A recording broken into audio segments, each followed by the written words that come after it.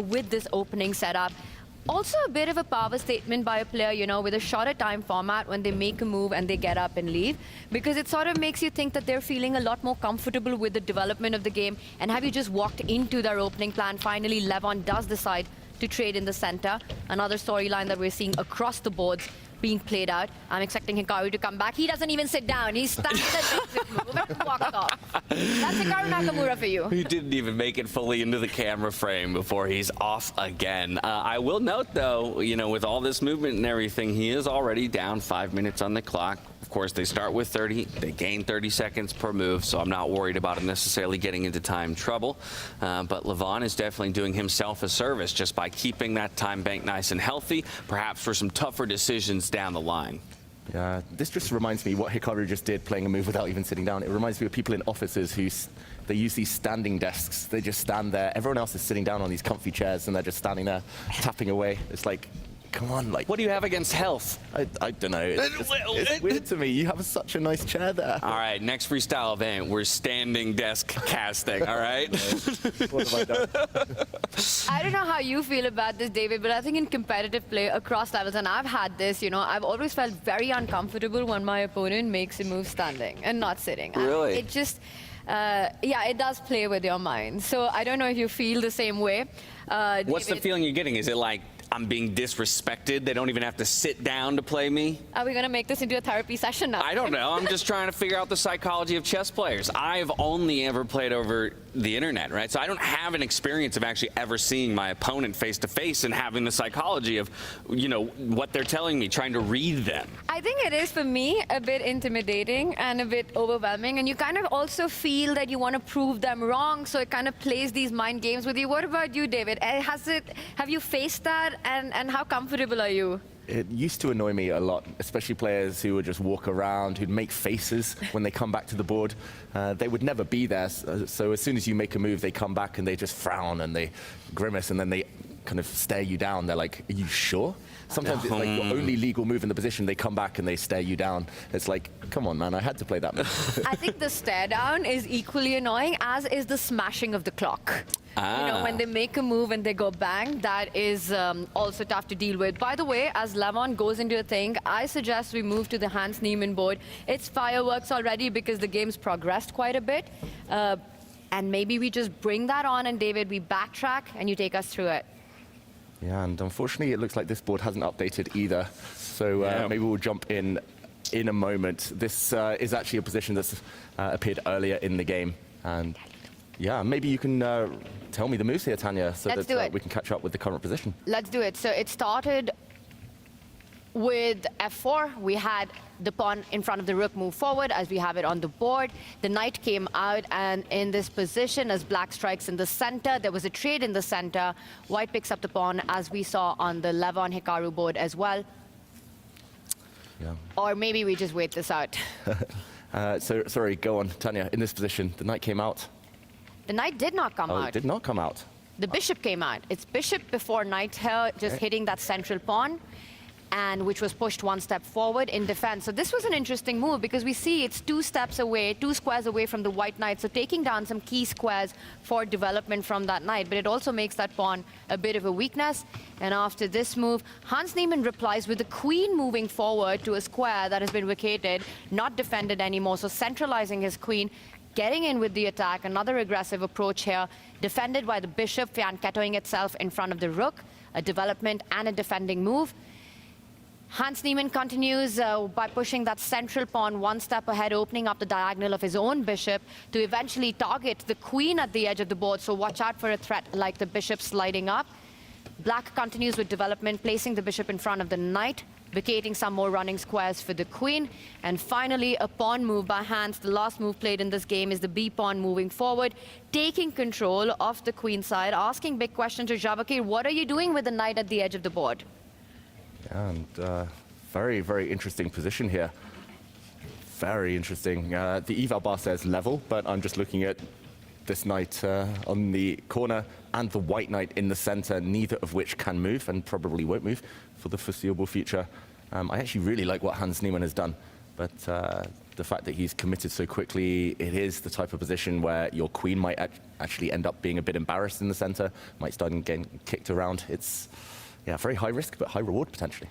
And there's a big threat in this board, on the board right now. You know, this move that you're talking about, the bishop sliding up, is what I would be thinking is what you want to play. Now, Hans's last move comes with a big idea. That queen from d4 can suddenly slide over to the edge of the board. And David, notice how that a-pawn cannot be defended. You could move up the board with that a-pawn, but that just runs into a streamer's favorite move. En passant, you get a passer, and you're actually completely winning. I think Hans is threatening queen, sliding over, winning big material on the next move.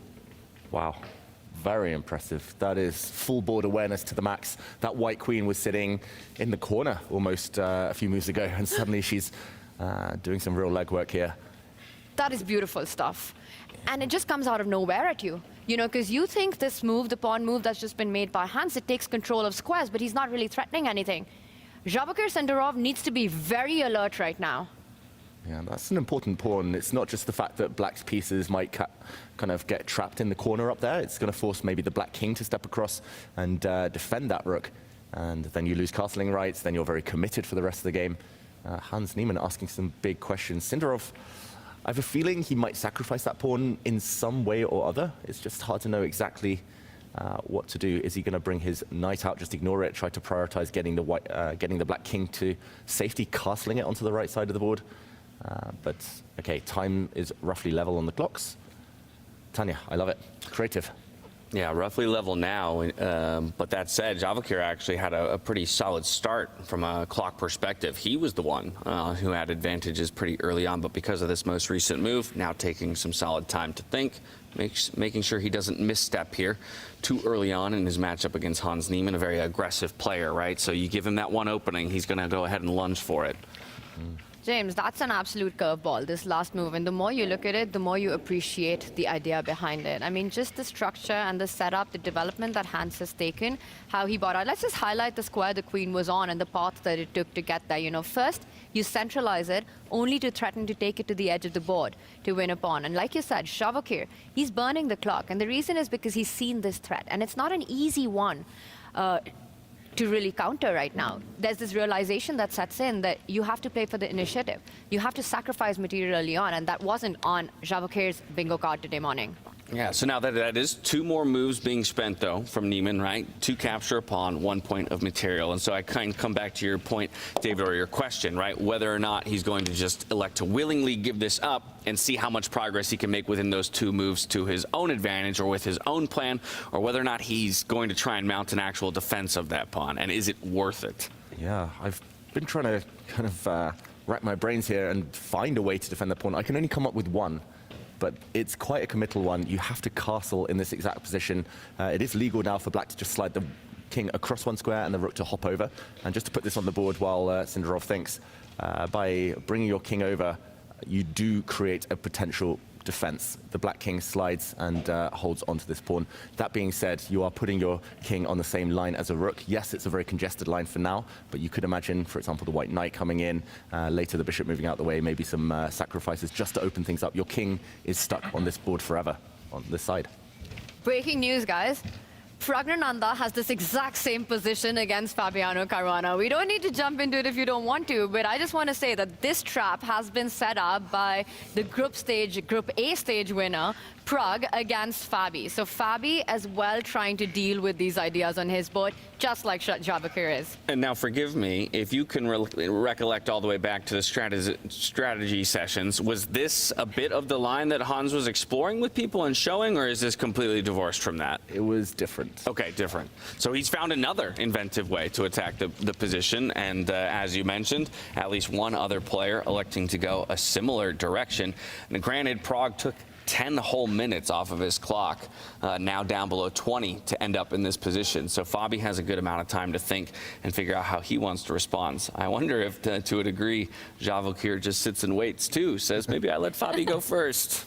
Always reaching for his king. He does castle as we predicted. Wow. This to me, I mean, it makes sense from the perspective of defending the pawn, but it seems a little bit counterintuitive because I've already been witnessing my opponent move all of his pieces in that direction towards that side of the board. And so I am castling into conflict. Exactly. It's so risky. He's banking on the fact that it's just it's a very time-efficient move. He's getting his rook into the center. He's getting his king to safety all in one go. And he's actually ahead in development here, somewhat black, with 2 bishops already developed and already having his king decently placed. That being said, as you mentioned there, James, the white pawn can already step forward and undermine its counterpart here, opening up a very important line on the side. The black knight in the corner, not a happy piece either. And yeah, this one, it's fiery. I'm going to predict this isn't a draw. I know it's early, but I just can't see how this game fizzles out anytime soon. Okay, I like that. We want fire. We want action here on the freestyle stage. Well, I will keep my eyes on the Fabiano Caruana board. Once he makes his response, maybe we can check in to see whether or not he'd elected to go the same way as Sindarov, or if he decides to blaze his own path through the chessboard here today. Onus back on Hans Niemann. Hans not in his seat. He's probably taking a nice stroll. Just gonna say it's gonna be hard to pick a game to go to, because guess what? Hikaru Nakamura, Levon Aronian also headed exactly in this direction, just a move shot.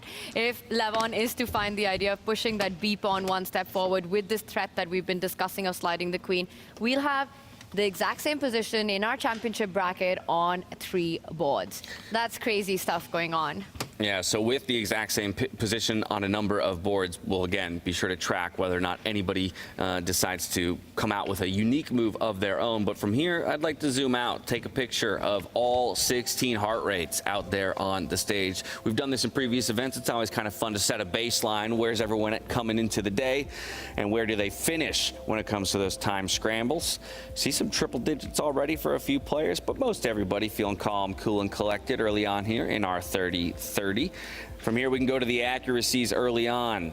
Does anybody stand tall and above the rest? No, most people in the green. Arjun, the only one who slipped slightly down into the yellow, but that's not going to cause anybody too much concern. Keimer sitting at the 100 mark. How often have we seen that? Within like the first 10 moves of a freestyle match, Keimer just seems to find what the engine likes. Yeah, and Keimer's story here has been a little heartbreaking, right? Because you win Weissenhaus. Paris was a bit up and down for him. You come in here to kind of show that Weissenhaus was not a fluke. And then you play Magnus Carlson in the first round of the round robin. You get this drawn endgame.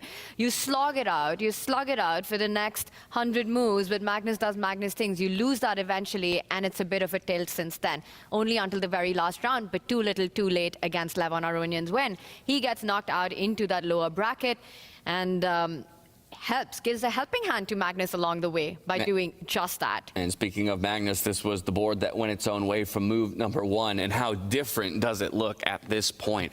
That trio of pawns there, far advanced from Magnus, and as I say that, he elects to break their connectivity there, capturing a pawn on the left-hand side of the board. But he's also got those beautifully placed knights behind him in support. What do we make of this one? Still plenty of tension there towards the center, too. Vidit with the option to respond, multiple pawn captures available to him. Yeah, this one is equally, I'm going to say, dramatic as the other boards. This one, it's all about concrete calculation right here, right now, I'm going to say, Tanya, because white has gone a pawn up. Maybe just a quick action replay of how we got here over the last few turns, because we left it already quite a while ago. We left it with Magnus striking in the center in what looked like a very peaceful position. Vidit decided, okay, no peace for you. I'm also going to strike in the center. Neither king is happy about this decision, but whose king is going to be more vulnerable? That's the big question. Magnus gains a bit of time, kicking the black knight back. We have some moves, so we'll catch up. But Magnus just playing with pawns the first half dozen turns, then bringing his knights out.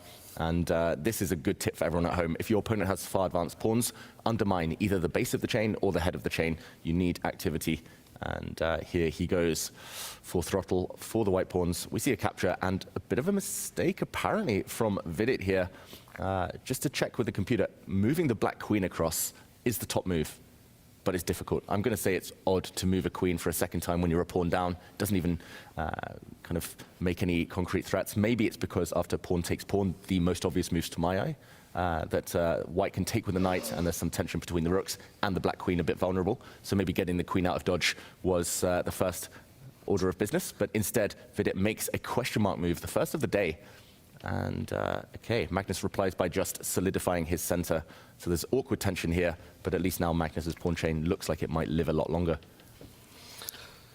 Yeah, very, very strong connected pawns there for Magnus from the right-hand side of the board, extending all the way over to the left-hand side. And with that pawn capture, right, the knight can always jump forward, take that, as you mentioned, put the rooks on the same line as each other, staring each other down.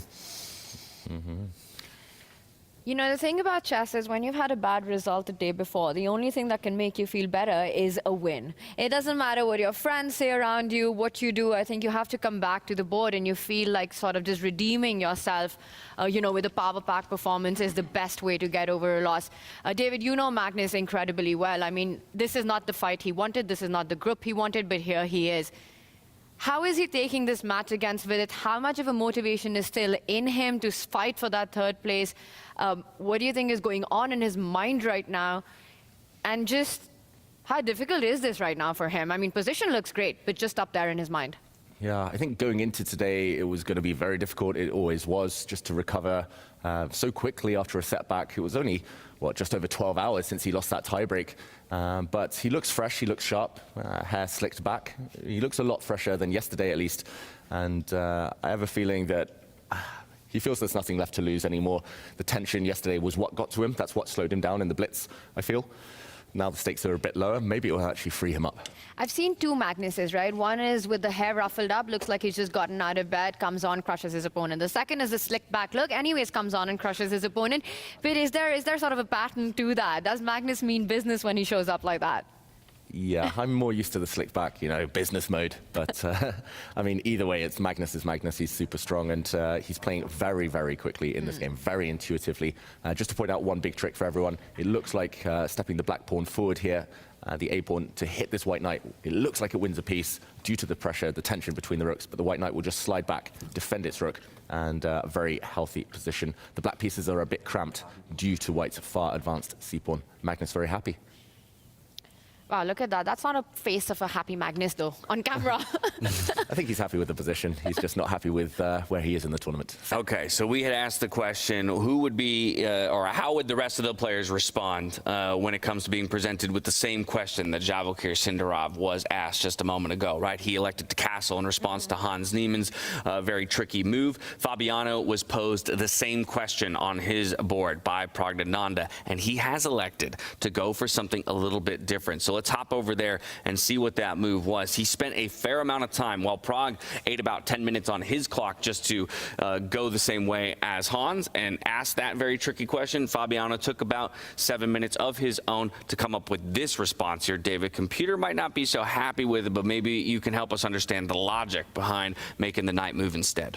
Yeah, I think, first of all, it is a development move. It does get black closer to castling on the other side, so not committing to the left side of the board, as Sindarov did with his king. I think, given another move, Fabiano will just develop his queen, get his king to safety, but I guess the rationale here is that the white queen can slide across. Let's put these moves on the board as someone blocks Fabiano's camera. I think that might be Magnus, but the queen slides across. If now white goes pawn hunting, then black will just move his own queen out the way. A pawn will disappear, and Fabiano will save his pieces on this left flank by castling his king. Now the rooks are connected, everything looks healthy. The black rook, black queen are actually already poised on a very nice line, and the white queen now looks offside. It's that factor you mentioned earlier, the fact that white has burned so much time with the white queen. 1 move, 2 moves, 3 moves with the white queen to stand offside like this, so far away from any action. And the black knight is also coming to embarrass the white king. So I think greed here, not good at all, although the eval bar says it's still roughly level. Tanya, there might be other options, though, for Pragg here. And that's a tough decision to make, right? Because you know you're getting material on the very next move. You know you're going to be up a pawn. You see that there's compensation and some tricks that your opponent has, but then is it enough? Is this your opportunity to try to play for a win? Because when you're playing against guys like Fabiano Caruana, you need to drive them into these complications if you want your chances to have a big win. You know, playing slowly, playing steadily, playing the positional grind, more often than not, does not work out. So I think this is a huge moment for Pragg, and we'll know his intentions, we'll know his mindset with this next move. David, he might not rush with capturing that pawn. He might just attack it for the time being, because he can wait. There is really no good way for Fabi to defend it over the next few moves as well. I'll point out one more dynamic in this position, right? And that came to my mind after, David, you highlighted the threat of eventually black jumping with the knight and the idea of a fork coming in on that square in front of the bishop. very often we think about castling the king. But look at what we have in front of us. Maybe the safest move for white to counter those threats at some point would be just to slide the king one step closer to the rook. Keep the rook where it is. Don't go all the way. Don't commit to the castle. Because the rook's already been opened up with that b pawn that's moved up the board. And it's a much more active square than finding itself on the d line. So that's a resource that I think Pragg will have on his radar. Yeah, I can't see any scenario where the white king goes the other way, unfortunately. The white knight in the center is just trapped. You can't really get it out. And you won't have time once the black rook or queen stares down this open file to get castled. So I like Tanya's idea. I was actually only thinking about castling. I'm just so used to hopping the rook over the king. But as you say, actually just sliding across one square, very safe. He might do that now. He could just develop his bishop. He could even kind of try to provoke a pawn push in the center by bringing his bishop out to hit the black queen. Lots and lots of choice for Pragg, but I'm slightly worried now about the clock situation. He's down to 14 minutes already. This is just move 8 for Praggnanandhaa. He needs to speed up as he goes pawn hunting potentially, although as Tanya says, doesn't need to take the pawn yet. Right, step 1 of 2 here, right? But can just leave that threat hanging on the board and then continue to develop in other spaces. From here, I want to go back over to Hans Niemann and Javokir Sindarov. Queens have left the board as we get over there. And so while that very tricky question had been asked, the pawn won't ultimately fall. And maybe we can step it back just a few paces here, David, and see where that queen trade was effectively made. Yeah, and this is the live position, but if we go back to where we last joined it with Sindarov playing this move, castling his king, watch how the king and rook move here. It was Hans who decided, okay, it's time to push pawns, try to open up a line. This A line is where the rook now wants to be to break through on this flank. The bishop hits the queen slides across, and now after black offers a queen trade, Hans Niemann felt obliged. The white queen doesn't really have too many other squares to run to, so we saw the exchange here, and this is how we find ourselves in this position. I'm really unsure how to evaluate this, to be honest, Tanya. The white knight and the black knight in the corner, I don't know if they just cancel each other out. They just both look terrible. I guess both sides will start moving pawns to try and activate that piece, and black will try to do the same. But it takes a while. Pawn structure a bit odd. The black pawn looks great, but it does blunt his own bishop. This is a very positional kind of endgame now that we're headed for, very strategic. And I think that might favor Hans on paper, who's really proven himself in the last few months in these types of positions. Especially when it comes to these endings, right? He just seems to find where the pieces belong. I love the idea of developing the central knight for white and the knight at the edge of the board by simply moving the c-pawn 2 steps ahead, getting the knight on the square that's been vacated, and then planting it to that central d4 square as well, where you start feeling very, very powerful, controlling all those movements. Now, I will point out one thing. There is a trade on offer, and very often when that happens in chess, you have to figure out, do you keep the bishops on? Do you move it? Do you want to trade on your terms? That's the first question that's going on in Hans's mind right now with that last move. The worst of that decision, I think, would be to take the black bishop immediately, because that just allows black to finish development by bringing his own knight, recapturing that bishop in a very healthy way, eventually landing the knight at some more glorious squares as well. So let's say that's out of the picture, right? Oh, wow, did he just do that? No, this is just me showing your idea. I was like, commentators, because how did that even happen? Would have made me look very stupid. Hans, don't go for it. But the other way that I look at it is that, David, maybe the dark square bishop Hans is thinking about is moving, sliding it up, hitting the rook, which has just come there, and asking some questions, because you don't really want to push the d-pawn one step ahead, blocking that idea. Leaves behind some key squares, some light square weaknesses. Also, hello to that knight on e8. Where is that even going? You know, you start feeling very uncomfortable with your pieces. So I wonder if Hans will go for this direct approach, or does he just keep the bishops on the board, continues with development of the other pieces? I do have a feeling that Javokir is hoping for a bishop trade here. Is that fair to assume? I agree. Now having kind of seen this move, bishop hitting the rook, the fact that it gains a bit of time as well, kind of giving you the opportunity to push pawns, liberate your knight next, it just feels like the most efficient move here. And trading bishops just guides the opponent closer to safety, improves the opponent's pieces, as you mentioned, Tanya. We do see him plant a knight in the center instead. A similar idea. He just doesn't want the bishop trade. Now he says if you want to get this bishop off the board, it will come at the cost of allowing the white dark squared bishop to dominate. So a very interesting move. he's basically said the black pawn in the center as well, not moving, because then the white knight will have access to some squares. Now, always look to trade on your own terms, and ideally in a way that improves the position of one of your own pieces. A lot of our boards looking very similar because most people went the same way as Hans in laying that early tricky queen trap. But one of our upper bracket bouts that we haven't checked in yet at all is Arjun Erigaisi versus Nodirbek Abdusattorov. And while most of the boards are also level by eval standards, this is one of the few in which a player with the black pieces has garnered an early advantage. So maybe we can walk it back here. How did Arjun find a way to warp his game and go a totally different way? Yeah, high risk, high reward, I think, from Arjun Erigaisi. As always, that is his brand of chess.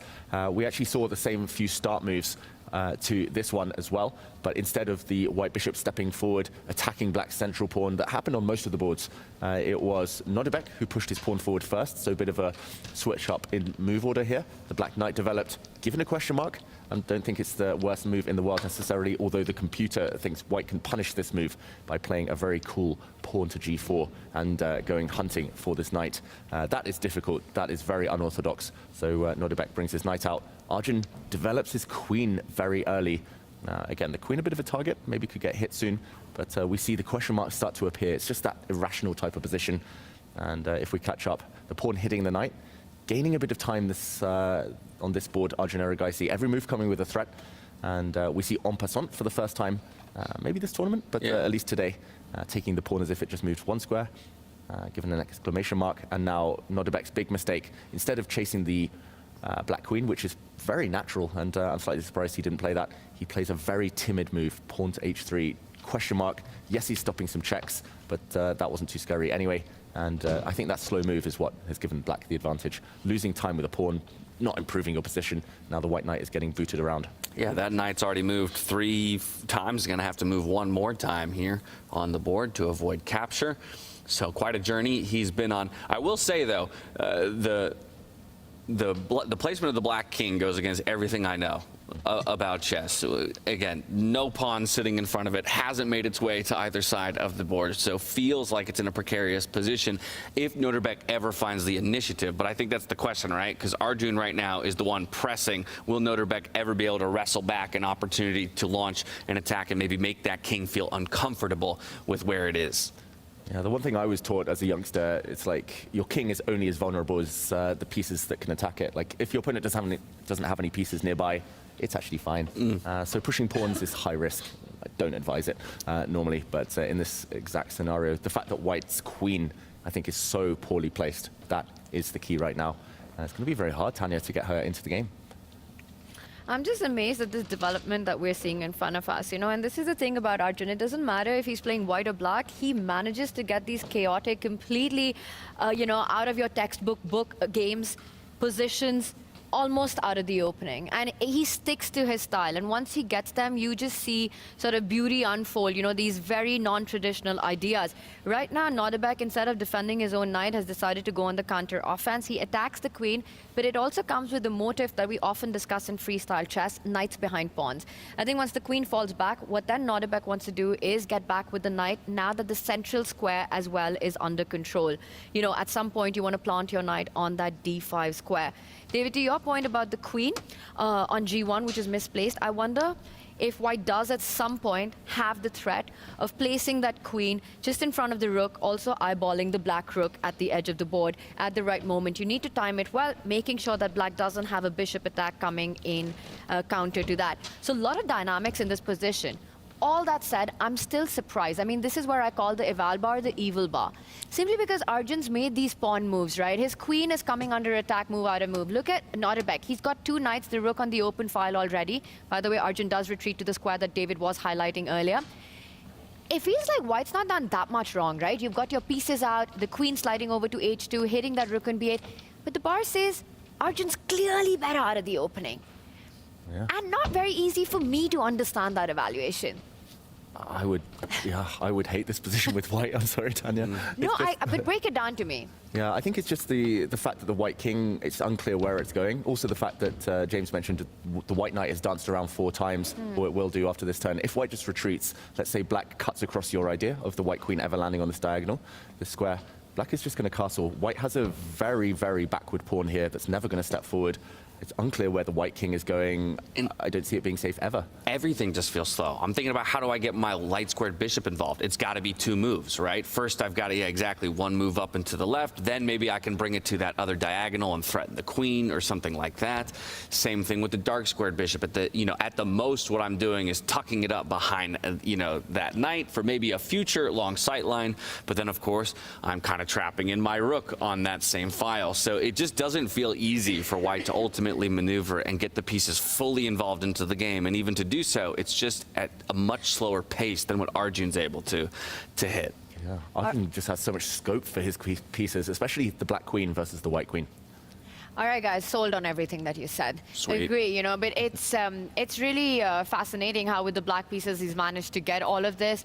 And perhaps what the bar indicates, it's not far from the human evaluation as well with the position. If you kind of go deep down and just understand the white king in the center just does not have a safe route out to get the pieces connected. And maybe that's why you need decisions like these. You need to play aggressive. You need to change the dynamics. You can't just sit slow if you're not a back right now. Yeah, he's pushing a pawn on the flank the black king wants to move to, which is very logical, starting a pawn storm, hitting the black knight along the way. The idea is twofold. You just want to kick the black knight, and then you want to go for black's isolated pawn in the center.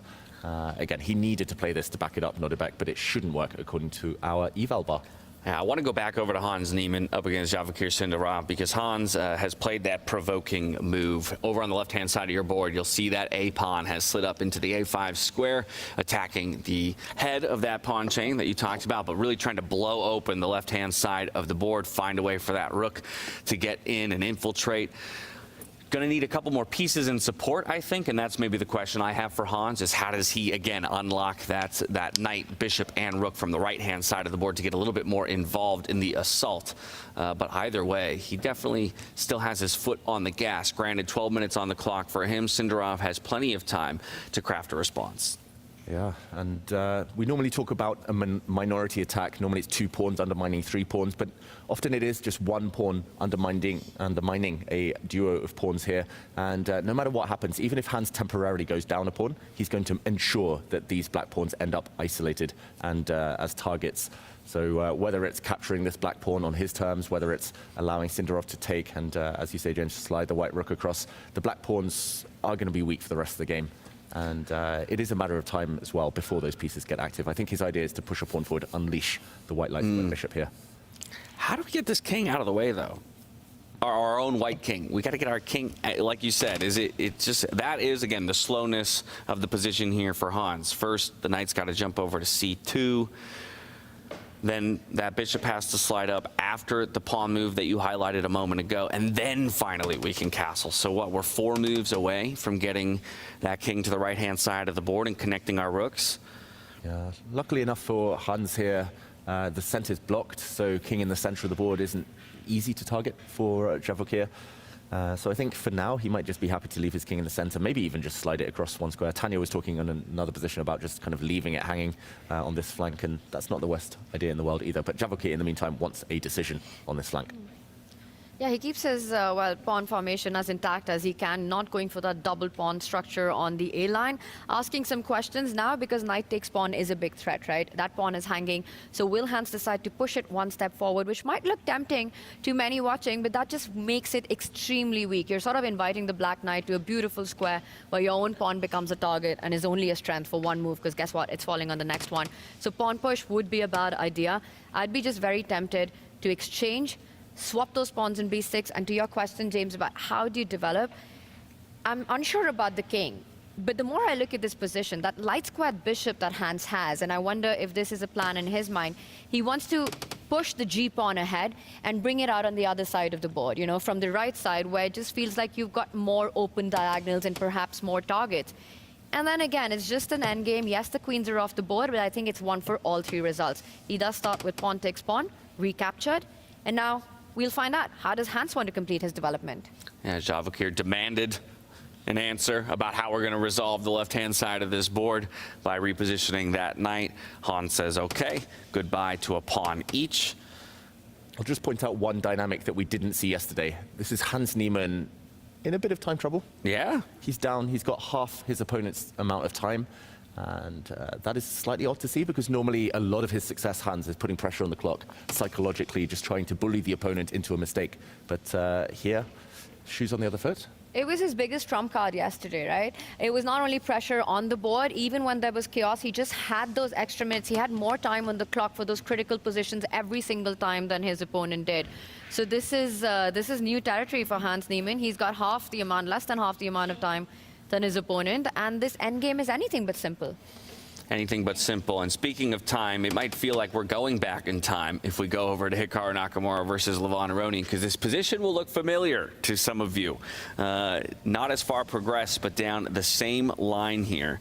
We have already the castling having occurred for black in response to the proposition of that tricky queen move, but instead the A pawn moves forward to support that B pawn. The queen slides over, the trade is offered, and just like Hans elected to do, Levon says, okay, now's the time. I'm going to let that rook come over and occupy the F file. So we're going the same way. I was just going to ask, do you think Hikaru comes on and makes the move without even sitting on his chair? He just played instantly. He picks up the queen. And look at that. That's a new idea. You know, at this moment, this was the difference. We were looking at this on the Hans board as well. Hans's decision was to plant the knight at the center of the board to avoid the bishop trade. Instead, Levon goes the other way, the more direct approach that David and I were looking at, hitting the black rook. Yeah, equally healthy as a move. It's just cost Levon a lot of time, and Levon had a bit of success in rapid chess a few years back when he was just playing lightning speed. But yesterday against some of the opponents, he was playing a bit slower. Today, he spent 2/3 of his time just to get to this point, which happened on another board 15 minutes ago. So slightly confusing, but this position looks roughly level. And Tanya, who do you think this favors more, this type of queenless middle game? Tough question. I think just with the position that's there, Levon's feeling comfortable with what he's got out of the opening. You know, you always have these ideas of the A-pawn moving one step forward. You have more space on the left side of the board. You're the one coming in with the tempos. And an uncomfortable decision, an uncomfortable question already posed for Hikaru here. Are you going to put your rook on a square where the other bishop has the potential of attacking it? Are you going to push that d-pawn one step ahead to block the threat? What's going to happen to your knight? Or will you put the knight to block the threat on the rook and then potentially allow a trade that destroys your pawn formation? And it's not an easy choice to make out of all of these, while for white, the play flows easier, right? The c-pawn moves forward, the knight comes into the center of the board, further goes on to a central square. And I think Levon's happy with what he's got right now, David. I think the pressure's slightly more on Hikaru. Yeah, maybe that's why his blood pressure slightly higher, the heart rate over 100. But yeah, early days in this one, at least in terms of moves. The clock situation, though, it feels like a time scramble is guaranteed a bit later. And I love a time scramble, and I love to see Hikaru Nakamura operating in a time scramble. But with a moment to think here, let's hop on down to the lower bracket for the first time in a while.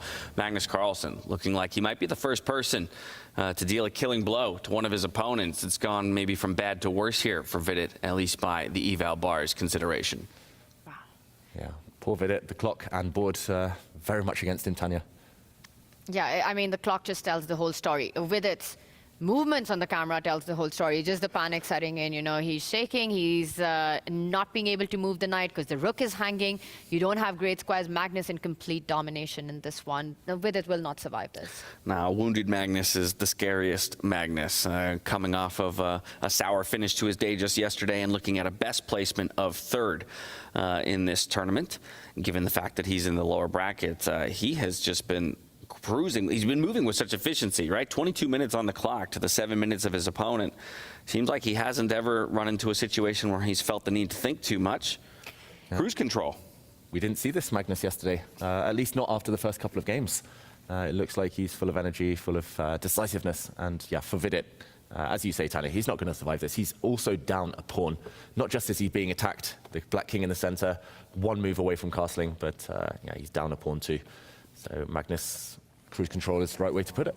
You know, we often speak about the Magnus effect, Magnus just living in his opponent's heads rent-free, and just the domination that he's had, not only over the board, but psychologically. You know, he's just, and he's walked that talk as well, right, with his performance. And I think Vidit is one of those players who has faced that psychological barrier against Magnus as well, where it's just not been easy to play. He did win against him. He's had a couple of wins, but for the most part, Magnus has come out cruising through in his matches. And I think this one just adds to that book, that storyline, that it's just hard to face him. A very tough spot for Vidit to be in. This is, of course, only game 1 of 2. They will flip sides of the board going into the second game of the day, and perhaps we'll have an opportunity to respond. Back over to one of those marquee matchups in Hans Niemann versus Javokir Sindarov, because, again, I'm super curious to see how Hans is going to deal with the time pressure that he might begin to feel. Just making a move on the board to go from 6:30 on the clock back up to 7, but he's staring at 21 minutes there for Sindarov. So again, it's a different feeling than we've had yet in this tournament here for Hans Niemann. On the bright side, the board has cleared up somewhat, so getting closer to the end of the game. And yeah, 7 minutes with a 30-second increment should be enough. He's also the one creating threats. I really like his position, maybe because I'm biased towards the bishops, and White's light squared bishop, despite the fact it's sitting at home, might end up being the MVP later. It's unchallenged, no rival, and as Tanya pointed out earlier, it's got some nice diagonals to come to. And yeah, White's rook as well, staring at a potentially backward pawn on this line once the white bishop moves out the way. It feels like strategically Hans in control. It's just whether in practical terms the clock is going to be his friend. And while we were away, right, that knight has gotten involved. It's double jumped up towards the center of the board, getting the exclamation point there. But take a look at A8, top left corner of your screen. We're still somewhat locked away. There has been a vacated square in front of the king, so it as well can slowly get involved. But now it just feels like we're a tempo or 2 behind. There's a direct threat on the board, right? The pawn is attacked, and I think the clock is a factor, but perhaps position-wise, Hans is feeling comfortable. David, can we just back up from where we left it and see how we got here? Because there have been a few trades. The bar says Hans is doing really well. I think the clock will play a factor, and this is the position that we saw last, right? So what happened here after pawn takes pawn?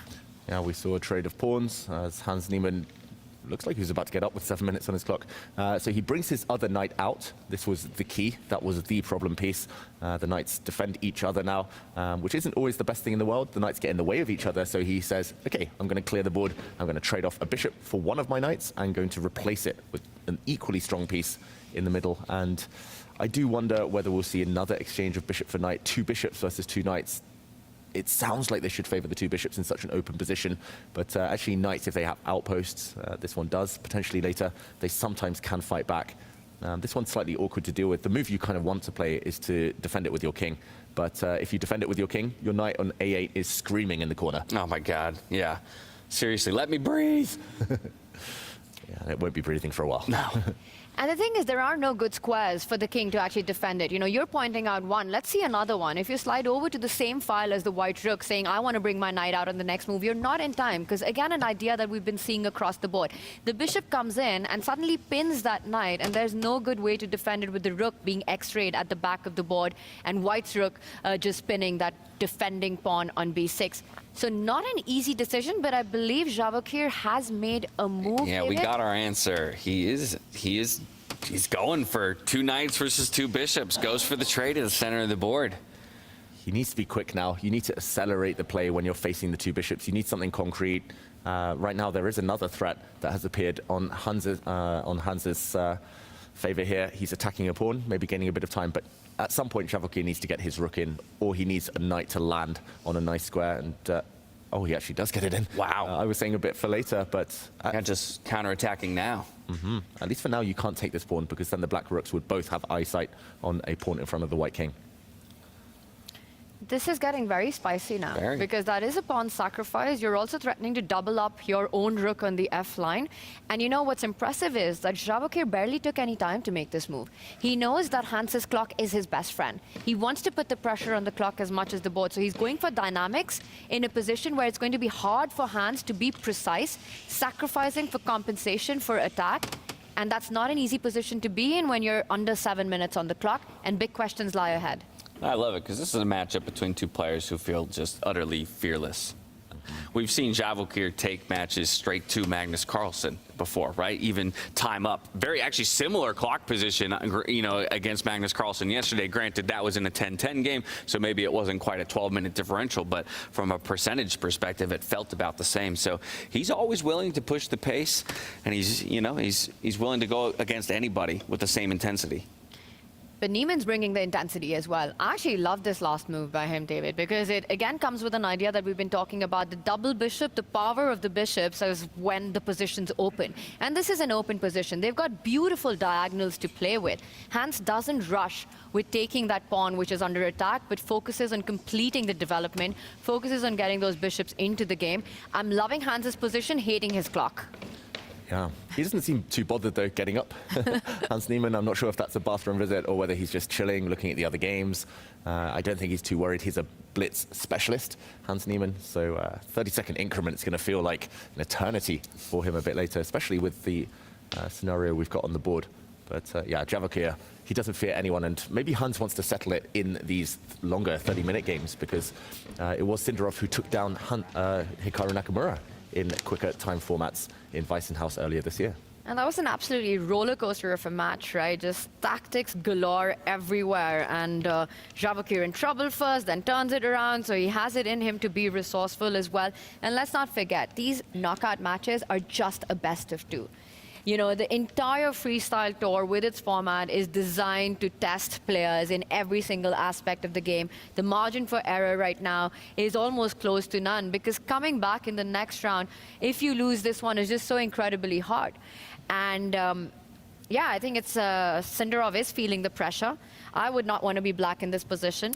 And with a 30-second increment, perhaps the clock factor is not as big of a deal as it would be with a lesser bonus time. I wouldn't want to be black in this position, but I'll tell you a position I'd love to be black in. That's Arjun Erigaisi's position. We're going to take a little trip around the upper bracket on our way back to this Neiman versus Sindarov matchup. But let's go ahead and see how Arjun is faring up against Noterbek Abdusatorov. He's found a similar advantage by the eval standards as Magnus had found up against Vidit. It's just going the other way. So still one of the only players with the black pieces who has seemed to reverse course here.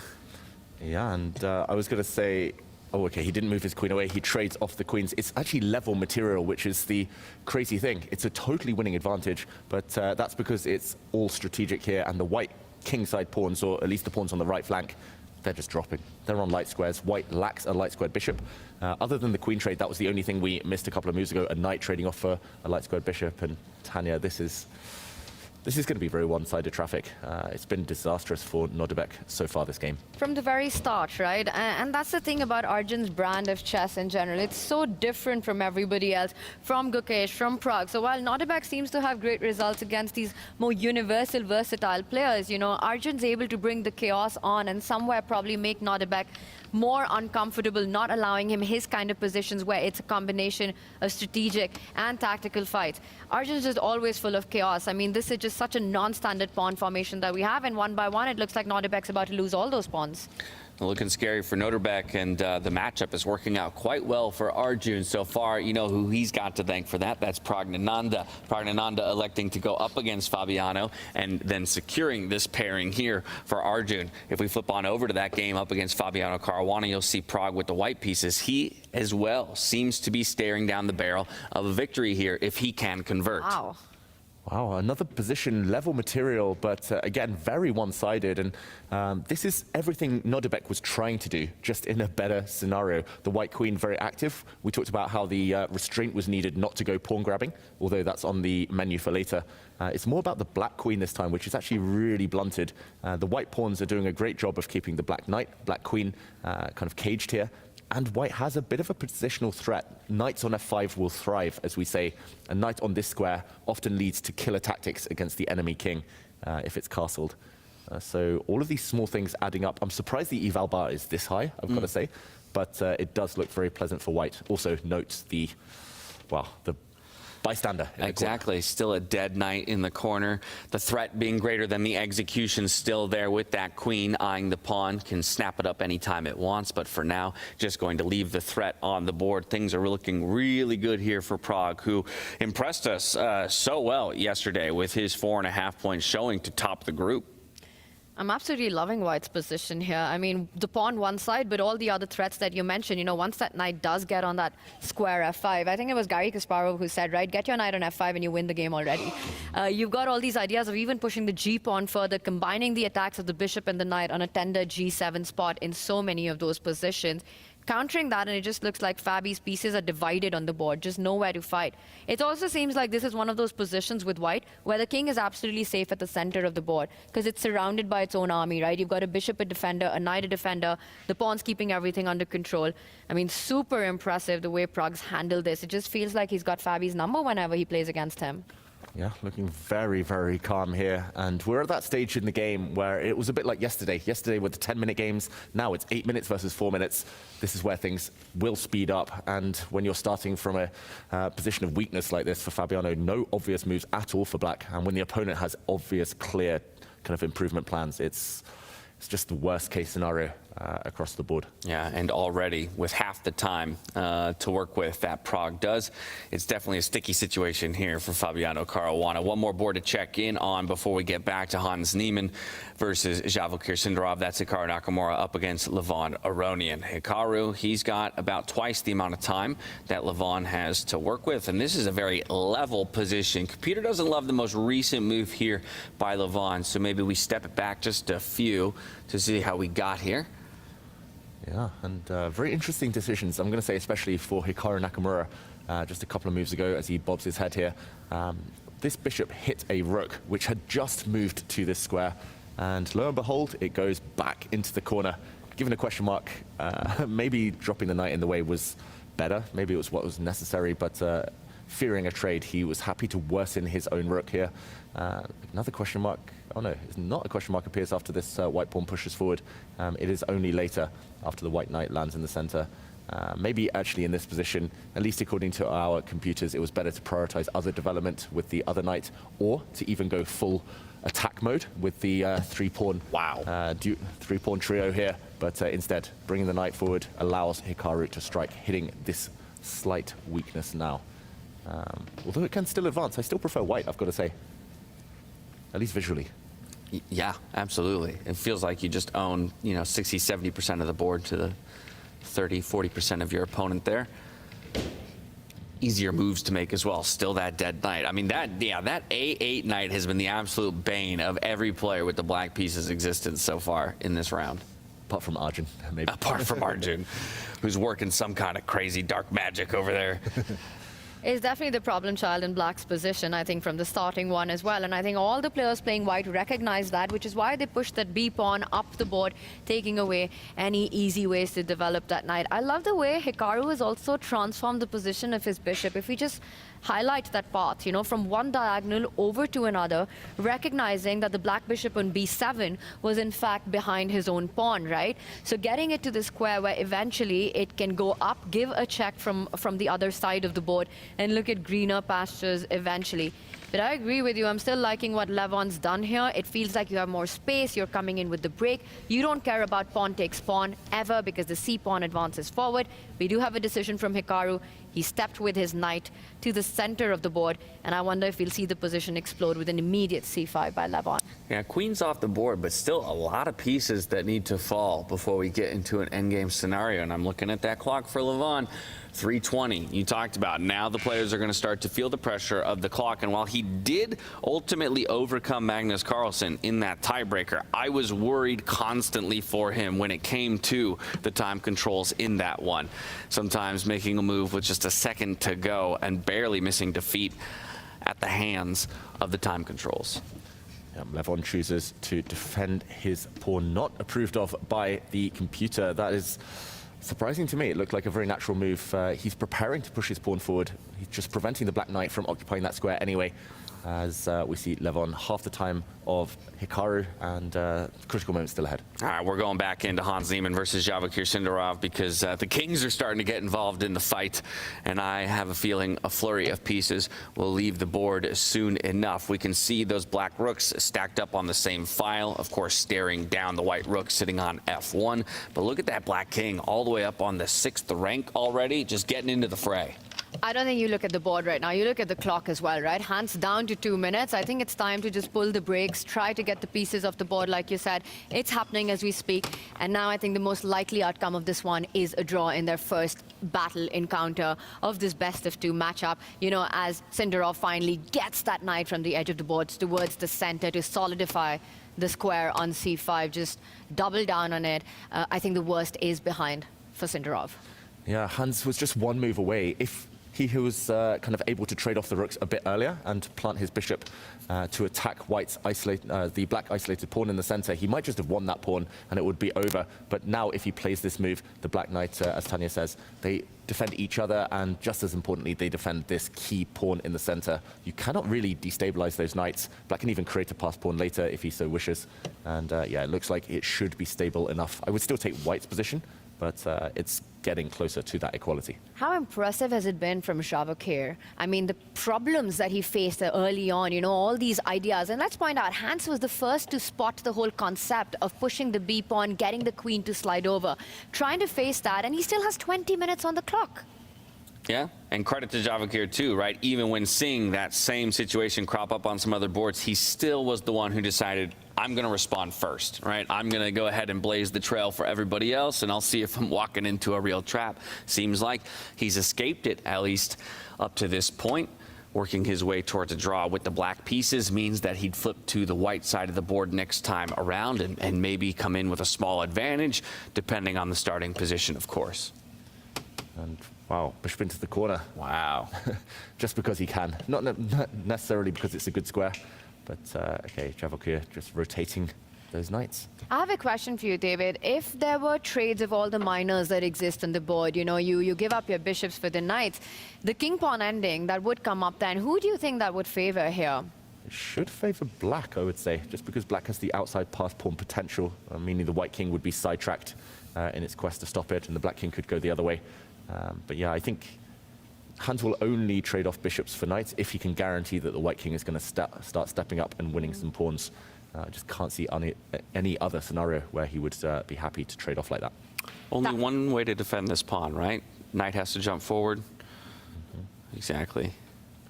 You can choose which knight. I might use the other one, but then again, it just came from that square. Exactly.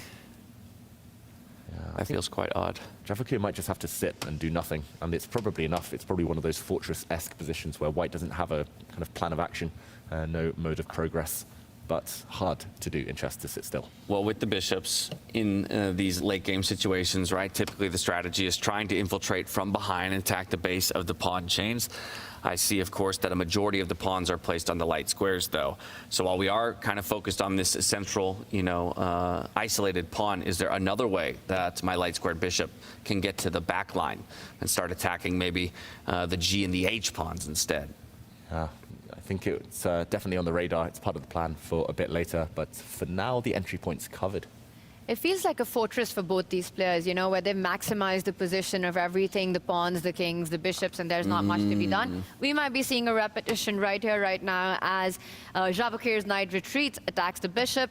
Hans, he doesn't take it back to that corner square, but brings it all the way back. I'm still expecting Javakir to jump in with that knight, defend the e4 pawn. No way for the white king to actually find an entry point here. You know, you want it towards the right side of the board, but it's a far way across to walk the king step by step all the way to those h3, g4 squares, which eventually will be stopped once it lands there. Also watch out for your own pawns on the left flank. Yeah, I still think Hans is the one who can choose when to end this game. He can choose to go for that repetition or maybe trade a piece or two. I think he'll play on as long as possible before the clock gets to him, or as long as Sindarov defends well. I mean, it should be a draw, but it's only Hans who can really hope to win. Yeah, so settling into a maneuvering endgame here, where opponents are going to try to put each other in tricky positions and induce a mistake of some sort. Let's go back over to Hikaru Nakamura up against Levon Aronian, because things are starting to slip in the other direction here. With the last couple of moves made, the computer is more and more beginning to like Hikaru's setup. Yeah, maybe a quick action replay. The black rook has suddenly opened up against the white king on this line. I just want to point out 4 inaccurate moves in a row by Levon Aronian. First, the knight move, which we saw earlier, then moving his rook across to defend, not approved of. And again, making a mistake, playing very actively, aggressively here, trying to plant his pawn as close to promotion as possible, but the computer keeps saying no. And to my eyes, they look like very healthy moves, but it's all about this one, allowing en passant, kicking the white knight out of the center, or forcing the capture here, the trade, and now the, wow, another inaccuracy from Levon Aronian. And this one starting to turn. The black knight in the corner, going to be very happy to start pawn hunting soon. Momentum black. Yeah, finally, it can come alive. Add to that the pressure on the clock as well, right? This is a very difficult endgame for white to hold, and it all comes down to that weakness, you know, that overextended pawn now on the A line, which is undefended and cannot even be defended by any piece. Black has a simple idea. Bring the knight in front of the king, gobble up a pawn, and start pushing your A pawn eventually up the board. For Hikaru, easy to play. You can see it how chill he is on the screen as well. Levon feeling the pressure. You know, David, what was really fascinating for me was the 4 inaccuracies that you pointed out. It felt like such human moves to make at the same time. 5 out of his last 6 moves, actually even 6 out of his last 8 moves have been serious inaccuracies according to the computer, Levon Aronian. Also, I just want to point out pawn structures are the skeleton, are the kind of the key in the position often, and this exact pawn structure with the white pawn on c4, weak, targeted by 2 pieces, and the white pawn stuck on d2, a backward pawn on an open file, the black pawn clamping down on it. That happened in the Erigaisi game, advantage black. That happened here, advantage black. So this pawn structure with white's weaknesses, it's clear. That's one to remember for everyone at home. It just favors black, I think, by nature. Very, very interesting, but maybe no surprise that Hikaru has found his way to an advantage given his performance in the group stages. Again, didn't take a single loss, only 2 draws and 5 victories to put 6 out of 7 points as he enters a clear favorite, I think, in the upper bracket quarterfinals up against Levon, who had to go all the way into the tie breaks against Magnus Carlson just to earn his 4th and final spot into the upper bracket. Now down to 1 minute on the clock, maybe one of the first players to dip below that 1 minute mark. Definitely feeling the pressure of the position and doesn't want to let it slip out of his fingers here near the end. Also amazing how the players who did have a pick for the quarterfinals match are sort of going on to prove their pick. The job isn't over yet, but you know they're reaching that mark. Hikaru choosing to play against Levon starts with the black pieces. And also interestingly, you know, you don't only pick your opponent, but you also pick the color of the first round. And we saw many players deciding to go with the white pieces, but it was Hikaru's decision that he wants to start with black. And here he is in a difficult opening game. You know, he manages to find his counterplay, has a dream position, a dream start, and very close to getting that very important first win in. And Prague looking good on his board after picking Fabi for the quarterfinals matchup. Yeah, choose your own adventure. And if you choose right, it can be a very fun adventure. How many times have we seen the adventure go wrong in freestyle chess, David Howell? A few names come to my mind. Just never pick Vincent Keimer. That's the moral of the story in 2025 so far. In the meantime, there is one threat to watch out for Hikaru Nakamura. One trick in Levon's favor. He wants to play knight takes pawn. Like if black does nothing, knight takes pawn would bag a pawn due to the skewer of the 2 black bishops on this line. But of course, that's elementary stuff for Hikaru, and he actually retreats his bishop. Ooh, watch out, a new angle has appeared. The white king might regret not castling.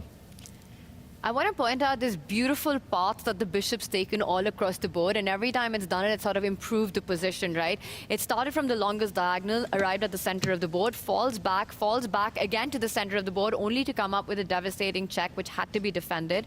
And we've got Levon setting up checks of his own. Once the knight jumps over, you know, the king will be under pressure, so you've got to move that king away. He does it, and once again renewing the idea of bringing the knight to attack the a6 pawn as well as the check on a4. Yeah, the white king now has an escape square, but that doesn't necessarily help too much.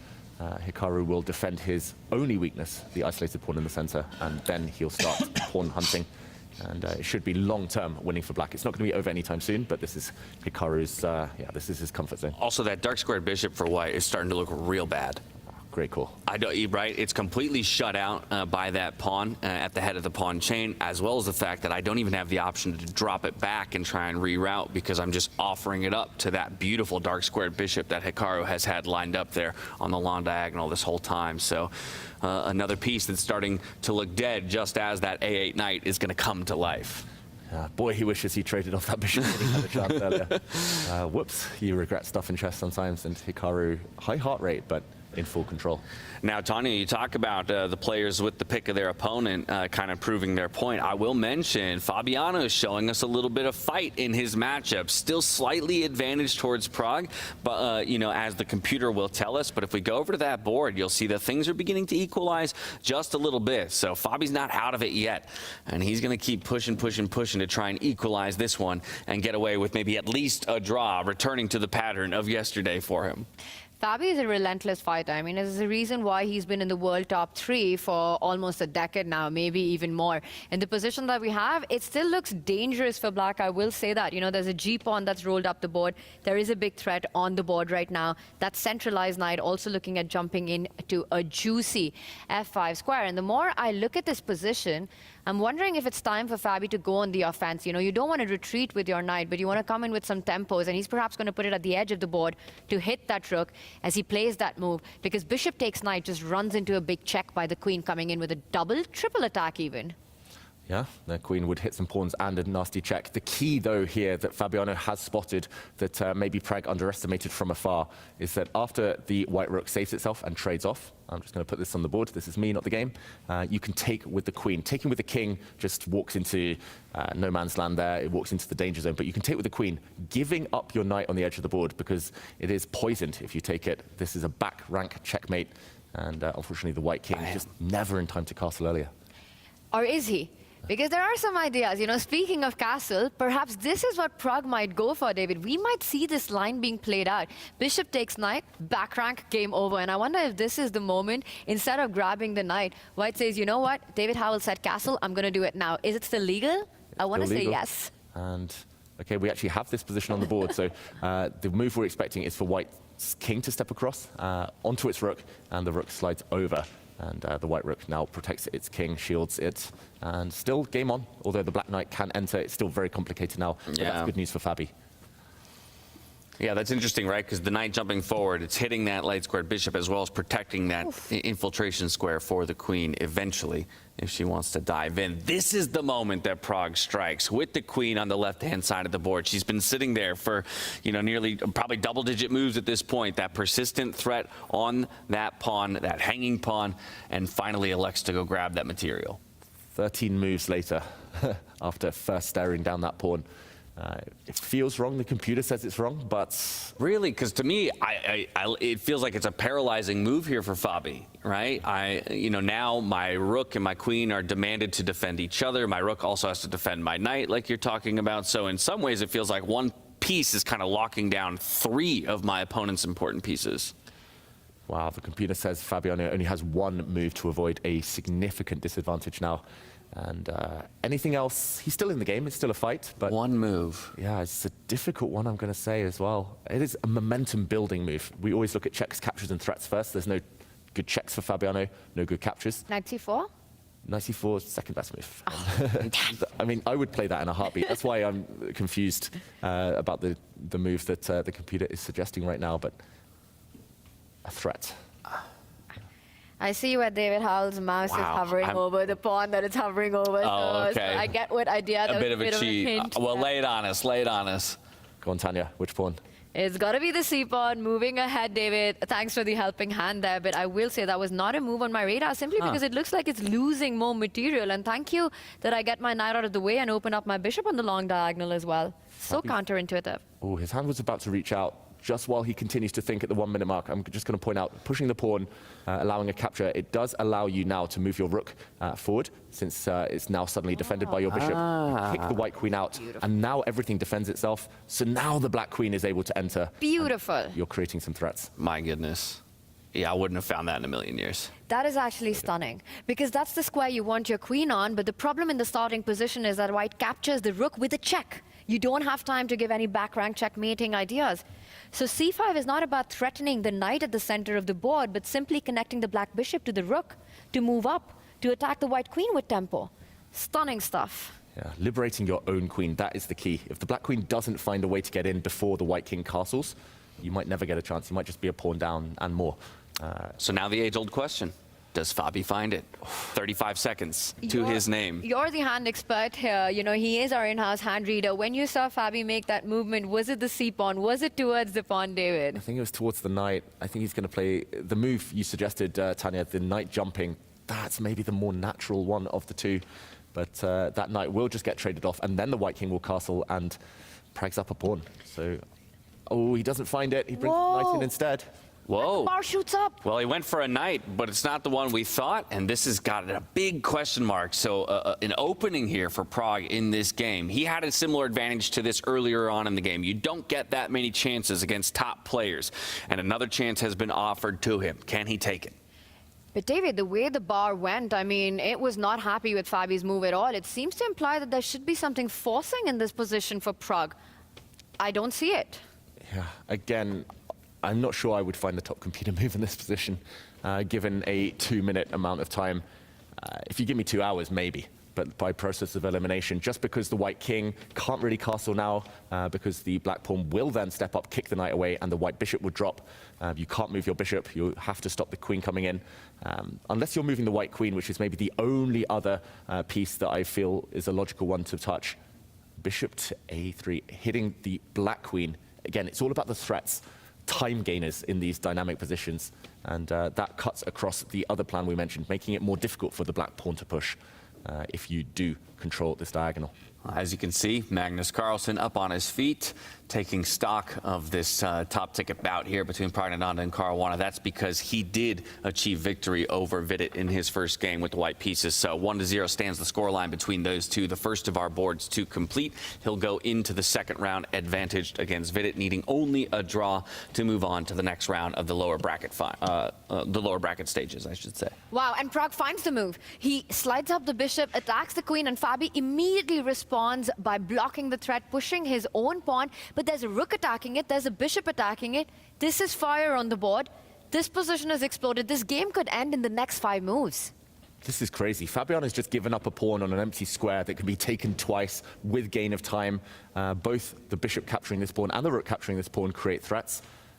But I think he's got some ideas of a back rank checkmate, not just from the black queen, but the black rook.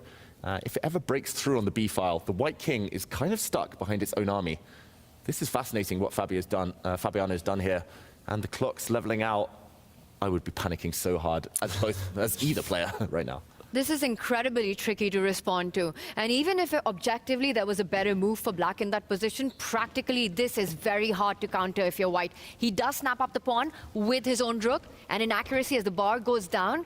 And Fabi now has to prove why he played that move. Why did he allow it? Because it comes with a threat. Rook takes knight is coming up next. The bishop open line against the black queen. What does Fabi have in mind here?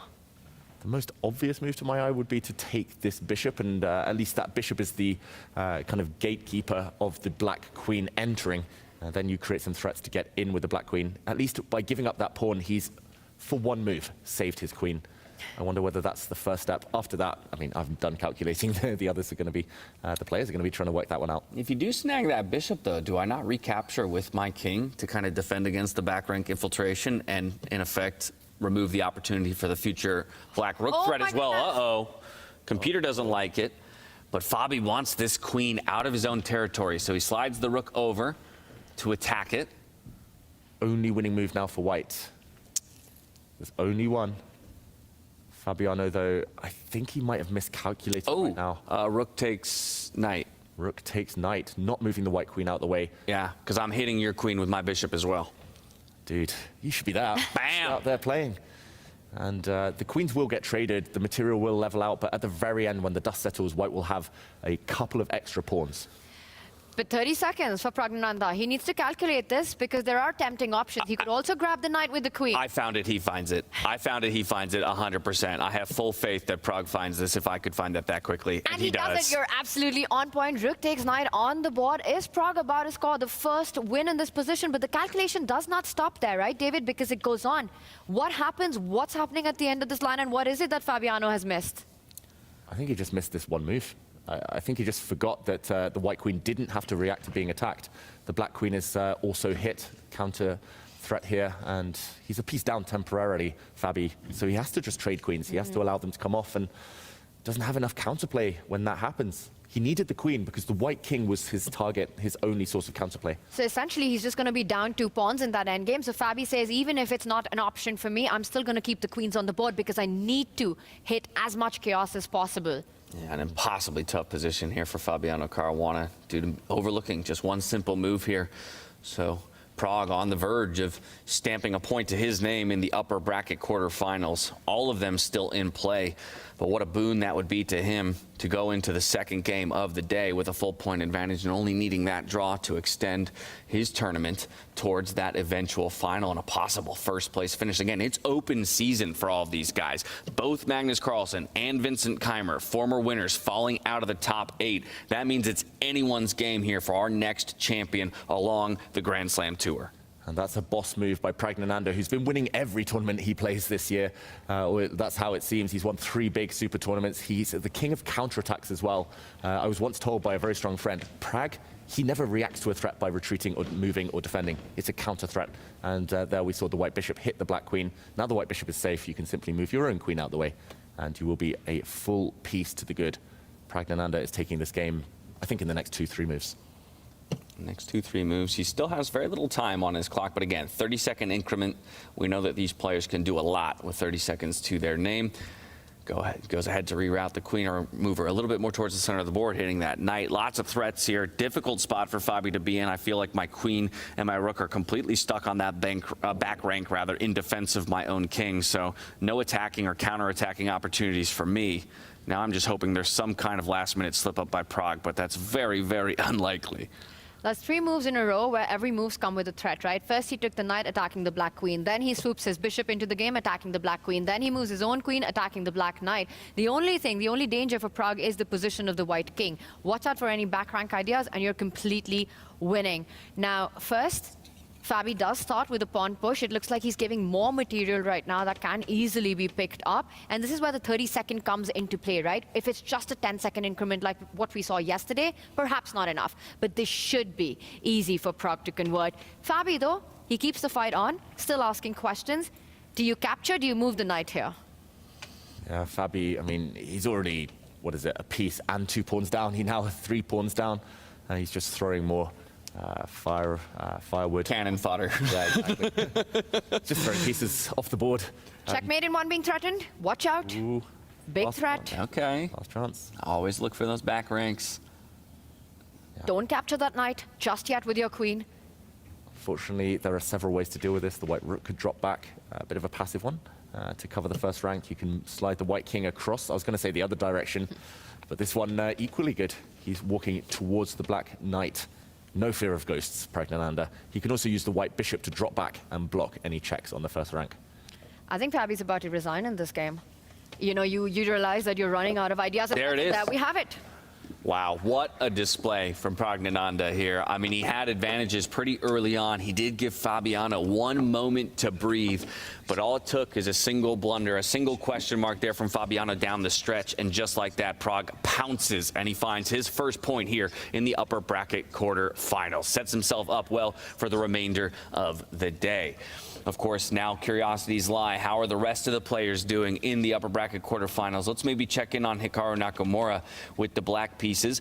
Again, still with the computer liking his position, but it's not over just yet up against Levon Aronian. As these guys reset the pieces, we'll dive into that other one to see how our tournament leader coming out of the group stage is faring.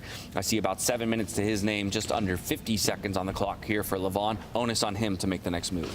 Well, it turns out 6 out of 7 by Hikaru Nakamura yesterday was just the start to his form. I mean, this has been awesome to watch, right? Just the technique that he's shown. Look at this endgame. He's up an extra pawn. He's got about 6 extra minutes on the clock. It's an easy plan, David. You just keep pushing that A pawn up the board. White, meanwhile, struggling to create a passer of his own. Where is that even coming from? Where is the counterplay? I mean, Levon needs a miracle to save this endgame. Yeah, pawn down in an endgame against Hikaru Nakamura, it's almost hopeless. I've been there myself. It's so hard. I think he is the one after Magnus who is kind of maximum efficiency in these types of positions. You never get a second look in. Would you say he's one after Magnus in pretty much every single chess trend? That too, but especially in these endgames. And he's done everything right, Hikaru. He's removed all of the risks, sucked out all of the potential counterplay for Levon Aronian. And sooner or later, these black pawns will start to push and decide the game. Yeah, you mentioned that one extra pawn. It is a floating pawn in the center of the board. I guess that could be maybe the one saving grace if you're Levon. You know, create some kind of unique attack on it. But as it stands, that seems hard to craft. Perhaps the one other way to do it, apart from looking at trying to create a passer at the center, would be, you know, as long as there are knights on the board, you try to create some tricks, right? You try to create some jumps. For example, the c6 square, watch out for that. A knight jump on that would be a fork. The square that's just been vacated by the bishop, the knight jumping on, I think what Levon's relying on and hoping for in these positions, as every player would be, is tricks. I'm not sure how easy it is to make it work, and what makes it even harder is that he's playing against perhaps the biggest trick monster that ever existed, Hikaru Nakamura himself. I was going to say, Ray Robson might be the puzzle battle champion, but we know Hikaru Nakamura is no stranger to the puzzles as well, so slipping a tactic by him is going to be rather difficult. Yeah, normally the only way to beat Hikaru is to kind of catch him flat-footed at the beginning of a game, like to go straight on the attack, because once he settles in and starts to exert his influence, he's almost unstoppable. In the meantime, we see Hans Niemann leave his board. That's because his game did end in a draw, as we expected a bit earlier. Yeah, as expected, the pawns and those minor pieces were liquidated till it was just a king and a bishop up against a king and a knight. No progress can be made by either player, so half a point apiece between him and Javikir Sindarov going into the second round of the day, where they will flop sides of the board. Still 2 boards in play in the upper bracket, 2 boards in play in the lower bracket. It's this man here, Hikaru Nakamura, with the advantage over Levon Aronian, and then Arjun Erigaisi and Nodirbek Abdusatorov. Maybe we can hop over to that game, because Arjun had been in the driver's seat for the entirety of this matchup. But as we get there, you will see that eval bar dead even between the 4th and 5th ranks of the board. So Nodirbek has either fought his way back, or Arjun has blundered Nodirbek's way back into this game. And David, perhaps you can walk us back to see which of the two was the reason. Yeah, I'll just take us back a few moves. This is the live position. It's very chaotic, despite the fact it is deep in the endgame, as Sindarov here cheers on his countryman, Abdusatorov. I'll just take you back a few moves, because it was around here that Arjun Erigaisi started to get nervous. The 2 white knights jumping. Black is actually a full pawn to the good, and it's not just any old pawn, it's the 2 pawns on the right flank. They're ready to run down and start promoting, but he wasn't given enough time here. The knight threatening the bishop, the knight threatening some nasty forks. He had to maybe remove that knight, but instead moving his bishop out the way, Arjun Erigaisi, and a few moves down the line, we see that, okay, there was a trade anyway, the black bishop pair gone, and the pawn race has begun. The black pawn's marching. But the central pawn very weak, the white knight super strong. If the white rook can ever land any checks against the black king, there might be counterplay. For now, that square is covered. Tanya, I think I would still take black, probably, just because the plan is easy of pushing pawns. But anyone's game. I agree. It's really a position for 3 results. You know, even though the bar says it's completely level, it's hard to understand. Another example of the evil bar and not the eval bar. Black's got these passers on both flanks of the board, right? Which are just moving up right now. It's not so easy to understand where White's creating that counterplay, because not just the pawns, Arjun's bishop on d6, as long as that's there, the d pawn is not moving anywhere forward. So it's extremely hard for Nodirbek to make progress in this position. And yet the bar remains absolutely level. You know, the clock timing's also level in this position. I think twists and turns lie ahead here. Both players just feel the last thing that they're thinking about is that this position's equal. I think they just feel that they need to focus on the next move, and it's just easier to play as black. Yeah, that's interesting, because if you were to drop me into this game, the fact that black has a pawn on both the H and the A files would immediately make me think that that's the person playing for the win, and I wouldn't have necessarily considered that this is a 3-result possibility. Yeah, I think the only way white wins this one is if you somehow magically get the black corner pawn, this H pawn on the far right, off the board. Okay. If you get rid of that, then actually the central construction, white has a big majority there. I think the black pawn on the other flank is never really going to step too far forward. The white king's got a path towards it. So I think this is the danger one. If you can control that, maybe it's with the white rook, then you have some chances. But yeah, the more I look at it, the more I think Arjun just push, and yeah, it's so easy, black's plan.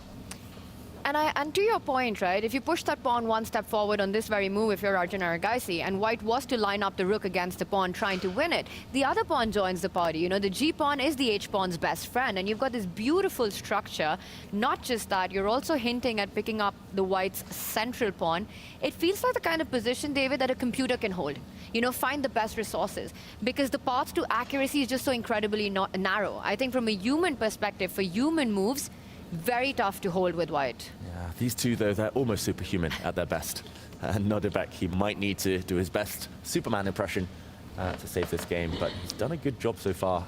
If you showed me this position and showed the one from 15 moves ago, I would say this is already a huge step in the right direction. But, of course, still needs to be resourceful.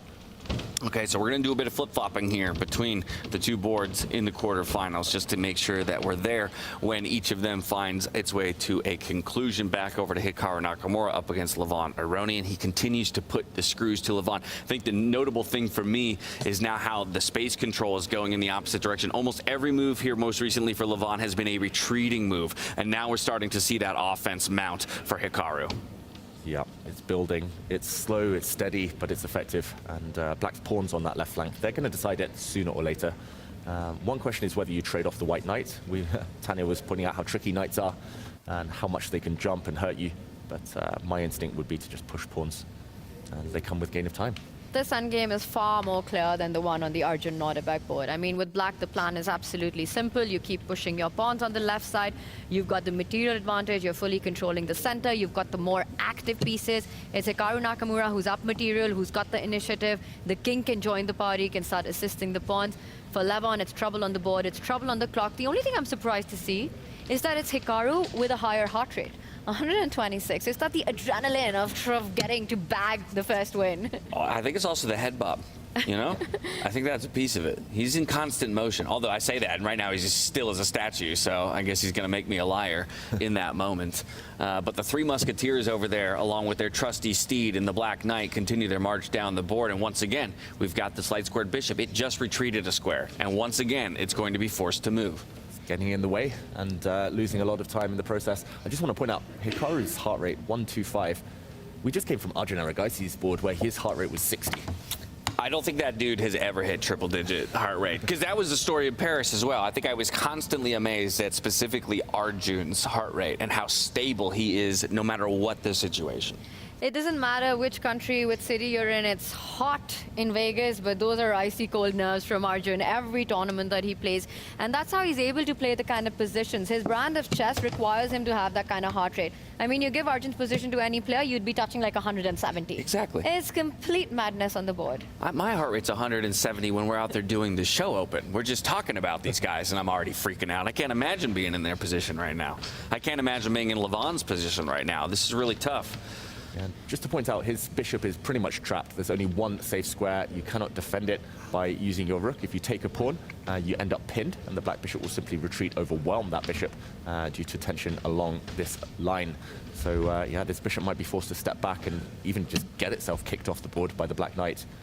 Nope, a counterattack by Levon, but you saw the pain in his face when he made that move. Not a happy move, right? You attack the bishop, and guess what? Hikaru, if he's feeling hungry right now, he could actually just pick up that pawn that just moved forward and then go on to win the bishop, restore the material balance, but with interest right there. 2 extra pawns, and hello to that A pawn. Nobody's stopping that. Compare each of Hikaru's pieces to Levon's counterparts, and you know that this is over for white. Oh, he plays the move you advocated there, Tanya, grabbing a pawn in the process. That's just sadistic. It's like you were a couple of pawns up anyway. You just want more. And Levon, this might be it. He might just resign. The white bishop has no good escape squares anyway. And if white was to do the same, if white takes that rook and grabs the black pawn, thank you very much, because you've just walked yourself into a big pin. The bishop slides back, doubles down on that bishop, which can't move anymore, and more material. Happy Hikaru. Hikaru very happy. Levon down to just a few seconds. 5 seconds left on the clock here. Is he going to move? Is he going to resign? Okay, trying to reason a way out of it. He isn't willing to resign just yet. A flurry of moves come back out, so now he's up to about a minute on the clock here. But either way, things continue to look good here for Hikaru, just taking incremental advantages, rerouting that rook. Beautiful line for it to infiltrate onto the second rank and threaten that king. And again, we still have the 3 musketeers happily making their merry way towards a promotion square. I mean, usually black gets these kind of pawns on the left side of the board in compensation for a piece, an extra piece for white. White's got nothing going on. There's no targets in the position. There's no big pawn to speak of. This is just every chess player's nightmare, where you're on the defense and you know it's hopeless. This is over. Levon's going to resign. Like, the white king is even getting checkmated if it ever steps forward. Levon here, he's reluctant to shake hands, but he knows he's about to lose with white, and still no draws in Vegas so far for Levon Aronian. And Hikaru there almost had board expression, and there it is. Levon gives up.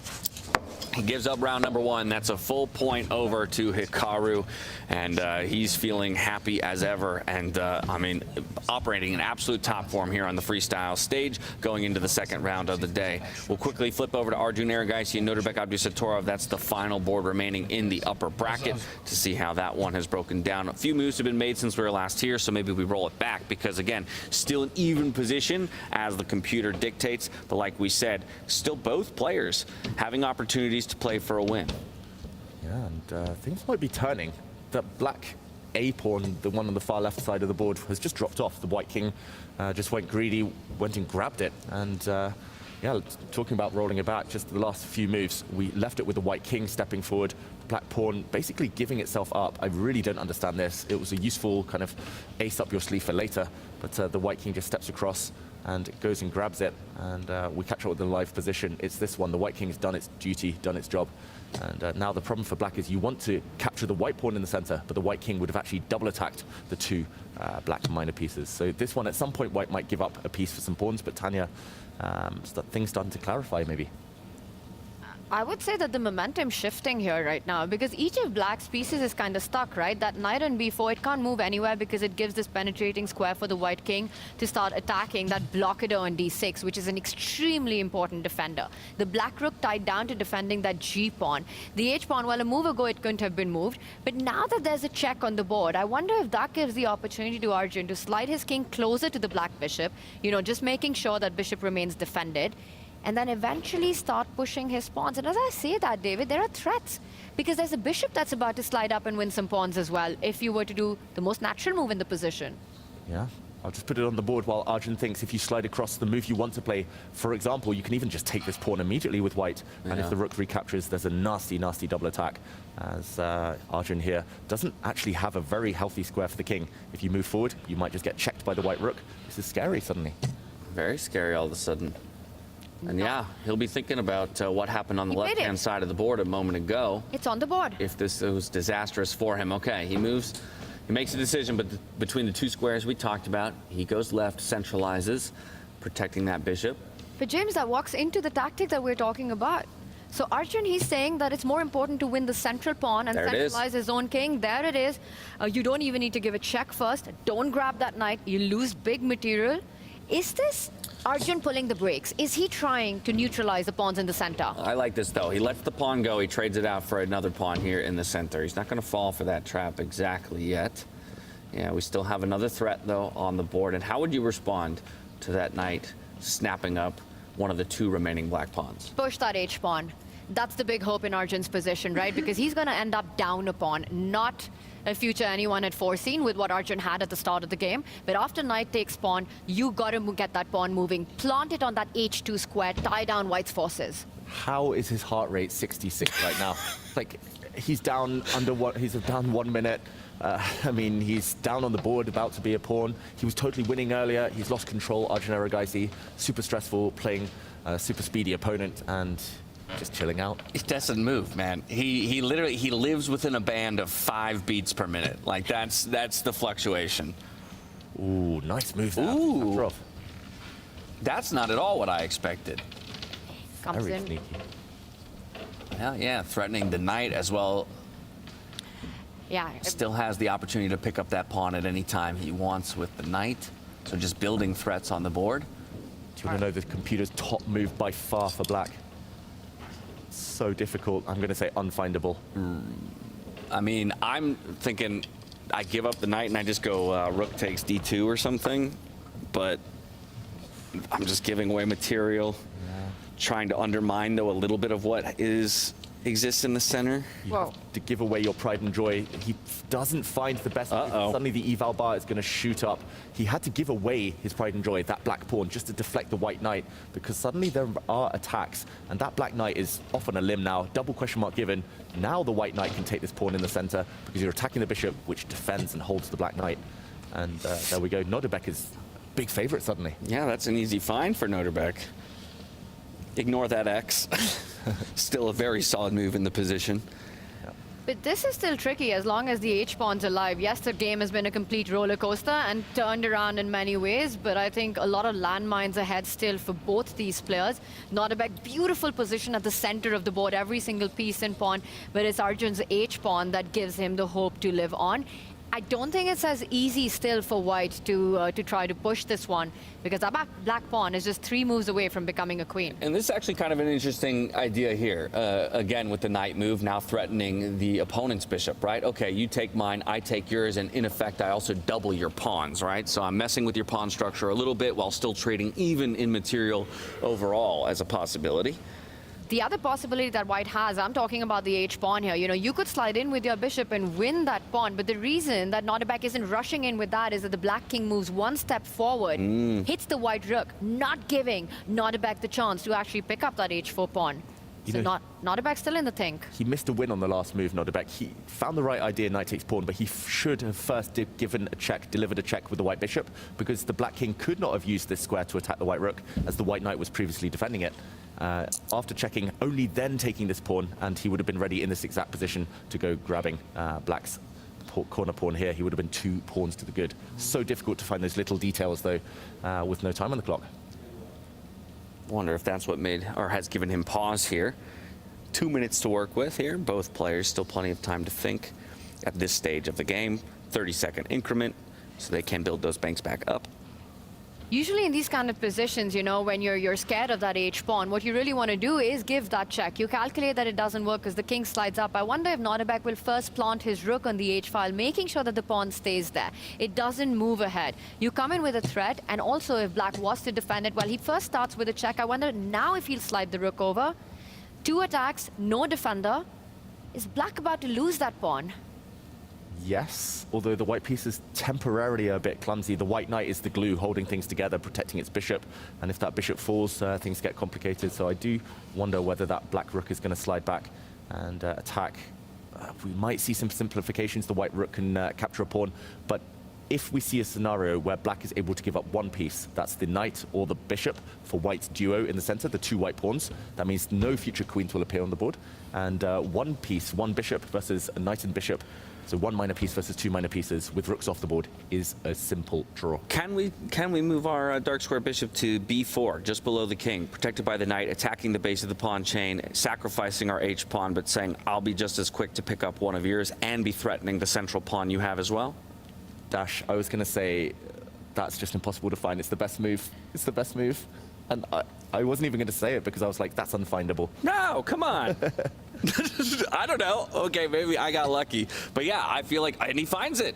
Again, if I can find it, they can find it. We know that much about these pro players. So Arjun Erigaisi, he goes forward with the bishop. He's going to attack the base of that pawn chain, saying, okay, you can have my pass pawn on the right-hand side of the board, but that means I'm going to have an opportunity to snap up a couple of yours as well. Amazing find. To my eyes, that just looks difficult because the black knight is a bit stuck now defending that piece.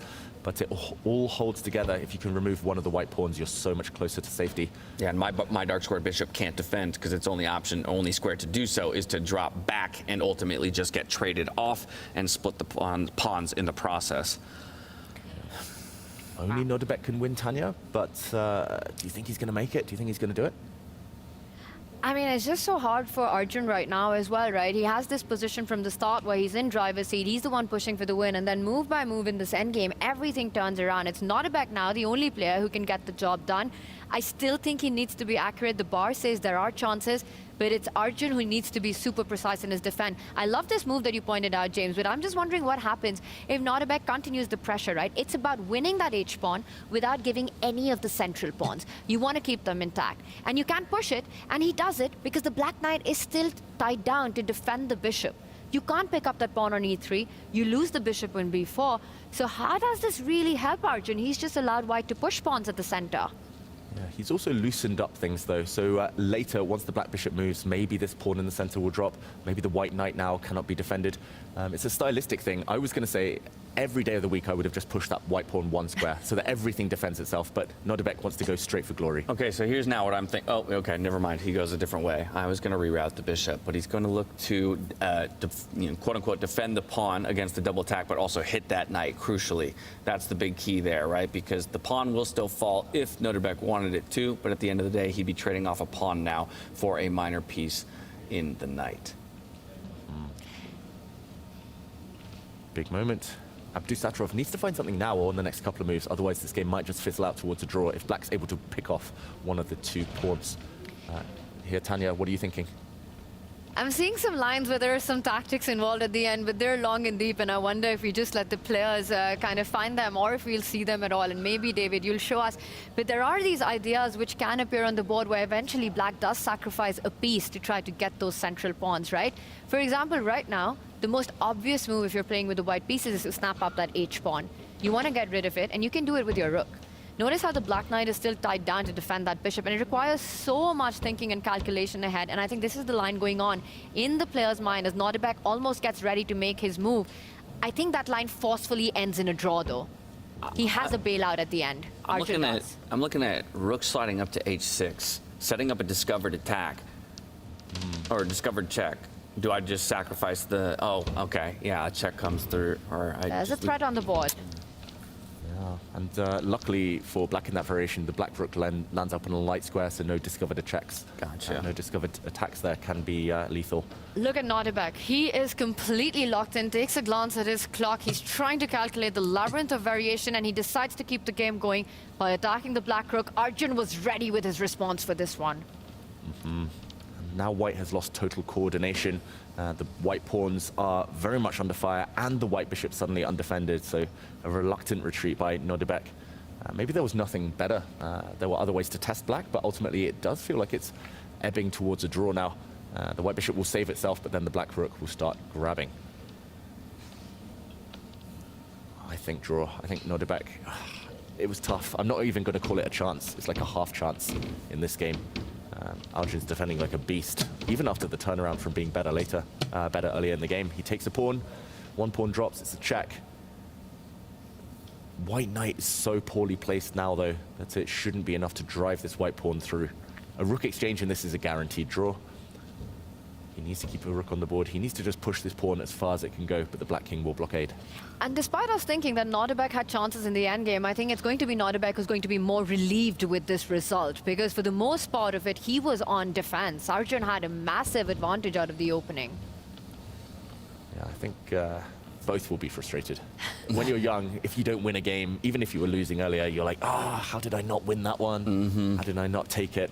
Kind of, yes, Arjun was totally winning earlier in the game, but now Nodebek was slightly better in the endgame. So both sides have reason to be happy, but also frustrated. The trick will then be not to get too consumed, maybe with the missed opportunities, as pretty soon you'll have to reset and step back onto the stage for a second round. All right, king had to move there, of course, because it was in check, and it didn't have the option to capture a defended pawn by the rook. In these situations, these kinds of late game situations where, yeah, white with the pawn, really the only one who has the opportunity to play for a win, what is Arjun's strategy here? Does the king now need to play that defense on that promotion square for the remainder of the game? And as you mentioned, just looking for the rook trade in order to bring it to a draw? Yeah, the rook trade, you might even be happy to give up your knight or bishop for white's pawn. White pawn is the only winner. It needs to become a queen to win this game. But even if you're one minor piece down, especially if the rooks come off, it's simply not enough material left for white to give checkmate. I just want to point out on the last move, the bishop could not have been taken when it did give check, because white's knight would have leapt forward with a fork, hitting the black king and the rook. So black had to retreat. I think black needs two more moves. Another thing you could look for is a counterattack against the white king. If the black bishop drops back and protects its own king, then the black knight might start giving checks.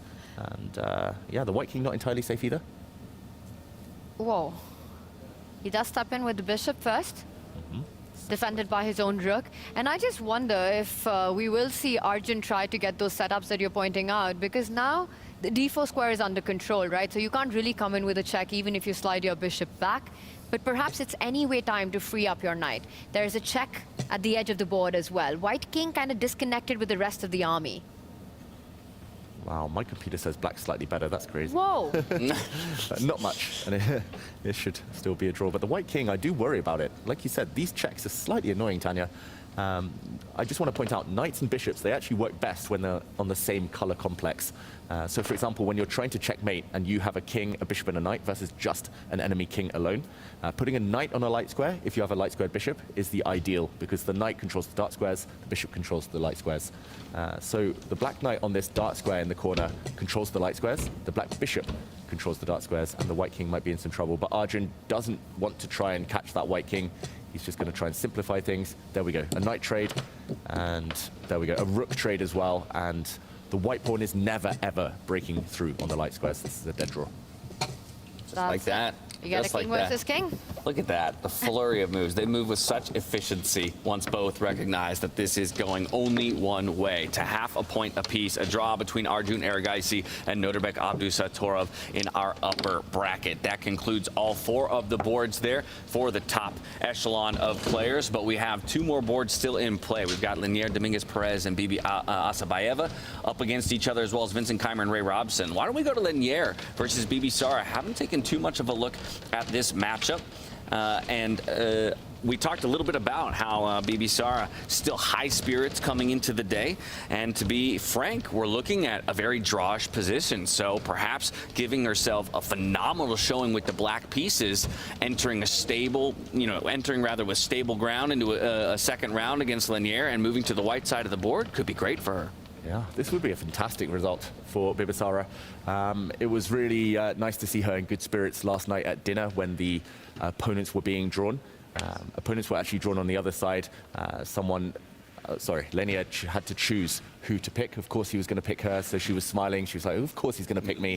But it's not easy when you pick someone, you feel a bit of pressure. And this position, this endgame, is 3 versus 3 in terms of pawns, bishop versus knight. The white knight looks like it's maybe slightly superior to the black bishop, just because it's always going to have a beautiful outpost in the center. The dark squares are whites alone, but the white king cannot enter. The black king's super active. And Tanya should just be a simple draw now. Agreed. And I think it's an awesome moment for freestyle chess as well, right? For the first time on the tour, we've got a female player. She's extremely strong. She's 2 times Women World Blitz champion, was the youngest when she won it for the first time. The youngest ever World Blitz champion at 17.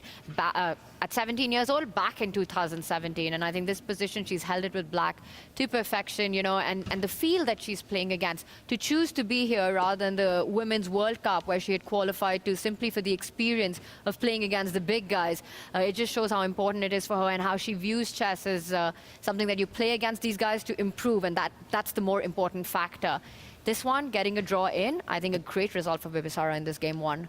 And let's not forget, there's a lot on the line in this lower bracket as well. They're not fighting for championship. It's a fight for 3rd place. Exactly. A lot of money, a lot of tour points. Oh, without a doubt, right? Yeah, you did exit out of the contention for the top 2 spots, but the beauty of our bracket is you can fight all the way to 3rd place. It will be a long journey for anybody who starts in the lower bracket, a whole slog of games ahead of them to get there, but you just got to take it one game at a time, one day at a time. And so far, entering into the second round here, half a point apiece against Linier would be a great step towards doing so. Then would need to find a way to craft a victory in that second round. And it's not just any old sacrifice, giving up your chance to play in the Women's World Cup. That's a big pathway to the World Championship, Women's World Championship. And it's really nice to see she's got her sights set higher. She wants to compete against the very, very best in the world. She just wants this experience. It's fantastic. She nearly beat Fabiana Caruana in Grenka earlier this year. And she's doing everything right. I would actually put the king on a dark square if possible. Just you don't want your king and bishop on the same color complex. You might get forked. That's the only way Lenier really going to win this one. But she looks pretty confident right now, Bibi Sara. So by all accounts, this one moving towards a draw, we would expect both of these players to be able to navigate towards that. So why don't we just take a peek in on the only other remaining board. That's Vincent Keimer up against Ray Robson. This one as well looks, to my untrained eye, a bit like a drawish position, but I will note an imbalance in the pieces themselves. We've got a rook, 2 pawns, and a king against just a rook and a bishop and a king for the black side of the board. We're going to be here all day. Rook and bishop versus rook is the goal for Vincent Keimer. He's going to try and win the white pawns, and he should be able to win the white pawns long term. It's going to be very hard for the white king and rook to hold them. Eventually, the black king might break through. But even if the two white pawns disappear, rook and bishop versus rook is a textbook draw.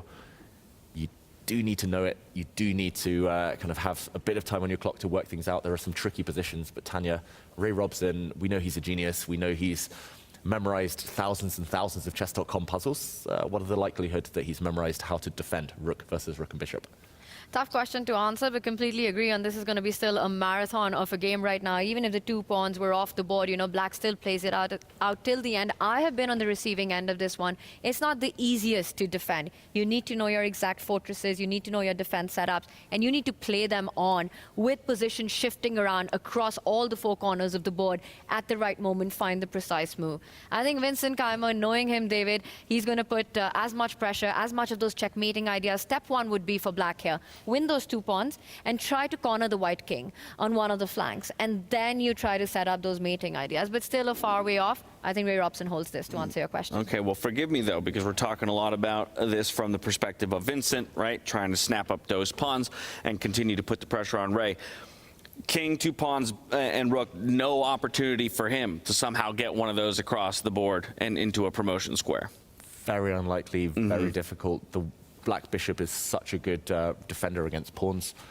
Bishops are fantastic. They can even stop a pawn from all the way off on the other side of the board. Right. And yeah, it's about winning those pawns. Often it might take 50 moves to win one pawn. It might take 50 moves to win a second pawn. And then you have 50 moves left to try and deliver checkmate. When we talk about winning the pawns, do I have to win it for nothing, or can I give my bishop up for the first of the two pawns? You want to win it for nothing. Win it for nothing. Okay. Avoid a rook trade. But you know, David, James, the more I look at this position, the more I feel it's not so easy to actually win those pawns. I mean, white is so actively placed. The king is close enough to defend the central pawn. The white rook cutting off the black king from getting active, getting closer to the G pawn. And I wonder if we might just meet the 50-move rule, the automatic draw, if no pawn move or trade has actually happened, keeping these two pawns right here. I don't see a clear path to make that first step of progress for Vincent, where he picks up a pawn. Yeah, it's been 15 moves already since the last pawn push, or the last capture. So he has 35 moves left, Vincent Keimer here, to win one of the pawns or provoke them forward. Well, all right, this is our bracket for third place, right? The lower bracket. All the games of the top brackets finish, and both these games look like the most likely result and an outcome is a draw. So I want to talk about what we've just seen happen at the Let's top, do it. right? Because we've had two decisive games, two draws. Interestingly enough, 3 out of the 4 games started with the exact same setup, the exact same plans being employed by the white pieces. David, what were the big takeaways for you with Hikaru taking the win and Prague taking the win, the hands draw on the board? What impressed you the most? I was very impressed by Hans Niemann, firstly choosing that opening ahead of everyone, and then eking out quite a significant advantage. I was surprised that Hans Niemann was a bit slow compared to yesterday, the speed, and the fact that he's so aware that's his biggest weapon. So for Hans, I think maybe he was more of a standout player than Sindarov, although Sindarov did defend very well. Hikaru, moral of the story is you can't just go into a technical position against him. He's so good strategically. He will outplay you, especially if there's a little bit of imbalance. I think Levon Aronian needs something much more dynamic. And I think the other takeaway is that Prague is just really, really good at chess. That, I think, has been established over the last 1.5 years. I mean, and what a year Prague has had, right? Won so many events, pretty much every single event, starting from Tata Steel in January, sometimes taking it in tiebreakers as well. It's been awesome to watch. And 2024, let's remind everyone, was a disastrous year for Pragnananda. He lost a bunch of ratings, so it just shows how this younger generation is able to bridge those gaps and holes in their plays and strike back. I think the biggest roller coaster of that round one has to be Arjun Erigaisi versus Nordebek up to Satrov, right? Arjun starts with a better position, looks like he's about to take the win, and then, James, it all turns around.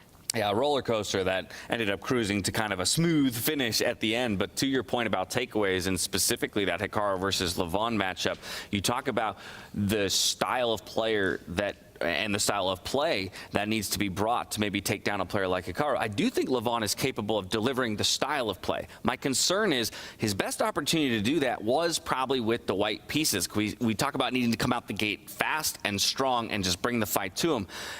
in your next round, now down a point, you're going to the black side of the board, and Hikaru is going to kind of be the one who very likely gets to dictate the pace of the game. And I think it's going to be even harder than for Levon to craft something crazy up against the likes of Hikaru, who seems to be almost infallible in this tournament.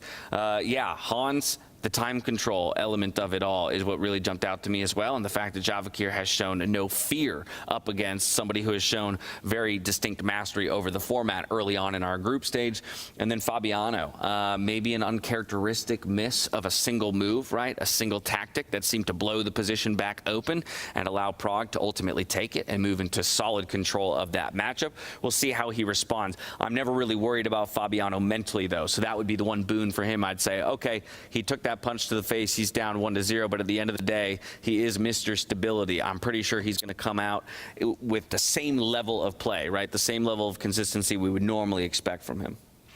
Yeah, he has white. He'll be able to kind of create some imbalance in the opening, and it's just whether he's able to take his chance when it comes. I think Fabi needs to stay up on the clock, though. He is one of those players at the very top level. There have been question marks over how he handles time pressure, and yeah, it was a one-move blunder in the end. Kind of in a complicated position, but here we go. This one enters a new phase, this game, after one of the pawns drops. Willingly by Ray Robson. It was either this or you allow the Black King in. And look at that, Vincent Keimer looking up at maybe one of the screens or looking up at the ceiling, being like, okay, dig deep. He's going to try and grind it out. But the clock situation, Ray Robson up at 5 minutes almost. It still feels like it's odds on to be a draw. So the 50-move rule gets a reset on this one. But to your point of Fabi making that blunder at the end, right? Blunders at this level, I think, don't happen out of nowhere. There's this incremental pressure that was there throughout the game, and then eventually sort of cracking under that.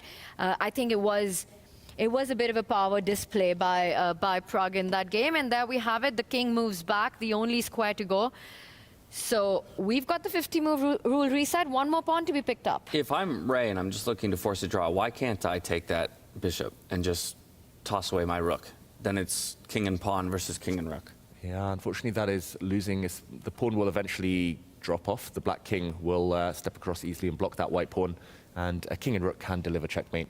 It can, right? Isn't that... Rook can, a bishop cannot, a knight cannot. Okay. But a rook and queen can. Yeah, but we've seen that on the freestyle. Actually, back in Weisenhaus, we had, I forget who it was, attempted. It was a king and rook versus just a king. And we watched it play out for the attempt at the checkmate. Never was found, though, because it's defendable, right? As long as you know how to defend against it.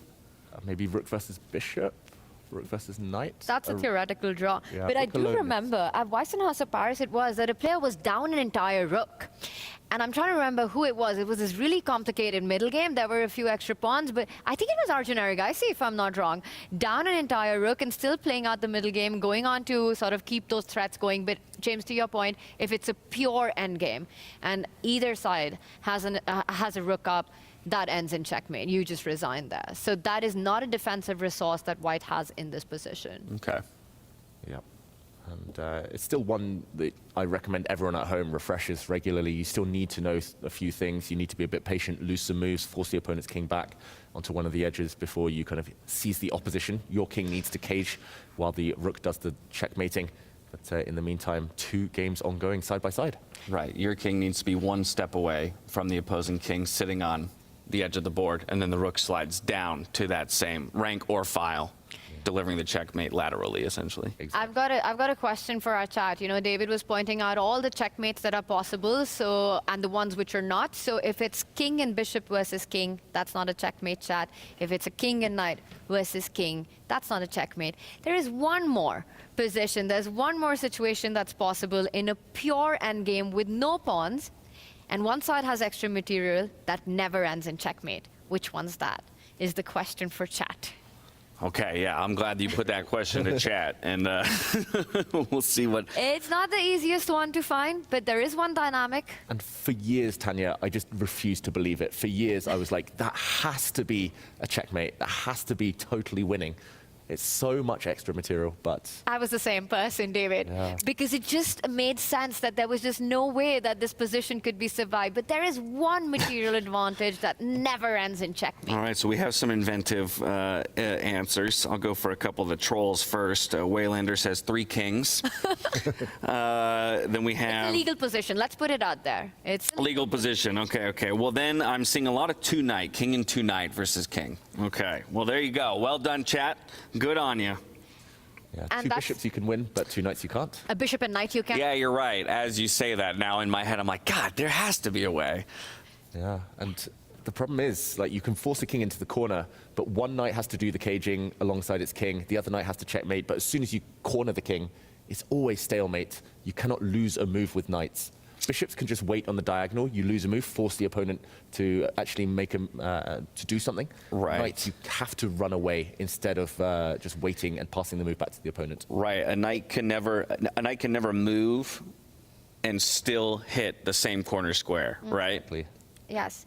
David, you versus me. You have king, bishop, and knight. I have king. Can you checkmate me in 10 seconds?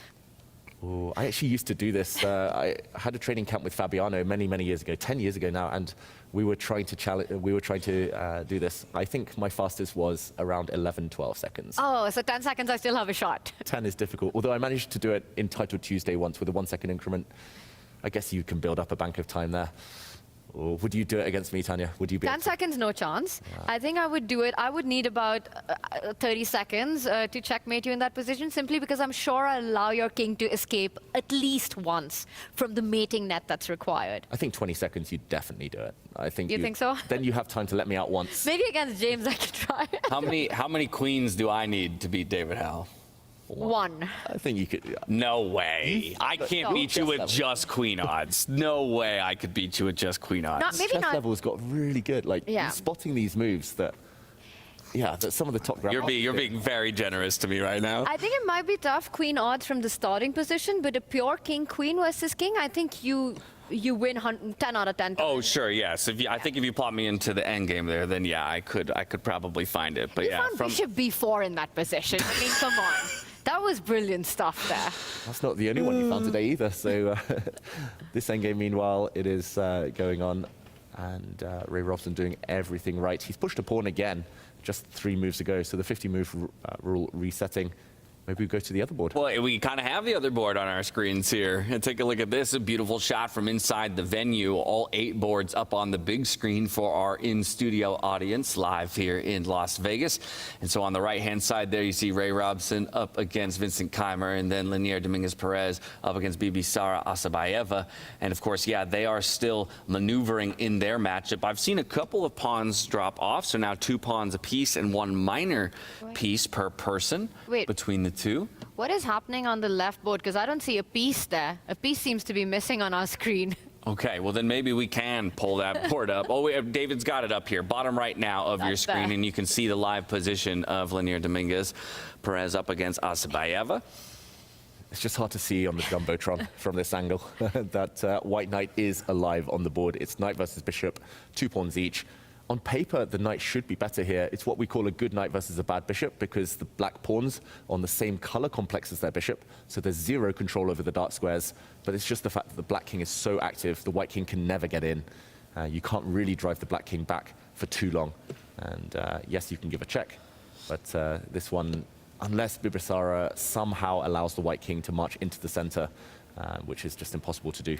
I think this one is just... All right, white king can't split his own pawns and go up the gut, so he has to make the long trek around the left-hand side of the board, and black king is playing defense in that regard, so you'd have to find a way to loop all the way around him. Now, black's just got great piece activity here, and you can never really trade that bishop as well because of the king being so close to the white pawns in this position. But we might see that because that's a forcing sequence that actually ends the game on the spot. David, knight takes bishop. Would that be a blunder? Because according to my calculation, white's still in time to pick up the pawn, lose a pawn, and shake hands to a draw. I think it's still fine. I think it's still a draw. Just about. Yeah, we can check it. Maybe just we'll keep an eye on the camera just in case anything happens. But knight takes bishop just to put it on the board. Ooh! Oh, it is a losing blunder because when the white king steps across... King b5. Yeah. If the white king steps across just in the box, the square we call it, if you're in the square, you can normally stop a pawn. You can stop this black pawn, but black just waits. And you're in zugzwang. You have to give way. You have to retreat your king to go round. And then the black king enters. And now you do lose this game by this move alone. That is crazy. You don't pick up the pawn, but you get your king in. Yeah, next move, the pawn drops. Of course, Lenier is not going to go into a king and pawn endgame with the black pawn being so far advanced. Instead, he pushes. This is going to be a signal for a handshake in a few moves' time. There we have it. It's amazing how in chess, with even such few pieces, you need to be so incredibly precise when it comes to these king and pawn endgames. These pure king-pawn endgames is where calculation is the #1 skill. And we were having some fun discussing those kind of checkmating combinations, which pieces you need, but you need to know your outs in chess. Like, especially if you're on the defensive, you need to know, okay, I can bail out here by giving up all my pieces, just leaving my opponent with 2 knights. Or I can bail out here by going for a stalemate. If you don't know what to end up with, then it's hard to know how to navigate some of the earlier stages of the game. Knight takes pawn, draw for handshakes, but they're not doing it. That is incredible. He wants to win. The problem is, even with the black pawn off the board, this is still a draw, because the black bishop will always find a way to cut across the light squares and give itself up for the white pawn. Okay. So just a waiting game at this point. You just need a few extra pawns to try for anything in this one. Very little material remaining. Even if white is able to get the king across, win that pawn, at some point, the placement will be such that either the king and pawn endgame will be draw, or as David says, the bishop will be strong enough to hold. But really impressive hold there by Bibisara in this one against Lenier Dominguez. You know, she just never let it slip out of the hand, this endgame. Do you think she's... Okay, she steps away from the board. She actually has 12.5 minutes on her clock. She's built up a whole bank of time. We're nearly at move 100 now. And yeah, just a bit of a cough there. But yeah, so impressive. Maybe she's just wondering, like, why are you playing on? What are you doing? Right. This is so drawn now. Yeah, especially as the 50-move timer was reset not too long ago, right? Yeah. So we could still be settling in for a long one here. And they've got a second game to play as well, so maybe store some of that energy, guys. Yeah, that's what I would be. I'd be pleading that case to my opponent. I'd be like, bro, come on, we both have to come back out here in a few minutes. Let's have some energy for it. And on paper, he's the older player of the two. Like, surely he should be the one trying to save energy. This shot alone, it looks like they've agreed a draw, which they will any moment, but yeah, that's a rarity. I actually don't even see a way for the white king to combine an attack with the knight and win that central pawn. All Bibisara needs to do is shuffle around with the bishop. Yeah, I don't think she should be worried at all about this game continuing, because that will only tire out Lenier a bit more. And in the meantime, we see the other board. I'll switch over to that one. It is still rook and bishop versus rook and pawn. And the white pawn has advanced very far down the board, but this is not threatening at all for black. There are no checks.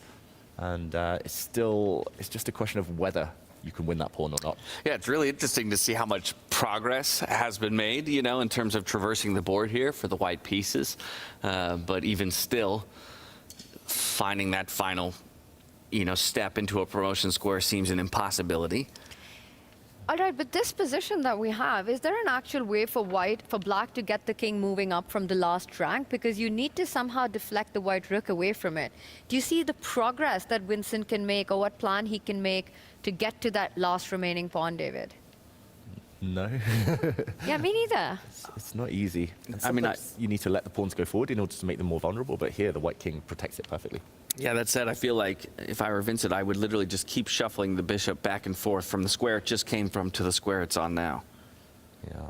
I think his idea is actually to try and drive away the white king. This check can be blocked by the white rook, but then there might be some bishop checks. Maybe you'll try and drive the white king back on the 6th rank. There it is. Gives this one. Good call on that. So is blocking the only move here, or do we have to just vacate the file? I think it's the easiest move.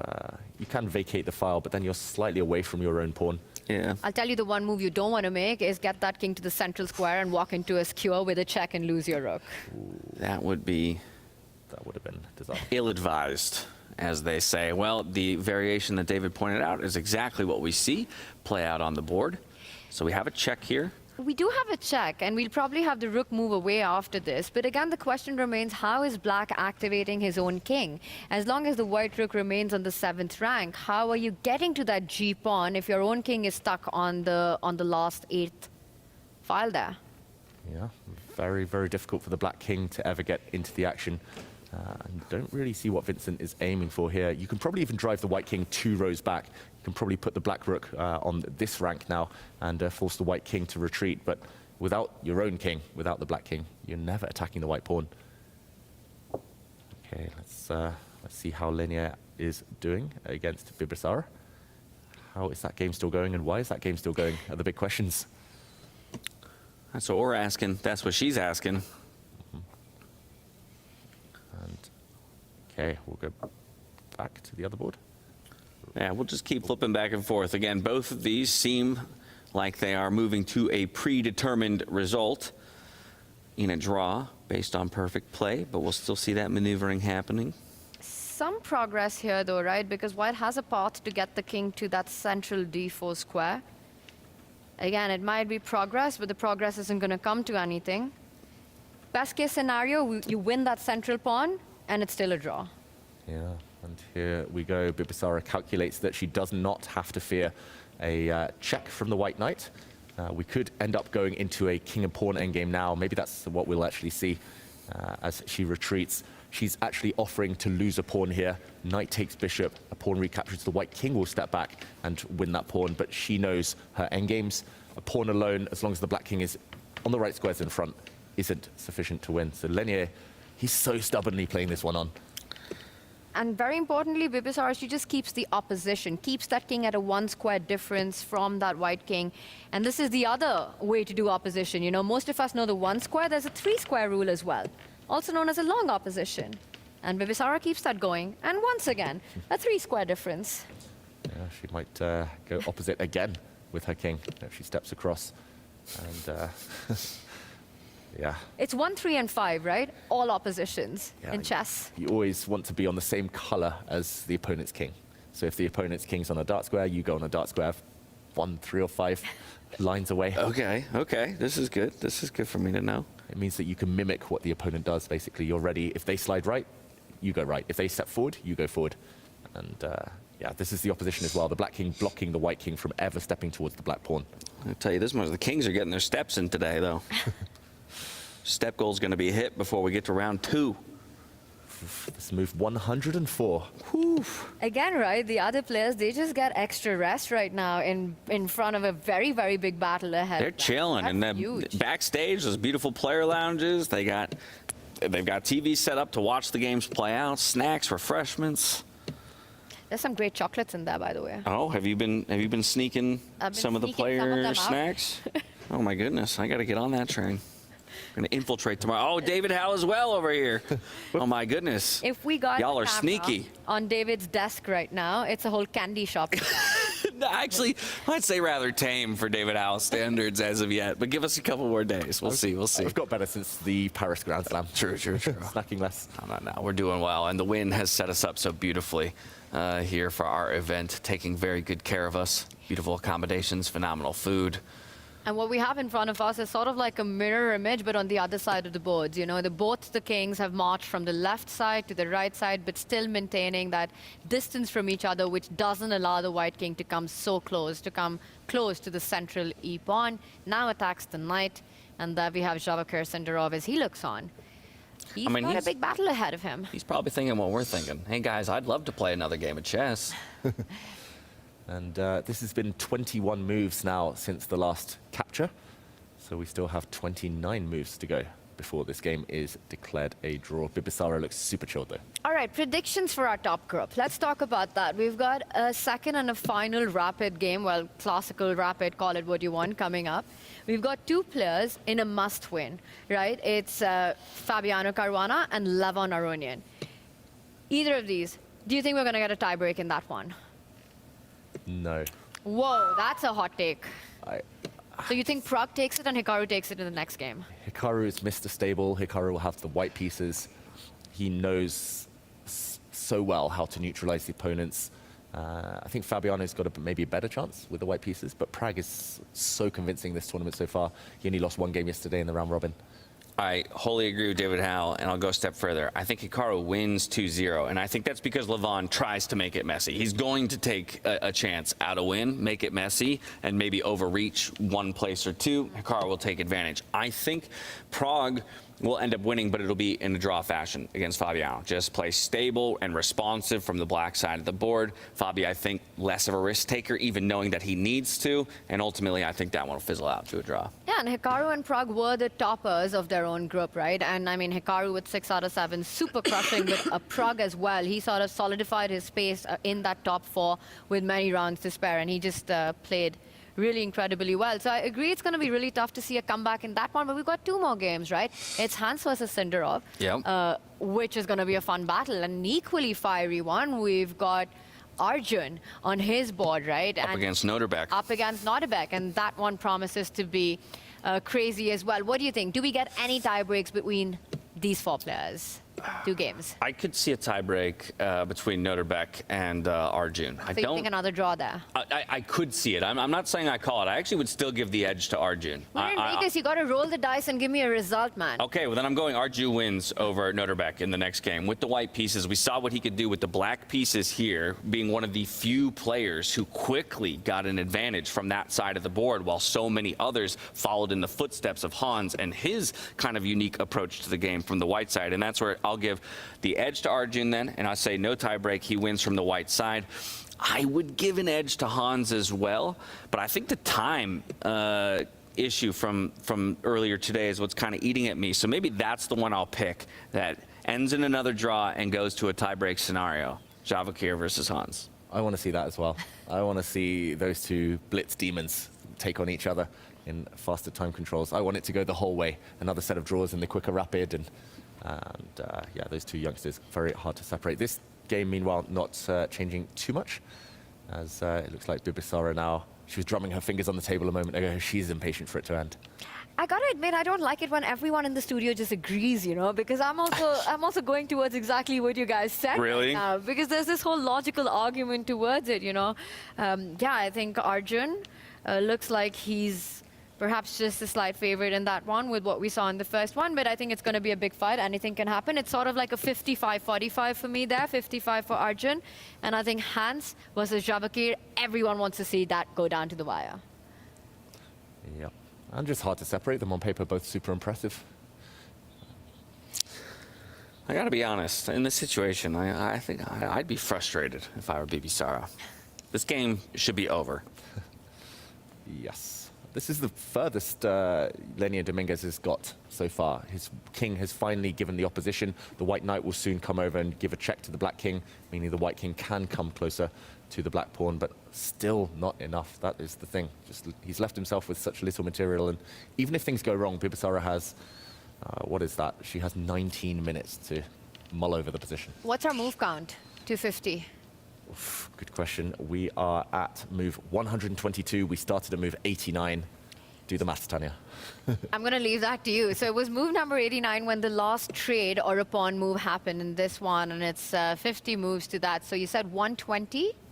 122, right? 120. So it's 33 moves. Yeah, 33 moves. Still a long way to go. So we need 17 more moves in without losing that e-pawn and the move counter getting reset. But I think Bibisara gets it done. I don't think that this is a problem for her at all. And once again, the kings are back to the other side. It's going to be a bit more dancing around. The do-si-do. She's too classy of a player to ever blunder this one away. I think even with 1 minute on her clock, let alone 18 here, she would never, ever lose this. Even Magnus couldn't trick her in this type of endgame. Well, what about our other board, Vincent versus Ray? Funnily enough, while Bibisara and Linier both have over 18 minutes on their clock, it's 2 minutes apiece on the other board, while plenty of time for each of them to be making decisions with. That pawn still perched on the 6th rank. So to make progress in this position, what Black wants to try to aim for is a setup with the bishop and the rook that you can give a check on the square in front of the white king. Drive the king more towards the left side of the board. If you can force that to happen, disconnect the white king from the pawn and then get to that pawn with your own rook, that would be progress. But is that easy to achieve, David, or do you think it's You pipe need a dream. lot of help. Yeah, I think you need a lot of help in this position. Ray Robson, in terms of endgames, especially those kind of theoretical endgames, I'm going to say, where you can learn it from a book, you can study it, you can play it out, play practice games. He's been there, he's done it all. He's trained with some of the best players in the world, Wesley So, one of his training buddies for a long, long time. I just never see him losing those. I think even if you take the white pawn off the board, he loses that maybe once or twice out of 100. But help me set this up, just to show that idea, because White's rook is beautifully placed on c7. Robson's done a fantastic job of that. But let's just move that one file away to demonstrate a certain danger that could happen. And then slide the bishop over. Let's bring the rook away. And then you give a check. And now notice how the white king cannot stay connected to the g-pawn because you're walking into a big diagonal check with your rook. Thank you very much, you lose your rook. But if you step over the other side, then black can start attacking that pawn. Once again, it's still balanced, it's still level, but this would be progress. This would be step 2. Yeah, and in the meantime, I'll do a quick move count as we go back to the live position. This one, okay, we still have a long, long way to go. The last pawn push, the white pawn stepping forward to this square, happened only 12 moves ago. So we're in for the long haul. 50 How do you moves. feel about that, David Howell? I love it. Keep it going. Day's just beginning. We had, 9 rounds yesterday, if you include the playoffs between Aronian and Carlson. It's only a few rounds today. We can handle it. Was that the longest day? For me, that was the longest day calling the action. Yeah, I think it even surpassed the Game 6 World Championship match with Magnus and Nepo, which was 7 hours 45 minutes in terms of game time, but with the pre-show, after-show, I once Close. broadcasted for like 9+ hours, but yesterday was even longer, Tanya. But so entertaining. Yes, very non-stop action yesterday. Cannot complain. Here we go, it's another check. Is he going to repeat now? Does he just come back and say, you know what, you've done your defensive task, I don't find a way forward? Or will we see Vincent Keimer set that up by actually moving the bishop to another square on the file as the white king, trying to get that diagonal that we were earlier discussing? Yeah, Vincent, he's going to try every trick in the book. He's not going to agree to a draw. I totally understand playing on here because there's realistic winning chances. If you win that white pawn, then rook and bishop versus rook, statistically, that's won a significant amount of the time in rapid chess. Linear Dominguez, I don't really advocate playing on. That one's never won. But this one, at least Vincent has something to aim for. Then here is where we will stay. So Lenia surprising you more with his play on than Keimer is right now? Yes. I don't fully understand why Lenny is playing on, especially as the slightly older player. You want to conserve energy. Like, he never really had any real winning chances in that game, so there's nothing to be frustrated about either. We've got a pro stream going on as well, right? With Peter Lecco, Judith Polgar, and Niklas in there. So anyone wanting to go in with deep analysis should and can definitely check that out. But let's not forget, Keimer is Peter Lecco's prodigy, right? And I wonder what's going on in Peter's mind. Does he also feel the same way that, Vincent, he needs to try on, he needs to play this on? Or is he thinking, Vincent, what are you doing right now, man? You got a second game to play, agree for a draw. I mean, Peter Lecco, you've commentated with him so many times, Tanya, maybe better than anyone. He wants him to play on. He wants him to play on. But I would say Peter is probably going crazy at Lenia Dominguez, being like, come on. I'm not going to do an impression here of his accent, but come on, this is chess. What are you doing? This is disrespect. And yeah, bizarre that level Lenia Dominguez is playing on, I've got to say. But hold on, Dominguez. But hold on. Cemento. I think both the players defending have managed to achieve a good cemento in these two games. And most likely we will have a draw, but a little bit of a time away. So what do you think the players are doing right now, James, as they wait for that second game? Are they already in the players' lounge? Do we have any update on that? Well, we got that peek in with Javokir. He was posted up, actually still kind of glued to the screens to see how these two would play out. Didn't see too many of the rest of them, though, in the background of that shot. So whether or not they're choosing to be out on the floor for more, or even hit the tables real quick, who knows? Come away a winner in another way here in Vegas if you've lost your opportunity for the top spot. Because the rooms, I'm going to point out, are quite far away from the playing venue. I mean, it takes a while to get here. So I'd be surprised if the players are not already in the playing arena. Oh, yeah, I would assume they're all within a shouting distance, maybe grabbing some snacks. We have the VIP lounge as well. Have you guys been to the casino yet? Only walked through it. I'm doing my best not to throw away all my money. I've watched some friends throw away their money, but yeah, I have resisted temptation so far. I've been sort of laying the groundwork for maybe a group of us to hit a craps table, because I think that's a fun group game to play where everybody's kind of on the same side, so you win and you lose together, and at least we get to ride that roller coaster together. So we'll see. But as we say that, we have our own game nights every night. I mean, I know that there's games galore on the casino floor, but every night in Fabi's room, we're going at it with some games of Avalon. Tanya, when are you joining us? That's the big question. Hey, that is a good question. I'm still struggling with this jet lag issue, just sleeping at weird hours, waking up at 3 a.m., but I want to get in on one of those nights. Avalon, Catan, that seems... Please do. I need to see if you're a good liar. I don't know that about you yet. Not really sure about it, but you know what? I've played a bit of Avalon. It's a lot of fun, but that game gets very intense. Oh, yeah. We had a 2-hour game last night. Wow. Yeah, it was 10 wild. players, And that was 2 after hours. 10 hours of commentary. Yeah. That is true. Yeah, don't ask us why we are in for that kind of exhaustion, but And we then are. here we are, guys, just these end games playing on for about 500 moves. Love it.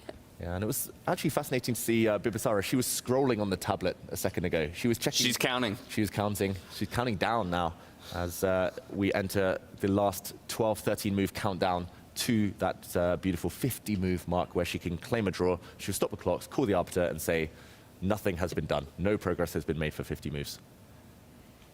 It feels like that, no? Like we're back into that same setup, the same grind with the king, the white king on the left side of the board, trying to get to the square, trying to give it check.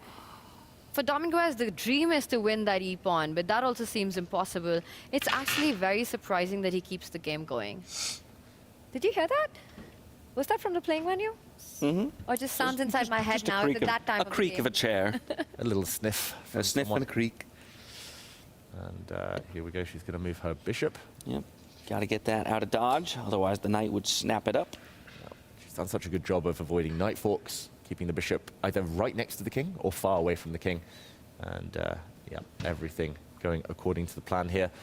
I've been there myself. I've played these endgames on far longer than is appropriate or than is normal. But that's normally because I'm trying to get something out of my system. Maybe I feel like I'm playing badly in the tournament, or I want to wear down my opponent, or just trying to play myself into some form. But, I mean, he was never really better this game, Lenia. He wasn't, right? And I don't think Bibisara's offered a draw yet.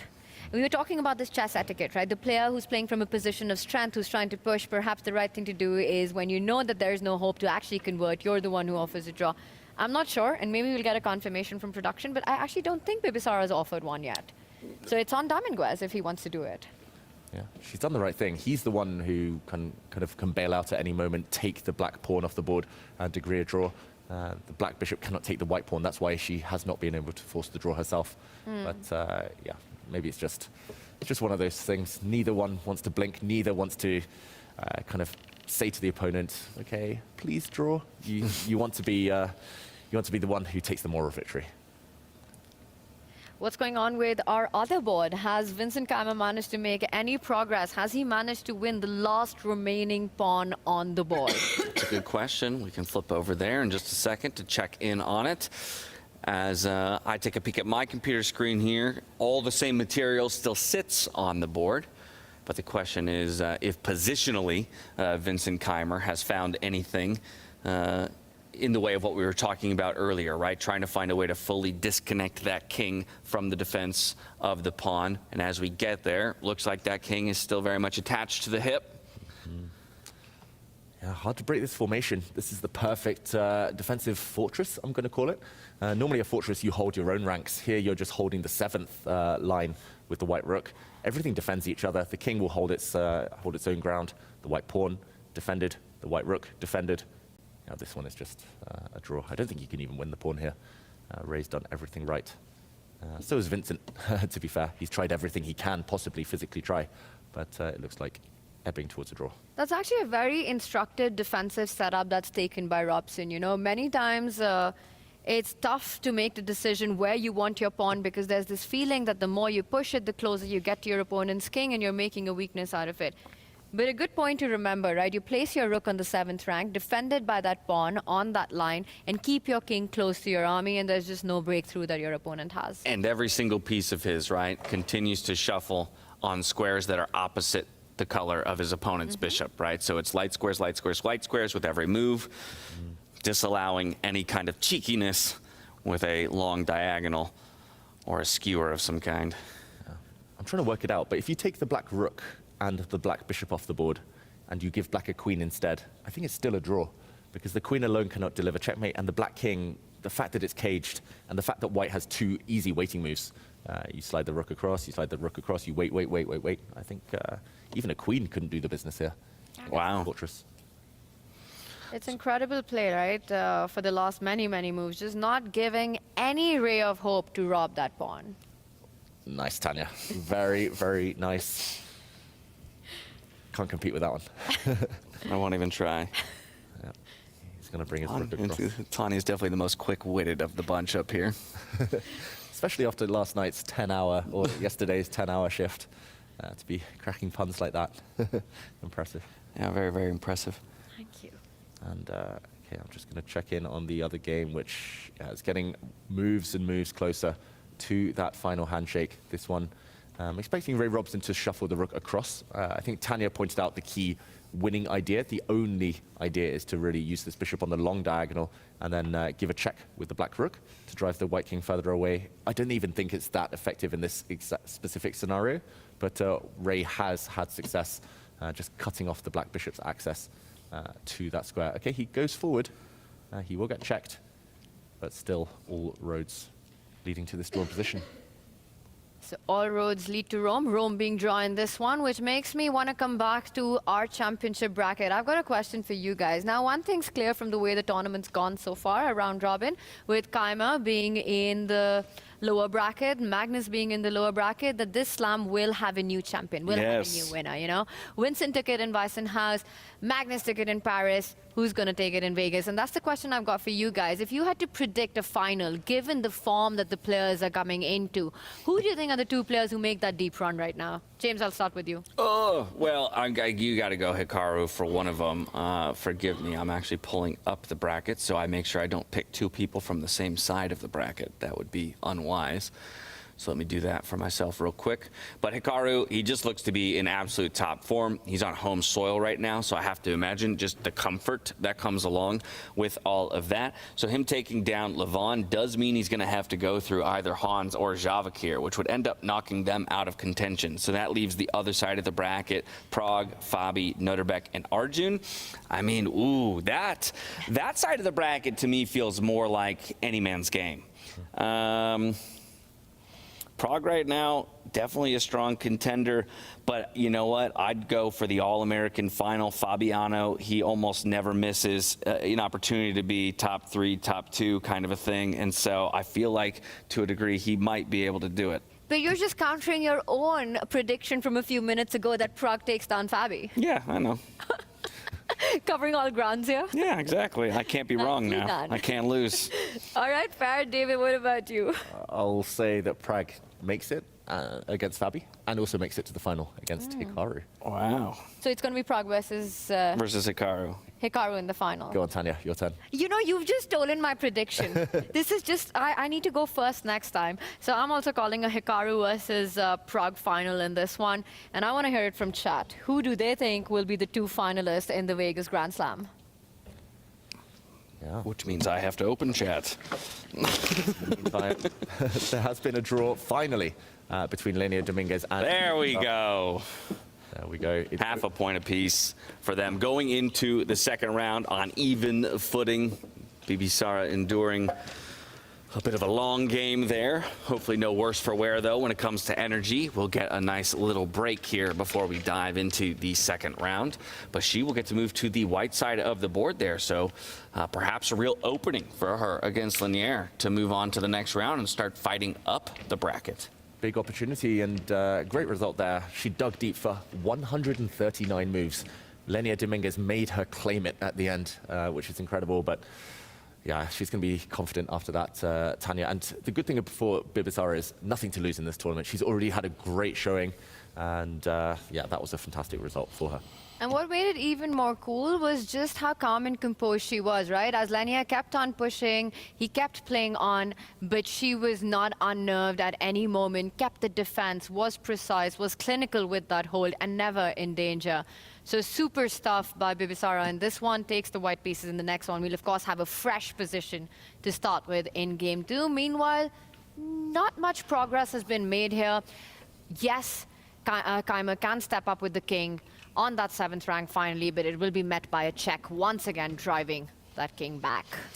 Now, interestingly, as I'm checking in with chat, almost everybody agrees that Prague is going to make it from that side of the bracket. I see a little bit of disagreement between whether or not a Hans or a Hikaru would be the representative on the other. There's more Hikaru votes, you know, so that Prague Hikaru definitely being the favorite or the fan favorite matchup, or at least the one people are rooting for. But a couple sleeper picks for Hans in there. Very interesting. I think chat usually always knows. In my experience as a commentator, whatever chat predicts usually ends up happening somehow or the other. Chat the prophet is how it goes. But also, Hikaru has this huge fan base, right? I think everyone wants to see him in the final. He's one of the players who hasn't won a slam yet.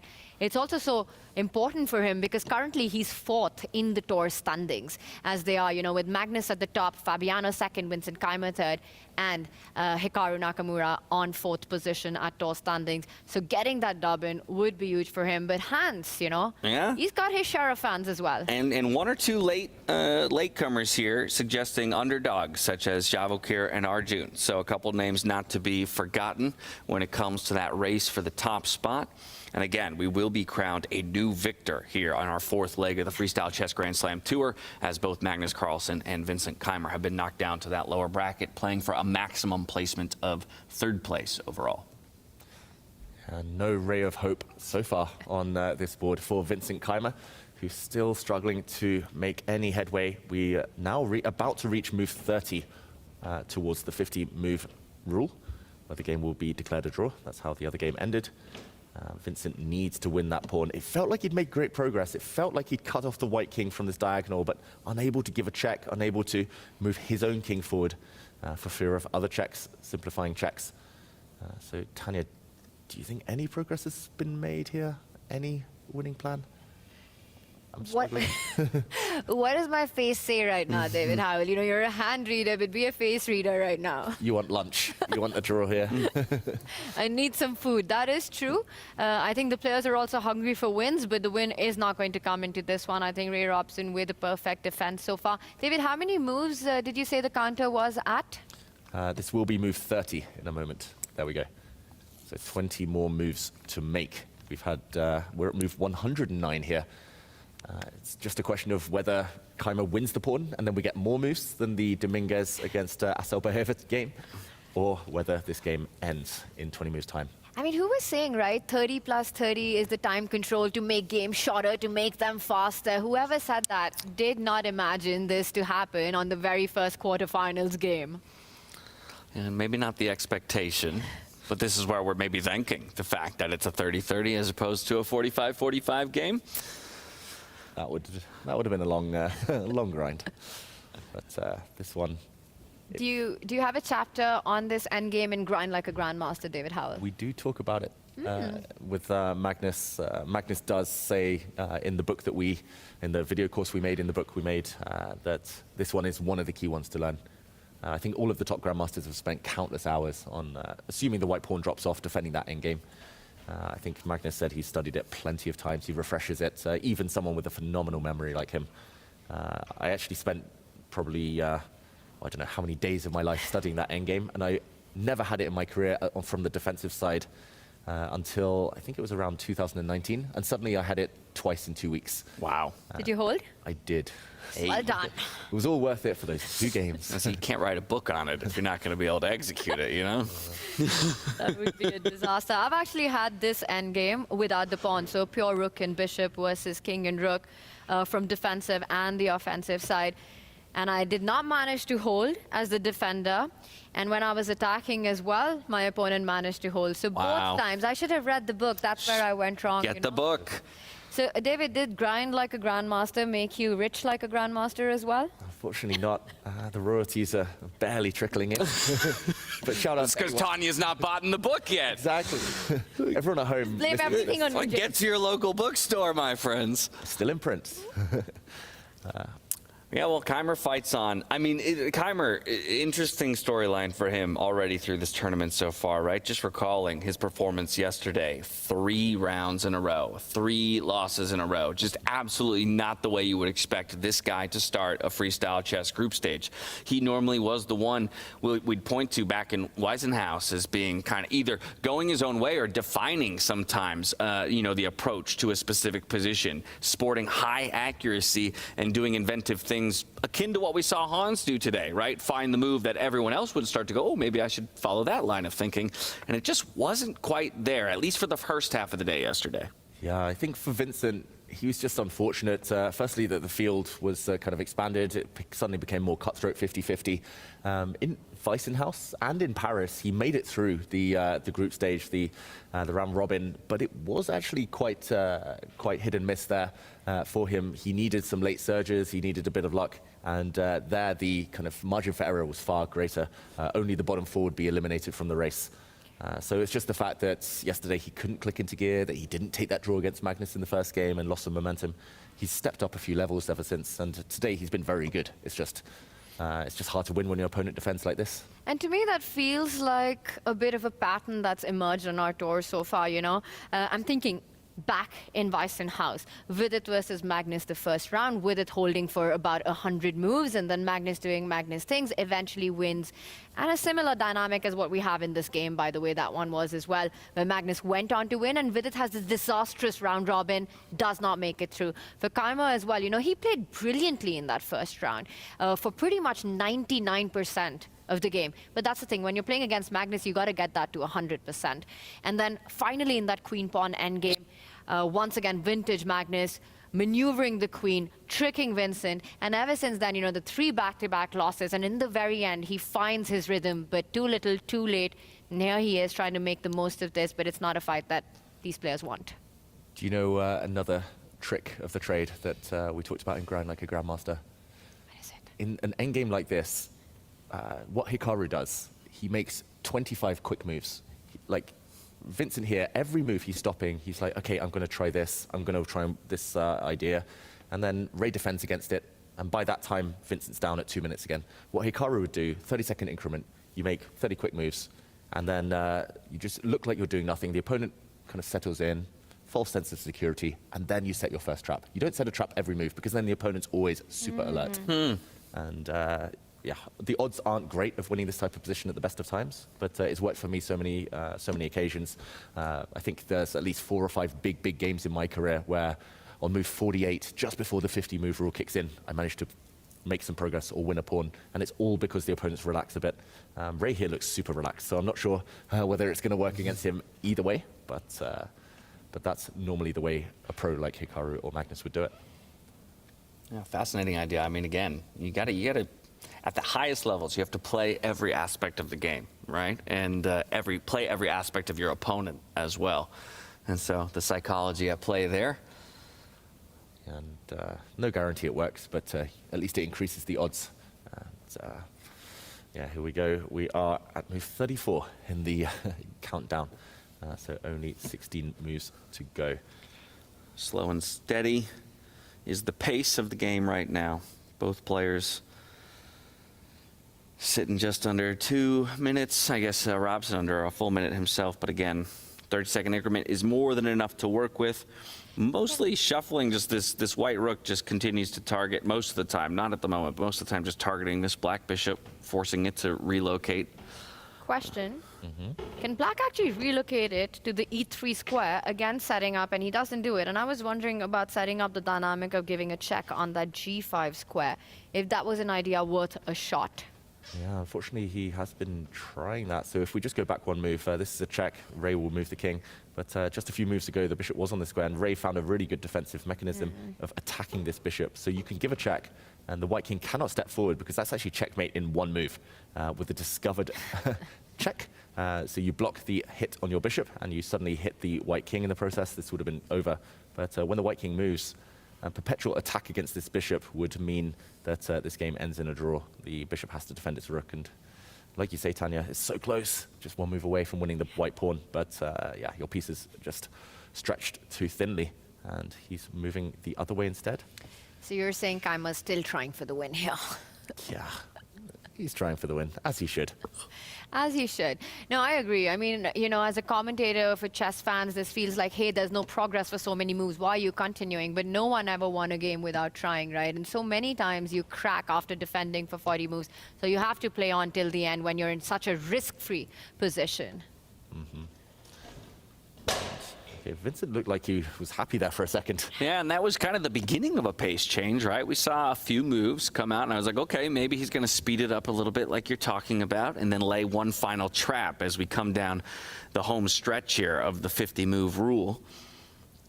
That's the thing. If you have a trap in mind, normally you don't want to play it immediately, because then the opponent is aware of it. Then the opponent's like, okay, I know the solution, so if it ever crops up again, they're ready. But yeah, often you just act like nothing's going on. You're like, oh, okay, this is going to be a draw. And finally, 40 moves in, when the opponent's set in their specific kind of maneuvering ideas, then you set a new idea and force them to be accurate. But here, yeah, Vincent's trying the same thing that you mentioned, Tanya. It's just not quite working. He wanted to give a check, so that has been covered. Rook trade would be a draw. On the spot. David Howell, do you not hold the record of playing the longest game ever? Oh, I wish. I thought I did. I've played a 236-move game, but Can you believe that? I cut it short because I was like, yeah, this is definitely the world record. And then I found out there was a 269-move game. My God. Apparently it's just been broken again by two players in one of the English leagues, in the London League, I think. 280-something. What, did that take 2 days to complete? Almost. My goodness. Must have felt like that. But wait, what was the result of your game after? It's a draw. I played Hare Krishna. Oh, no. Another grinder, Pentala Hare Krishna. He knows how to You grind played for 7 hours to draw like this? The arbiters actually tapped me on the shoulder at some point, and it was like, come on, just agree and draw. I was like, dude, that's not professional. Just, and then they told me there was an arbiters dinner going on, a special dinner that they were missing. Oh, my goodness. You ruined their dinner plans. Eventually, I was like, okay, go have some fun. How inconsiderate. I mean, someone tell that to these guys. What about our lunch plan? That's gone out of the window as well. Our lunch is there. It'll be there waiting for us regardless. Yeah. And in the meantime, getting ever closer now. We're at move 120. And the last pawn push was at move 79. 9 more moves. 9 more moves to go. Almost there. Just hang on to that pawn. So what happens if you're losing that pawn by force on the 10th move? It's still a draw, right? It's still a draw. As long as 50 full moves have been made for either side before the pawn is captured. There have been so many times, actually. I even saw a Grandmaster game recently where rook and bishop versus rook, so imagine without the pawn. On move 50, white blundered his rook. But it didn't matter. It didn't matter because black would have had to win it on move 51. Oh, my God. This has happened at the top level, even with checkmates. You know, a player's about to get checkmate, but one move short. It happens in move 51, Lord. and it's inevitable, but it's a draw because it didn't happen in move 50. That would kill me. That would absolutely gut me.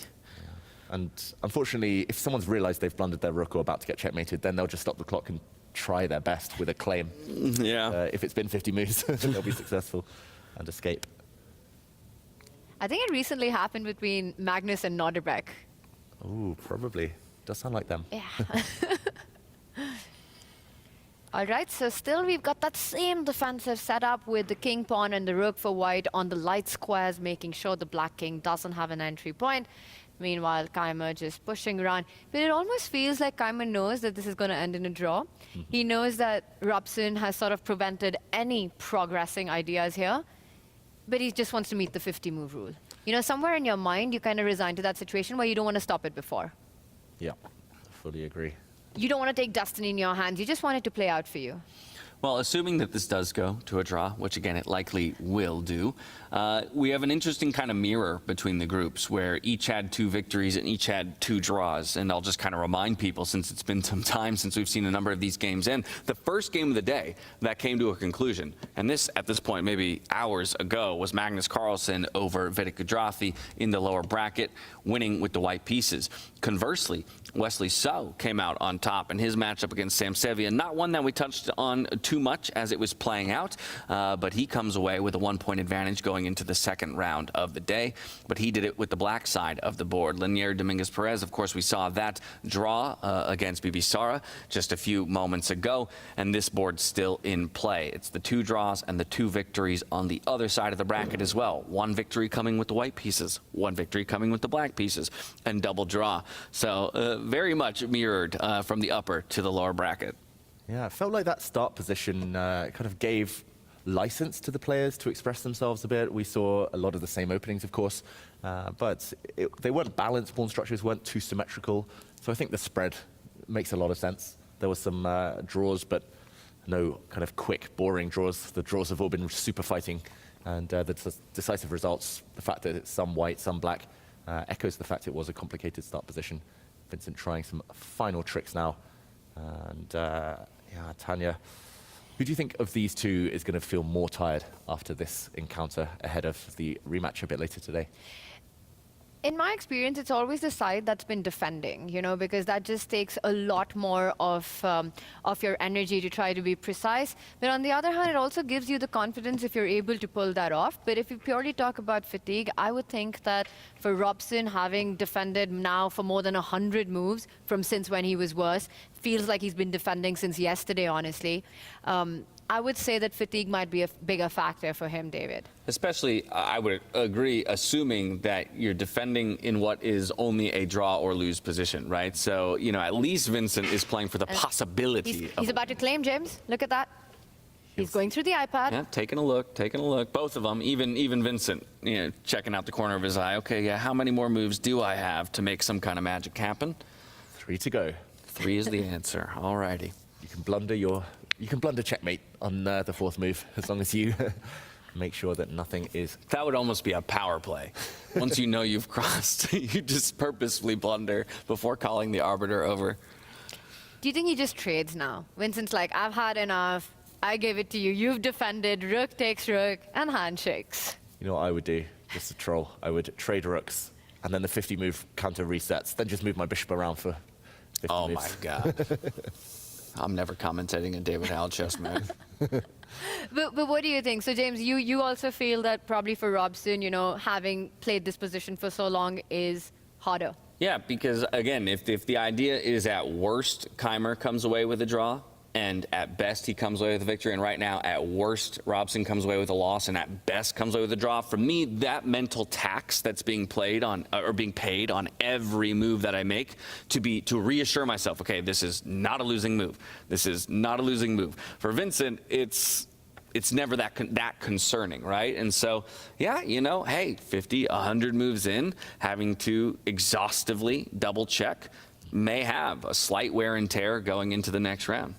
Yeah, these 2 result games, the defensive side, it's very hard. And Hikaru, I remember, really, it made an impact on me a few years back. He said these 2 result games where you're kind of giving your opponent no winning chances, forcing them just to defend, they work very well at tiring out young players, very young players, but also the older players. For players at their physical prime, often they can dig deep, they can hold things, just like Ray Robson is here. But against the kids and against the more experienced, the pensioners, I'm going to say.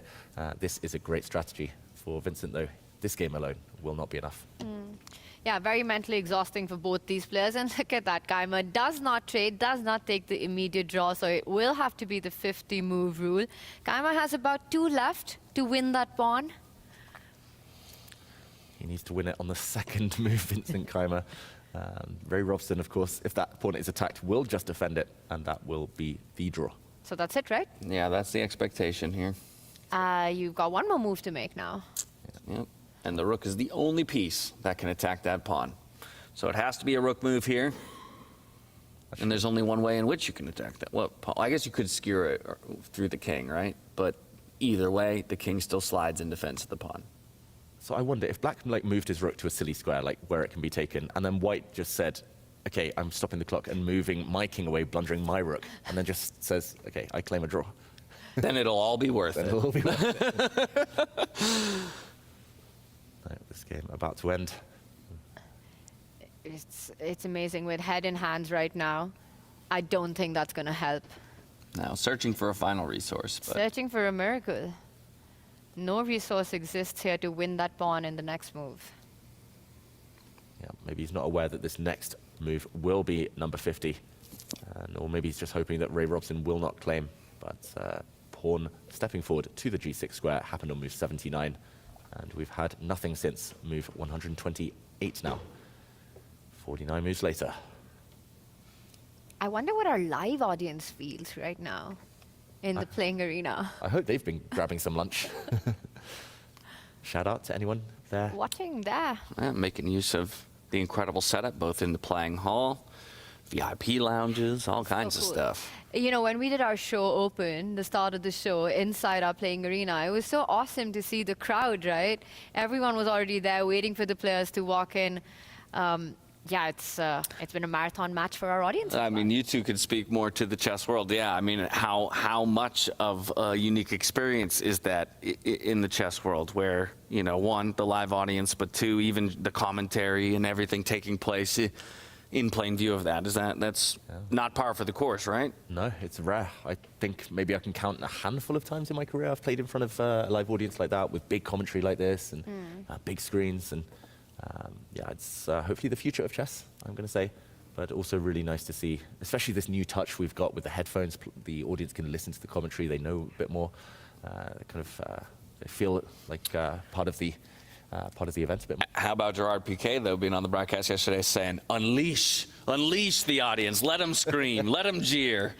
Yeah, I love that. I mean, honestly, we've done that in a few tournaments, not the cheering and the screaming, but where you've got this live audience and chess being played in front of fans, and that's always awesome to watch. But the biggest challenge has been that how do you make sure that the players don't get disturbed, right? Yeah. We've also done that at the Champions Chess Tour, we've done that at the Global Chess League, and I think this tournament sort of cracked that format where the live audience, they don't only get to see these world-class players live in action, but they also get to understand what's going on in their minds by listening to either the the pro stream or our community stream, whatever, you know, floats their boat. And I think that's been awesome. The Jumbotron showing all the action. There's so much going on at the venue. And I truly think that is the future of chess broadcast. Meanwhile, I've just noticed, like, Vincent Keimer, he's so locked in, so zoned into the position, like he's just seen a potential mate in checkmate, a mate in 10 right now. I wonder what Peter Lecco is thinking next door, his mentor. He makes a rook move. Ray Robson, are we going to see a stop of the clock here, a handshake? Let's get a camera on the players if we can. This might be the final move of the game. Ray, okay, there's no rush, of course, he can just make moves. You know what, the other cool thing that I just realized is that the nameplates, the names that we see of the players are actually matching, coordinated with their jackets. Very slick. Across. It's so cool. There we go, stop of the clock. He's claiming a draw here. He's going to tell the arbiter what his next move would be. He's going to say that's move 50. And the arbiter will have at his discretion the chance to declare the draw. And you've just double-checked for us that claim holds? Yes. That's what I need to do. They'll double-check for us. There it is. Everybody, all three parties make sure to double check, and in agreement, 50 moves have been made, no captures on the board, so it is a draw between Vincent Keimer and Ray Robson in the lower bracket here through the first round. Half a point apiece. They will flip sides of the board for the second round of the day to see if either of them can come out on top the next time out. Wow, and a 3-hour battle here. Wow. It's a 30-minute game, 30-30.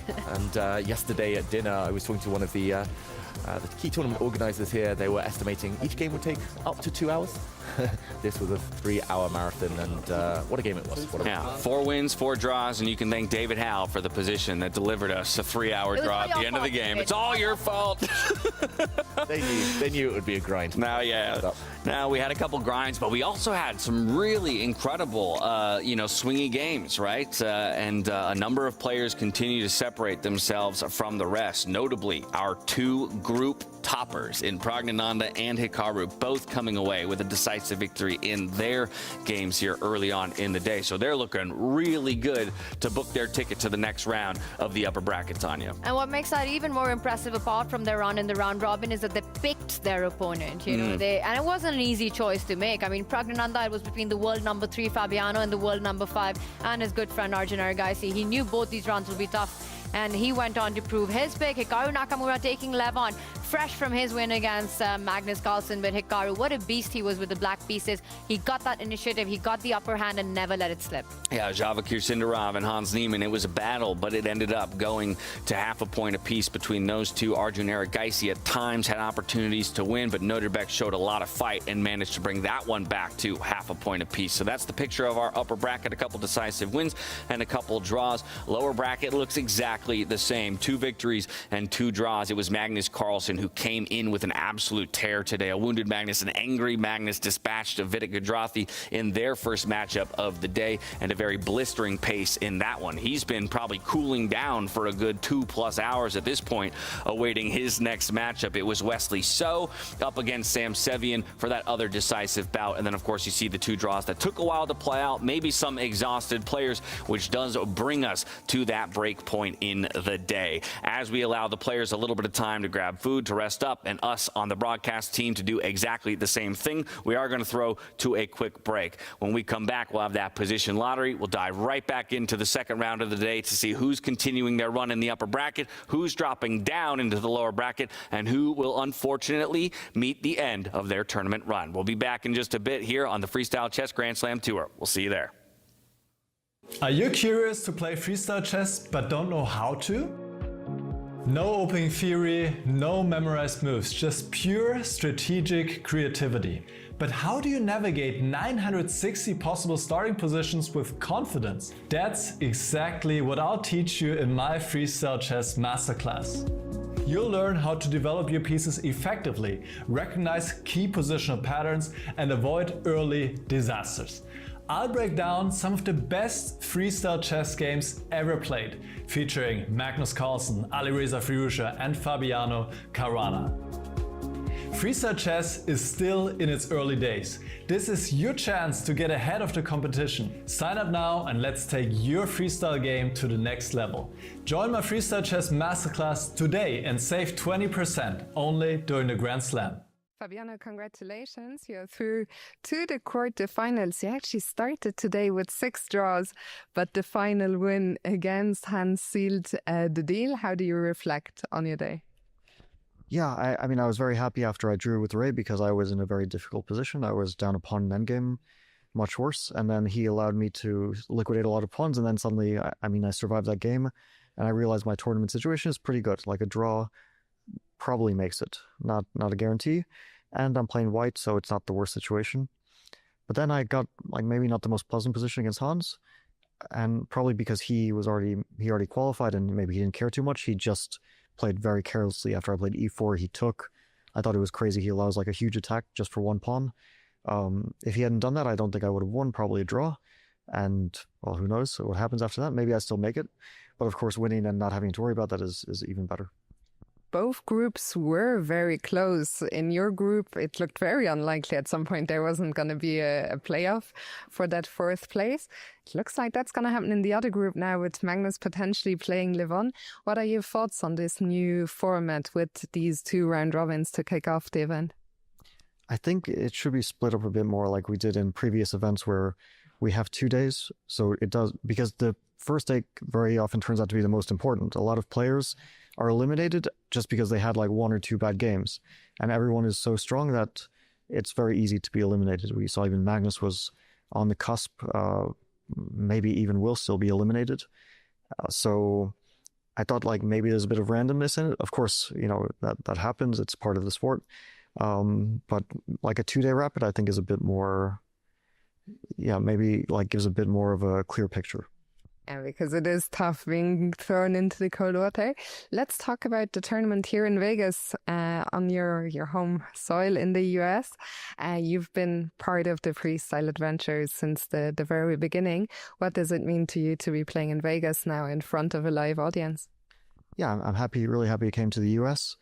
I think I've played every event from the start when it was called the GOAT Challenge, and it really grew a lot. I hope it continues to grow, and yeah, Vegas is an interesting place. You know, it's not a city I'd normally visit. Last time I was here was 10 years ago, and I don't know the next time I'll come here.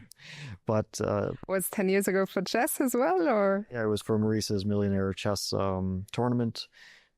I think that was one of the last editions.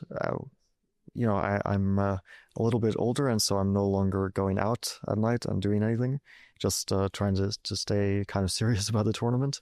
But it's very difficult in Vegas to you know, ignore everything that's going on. Speaking about what you get up to at night, you are known to be the leader of the group who plays board games at these events. Is that happening in Vegas too? Well, it happened last night, but yeah, it was quite an early finish. Like we finished around 11:30, so nobody wanted to stay up too late. We're all getting older. Fabi, once again, congratulations on making it to the quarterfinals, and best of luck tomorrow. Thank you. Welcome to the Freestyle Chess Grand Slam in Las Vegas at Wynn Las Vegas. What a brilliant start to the fourth stop of the Grand Slam Tour 2025. For the very first time, the event featured a live audience, and it wasn't just chess fans watching. Even sports legends made an appearance and watched the games with passionate interest.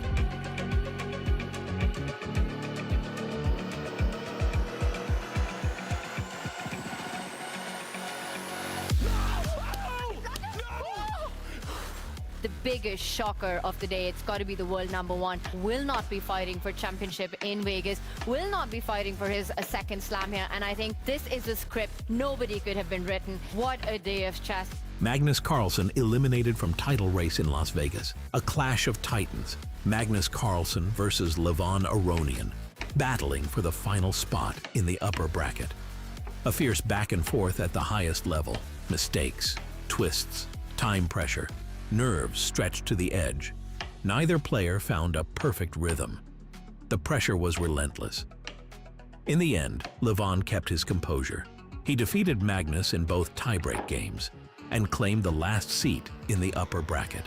Magnus's path to the Grand Slam title ends here, and the day began promising for him with a confident win against Vincent Keimer. Oh, whoa. No, Whoa. is that it? Is that the landmine check? That's the landmine check if he finds it, but is it King E3? I think it's King E3 to run that way, not C3. Oh, Magnus sees it. Yeah, we were right. Pressure's on Vincent. It would be incredible to watch him hold this one. Magnus looked dominant, but Vincent fought back hard, creating intense pressure in the final moments. That very pressure, however, cost him his edge. Carlson held firm and took the point, but for both former Grand Slam champions, the story ends sooner than expected. Eliminated in the preliminaries. Meanwhile, in the other group, Hans Niemann seemed unstoppable with 4 wins and a draw. But against Hikaru Nakamura, the momentum shifted. Hikaru traded down expertly, going up a pawn, and Niemann resigned early in the game. In Group Black, everything is settled directly after the 7th round. Hikaru Nakamura tops the group, closely followed by Hans Niemann, but things played out very differently in Group White. The 2 Uzbek players, Nodirbek Abdusattorov and Yavokir Sindarov, agreed to an early draw, securing spots in the upper bracket for both, behind Pragnananda. Magnus Carlson and Vincent Keimer are out. Get ready. It's time for the next round. After a thrilling preliminary round packed with 58 games, brilliance, and bold moves, the tournament enters its next intense phase.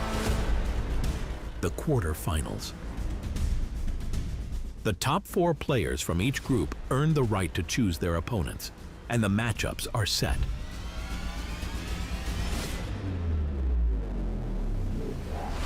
Fabiano faces off against Pragnananda. Hikaru takes on Levon. Nodirbek goes head-to-head with Arjun, and Hans challenges Javokir. And there's more. The 8 grandmasters who were knocked out enter the lower bracket, still fighting for 3rd place. Every game matters. Every move could change everything. This isn't just chess. This is freestyle chess.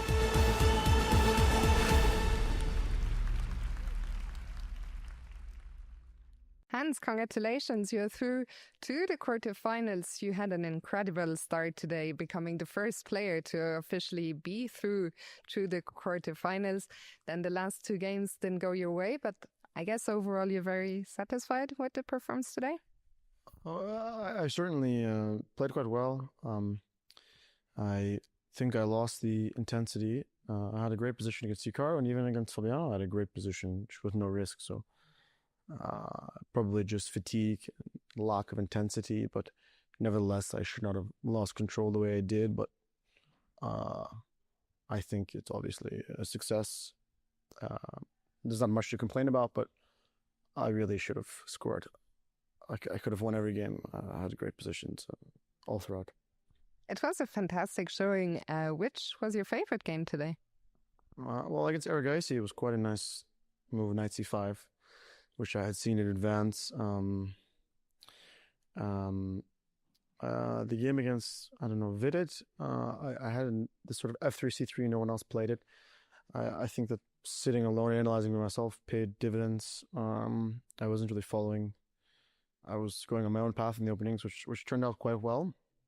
The game, for example, the game against Sevion, which I didn't win, I really liked how I played Queen A1 and then I castled queenside, and I think I played really good chess the entire day. There were just slight moments of unwarranted ambition, probably in the game against Robson, where I overpushed and still managed to trick him, and then against Hikaru and Fabiano, there was no need to be so ambitious when I had such a risk-free position. So should be a bit more professional and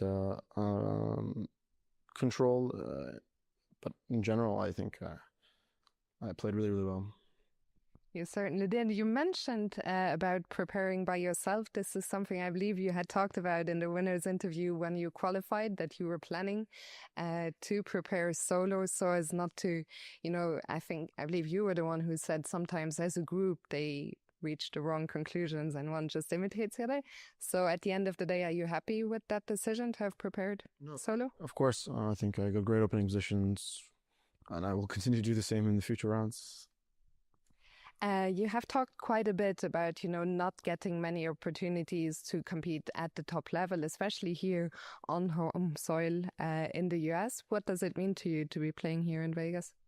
Well, I'm sure that the love of chess I showed is an example of why open qualifiers for tournaments are very important and why all players should have the opportunity to prove themselves in open qualifiers and not having purely invitational tournaments, or isn't really in the spirit of meritocracy.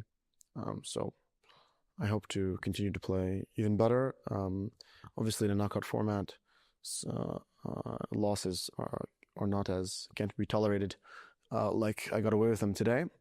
But I feel very good, and my preparation certainly paid off. Hence, we look forward to seeing you in the knockouts tomorrow. Congrats again on a great performance today, and best of luck for tomorrow. Thank you.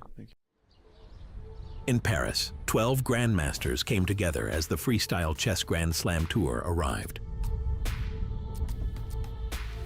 8 days and 100 games, they brought creativity and bold ideas to the board. From wild openings to breathtaking tactics, the freestyle format once again delivered. The final? A clash of giants, Magnus Carlson versus Hikaru Nakamura. And it was Magnus who sealed the deal with focus, precision, and brilliance.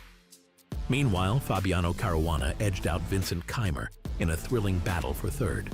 Paris gave us passion, surprises, and stories to remember. But freestyle chess wasn't done. Next stop, Karlsruhe, Germany. Magnus Carlson made history, delivering a masterpiece at the Grenke Freestyle Chess Open. 9 rounds, 9 wins. A perfect score. The traditional tournament brought more than 3,000 players from around the world together, from ambitious amateurs to the very best on the planet, giving players the freedom to choose their battlefield, classical or freestyle. Magnus claimed the crown once again, and now the story continues. Will the greatest of all time keep his winning streak alive? Welcome to Las Vegas. Levon, congratulations. You are the last player through to the quarterfinals after just beating Magnus in a playoff. Let's start with that, the 2-game blitz match. It looked like you were in control, a very impressive performance. Yeah, I think, well, I was playing a bit passively in the first game, but once I saw this D5 idea, I felt I should equalize. I was very surprised that Magnus went for C5. I mean, that was some desperation, and after that, it's clear that it's easier for me to play. Yeah. A lot of people thought that from a psychological point of view, you were probably on the back foot in the Blitz playoff, as you had only needed a draw previously in the last game against Vincent. You went on to lose. Does Magnus force the playoff? How did you compose yourself in those few minutes between the round robin and the Blitz match? Well, I thought there must be a reason. You know, I wasn't really particularly playing well throughout the day, so, you know, playoff was expected generally. I mean, already being in such a tough group and being passing through and having a chance to play for a playoff was already an achievement. So, yeah, I was generally happy with not with my play, but with the result. I know that you're a big fan of freestyle chess and that Weissenhaus this year didn't go the way you wanted it to. Is this your redemption, and how excited are you for the knockout starting tomorrow? No, I'm very excited. You know, just I think, I mean, I can't say I'm too happy with some of my games, but I was controlling the time, so I was playing fast, and yeah. This is something I try to do, so, I mean, I just have to add some precision, and I like my chances. You mentioned there was a few games you weren't happy with. Was there one game you were particularly pleased with? What was your favorite? No, not really. I mean, they were all pretty average. So what do you have to work on ahead of tomorrow and the next games? Well, I think I should.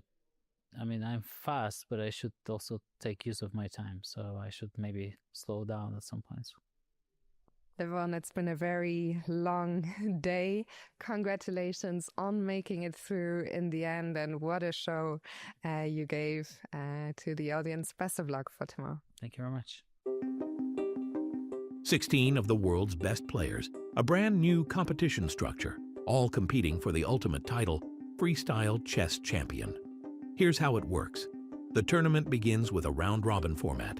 16 players are divided into 2 groups of 8. Everyone plays everyone else within their group, 7 games in total. The time control, 10 minutes per player, plus 10 seconds increment per move. At the end of the day, the top 4 players from each group advance to the upper bracket, where the title is still up for grabs. The bottom 4 of each group fall into the lower bracket, where they can still fight for bronze. Then the knockout stage begins in both brackets. From now on, each matchup consists of 2 games, one with white, one with black, and time controls increase to 30 minutes plus 30 seconds per move. In the upper bracket, the winner of each group chooses between the 3rd and 4th place player of the opposite group. The group runner-up automatically plays the remaining opponent. All 4 top players get to choose their color, white or black. Winners advance to the semifinals, and losers drop down to the lower bracket. The lower bracket follows the same logic. 5th place players from each group select one opponent from the 7th or 8th place finishers in the other group. The remaining matchup is then assigned to the group's 6th place player. Winners of the lower bracket quarterfinals move on to the intermediate matches stage 1, where they will face the losers of the upper bracket quarterfinals. In the lower bracket, quarterfinal losers are eliminated and share 13th place. The tension rises. The upper bracket semifinals take place. Winners move on to the grand final. Semifinal losers aren't done yet. They will later join the lower bracket semifinals, where they face the last challengers for a spot on the podium. Meanwhile, the 4 upper bracket quarterfinal losers now face the 4 lower bracket quarterfinal winners in the intermediate matches stage 1. Each match again consists of 2 games played with 30 plus 30 time control. Win and you continue your journey. Lose and you're out, finishing tied for 9th place. The lower bracket heats up, The 4 winners of the Intermediate Matches Stage 1 now face off in the Intermediate Matches Stage 2. Here, time control switches back to 10+10, but the 2-game format remains. The winners earn the right to play against the upper bracket semifinal losers in the lower bracket semifinals, also played with 10+10. Everything comes to a head. The 2 losers of the Intermediate Matches Stage 2 play for 7th place. The 2 losers of the lower bracket semifinals play for 5th place. Both matches use the shorter 10+10 time control. Then comes the lower bracket final, a 30+30 match for bronze. And finally, the grand conclusion. The upper bracket final, played in 30+30, decides who will be crowned the Freestyle Chess Champion. Welcome to Las Vegas and the 2025 Freestyle Chess Grand Slam Tour. We're here at the spectacular Wynn, and for the first time, the Freestyle Chess Grand Slam Tour comes to the United States. I'm your host, James Dash, and over the next 5 days, we're getting ready for a world-class competition with the best players, the best content creators, and of course, the best commentators the world has to offer. The stakes, sky high.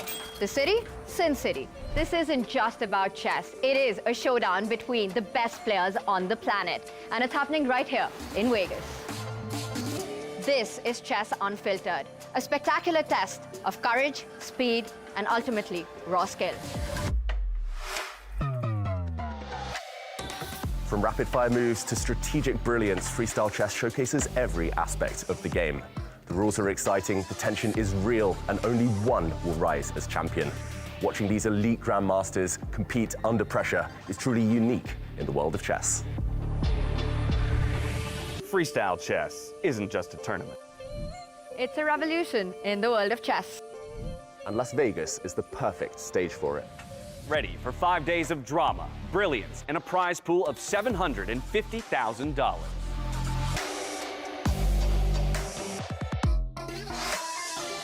Welcome to the Freestyle Chess Grand Slam Tour, live in Vegas. Baby. Welcome back, everybody, to Las Vegas here for the 2025 Freestyle Chess Grand Slam Tour. I hope you put that break to good use, refueled, got some snacks in you. We sure did. And now we're ready for a second round of play between all 16 of our competitors. Just a table set real quick before we get to that position lottery. Again, we have our upper bracket bouts and our lower bracket bouts. We had 2 decisive wins in the upper bracket, 2 decisive wins in the lower bracket, and then 2 draws apiece. So plenty still to happen here in the second round robin, but you'll be keeping your eyes on players like Pragnananda and Hikaru, who come in with that advantage, looking to just shut out their opponents and continue their run through the upper bracket. Of course, players like Hans and Javakir locked in a tie at the moment. Noderbeck and Arjun as well at half a point apiece. There's a lot to be determined there. Way 15 seconds until we get into that position lottery. I know Fiona's stepping on stage. The players are probably itching to do battle once again. We're going to dive inside that player hall to learn what will be the landscape of the 64 squares by which our players will have to get it done. Fiona, Steele, Anthony, take it away. Welcome back, everyone. My name is Fiona Steil-Anthony. I'm delighted to be your host for the remainder of the day. And what a day it has been already. Out of the first 8 games, 4 ended decisively, 4 ended peacefully. That means 4 players are in a must-win situation. If a match ends tied, we'll go to rapid playoff, blitz, and maybe Armageddon, but we'll cross those bridges when we get there. For now, in order to help me draw the next position, I would like to welcome to the stage the president of basketball operations of the Philadelphia 76ers. Give it up for Daryl Morey.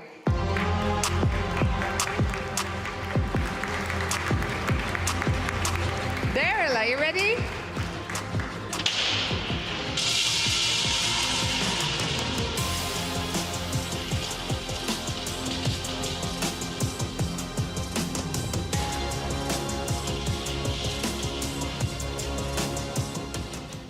So 498. Position 498. Daryl, thank you so much. A couple of days ago, you were playing in our NBA Blitz tournament. You're a very accomplished player yourself. What was that like, and what have you made of what you've seen so far today? Love watching freestyle. I think it's the most pure form of chess in that you get the real talent of the players. It was wonderful to play with the NBA and the top players who are here in the world. I think it's a really special event that you've put together. Well, we are delighted to have you here. Thank you so much for drawing the position. I'll invite you to put the number right here. That's perfect. The players will get 10 minutes now to prepare, so I'll let you enjoy the show. Thank you so much.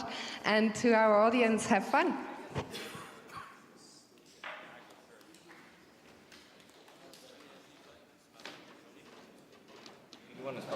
Yes. So, but you need the draw. So yeah, that's what I was saying. How do you draw? I thought B4. I thought B4 was... What if we just put the king on A3? Maybe it will play through. Ah. We could just keep it there. Interesting. Then we develop knight of 3. B5? B5? And then queen A3 or C4? I don't know which one. C4 take B6. Like Yeah. B4 is still weak. But G7 also. Yeah, probably not. Yeah, bishop on F1's not going to get the and then...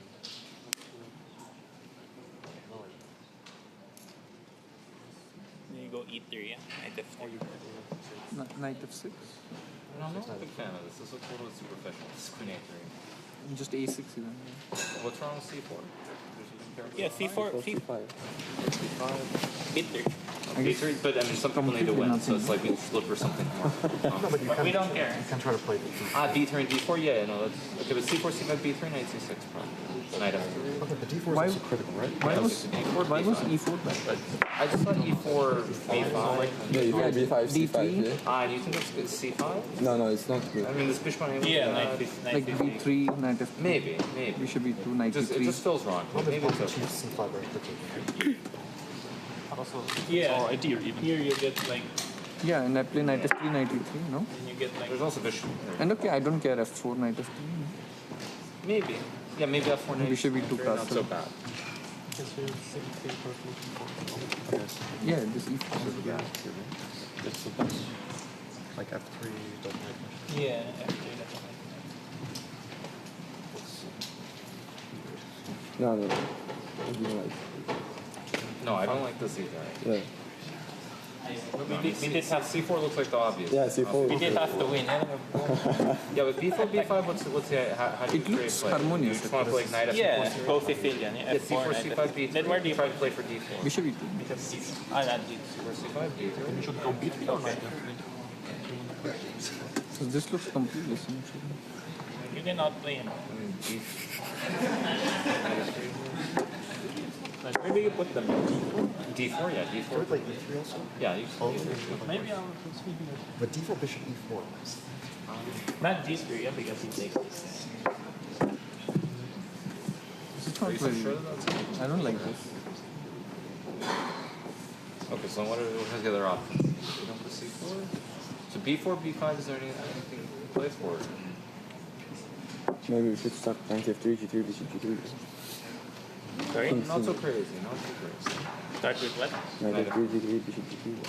There you go. Very solid. So what? I mean, you're going to play B3, but Yeah. how do you... Is it crazy to go for B4 and find your F4 knight F3? Sorry, I think it's a B4, B5.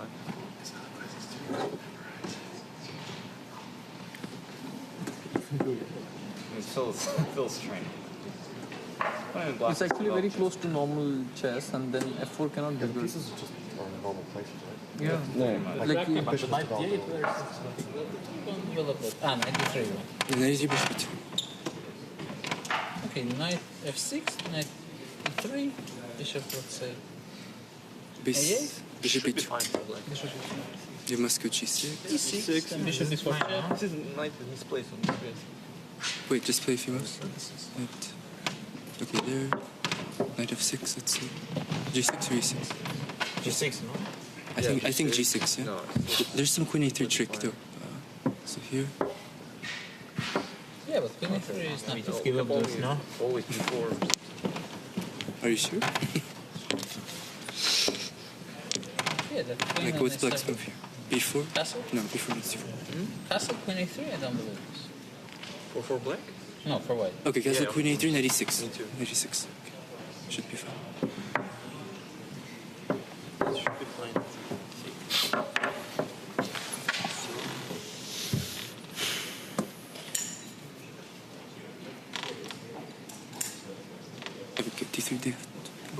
mean, yeah, D5. One question, like D4, B5, B3? D4? B4? I don't like B4. Okay, I don't want B4, yeah. But you're not playing Okay, just play knight f6. I want to play like knight f3. B4. B4 is also can, okay. but It's knight f6, c6, no? This looks like a very empty position. Let's play one idea. C4 you take? Yes. Okay. Knight f3. e3. C5. Bishop f3, C5. C5. That should be fine. Yeah. So C4? C4 is the most natural, yeah? Yeah. C4, B6 we want to play, yeah? But why not B5? Ah, B5. Yeah. B5. Just take, yeah. Takes and if. What if B5, C5? B4? Yes. B3? But why not C5? Just... Yeah, we can do it, yeah. Can.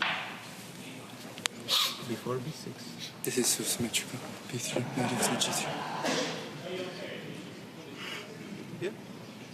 Yeah, that's... Just refute B5. You want C5? Yes. B4. B3, yeah? B3? Knight f6. But what are these positions with bishop f6? GF. But he's better now. E5, knight e6. How are you gonna protect this guy? Oh! Yeah, that's it's not a big deal. Even that. Okay, white can also go knight f3. E6 and then take.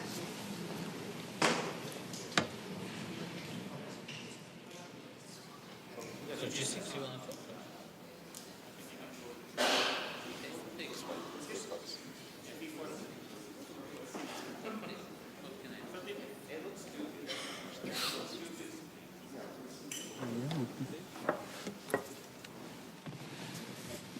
This is maybe some tempo, yeah? Depending on how fast you can develop. Okay, we go back, yeah? Or are we there achieving something? E4? E6? Knight f6. Just A3, knight f3, E3. Okay, but then C5. Yeah, but then C5 in worst case. 2 minutes to game time for our 16 competitors. Position 498 is what is going to be played out on, and noticing some distinct similarities to a position we saw yesterday, as well as some distinct similarities to a standard game of chess. If you isolate the right-hand side of the board, all 4 of those files, that's a standard starting position. Things get a little funky once you start looking over to the left-hand side of the board. And David, I think the thing that's most likely to throw a small wrench into anyone's plans would, of course, be that cornered bishop. The long diagonals that can always sort of play kind of a tricky element to how players ultimately approach the opening. But I think my first question to you is, considering the results of the first games of the day, do you feel like this position lends itself to either the players who have already come away with the win, the ones who are really needing to get a victory, or just hold a draw? I think from the white side, for the players who are already up, the likes of Hikaru Nakamura, who's up 1 point, now has white, I think this is nice to have some familiarity, especially with that right half of the board. You can pretty much develop in modes that you already understand, that you already know very well. The rest of the board will figure itself out. For the players in must-win situations with white, it might be a bit harder. And you will need to be a bit creative, maybe with opening up the white bishop in the corner very quickly, or opening up the queen. Tanya, who would you pick here out of the players who are going to be happiest with the white pieces? It almost feels like white started with the intention to start a standard chess game, got midway across the board, and then changed their mind to play some freestyle chess. You know, it's a tale of two cities, right side and the left side of the board. A big one, I think I agree with you guys that, you know, the players, Pragnananda, Hikaru, who landed the first punches, perhaps feeling better about this pull out that we've got position 498 for their second last rapid game. For Levon and for Fabiano Caruana, it's all chips in this final rapid round, a must-win for these two players.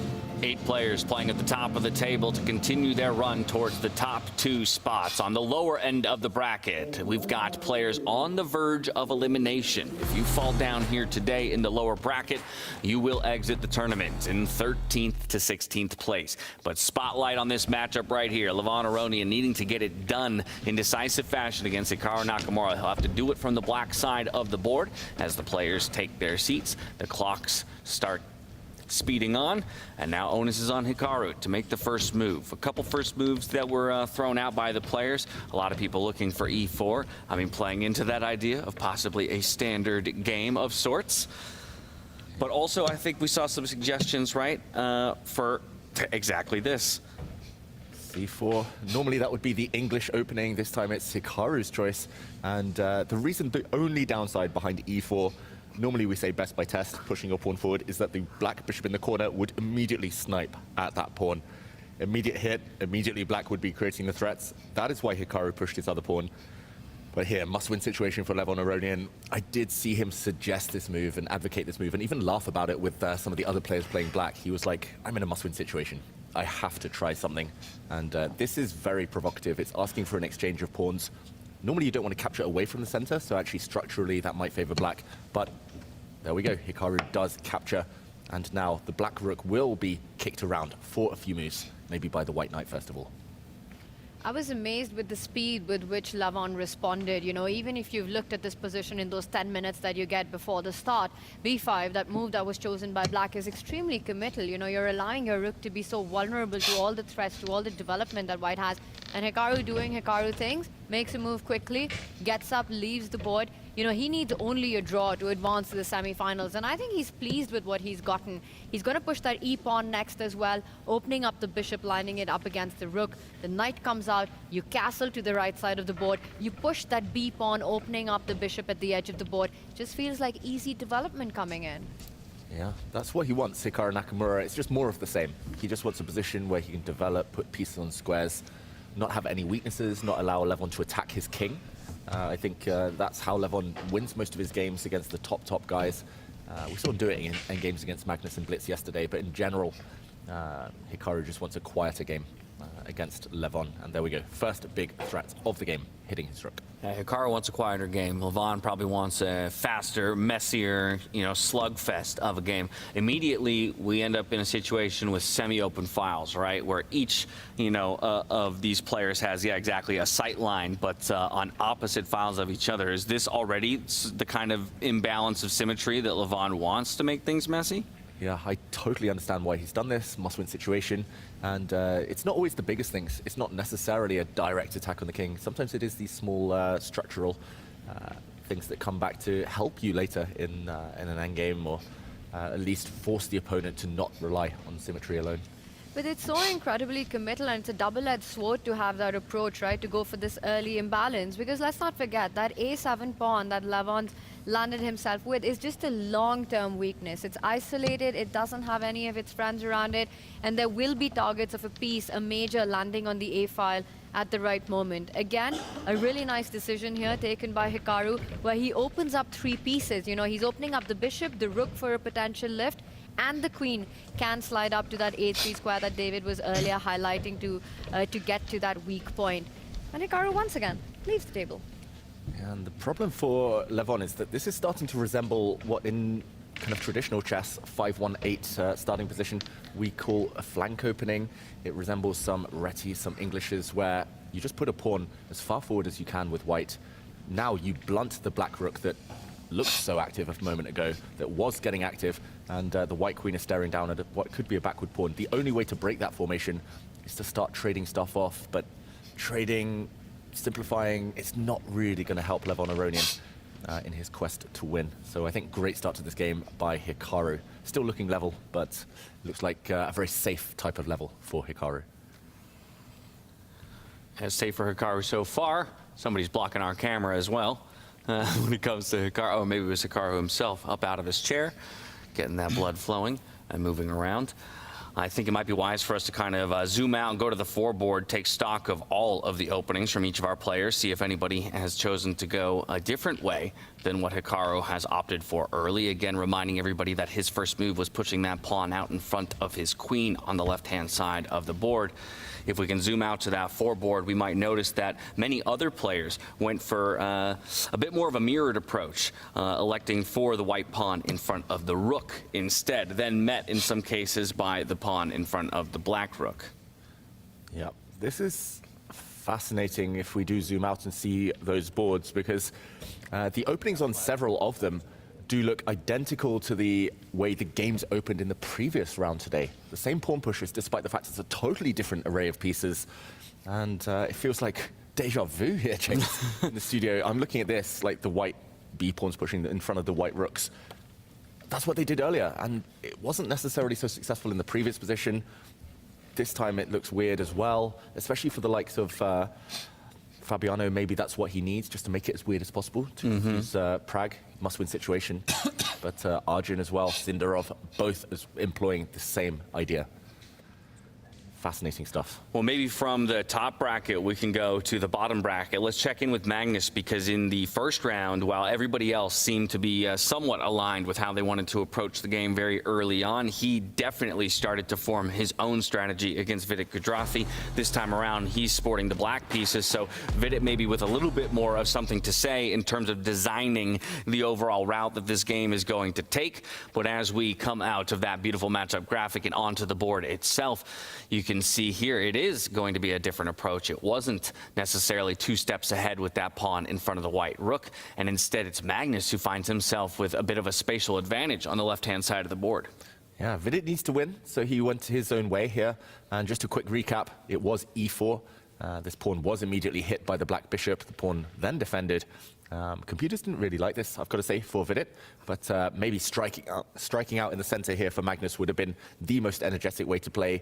He plays it a bit safer, goes for something Hans Niemann was talking about in these pawn structures. He was saying, just go for a Sicilian. As soon as there's a pawn on e4, put your pawn on c5, control the dark squares from the side. Magnus agrees with Hans, maybe for the first time, and after this pawn steps forward, we see a clamp down, and this is where we stand. Tanya, what do you make of the early moves here? Quick from both sides on the clock. You know, it looks like to me that Magnus is looking for fun today. He wants to get the kind of positions that he enjoys right now. He's moved those pawns on the left side. Ambitious play. Again, another pattern that we saw in game 1, you know, with colors reverse, where it was the white pieces who got that space advantage on that flank. Magnus doing the same. He brings his knight out, targeting some of those dark squares. He knows he needs only a draw to advance through. That would be the end of the road for Vidit. Vidit in a must-win. But the imbalances that exist because of that bishop on the long diagonal, perhaps Vidit's going to end up having some fun and have a say on that plan that Magnus has set up. And he must, right? Again, you're staring at the world #1, who's coming off of probably one of his lesser performances just yesterday, a little bit angry, a little bit wounded, and wanting to strike back. But Vidit already taking a nice blow to the face today, has to find a response here, and he's going to have to find it quickly, I think, because Magnus, as soon as you give him the slightest of edge, he's going to clamp down. We always say, he'll give you 1 chance, you never get 2. Yeah, he has to react quickly, figuratively here, and literally, Vidit. The clock has not been his friend throughout the past 24 hours, and yeah, we saw that to his detriment earlier today. Magnus is just going to play super speedy. It feels like the pressure's off. He's not going to come first in this tournament anymore, Magnus. He's not going to win this Grand Slam. And there we go. He leaves the seat. He's pretty chilled. And Vidit is the first one to think. I must admit, I quite like the way this has started for Black. But it is very imbalanced, which does bode well for Vidit in this must-win situation. Must-win situation for Vidit. We took a look at the 4 boards from the upper bracket. Let's take a look at the 4 boards from the lower bracket, because it's not just this one in play.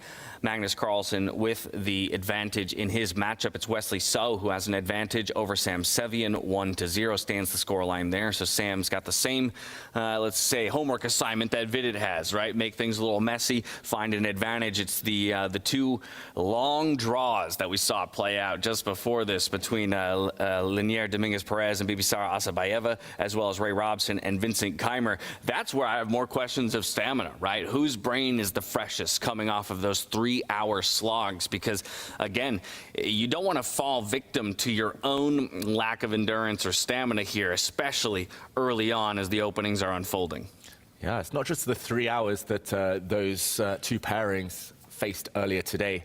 It was the tension of the 7 hours yesterday, the long round-robin portion where they were fighting for their lives, the stress that entails, the tension.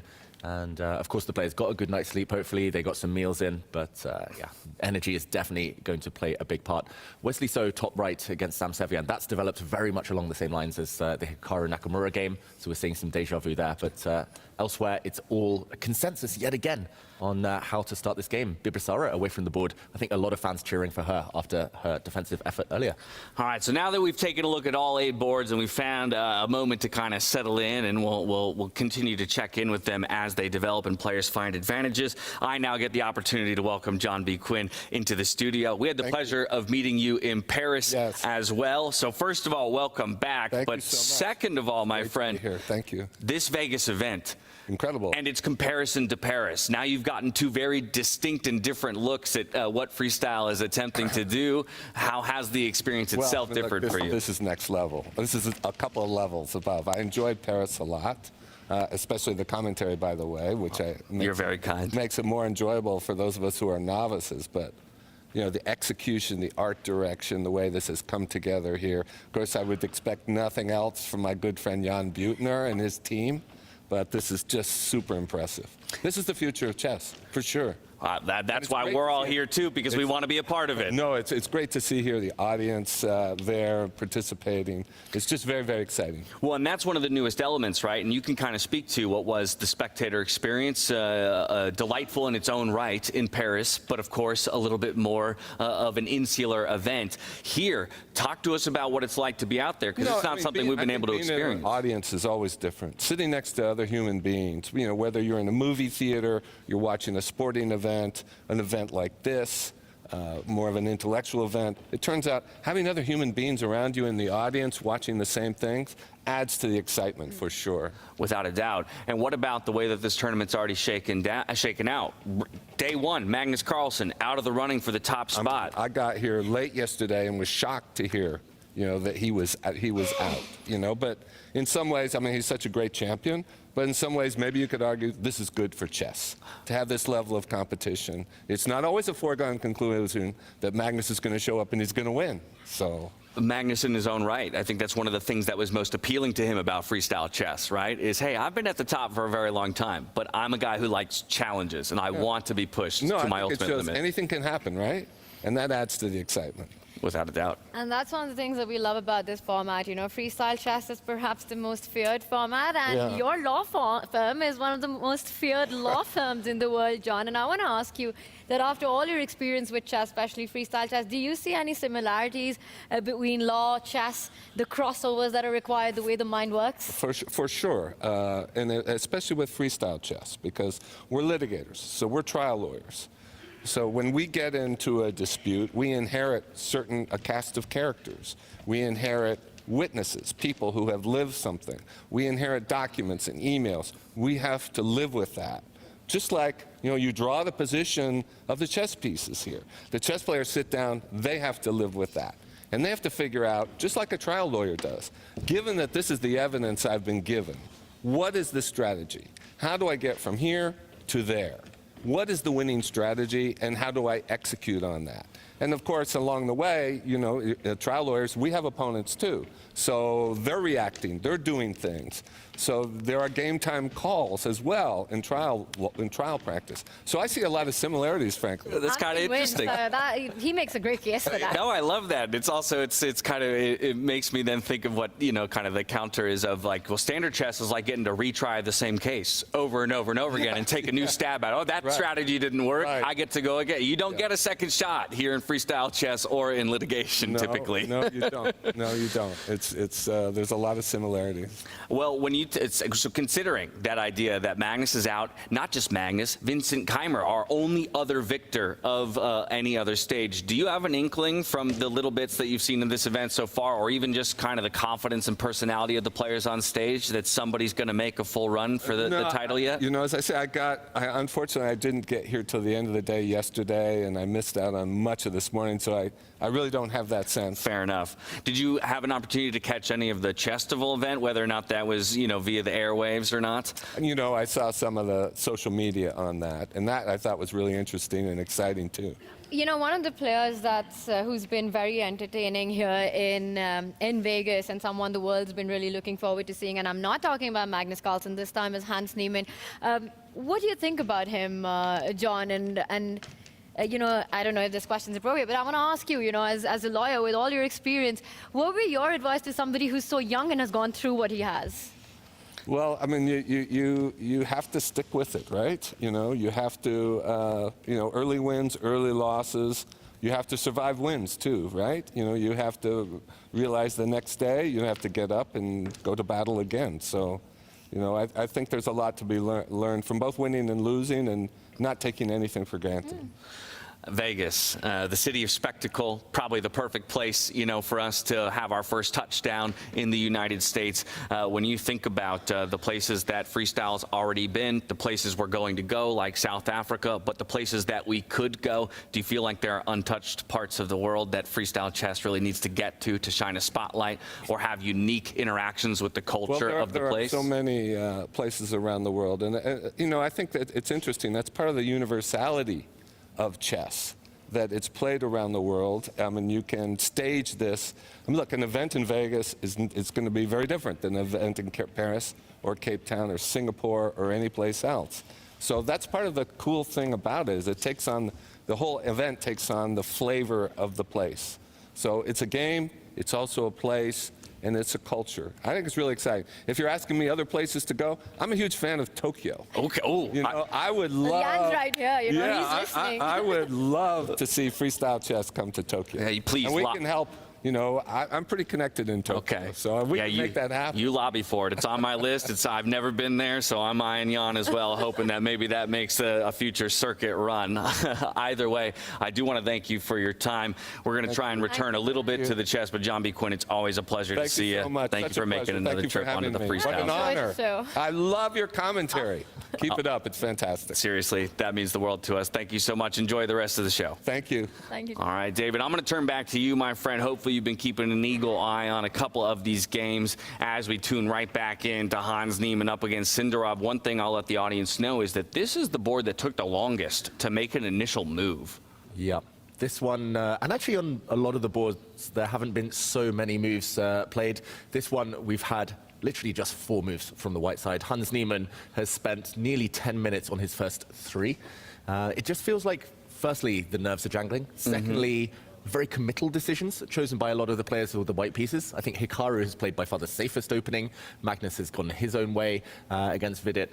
But this opening, let's wind it back. Sindarov choosing to play this pawn forward, unleashing his bishop first of all, and then unleashing this pawn as well. Just the symmetry I was talking about earlier, the déjà vu, is the fact that all of the players, or many of the players with the white pieces in the previous round, pushing these pawns too. But it's also the tension. The big decisions were coming early. Hans Niemann sacrificing a pawn as early as move 3. This was not captured. Maybe it could have been captured, but not wanting to break the integrity of his pawn structure. Sindarov, this is a weakness long term. So he just calmly defends his structure here. And look at this. Hans Niemann already trying to play on the front foot as early as move 4. Whoa. The trio here of pawns creating maximum tension. They might continue marching down the board or grab some pawns in the process. This is high-octane stuff for this early in the game. Yeah, it really is, but it's exactly the fight you want to see out of him, because it's the kind of fight that he showed yesterday early on in the day, and he even admitted to himself and us on the broadcast later in the day that once he had secured his spot, maybe he resting a little bit too much on his laurels, maybe took his foot off the gas and allowed a lot of things to slip through in those final 2 games. You don't have that luxury here this time around. Yeah, pedal back to the metal for Hans Niemann as he leans back. The clock situation, again, it's a bit bemusing to me. I think he's just placed such a high onus, Hans Niemann, on getting that edge in the opening, playing on the front foot. That's why he's investing the time early. He knows maybe that's his strength against Sindarov. Sindarov has been playing super fast in the early stages, but maybe not 100% accuracy. So Hans making that big time investment early. But Tanya, who do you think is the happier of the two this early on? I'd say it's Hans. I mean, he's clearly taking the fight to Sindarov, right, with these last few moves that we've seen. I mean, you don't get to see this every day, the 3 pawns that have just moved forward. Also, very impressive how this is Hans's debut, and he comes in, and just it feels like he's got a feel for freestyle chess, you know. He's kind of figured the format out, whether it was his round robin, keeping control on the clock, the way he marched through, especially in the first half of that. And also today, against Sindarov, even the first game, Hans didn't shy away from building those possibilities, you know, going ahead with those pawn pushes earlier on, trying to capture the initiative, and he's doing just that, this time with colors reversed. And right now, again, Sindarov can pick up an extra pawn. He can go pawn up by going pawn takes pawn at the edge of the board, but I think what Hans has in mind is a simple queen slide up the board, one step, and then you can see a double attack both on the right side and the left side of the board with the pawns hanging. He's forcing Sindarov to think, and this time, Hans Niemann has better time management. Yeah, definitely. After spending quite a bit of time in the very opening, we're starting to see it equalize a little bit. I want to do a trip around the world, touchdown on each of our top tables. Let's hop on over to Arjun Erigaisi and Nodirbek Abdusatorov. This time around, Arjun is the one piloting the white pieces. In the last matchup that they had, while it did find its way to a draw eventually, Arjun, I would argue, was in the driver's seat for the majority of the game, with a very tenacious Nodirbek of fighting back in the end. The exclamation point, though, given to the most recent move here, made by Abdusatorov, rather. Onus is on Arjun to respond, but we got that Connect 4 that David Hal oh so loves to see. Game over. It's Abdusatorov in the driver's seat. That being said, Arjun can also complete the game. He can also push his pawn forward and connect his pawn chain. Computer actually quite prefers white, or at least slightly. Prefers white. Aren't we worried about white's dark squared bishop? It's kind of trapped in there. I know it can trade off for the knight whenever it wants, or the rook. Yeah, there's a rook hanging, and being materialistic, kind of by nature, I would be super tempted to grab that rook. I just want to wind it back and show how this game diverted from the other ones. We saw pawn pushes. Arjun doesn't take the rook, by the way. We'll catch up with that in a second. But it's all about the gain of space. In front of the queen, in front of the rooks. Hans Niemann tried it with black. Here, Arjun trying it with white. Both super ambitious players. Now this f-pawn pushing forward. To my eyes, this just looks a bit inconsistent, playing on both flanks. Maybe that was why the Nodirbek here tried to punish it by striking, and here breaking out in the center. But this isn't approved of by the computer due to this hit on the black rook. This is a willing sacrifice. Nodirbek did not blunder this. The whole idea is that if the rook moves forward, whoops, suddenly you drop a pawn in the center and the black knight cannot recapture due to a pin. So this is why he gave it up. And Arjun said no. If he had taken this rook, as Tanya pointed out in another position, this pawn is hit. Engine actually drops massively here, and black breaking out in the center in this position. It's unclear why the black minor pieces are worse than this white rook in the corner. So I think actually it doesn't matter so much right now. Much more urgent to break the Connect 4 chain. Okay, so very intriguing. Very intriguing. Yeah, trying to blow open the middle position of the board just a little bit. Give that bishop either the option to maybe retreat out if it wants to not sacrifice itself later in the game. Yeah, this reminds me of a kind of Benoni-type pawn structure, or yeah, there's very similar pawn structures in traditional chess where it's all about who can get the initiative. It's relatively imbalanced, and it'll stay that way for a long time. And Tanya, you pointed to this one as being a very dramatic fight between these two young warriors. What do you think? Are both equally happy here with the way this has turned out? It's feisty already, right? I'm super happy in the commentary box looking at this position. Also, let's just point out this beautiful aesthetic of a traffic jam on that diagonal from A7 to G1. Every single G1, every single square has been already captured. 5 of them by a pawn and 2 of them with a knight. And then the bishop on A8 on that long diagonal looking really beautiful. How creative is it, right? In the very first few moves, as black, Nodirbek here sacrificing an entire exchange, a rook for a bishop, simply for long-term counterplay, right? Understanding that the materialistic value of the pieces is just not as high as the demands of the dynamic nature of those 2 bishops that he'd be left with. He just leaves the rook hanging. He doesn't even care to try to defend that. And we're talking about this, wow. There's another Connect 4 happening, a Connect 5 happening on the other diagonal as well, with pieces and pawns. All these geometrical constructions appearing on the board. David, I'm still liking white. Once you get the knight out to f3, you improve your bishop. I think the key point is you never pick up that rook. You plant that bishop on e5 and let it stay there. This is the kind of position that is an absolute nightmare for a player like me, because to me it just feels like the demands of calculation grow and grow and grow with each move these players are making without actually capturing something. Because now move order matters so much, if and when all those pieces start to fall and trade off. Trust me, it's a nightmare for most players. I think for myself as well, like I prefer a slightly kind of more coherent plan where it's clear what white is doing, clear what black is doing here. Like you said, it's pure calculation. It's like, why is black giving up a rook for bishop on every single turn? Just trying to beg for that exchange. Why is white not taking it? All these questions. You can also win a pawn in the center. And Nodebek, he's just prioritizing piece development. He's going to get his king castled and hoping when the center blows up that black will be more ready.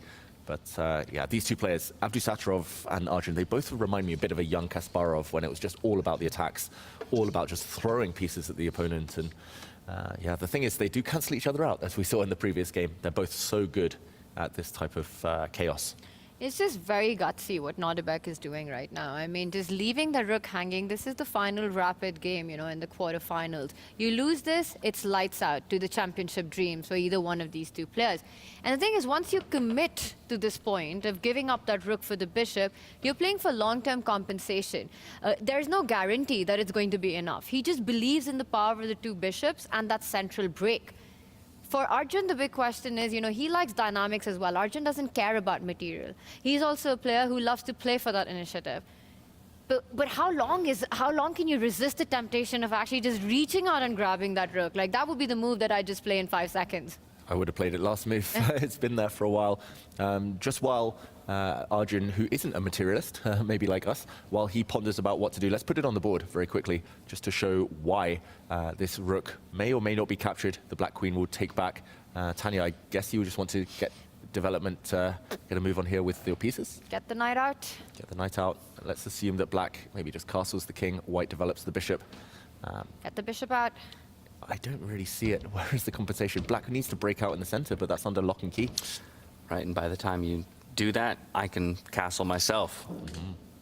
Maybe something like this, and it's pure chaos in the board, but a rook is a rook, and things are opening up. You would think long-term black should be kind of paying the price for that sacrifice. That being said, the black bishop has great potential if things do open against the white king.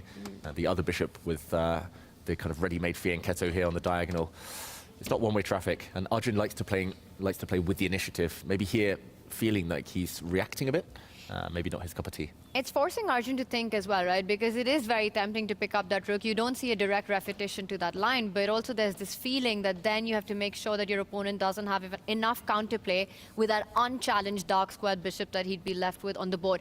I also want to point out that had Nodebek gone on the defense, instead of the bishop move, had he put the rook one step forward and said, I'm not giving you that option anymore, that would have actually allowed Arjun free hand, a free play to get his own bishop out into the game. You know, let's have that move on the board if we can, David, just for a moment, instead of the bishop that just slid up. Put the rook on. Now notice how the black bishop is tied at the corner, and this just allows white to put the bishop in front of the king and then slide it over to the long diagonal, which would be perfect harmony in the position. Meanwhile, Arjun does take a big decision. He's captured the rook, so this is going to be a big fight. Nodebek needs to prove what he's just walked into. Yeah, and Arjun is playing for the material. The computer is giving him the advantage as well, the slight advantage with that material.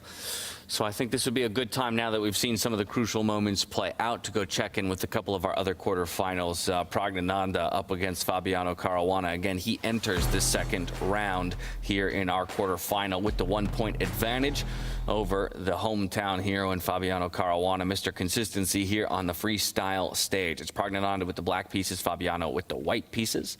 And as we check in with this one for the first time, this to me looks like a lot less chaotic and messy of an opening for these players. Maybe less calculation at play here. Less calculation. Of course, these two players, fantastic at calculation, but we jump in at the perfect time because Fabiano has just indicated his intentions with this last pawn push. Again, I'll wind it back because we're quite early on. We saw yet again the B pawns push both sides opening up the bishops on the long diagonals. But it was over the next few moves where Fabiano started to edge forward here with his pieces. And after some trades in this position, the white rook coming forward, we saw the black rook doing this in the Aronian game, and then dropping back, a bit of a change in pawn structure. And when the black king commits itself, he waited and waited. But when it finally does, look at this, g4. Sometimes we say g4 for the score. Yes, it's going for the connect 4 as well with the pawn chain, but more importantly, he's opening up this bishop's diagonal. The only blockader is the black knight. That's going to be kicked away on the next move. And then the white queen might step forward, and there's a battery on this diagonal. That's very brave, but also very logical. It's kind of so consistent, Fabiano's play. He's been waiting for that moment since move 1. Yeah, what's interesting, though, is because he already took that rook, he slid it out and slid it back. Well, where does the king go in all of this? And how do I ultimately get my rooks connected? I think he doesn't care about his own king. He wants to go for the enemy king. I think it's, but did I waste a move retreating my rook then on the left-hand side? Wasn't I wanting to be involved in that attack? Yeah, I think you're right. And maybe the white rook still has opportunities to kind of lift up and swing across the board later. But, I think it was actually a bit of a trick psychologically, Fabi. He wasted a move waiting for Prag to castle, and only when the black king is committed, then he goes for it. So he's kind of played a bit of mind games there. Okay. Normally you don't want to lose time with your pieces, like the white rook moving up, back, losing 2 tempi. But here he has a clear plan. And Tanya, I've got to say, I like it. Brave, desperate, you know, two sides of the same coin here. I think Fabi is also playing the tournament situation, the match situation that he's in, you know, trying to create that point where Prag is drawn into those complications where he can perhaps go wrong. Fabi has a clear plan, but so does Prag, right? When you're faced with an attack on the flank and your opponent's king on the center, that directs your play to try to break out in the center in such positions. I think what's going on in Prag's mind is how does he get that d6, e5 break in at what point? Because right now it looks like Fabi's got these 3 defenders taking control of that square. But that pawn move can also come in with a sacrifice because it would open up so many diagonals and lines at the center of the board, creating some troubles for Fabi's king as well. Prag has to think about how to counter it, and I'll be really surprised if he takes a more sort of a cagey approach, like trying to play defensive in this position. I think he needs to find a way to strike in the center here, David. Yeah, this is my dream in blitz chess, I'll just say from the white side, because it's just like pre-move territory. You just push 1 pawn forward, then you go for the connect 5 even. You push your h pawn forward the whole way. You try and break this diagonal open. You try and put your rook 1 line across just to stare down at the black king. But as you say, Tanya, like here and now is the moment. That's why Prag is investing a bunch of time, because he needs something energetic himself. White's plan is super straightforward, but it's also very time-consuming. I think he might go for it directly, right? Like push that center pawn, push that center pawn. Like you said, White's got his ideas, his targets set with the G and the H pawn. I think it's a D and the E pawn, the central pawns for Prag, that he wants to get up the board. But it's definitely pressure. Look at the clock. He's almost 10 minutes down on the clock. I'm changing my mind. I think tie-break in this one. Really? Oof. I think Fabi, like, he's been so cunning at the start of this game, and Prag, like Tanya just said, the clock situation betrays a bit of nerves. And maybe the fact that it is kind of slightly strategic, but also a bit of calculation that means that Prag is going to burn even more off that clock.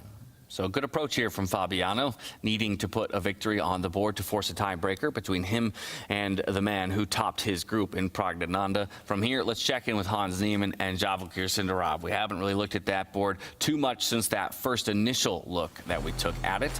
And as we hop to it again, I think the evaluation bar sits in about the same place it has for the majority of the boards that we visited, just ever so favoring the player with the white pieces, basically the starting advantage you'd expect to some degree in a normal game of chess. So no one too much worse for wear. Here we have the king committed to one side of the board, very much like that previous game, and the potential for Sindarov to kind of take a page here out of Fabi's book. Do we see that G pawn push forward and just start launching the attack as soon as the king's committed? Oh, now I've seen it, I can't unsee it. I think what are the differences right here? I guess the left-hand side of the board looks slightly different in that there's a more forward position for those 2 black pawns. I don't know if they actually have the ability to shut, you know, the bishop and the queen off of that long diagonal or not, but that's kind of the main thing that jumps out to me. Yeah, just to put a few moves on the board, if he does go for it, Javorkir Sindarov, I think what Hans Niemann might try is to bring his knight to the center. It's all about shutting that bishop off, as you say. The pawns need a bit of help, so planting the knight in the middle, preemptively moving away from this attack, and then throwing this pawn forward. Okay, maybe there are better moves in this exact position, but this would be my idea, just to blunt this bishop. Without this bishop, there's no kind of battery along the long diagonal. The knight protects the pawn, and you're breaking this beautiful chain. So very committal here. Again, it would be a question of where the white king castles. You probably don't want to castle now you've opened up pawns. So for Javorkir, it's risk assessment. Do you just castle? Do you throw pawns down the board and hope? Big moment for him. And this time, roles reversed from the first encounter. Sindarov is the one who's been tanking a lot. This is by far his highest time consumption throughout the event so far. He's also an incredibly fast player usually, right? Just like Arjun is, just like Hans is. So he's definitely feeling the pressure here. And I think the pressure comes from Hans's first few moves, the choice of moves that he had, asking big questions on the left side of the board, sacrificing an early pawn to gain that space, to get those files open, those squares open for the queen. Notice how Hans did not even rush with regaining that pawn that's on the A file. You know, he doesn't care about it. It's not like he wanted the queen up the board, capture that pawn. He's waiting with it. Instead, he's opened up a great diagonal for his bishop. He sort of clamped down on certain squares, like the D3 square, taken them away with a huge pawn on C4. I'm actually really liking the way Hans is putting pressure in this one. He did it in game 1. It eventually ended in a draw. He's doing the same narrative in game 2, but this time, the differentiator, more time on the clock. Yeah, this one, again, it's so imbalanced so early on. And it feels like this starting position, there was just something about it. It's led to zero symmetry across the boards. It's led to a bit of chaos. And like you say, Tanya, Hans has definitely been able to exert some tension here. And wow, sacrifice here from Sindarov. He's going for the black pawns on this flank, but also happily sacrificing a pawn here in order to open a line for the white rook. And that's really cool, right? Because again, it kind of relies on the idea that Hans has already committed his king to the right side of the board. So opening up that G line gives a straight pathway to attack, to get to that king. You know, you get rook to G1.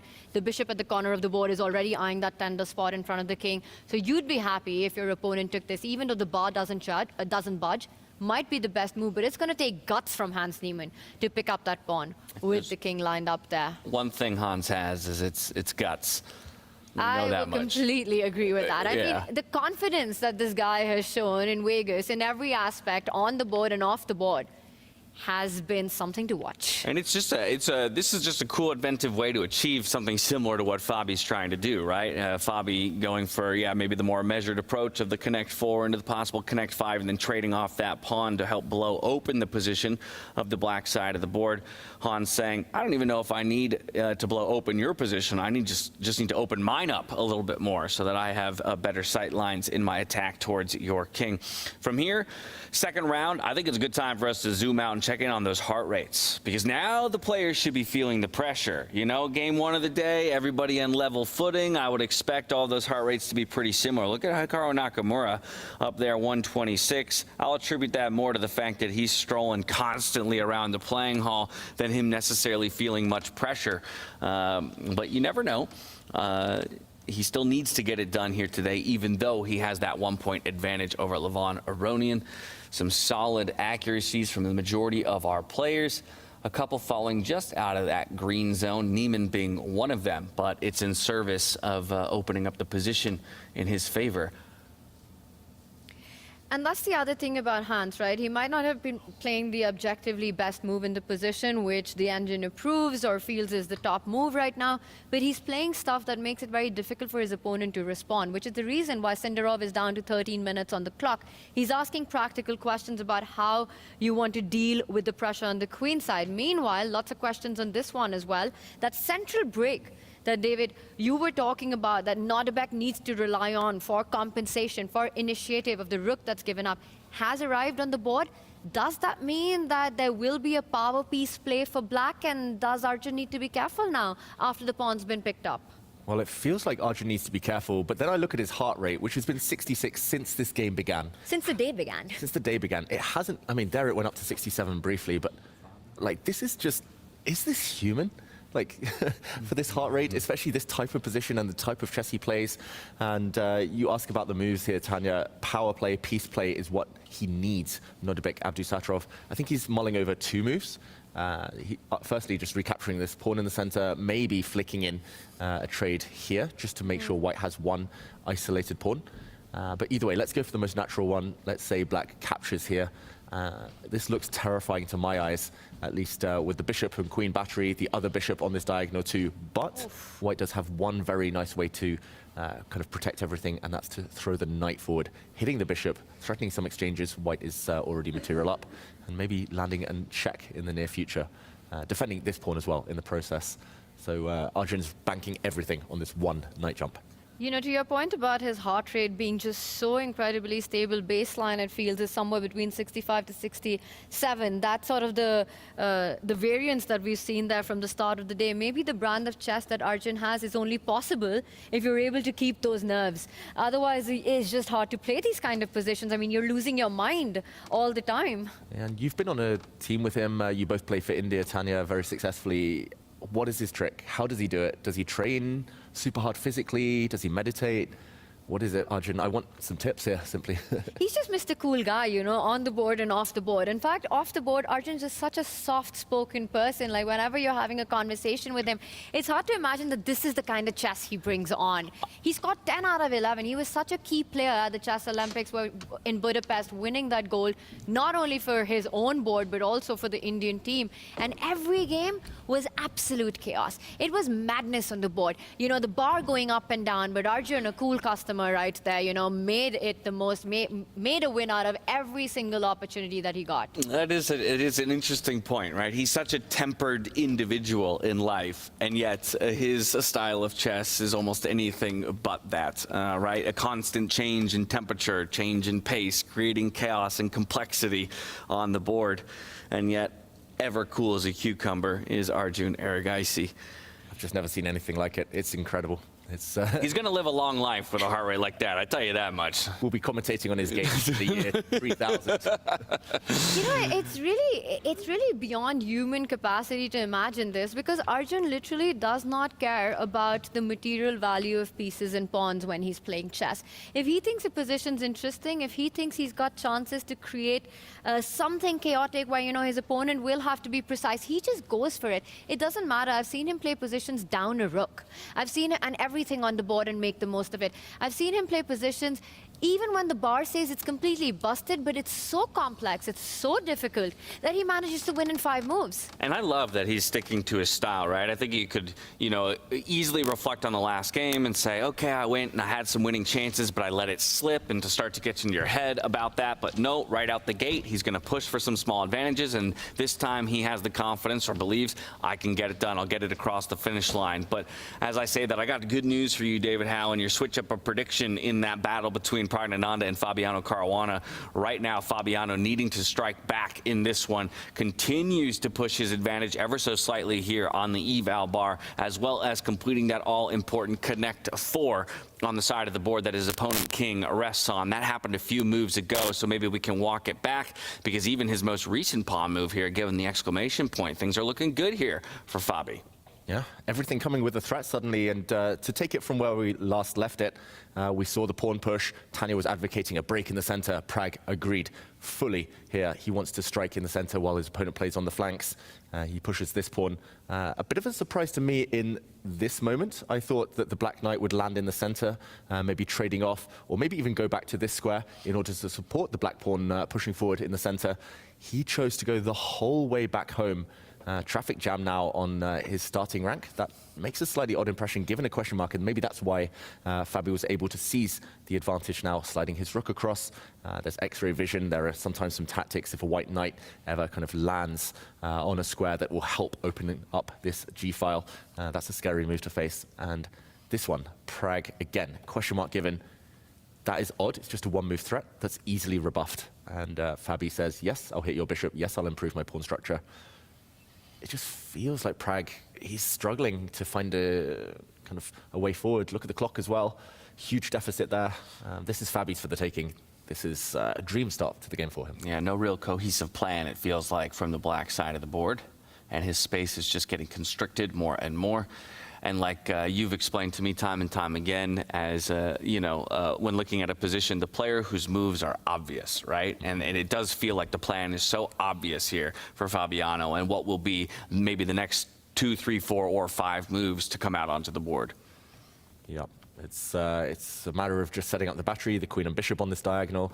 It's a matter of pushing the white h pawn maybe as the final disruptor, or just adding a knight to the equation. Tanya, I'm already smelling some serious attacking chances for Fabi. And Fabi is already feeling it. I mean, everything that you just broke down, it's on his radar as well. Everyone's going to be, all three of us are going to be proven wrong in this one. You know, our prediction that Pragg takes it in the rapid.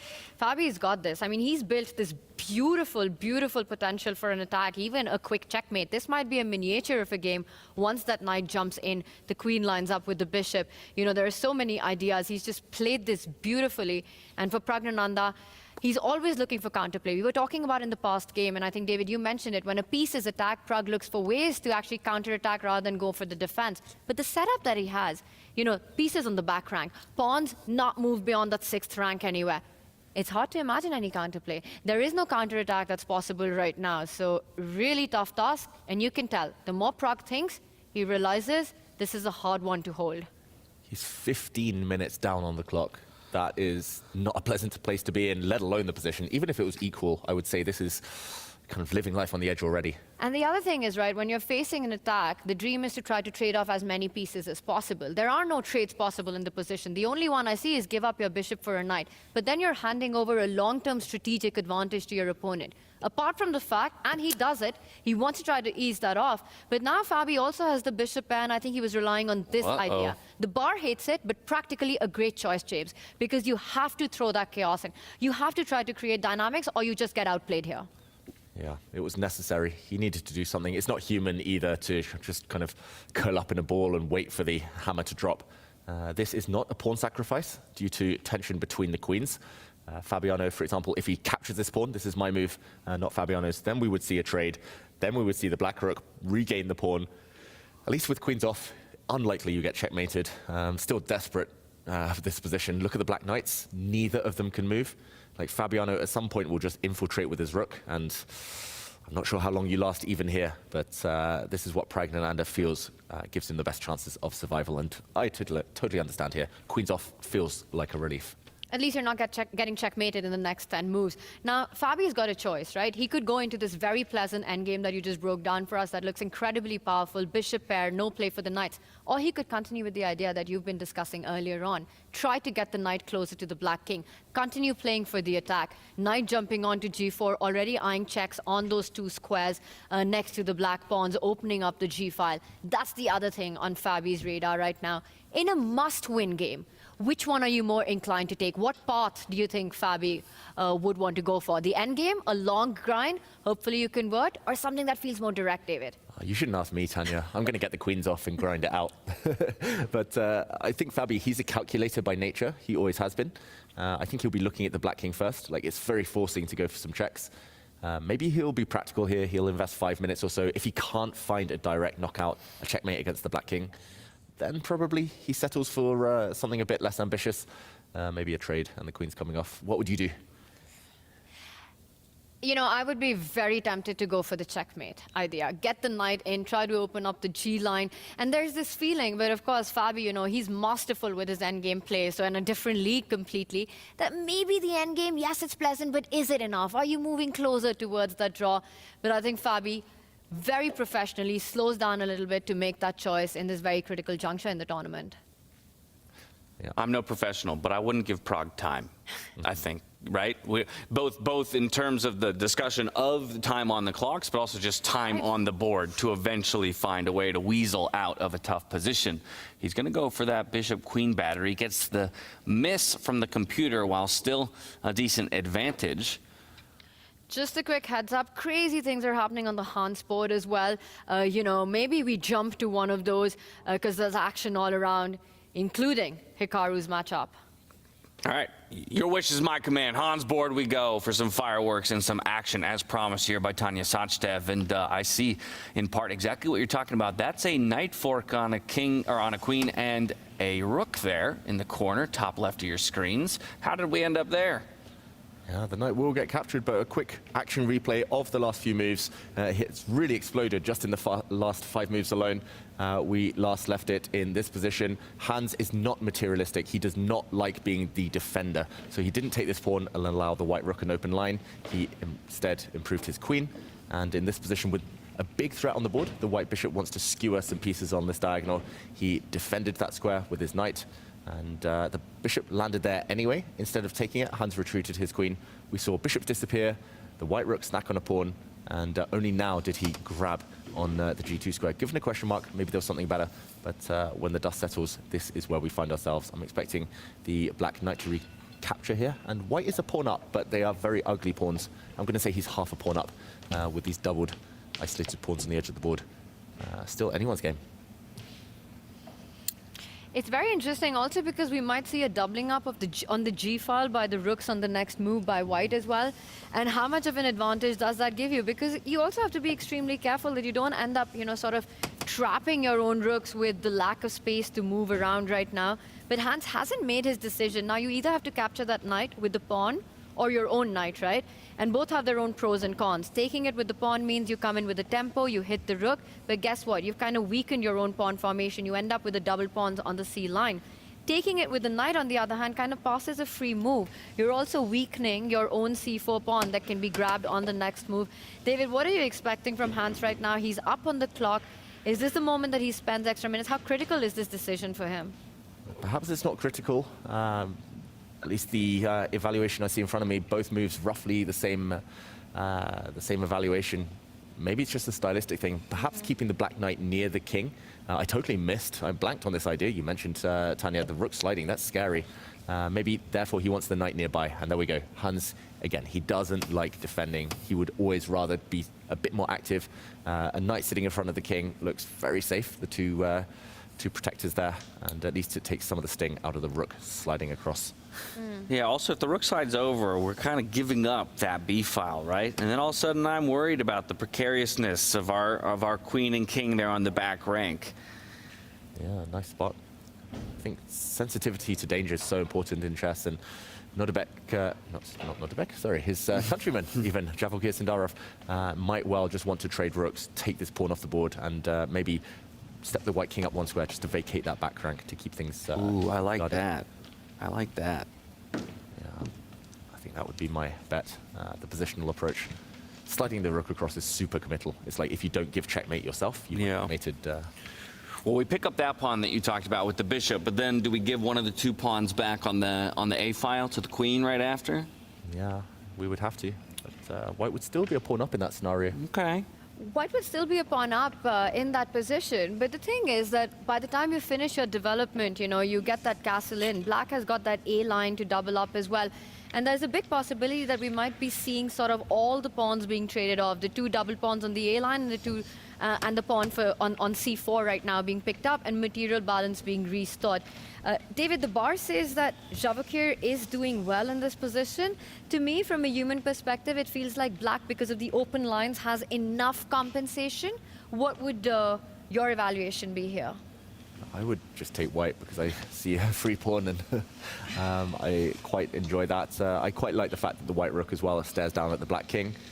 That being said, as you mentioned, it's not just practical compensation, it's also kind of concrete that the black knights will be jumping very quickly, that black will have access to this file. I think black's conquered the B file no matter what, and counterplay is guaranteed. I'd also be scared, as Javalgir here, of the clock situation, because we all know how dangerous Hans Niemann is, and he has that time advantage. That's the second time he reached out and pulled back, so a little indecision there. Took his time, finally goes for the trade that you guys were advocating for there, gets 1 set of rooks off the board. Time to grab a pawn. Grab that, yeah, the expected move. Then maybe continuing to follow David's line, tucking that king up into safety, and connecting the queen and the rook there on the back rank. That being said, I'm suddenly noticing that once this pawn drops, the black queen might slide across. With a check, too, if the king slots out. Whoa. What? Whoa. Whoa. Okay. Okay. A spastic eval bar will equalize. Watch out, there's a big threat on the board right now. The rook on G1 lined up against the king. The knight on F6 is hanging. Queen takes knight is coming up if you're not careful. Watch out, Hans Niemann might need to either block that line of the white rooks or slide the king out of this G-file. Very nice move there, very dexterous stuff from Sindarov. Very sneaky. Very sneaky. Bringing it to the edge of the board and, you know, also clearing up the path for the white rook to slide over perhaps sometime in the future once the king does move up. So really nice way to develop pieces.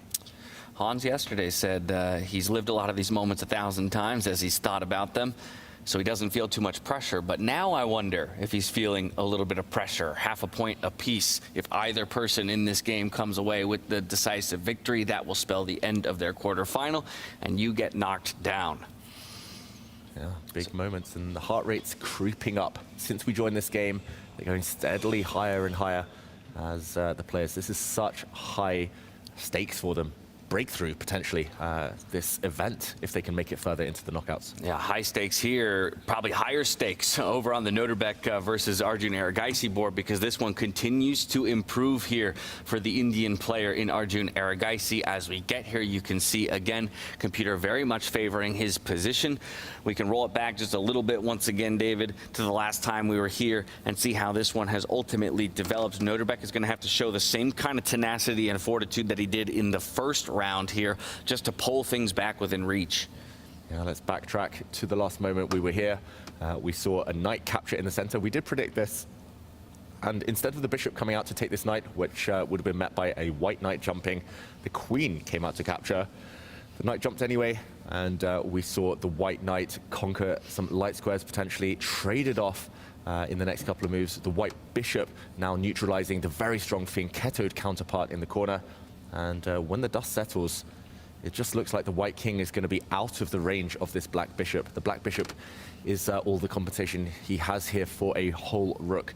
And for example, if these light square bishops depart as well, it feels like a matter of time before white starts rounding up this intruder here. I just don't see any dark square targets for the black bishop. And I think he's just running out of ammunition. At that exchange, sacrifice might have just backfired, but right now Arjun needs to put finishing touches, but it feels like a clear path ahead, right? That pawn, which feels like the biggest asset for black, might just be the weakness to drop off very, very soon. As Noterbeck under pressure, he's got half the amount of time on the clock as well. And once again, a win, and this means Arjun goes through to the semi-finals. Exactly right. So again, pedal to the metal. He had a similar position to this in terms of the eval bar in the last game, and he let it slip away just near the end. This time around, he wants to make sure that doesn't happen. Let's not go into those tie-break scenarios. Hikaru Nakamura, he has a bit of a different situation. He sports that 1-point advantage over Levon Aronian, and we had talked about how we expect Levon to try and make it messy from the get-go. I think he achieved making it messy to a degree, but unfortunately, on the other end of the scuffle, Hikaru, though, still sits in a very stable game, if anything, a little bit more in the driver's seat himself. Yeah, look at the symmetry here. The knights in the center, pretty much symmetrical pawn structure. The bishop still on these long diagonals. I'm surprised that the eval bar says white is slightly better. It just looks totally level to me. But Hikaru, he's been cynical in this one, just getting the queens off the board, getting pawns off the board. And that's what you need to do in a situation you're happy with just a draw. I wouldn't be shocked if Hikaru at some point pushes one of these 3 pawns just to make sure there are no back rank checkmates against the white king. And ultimately, safety should be in the near future for him. Brings his bishop out instead, hitting the black rook, which doesn't have too many good squares to use. Another logical move. Hikaru, Tanya, clock situation slightly down, but board in control. Absolutely, and you know, 12 minutes with this kind of a position should not be that much of a trouble. I think he's done a very professional way of handling this final rapid game, given no chances, you know, no unnecessary drama, entertainment on the board required. You need a draw. He got the opportunity to trade as many pieces of the board, and he did it. And the other person who I think is doing just the right things is Fabiano Caruana. Perhaps we jump over to that, you know, against Praggnanandhaa in a must-win game with white.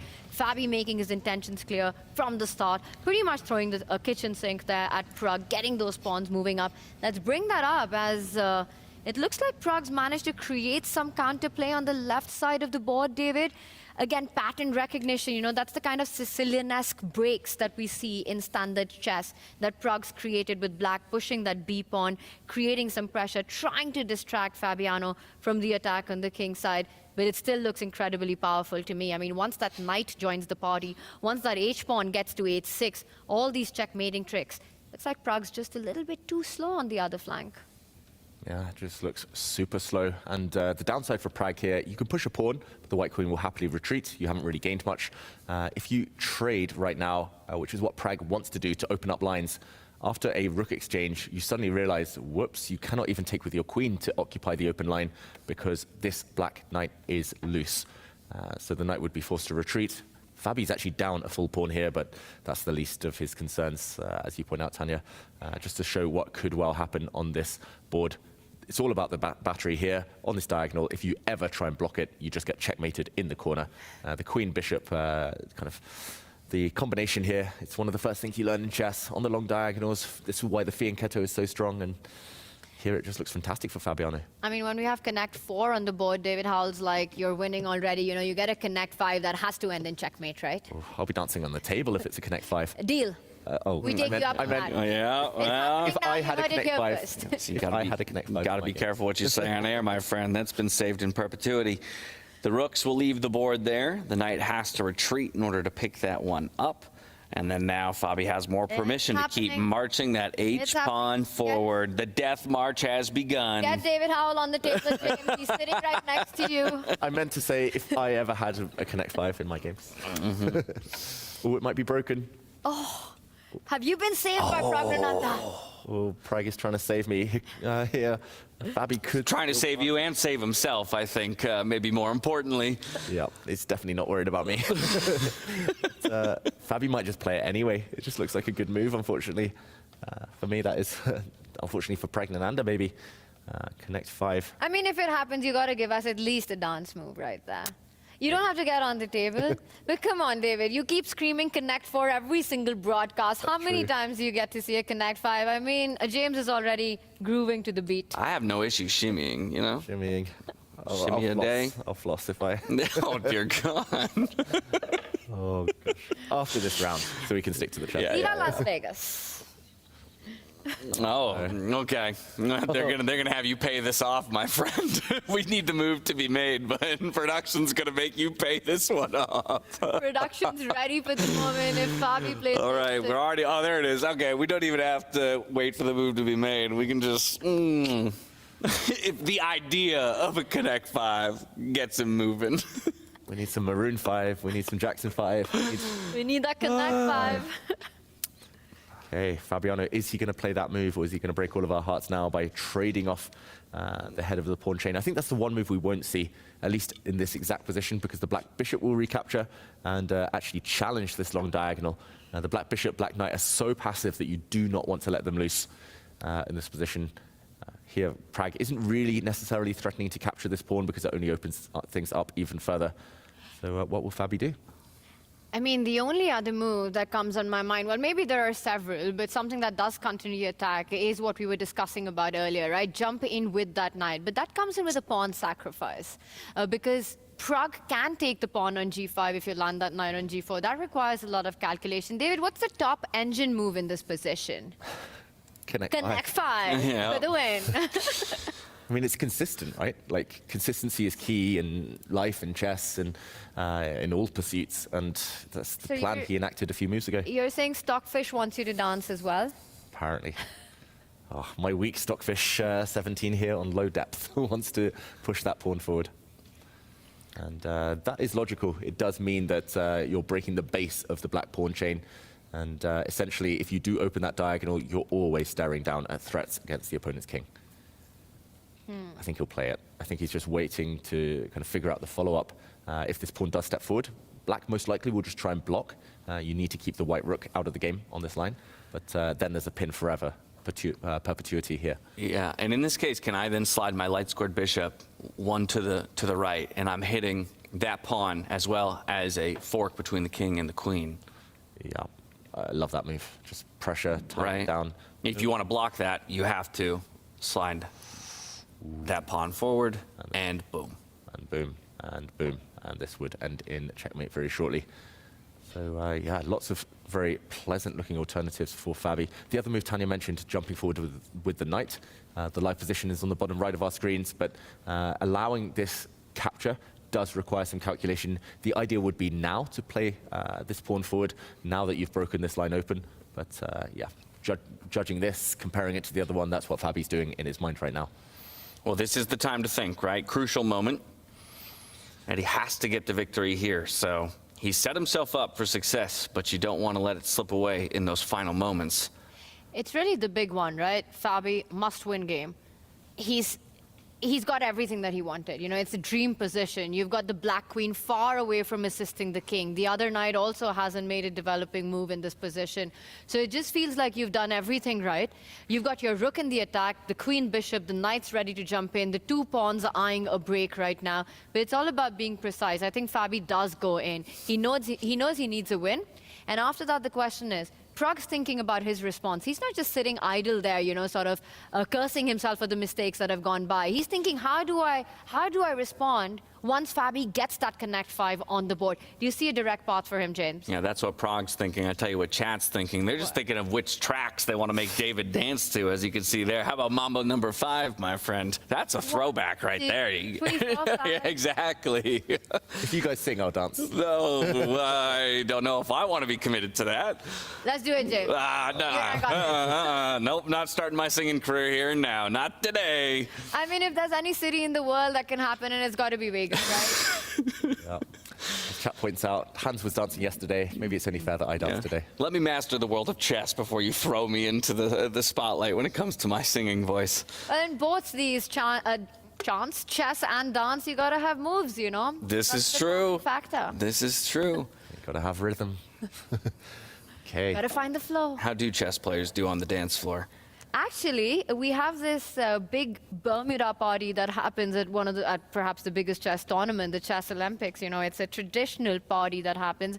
I've seen a few of the top players sort of shake a leg. I think I'd say they got some moves. And I will also say that David is a bit of a super grandmaster when it comes to dancing. I've got some videos on my phone right here, by the way. A man of many talents, I tell you that. I mean, he never ceases to surprise me when it comes to the skill set that he possesses. I would say Vidit out of this group, out of the 16 grandmasters in the arena, the playing hall right now. I would say maybe he's the most impressive dancer. I mean, have you seen his wedding videos? Yeah. It's basically with it just dancing straight for 2 days. That's a good reason to dance. It's a good reason to dance. Well, this board, there's definitely some thinking going on.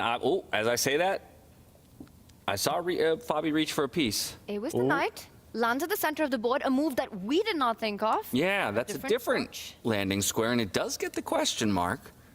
That one felt counterintuitive to me because it could get hit in 2 directions by either of these 2 black pawns. And yeah, it felt like the white knight might also want the option of jumping to the edge of the board with a check. This is more one-dimensional, going only for the f6 point. But Tanya, still the advantage for white in this position, board and clock. But is this Fabiano slightly starting to lose the thread here? And I think that's one of the hardest parts about chess, right? And it's true for every single level, that you get this position and you have this feel that you're really close to crashing through, but then you have these pleasant options and choices. You know, the problem of plenty, it's real in chess. Making that decision, you got to do it in good time as well. But Fabi still keeps advantage right now. And look at that. Prag was, I'd say, almost ready with his response because he pushes that d pawn, attacks the knight at the center of the board.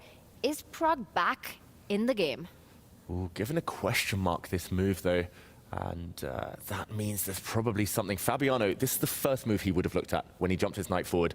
And he's definitely not going to retreat now. You do not jump forward only to see a pawn push and then lose time. So he must be about to blow the position open. He must be about to open up lines. Agreed, David, but that means a bunch of trades, right, that are going to follow. And you better be sure that those trades work out in your favor. You've just eased the pressure off. Yes, you can go pawn takes pawn, and I believe he does just that. No connect 5, anyone? No more connect. Yeah, you're right. There never was a connect 5. They got a shimmy out of you without the connect 5. I saved from the full frontal dance there. That's the true. And But you're welcome, chat at home, for what you got. But how about this? Fair. A little bit earlier in the show, in this very round, right, we were talking about these 2 players and how they match up stylistically, and you said normally these guys would very much be considered the calculators. So the question is, who did the calculations right in this complex variation of trades that we're about to see happen? Yeah, I would normally think Fabiano, just because he spent so long on that knight jump and he's so committed now. But I don't know, the fact that he's paused, first of all, the fact that Prag is so quickly and happily playing into this variation, maybe Fabiano hasn't calculated as clearly, as crisply as he wanted, and okay, piece sacrifice on the board. Double exclamation mark. Big move. Wow, that is fantastic. Whether it works or not is another question, but allowing this knight to drop allows the white rook in. Oh, that does actually feel very powerful. Let's put it on the board, live board, bottom right of your screens. If you take the knight, you have to take it with the pawn, not the knight, otherwise you allow the white queen in.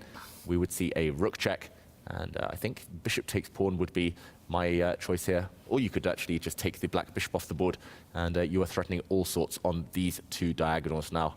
This just looks catastrophic. Very scary. And that's a move. The one that was just played was foreseen by Fabiano Caruana when he bought that knight to the center of the board. He had calculated this entire sequence. Prag pushes the knight back, Fabi refuses, takes the pawn, and then goes on to sacrifice a piece. That piece will not be picked up by Prag. That's just completely lost on the spot. Now, anyone in this situation, the first move that comes to your mind is just block that position on the right side of the board. Push that pawn one step forward and make sure there's no rook jumping in. But that would mean that for the rest of the game, Prag's knight is just stuck there because you've made this huge weakness on the diagonal. There are checkmates along the long diagonals all across the board once you get g6 in.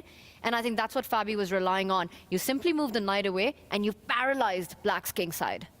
Yeah, just to put that on the board, Tanya, the pawn steps forward. Probably the white knight moves, not trades. And James's idea from earlier, the white bishop coming to target this pawn in conjunction with its knight, this is actually landed. This is the live position. Ooh, and this is that's actually very scary because then the king doesn't have anywhere to run either. If it ever wanted to just try and get out of dodge and make its way towards the left-hand side of the board, that light square that it would try and move diagonally to and make a run for its own queen is already protected by that knight. So he's completely locked away in the right-hand side corner of the board. Yeah, throw away the key. That king is not getting away. Getting out of that prison anytime soon. This just looks almost terminal. I'm surprised the eval bar says that Black still has a chance. Yeah, where are the outs?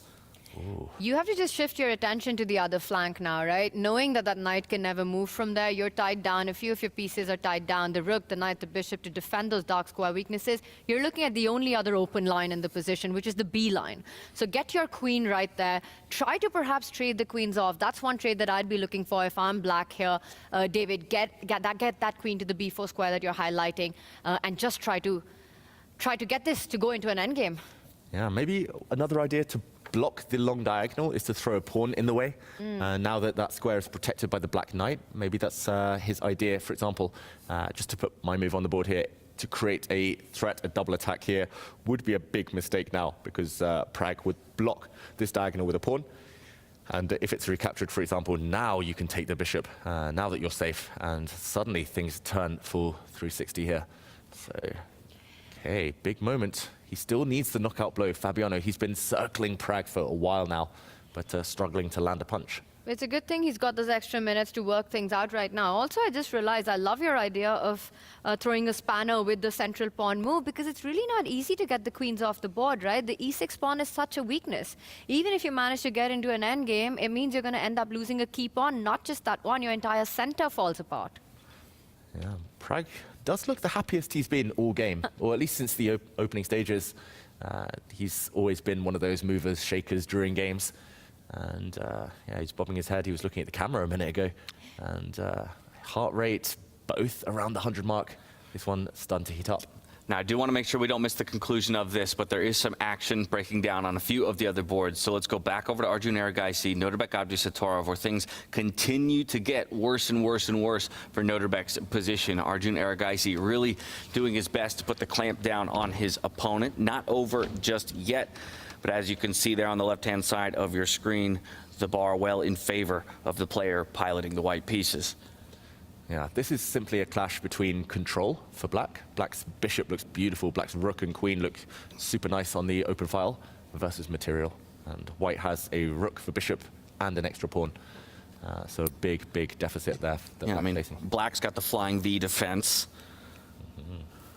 Oh, I love that. Right? Flying V. Yeah. Oof. How do we break through?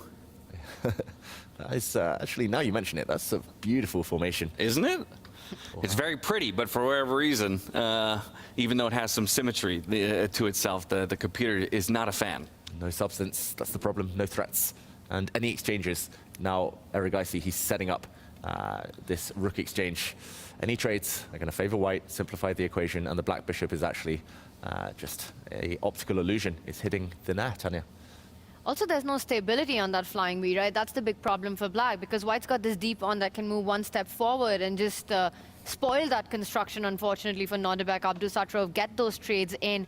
And I think the Valbar is not lying. I think even, again, from a practical perspective here, white should have this in the bag. It's the extra exchange, and the last pair of rooks are about to come off the board as well on the open E line. Okay, so white should have this one in the bag. A board that maybe is less certain in terms of his outcome would be Javokir Sindarov up against Hans Niemann. However, during the time that we were away, the young Uzbek has found, again, just a little bit of an edge, and maybe it comes most recently off of a question mark given to Niemann's most recent rook move. But this is looking rather scary for the guy who came in as maybe the second best looking player in the group stage behind Hikaru Nakamura. Yeah, he's a good looking player, what can I say? But in the meantime, look at this, Sindarov, messing up the advantage apparently with a rook trade. I was going to say, he's got maximum stability, and it was all about the third rank. Bishop, queen, knight, and previously the rook were all sitting on the third rank, kind of controlling white's half of the board. And I was going to say, it's time to start pushing this pawn. This is long-term your trump card. That's a potential future queen. So he wants to trade off. But maybe here, after an exchange, the white king gets a bit more open. It's lost its key defender, the rook. And queens and knights are sometimes tricky pieces, Tanya. And there's a clear path in, right, after that trade. And like you're saying, you divide the board into two halves. The king is all alone on the right side. For white, all the pieces are on the other side, kind of offside, right? So that gives us... That would give Hans the time to actually combine the queen and knight combo that you're insisting on right now. Get the queen on the dark squares. You know, you could go d6, c7, b8, any one of them. It comes in with a hit on that h pawn. Yes, the other pawn as well. But David, more importantly, the black knights are jumping into the attack. You know, that black knight from g6 can land on h4, getting closer to the king. The other knight also jumping to the center of the board. I'm actually really liking this. I mean, it almost feels like a momentum shift because of that one rook trade, one move by Sindarov. And we got there just in time to see it. Huh? I think he's just forgotten that double attack. The black queen coming up attacks pawns on both sides of the board, the two corner pawns. And Sindarov, that happens when you're low on time. You seek simplifications. He's down at 3 minutes. You just want to clear the board. You just assume, I've been there so many times, guilty myself. You just assume trades help you. And that's the big difference between their first round and this round, right? Shu was on the other foot in that previous round, where Sindarov was sitting with good 20 minutes to his name, with single digits over there for Hans Niemann. Okay, the board almost lied to us for a moment. We will get that rook trade. Has Hans spotted it, though? The double attack that David's pointing out. And David, is it absolutely crucial to choose that square? Because I was also thinking you line it up from c7, b8, maybe same ideas, but now that you say it, that double attack feels a lot more powerful. I was just attracted to that other white pawn. That Pawn runner. grabber. I'm such a pawn grabber. I saw a double attack, but of course you don't need to necessarily attack this probably less important pawn on the flank right now. It's more about getting to the white king, as you point out, Tanya.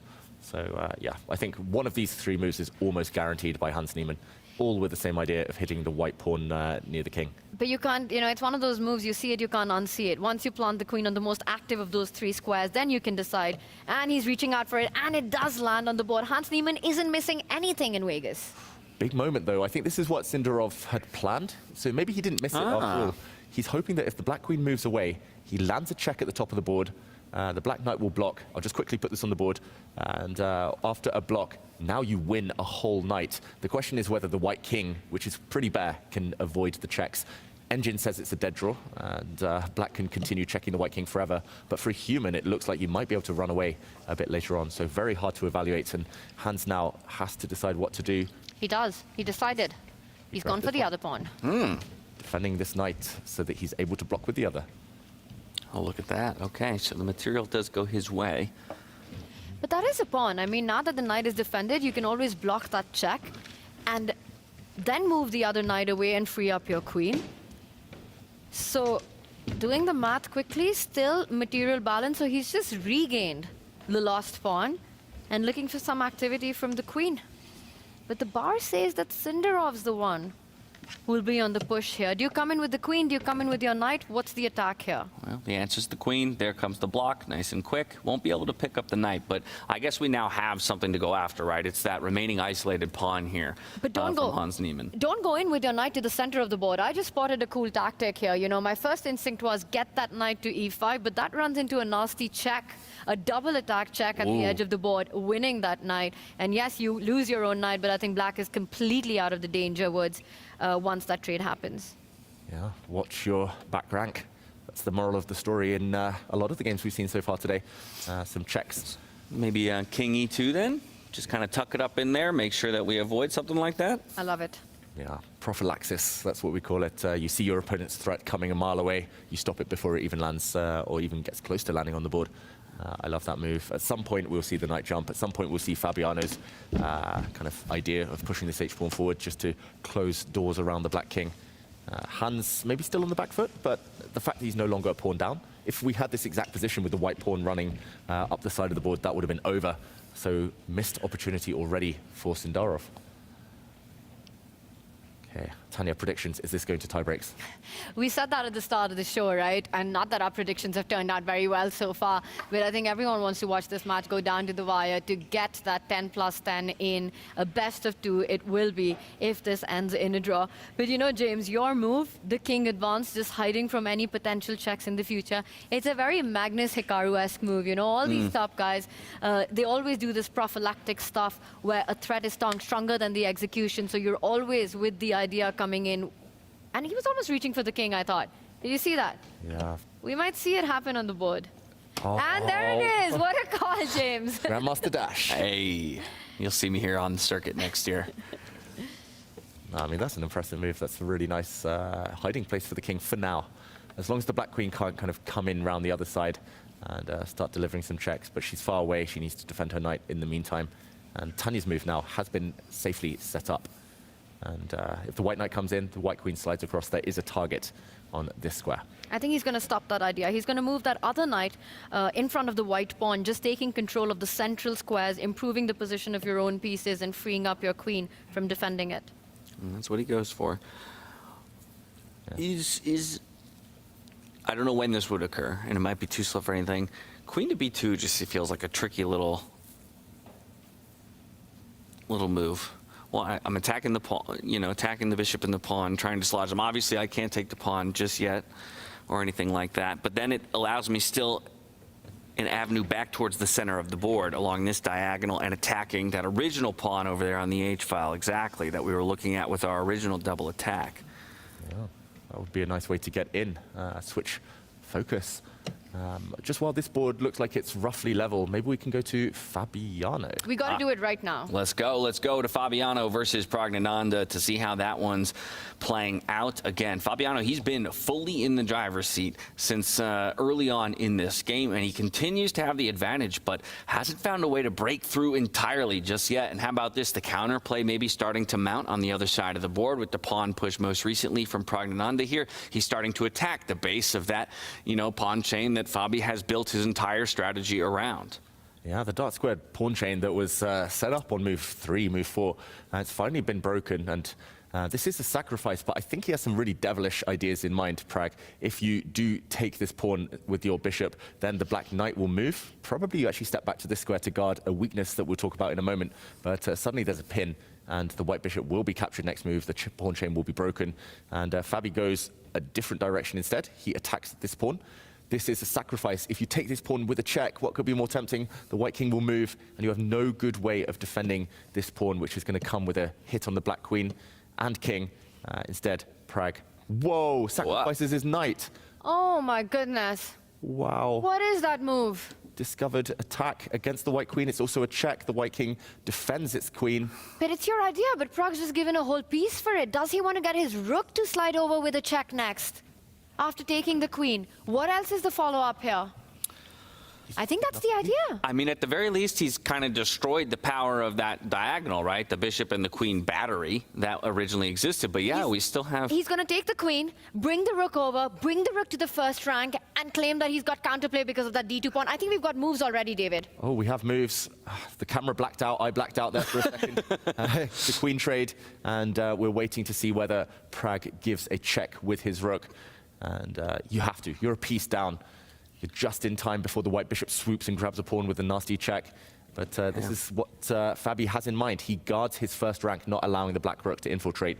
The black pawn, that's the only source of counterplay for now. Yeah, it's not great, but I don't hate it for Pragg, right? At least now we've forced our opponent to land a pawn on that dark square, right? Again, kind of shutting down the angle of that bishop that had been so powerful for so long. Yeah, but a piece is a piece. It's the whole bishop to the good for white. And the fact that the eval bar is not completely white right now shows that there is counterplay. But Pragg needs to be super accurate right now, otherwise it's just a decisive material advantage for white. Pragg's about to lose that pawn as well, right? At the center of the board. Nothing's going to defend that pawn. The only counterplay that he's relying on is the pawn on d2 and the fact that the rook cuts off the king from coming closer to it.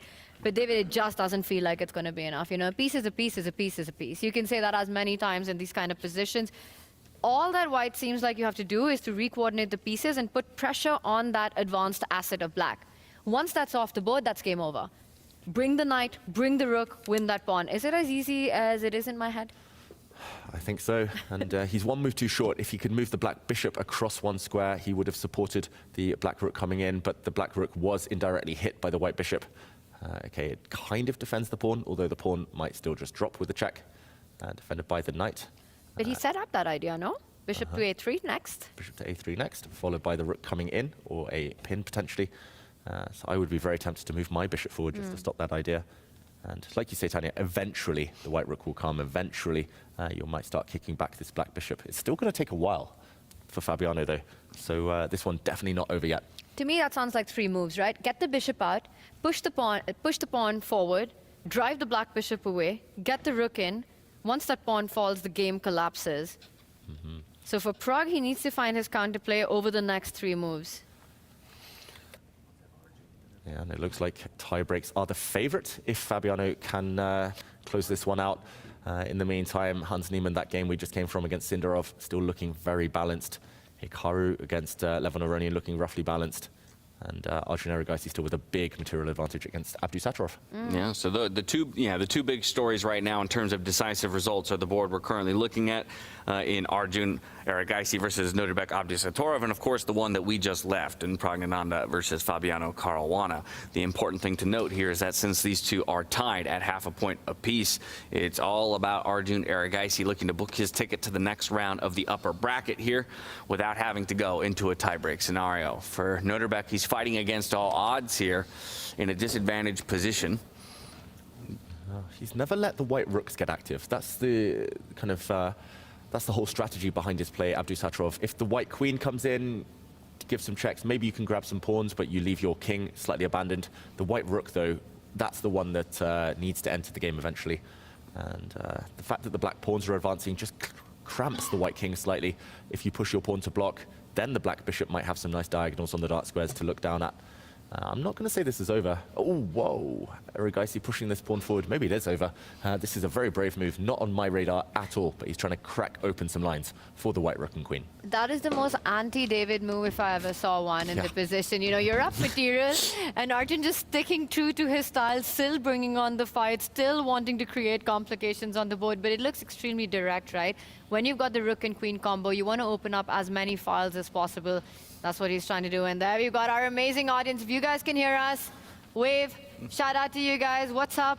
They look like they're really locked in. I would be locked in too. We got 7 boards in play. The only result the only result that we've seen so far here through our second round is Magnus Carlson taking the win over Vidit Gujarati. He moves to 2-0. Big waves back to you here from the studio. We appreciate y'all for coming out. We hope you're enjoying the show. But these upper bracket bouts, they're delivering so far, right? And it is looking very much like we're going to multiple tiebreak scenarios here as we continue the day here in Las Vegas. Yeah, more chess is always better.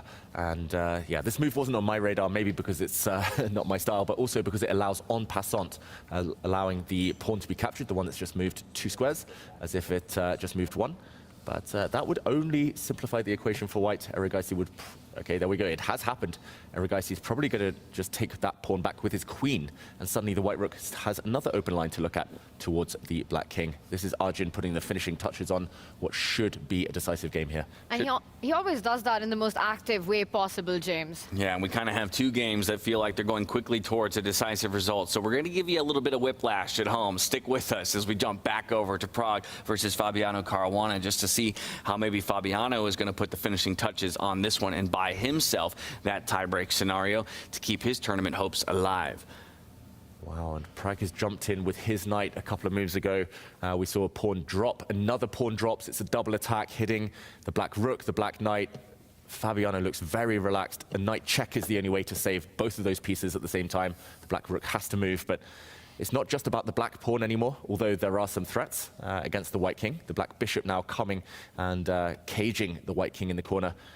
It's also about the fact that white has a trump card of his own. This pawn is hanging with a check. White has a very far advanced pawn. Tanya, I think I would probably just slip my king up 1 square, though, just to make sure that there's no caging in that corner. I completely agree. I mean, this is an idea that you called out a while ago, right? On the dark squares, and that's the big trick that Prague is relying on. So just fight against it. So much material advantage as well on the board, and then bring your bishop back and start moving that pawn up the board. Not even to mention that the other pawn at the edge of the board, the 8-7 pawn, is hanging in the position. Love it. King to b2, bishop to b3, d5, d6, win the game. That being said, I just realized my suggestion might be a blunder. Really? The white king forward looks like nice and healthy, prevents the black bishop from stepping across because the black rook would be falling. But the rook comes down anyway, sacrificing itself after a rook capture. The black bishop could drop, deflecting the white king with a check. And then you capture with a promotion. That is amazing. Whoa. Never trust a grandmaster. Prague is not out of it yet. Well, and yeah, these are the kinds of tricks he has to play for, right? You know, if he didn't try and launch any kind of counteroffensive here on the left-hand side of the board, he really was just going to crumble under the pressure slowly but surely. So doing everything he can in his power to put an end to Fabi's tournament run here and now, at least in the upper bracket side of things. Then maybe the simplest way to counter your idea is to switch up the move order, right, David? You actually do start with sliding the bishop back and then block that file with your own bishop. Plant it on c2, make sure that there's no rook infiltration possible, and then start rolling up the board with your pawn. Very professional. The white knight is going to feast on a pawn sooner or later anyway. Kill the opponent's counterplay. That is the professional way to do it. Fabiano, though, down at the 1-minute mark now for the first real time, lower on the clock than his opponent, but that's because he smells the finishing line, he sees it. And it's also the extra 30 seconds, the bonus time every time a player makes a move, presses the clock that you get, and he comes back with a knight. All right, still under control. Now the bishop slide would be met by knight takes pawn. Everything is fine for white here. How does Prague keep the game going? I saw him look sideways, a glance towards the audience. It almost felt like he was resigning himself now to the reality of a tiebreaker coming up for him. It's the left shoulder look. It was It's the left shoulder look when players are realizing that it might be the end for them. He's going to look to defend that pawn by sliding the rook over, but now that trick is no longer in his repertoire, at least for now. He's trying one final trap. He's hoping that Fabiano steps forward with the king, which might well happen anyway, and the position might repeat itself. He's hoping that the black rook will come back with a check. And again, if you step to the wrong square, there's that whole trick we mentioned. I'll just put it on the board. A rook c1 trick with the bishop coming to deflect the king.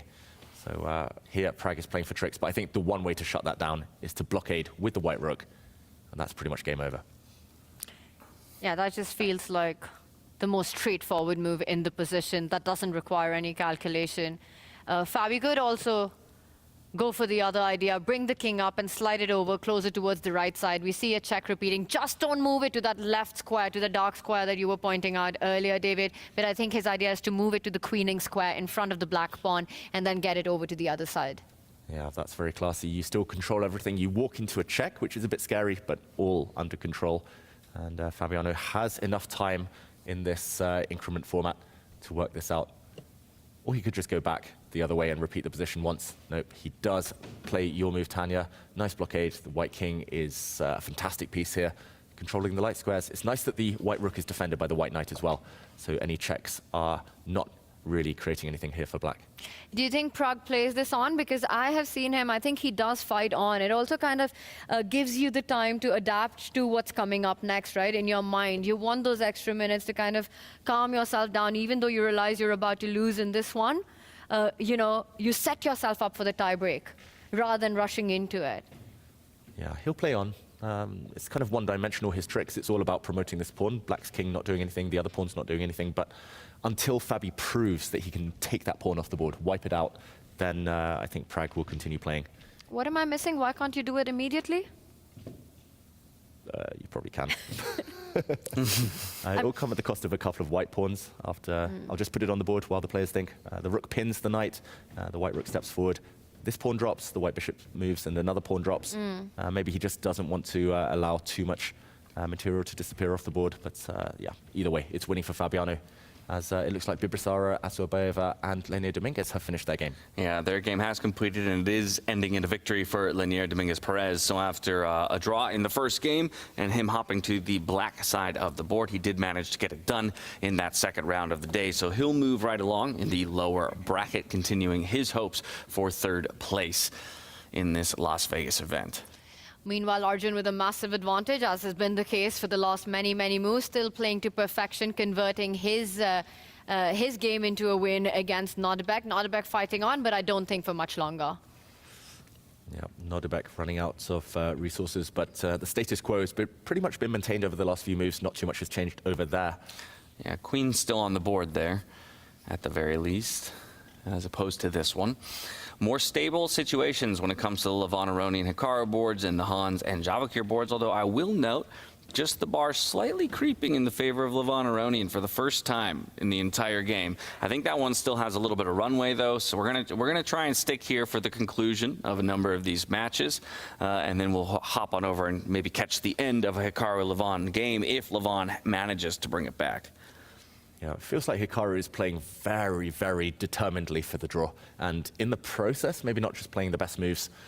Here we see Fabiano try to maximize the position. He's not rushing. He will capture this pawn in a moment, defend it with his rook, as Tanya pointed out. But in the meantime, he's just putting everything else on protected squares. Very professional. If you know there's no rush, just defend everything first. A good general tip in time scrambles. Very clinical by Fabi, right? He just makes sure that he's only going to lose one of those two pawns that he has. Next move, this is coming up. The knight is about to capture that big asset that gives Pragnananda compensation. Pragg falls back with the rook, attacking the two pawns. It might happen right now. If you do take the pawn, Pragg will capture the central pawn. Again, there are those dynamics that you end up losing both the D and the F pawn as white. But he goes for it. The rook steps up. And I wonder if he's going to take the knight and pick up the other pawn, though that should be lost. Yeah, unfortunately after a trade, the white rook is coming in and behind to win some pawns of its own. So maybe he'll try a last trick. Maybe he'll throw a pawn forward to try and kick away the white bishop, indirectly defended by the black rook. But Fabi will just find a safe square. Fabiano just needs one more move, get the white king out of the pin, release the knight, and release the tension by taking the win. No, he needs a miracle right now, Pragg does, to save this one. He's down big material, but he's fighting on. This is going to tie breaks. There's no other way to put it. Yeah, this one looks like it is going to tie breaks and will be the only one going to tie breaks so far of our concluded matchups. Although I say that, and it looks like there was just a result found between Ray Robson and Vincent Keimer. Draw again. So they drew in the first round, managed to draw again in the lower bracket, so that match as well. We'll be going to tiebreakers to see who can continue to keep their tournament hopes alive. As once you find yourself in the lower bracket, a loss means you are eliminated from contention. Yeah, that means we have said goodbye to Bibisara. We've said goodbye to Vidit. Correct. And awaiting some other results in that lower bracket. Yeah, wow, and this has been really impressive by Fabi, you know, back to the wall to make a comeback win in this one, to get the position that he had and then to play it out to perfection, knowing that you've got just one chance, one game to stay, to keep those championship dream alive. I mean, that's the reason the guy is one of the absolute best in the world for the number of years he's been that. I mean, it's funny, but in a way, this performance from Fabi is kind of why when you asked me or asked us to predict all the way to the end of the tournament, I find it almost impossible to bet against Fabi. I could bet against him in any singular matchup, right? He can be beaten by any of the other, 16 players here to a degree. But when I think about his consistency over the course of a tournament and his ability to reach either final tables or, the one just before semifinals, he just always seems to be there. And it's because of his performance in moments like this where there's a demand of him. He has to find the victory. And that's when he turns it on. That's when he creates something genius out there on the chessboard. Yeah, very goal-oriented there. He knows what needs to be done and more often than not gets it done as the Black King moves. I think Fabi now will try to get the White King out of dodge as well, as we see Vincent Keimer, who did just draw, watching one of the other games in the other bracket. And in the meantime, Hikaru definitely worse in his game. Javelkis Sindorov against Hans Niemann. I'm going to call that now. I'm going to say that's going to tie breaks. It looks very drawn. Not many pieces left on that board. We saw it level out a bit earlier. But Arjun on the brink now of getting a win. Fabiano getting a win, most likely. Yeah, more blood. Every round there's blood spilled. Lots of blood. And that's the way freestyle chess is designed, right? We want high action. We want high octane. And the players are giving us just that. It's going to be quite the pace switch up, though. Remembering, from here into those tie breaks, we're going down to 10 minutes, 10-second increment. Back what we saw a bit on display just yesterday. So I'm sure some players might be relishing in that fact that they get to go back to maybe a comfort zone that they found just yesterday, the likes of a Hikaru or a Hans Niemann. For others, that's going to be, a bit of a gear shift that they have to mentally reset between now and just a few minutes' time. Yeah, and so far, Fabi, with every move, he's not rushing, but he keeps things under control. He's showing, again, surgical precision in this conversion that he is. Black, meanwhile, for Prug here, he gets the king up the board, trying to create some counterplay. If you're Black, your defensive hopes rely on trying to swap off trade as many pawns as possible.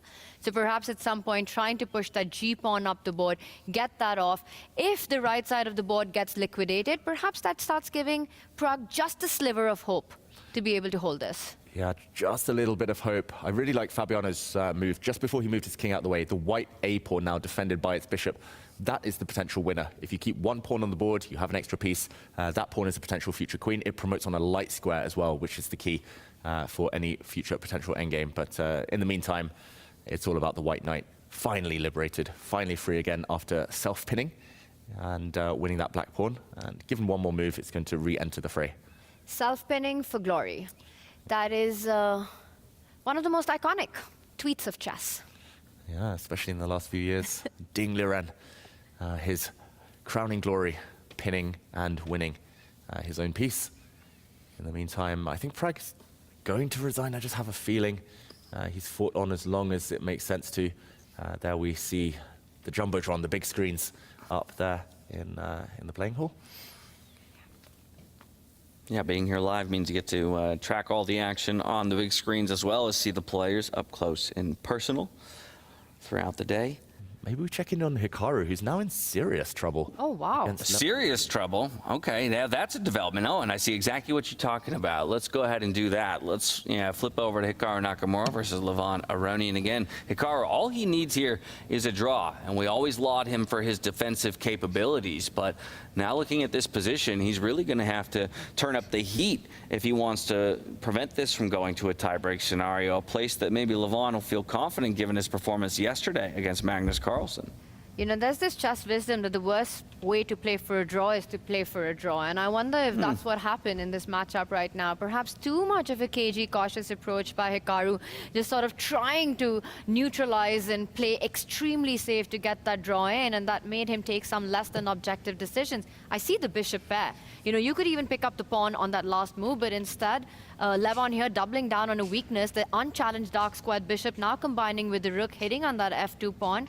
A miss, though. Was there something stronger? For me, this looked incredibly powerful. Yeah, there was something stronger just to point out on the last move, at least according to the computer, taking off this white knight and then playing the move Levon Aronian did. This would have prevented any defense of this f2 pawn, which will drop, and then, like dominoes, the other white pawns would drop too. This was just a winning move, essentially, for Levon. But I think from a human point of view, very difficult to part with the two bishops, which look so strong, especially the dark squared bishop here. And the white knight not looking great, so trading it off, counterintuitive. Okay, I was going to say, I do understand the general strength or considered strength of a bishop pair, but with exactly equal material in terms of value, I'm actually quite surprised that the advantage is as great as it is for Levon. Yeah, right now it's just about the kind of dynamics of this this endgame. Concretely, there are threats. The black bishop and black rook now eyeing a pawn. That can only be defended two ways.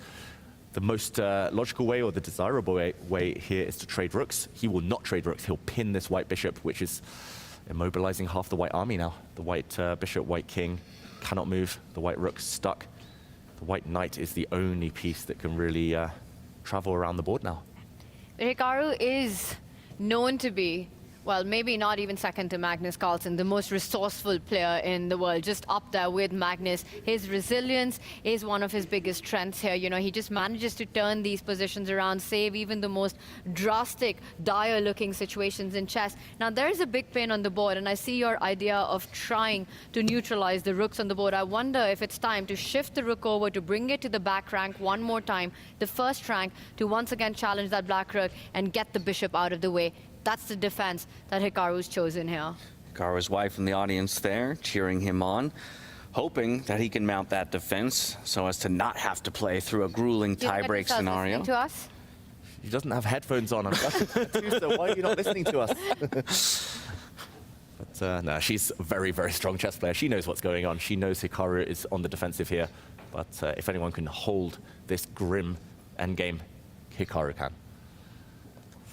Oh, but he doesn't look happy with his prospects. He's not enjoying it. Nobody's enjoying this position for white, but at least it's got better. I think maybe that one missed opportunity that Levon had to take the knight on favorable terms, he might regret missing it.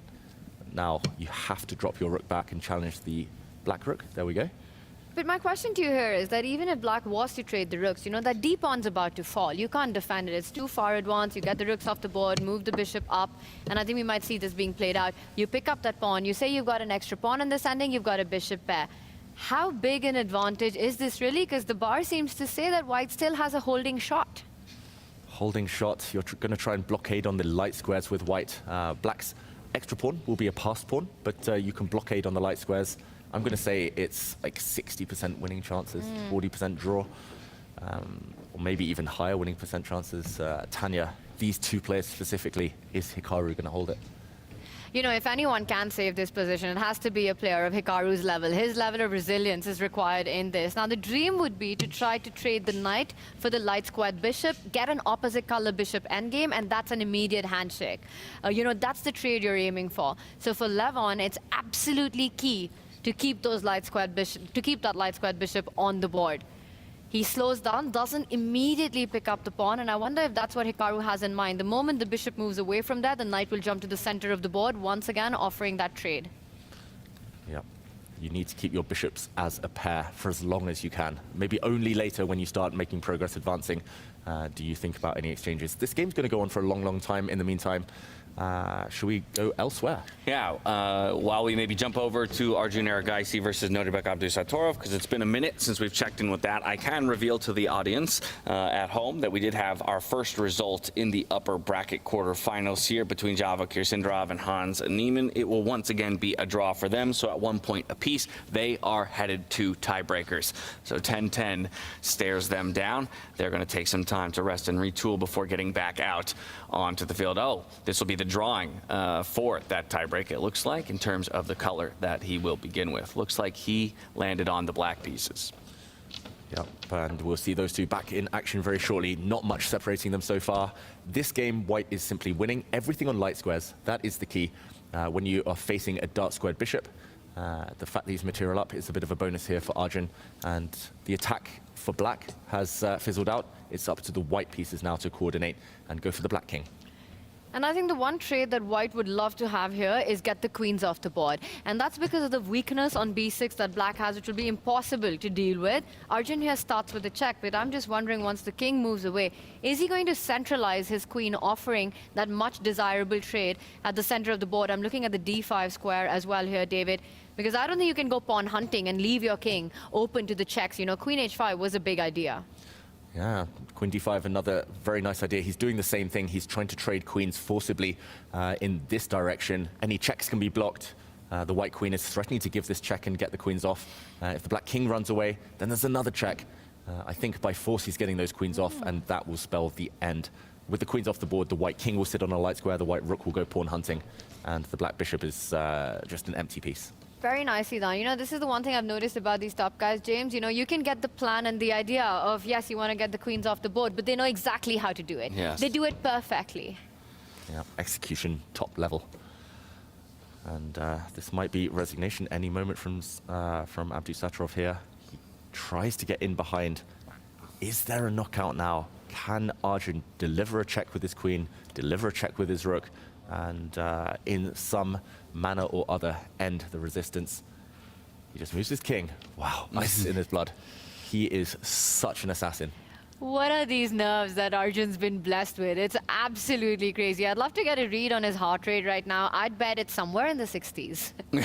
I've never seen it not in the 60s. So like I said, I'd be quick on the phone to some...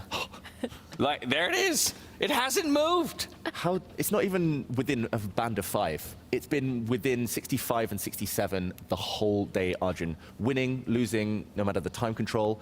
Earlier, he was walking around and his resting heart rate was 66. Seriously. Unbelievable stuff. But this is a beautiful move, you know. He's found another creative path to get the rook to try and give checkmate to his opponent, get it on the H-line, get the queen to give lateral checks, and that would be game over. Arjun doing this beautifully while maintaining an out-of-the-world heart rate. Yeah, just incredible. We even saw Levon Aronian a moment ago stand at Arjun's shoulder. So Levon feeling confident, walking around with only a few minutes left on his clock. Nodebek here, nervously looking at his clock. He's still got 3 minutes, but I think he's on his last legs. Did we just get all our predictions wrong? Pretty much. You'd have to remind me of my own predictions. You know, Hikaru going through, Prague going through without a tiebreak. You're right, you're right. Well, hey, don't call the Hikaru game over just yet. Yeah, he's fighting. Prague's still alive. He's fighting, and Prague is still alive. Exactly, exactly. Okay, this one, as Tanya mentioned, there's a threat of the white rook giving a check, and then the white queen continuing wherever the king goes with another check, and that will end in checkmate very shortly. And if you want to be David Howell, you could also be threatening to trade queens with a check on f4. Oh, that's even better, Tanya. Better than checkmate. Take it to the endgame, win pawn by pawn, then promote, then think about check. Yeah, accountancy chess. In another life, I would have been an accountant. Just count those pawns, count those numbers. That's a big threat. And any check can be blocked. That is the key. The black queen coming behind can be blocked by the white rook, and nothing changes. Yeah, this is actually a stunning move. You know, sometimes in chess, you don't always have to go for the most direct approach. Sometimes these little king moves is what it takes to wrap things up. A check given, that will be blocked by the rook, coming in with an attack on the queen, as well as all the ideas that we've been mentioning for white, for Arjun. Starting with checkmates on the H-line and queen trades. Yeah, he'll block that check. He can block with the rook. He can also block with the queen. That's the only reason he's really hesitating right now. But Arjun is about to take this one. Still at 66 heart rate. I would actually think the heart rate monitor was broken if we hadn't seen him do this already in Paris. Agreed. Agreed. No. It's the fact that it's never changed that tells me this is the heart rate we can rely on. Rather, we know that this is telling us the truth. Over in the Fabiano Caruana versus Pragnananda game, I think it's interesting, you know, again, still very well advantaged towards Fabiano, but if we flip over there real quickly, you can see that Prague really is putting up such a big fight, trying to get that pawn rolling towards the other side of the board. Anything he can do to create counterplay. Obviously, right now, it's kind of at an impasse. It can't go much further because that light-squared bishop is eyeing the next square that it wants to move to, but that is kind of his one shining hope, right?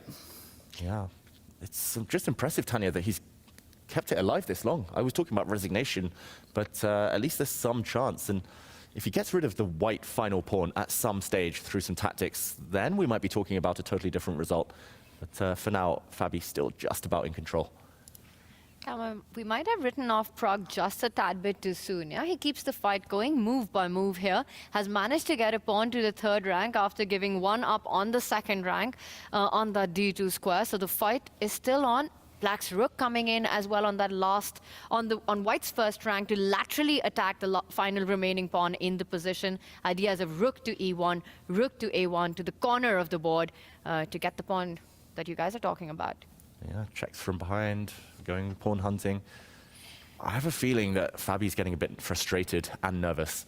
Just the fact that he didn't kill this game 15 moves ago must really be irking him now. As, okay, it's a rook pin instead, followed by a rook check, most likely, since the white king is just too active, hitting the black bishop. You can't push your pawn now as black because you get skewered. The rook will step behind. And here we go. But this sequence of checks has just allowed the white king closer to the black pawn, right, as a defensive resource. I find it slightly surprising. How would you explain that? The only explanation I can come up with is that he wants to bring his rook behind now and set up a trap with the black rook giving some checks. There we go. That's exactly what he's thinking. It's a good sign. Yeah, so rook takes bishop now would be a big, big blunder by Fabiano, as the black rook would come across with a check and win that rook on the next move. What do you think? What are the chances of a miracle in this one? Because it would be a miraculous save. Yeah, it would be miraculous. Fabi will be kicking himself if he doesn't convert this. He's been winning for the last 35 moves now. I mean, it feels like pretty much since he pushed that G pawn for the first time in the game, he's been in the front foot, right? He's been in driver's seat, just sort of navigating the attack, converting that into a material advantage, getting that into a one-end game. But it's not over just yet. Yeah, slim chances, though, for sure here for Prague. Still not out of it entirely. Maybe we go back over to Levon versus Hikaru to see if Levon has made any progress in converting this one and forcing that all-important tiebreak scenario in the upper bracket. Take a look at that question mark given to the most recent move here by Hikaru. Hikaru loves these positions where he gets stable. I know he's on the worst side of it, I know he's defending, but as soon as he's got stable squares and can rotate those juices and just move his pieces and kind of prevent the opponent's threats, it's just kind of preventative chess. He does tend to defend these more often than not. It's just very hard to imagine how black wins. Black needs a second front. You're up one pawn, but your central pawn is blockaded for eternity.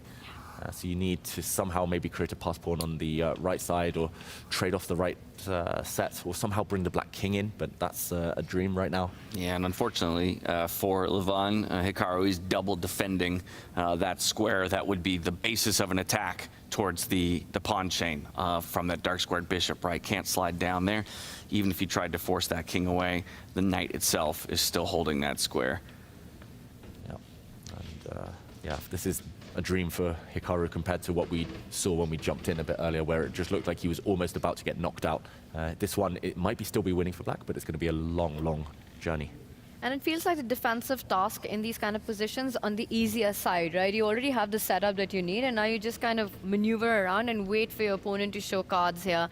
The thing is, if that D pawn, that extra pawn that Levon has, was a few files away, right, further away from the white king, that would give black far more chances. Right now, that extra pawn being at the center of the board, easily held together by that white king and the knight, just makes it a lot easier to defend this position. Still, a big task ahead of him, but Hikaru, you know, you look at him, you know he's up for it. And like you said, you know, such a resourceful player, one of the best defenders in the world. I think he believes in his chances right now. Yeah, I think he believes that this is a draw. Like, if he was streaming Hikaru, he'd be like, yeah, I'm going to hold this. Really? Yeah, it's just, I've seen it so many times, and it just looks hopeless, some positions, and then suddenly he gets the stability where he cannot be immediately tricked in any concrete tactics, and then it's just slow improvement, kind of pieces on the right squares, and the opponent suddenly runs out of ideas. Okay, well, bishop slid up to g4 there, the light squared bishop with a check on the king, forces it to slot up one square. From here, what are we looking at? Maybe exactly a reroute here. Now check the king, eyeing that pawn. There we go at the base of the chain, something like that here for Levon. Good start. I think this is 50-50 suddenly. I think 50% Levon wins it, 50% draw. Wow, stunning. Okay, but really a two-result game. Definitely. And huge, huge for Levon. He still hasn't drawn a game so far in this event, so that's a good omen for him. He is staying true to the patterns that he's developed for himself here in Las Vegas. He's just better with black in Las Vegas. That's true. I mean, seriously, get out there to the roulette tables. Always bet on black, my friend. Either way, all three of the boards in our upper bracket are still well in play. Obviously, we still expect Arjun to find his way to a victory there, but no real pieces have come off the board. Maybe we can go to the Fabiano board, because it looks like something has just happened over there. Unless my board is betraying me, it looks like some drama as has Prague just blundered the game. What? Let's take a peek. Let's go straight back. From my computer, it looks like... Did that just happen? Because look at the gang. They've got a big smile on their face. Has there been a huge slip by Pragnananda? We got to rush to that board right now. And that's it. Fabiano Caruana, I believe, has got the win in. Yeah, looks like Fabi picks up the win. We're going to try and get that board up on the screens. There it is, bottom right-hand side. And Hans couldn't believe it, what just happened. I hope we can get an action replay, because that was crazy. Pragnananda, one of the players of the year, just hung his rook. He put his rook on a square it could be captured, and discussions with the arbiter now. The discussions are definitely about the tiebreaker coming up. I think the result is in the books, David. Fabiano Caruana says, not just yet. It's game on. It's reset on this match. We go to tiebreaks. Nobody could have expected the ending to that game. Just the way it happened. Yes, Fabiano was still winning in the closing stages, but it was starting to get close. And just a quick action replay as we hear the players discuss what just happened. Yeah, I think we have the board up. Are you able to walk it back here for people? Yeah. Okay, perfect. Keep your eyes down there at the bottom right-hand side of your screen, and you can see the final moves, perhaps baffling move here from Prague. Yeah, I'll just play the final few moves, actually. We saw the black rook come in behind, give a check, the white king steps back, and this is the best position that Prague here has had in ages. A rook check, for example, kicking the white king away, would have asked some serious questions. He played rook to a3 instead. It's not a mouse slip because they're playing over the board. The rook just hangs to the white knight. Fabiano took the rook, the free gift, and Prague resigned. Unbelievable. Unreal. I mean, the whole game, Fabi was better, playing for the win. But to lose like that, you know, a one-move blunder, that's going to be absolute nightmares going into a 10+10 format. That was a stone-cold killer performance by Fabiano Caruana, and in the end finishes in heartbreak fashion for Prague. Yeah, absolutely not to take away anything from Fabiano's victory there. As you mentioned, he was really in control from start to finish, but an uncharacteristic move there at the end from Prague just to seal his fate, and ultimately that one will as well be going to a tiebreak scenario. Both of those players winning when they have the opportunity to pilot the white pieces. So back to Nakamura and Aronian we go to see if Hikaru can continue to mount his defense. He wants to be the only quarterfinalist here to prevent going to a tiebreaker. He wants to just cruise on into that next round. And whether another pass pawn can be created, but it's still Levon trying to turn the screw here. We're in for the long haul. This is definitely going to be the last game to finish. We're in for the long haul here, so the only other upper bracket quarterfinal that's still in play, but might soon find its way to a conclusion, is Arjun Erigaisi up against Nodirbek Abdusatorov. As we hop there, this is a familiar-looking eval bar to what we've seen all day long here for Arjun Erigaisi. Still hasn't found a way to put the screws to his opponent just yet, offering queen trades time after time, but every single time Nodirbek will refuse. And wow, the game goes on. It does go on. I mean, the championship bracket goes on, right? We've had 2 matches ending in their rapid portion, both going into tiebreaks. You know, you've got the big one, Prague versus Fabi there. Prague with that point lead. Fabi made that comeback win. Then you've got Hans versus Javaki, 2 draws, but also going down to the wire in that one. And this, I think this might be the matchup that does, in fact, end in the rapid. You know, but Nodirbek, he holds on. He keeps fighting. And his one hope is that the white king is so incredibly weak. If he's able to get that combination of giving checks with the queen, centralize that queen as he's doing it now, that might give him some hope to survive. Yeah, a little tiny bit of hope left, but the black king is so kind of out in the open, feeling the heat here, that there must be a knockout simply. Whether it's the white queen somehow going and grabbing some of black's pawns, or whether it's kind of forcibly maybe moving the white rook across, going for some checkmating ideas. Arjun here, he's done a good job. He spent the last, well, I was going to say 5-10 moves protecting his king. He continues to do that with the white queen. The white king's super safe. and the checks will begin in the next move or two. Yeah, it looks like Arjun's the one who's getting to Nodebek's king first. Notice how White's king, though in the open, Black's queen completely offside. No checks on the horizon for it. Queen d5 coming in, queen to c6 coming in. A few moves away from victory in this one? We've been saying that, though, for a while. That's testament to Nodebek's defensive skills, by the way. That's nothing against Arjun kind of lacking a killer instinct. He's done everything right, Arjun Erigaisi, but Nodebek, he's been fighting tooth and nail just to survive. And that's all you have to do as a defender, just survive move by move, and the opponent might eventually get nervous. It also speaks to Nodebek's never say die attitude.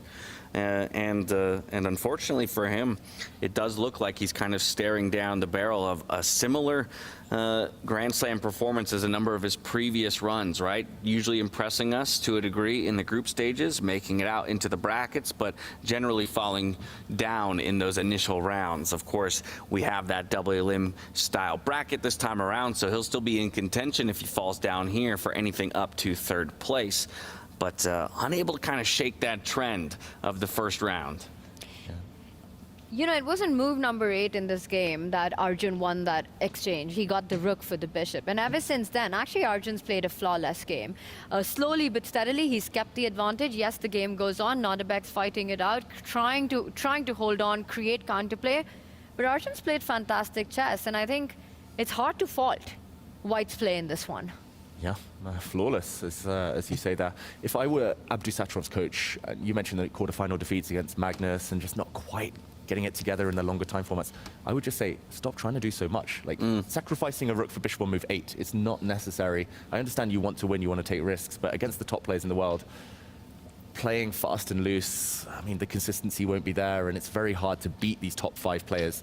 And it just feels like he's taking massive risks, Nodebek, every time. And sometimes you just got to play a bit more conservatively, a bit more patiently, and at least show your opponents you have different gears. Because now people know what to expect against Nodebek. They know he's going to go full throttle, and sometimes calling his bluff, knowing he's sacrificing for the sake of sacrificing, that's just a big kind of advantage for the opponent.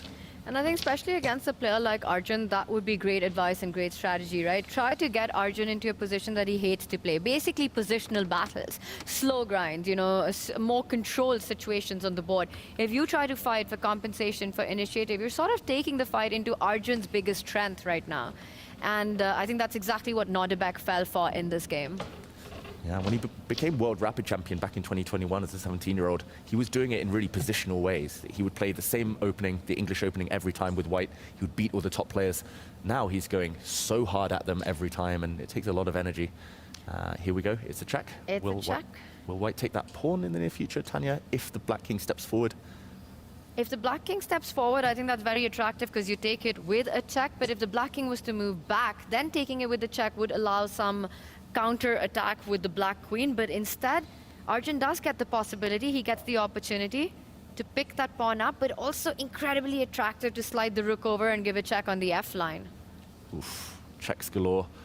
I just want to take a pawn. I know I called myself the collector or accountant earlier, but that looks so tempting. Free pawn with a check.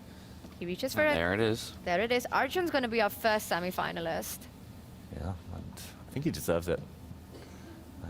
Arjun, yeah, it's just such similar styles, these two, and he's just done things slightly better, or at least he got given a bit of a head start maybe in this game. And yeah, the previous game was up and down, but this one much more stable. But even in the previous game, you know, I was just thinking about it, that Arjun was the dominant player. For the most part of the game, he had an upper hand until the very end, where there was a slight edge given to Nodebek.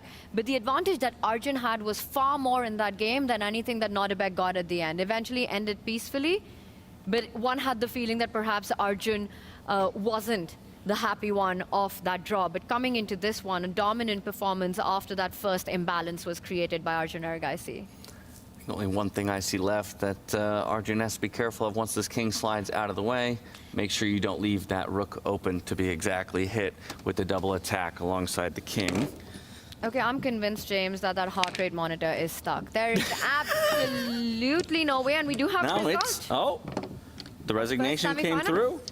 There you have it. I mean, Arjun, he really did control so much of this series, not just game 2, but game 1 as well. And for as much tenacity as Noterbeck showed in that game 1 to come away with a draw, he didn't have enough gas in the tank to overcome Arjun Erigaisi this time around. We have our first quarterfinalist moving on to the next round of the upper bracket. Yeah, brilliant win, well-deserved deserved there, Arjun Erigaisi, and he'll await his fate. He knows that his opponents in the next round may be going through tiebreaks now, as we see the one remaining game in that upper bracket. And not much has changed since we were last here. Yeah, he'll move on to face the winner of Pragnananda versus Fabiano Caruana. Of course, they are moving to tiebreaker situations, so he'll get to sit on the sidelines. That's a beautiful position to be in when you're the one who gets to be on the couch watching your future opponents go at it. Yeah. It's a happy one, but I will tell you one thing. I mean, Arjun and Prag are such good friends, you know, they've known each other for so many years, they practice together, that Arjun's rooting for his countrymate, he's rooting for his best friend right now, but guess what, even if that happens on the other side, you gotta face the guy. Maybe you're secretly rooting your best friend, puts up a good effort, falls short, so you don't have to face him in the end, but either way, that one is going to be a close tiebreak.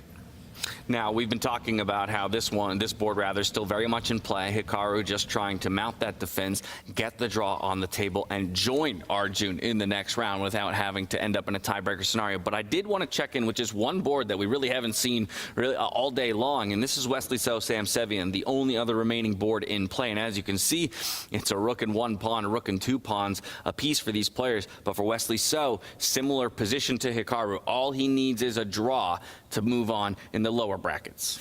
All he needs is a draw, and he's the one fighting for the draw. Only Sevian can win. It's rook and 2 pawns versus rook and 1 pawn. But Wesley So's last move, he didn't need to play it. He could have just sat still, and this should be a draw. But he's given Black the opportunity to bypass his pawns, create 2 connected passes, and he's arguing that he's built a fortress that cannot be passed. Maybe the White King will step forward as a blockader. Tanya, it feels like it should be a draw. Black's H pawn alone will not win in a rook endgame or even a king of pawn endgame. But can Sevian land one last trick? I love what Wesley's done. It's such a direct approach to get that draw in the bag. You shall not pass is what Wesley So is saying right now. If you do try to get that connected passer, and if not, if there's a pawn trade, that's an immediate handshake in the position. Yeah. And just to put it on the board while Sevian thinks this is not what is happening, a king and pawn endgame is just a dead draw as well. The White King will just move back and sit in the corner and will never be evicted due to stalemate ideas. So yeah, you simply cannot trade pawns in this position. I don't think you can even give a check because the White King will step forward and trades will be inevitable. So the only winning attempt is this one, to push this pawn forward. Only move in the position for Sam Sevian to keep the game going. And played. And that move is played. Wesley So, he'll have to be notified and head back to his board to respond, but he's got plenty of time on his clock to find the response. He's just peeking in on that upper bracket bout between Hikaru Nakamura and Levon Aronian. But David, in this endgame, do you just plant your king on that h4 square? Is there no improvement? Because I'm seeing ideas, if the black rook runs on h3, that would be a checkmate in the position. So does black have enough time to maneuver it along the 5th rank, get it to the 3rd rank, and then thank you very much? Yeah, that's what he'll have to try. I think Sam Sevian, he'll have to take a risk at some point. And White's resource there will be some checks from the side, but then the Black King might start moving forward, and you have to evaluate that very carefully. The ear plugs go back in for Wesley So. And look at that, be following him back to the table. Beautiful shot. Gives a check first. He doesn't even want to move his king. And the black rook might block. Then you cannot trade, because black has 2 connected pass pawns. So White now needs to keep the rooks on the board. But I think the idea will be to step back 1 square and keep the Black King cut off the black pawns in the eye line of the rook. I like this move because then you're also threatening a check on that square in front of the Black King and then essentially forcing Sam Sevian to repeat the position by bringing the rook back. And if not, if you're forced to bring your king to that 7th rank, that's definitely progress for Wesley. Sam does fall back with the rook, and immediately Wesley responds, threatening a check on that square in front of the Black King, which would force Sam's king to the corner of the board. Yeah, Sam looked like he looks like he knows body language. That was the crack of the neck of, oh, okay, yeah, this is going the way of a draw. Yeah, it's always sad, rook endgames, when you're a pawn up. Rook endgames, they're just the most common type of endgame. But ultimately, there's such a drawish tendency. A check. Oh, he touched his king. He'll move his king, but he didn't commit to the square. Touch and move. Touch and move. That was my catchphrase as a kid. So many people in tournaments would touch pieces and try not to move them. But those are the rules. Them's is the rules. I'm a stickler. But also he doesn't have an option. I mean, he either repeats the position or puts the king on one of those squares on the 7th rank. He's just trying to make a decision on that.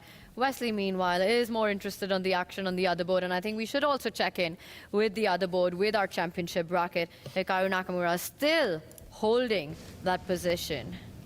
Holding as fast as he possibly can. And as we get there, you'll see it's 2 minor pieces per player and still 4 pawns to 3. That ever so slight advantage there to Levon Aronian. So it's really just been a positional battle here down the stretch. But there has been a structural change by Hikaru, right, on the right side of the board. Last time we left it, that F-pawn was on a different square. David, let's just pick that up and show the pawn chain that existed. Who do you think this favors? Because it does create a backward pawn for white.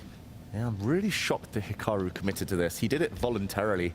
I think it was just to prevent the black G-pawn from springing forward and creating an imbalance on that flank. He's just hoping that nothing can happen. But I think long-term, this is... Hikaru's shaking his head as well. Long-term, this is really damaging for the white structure.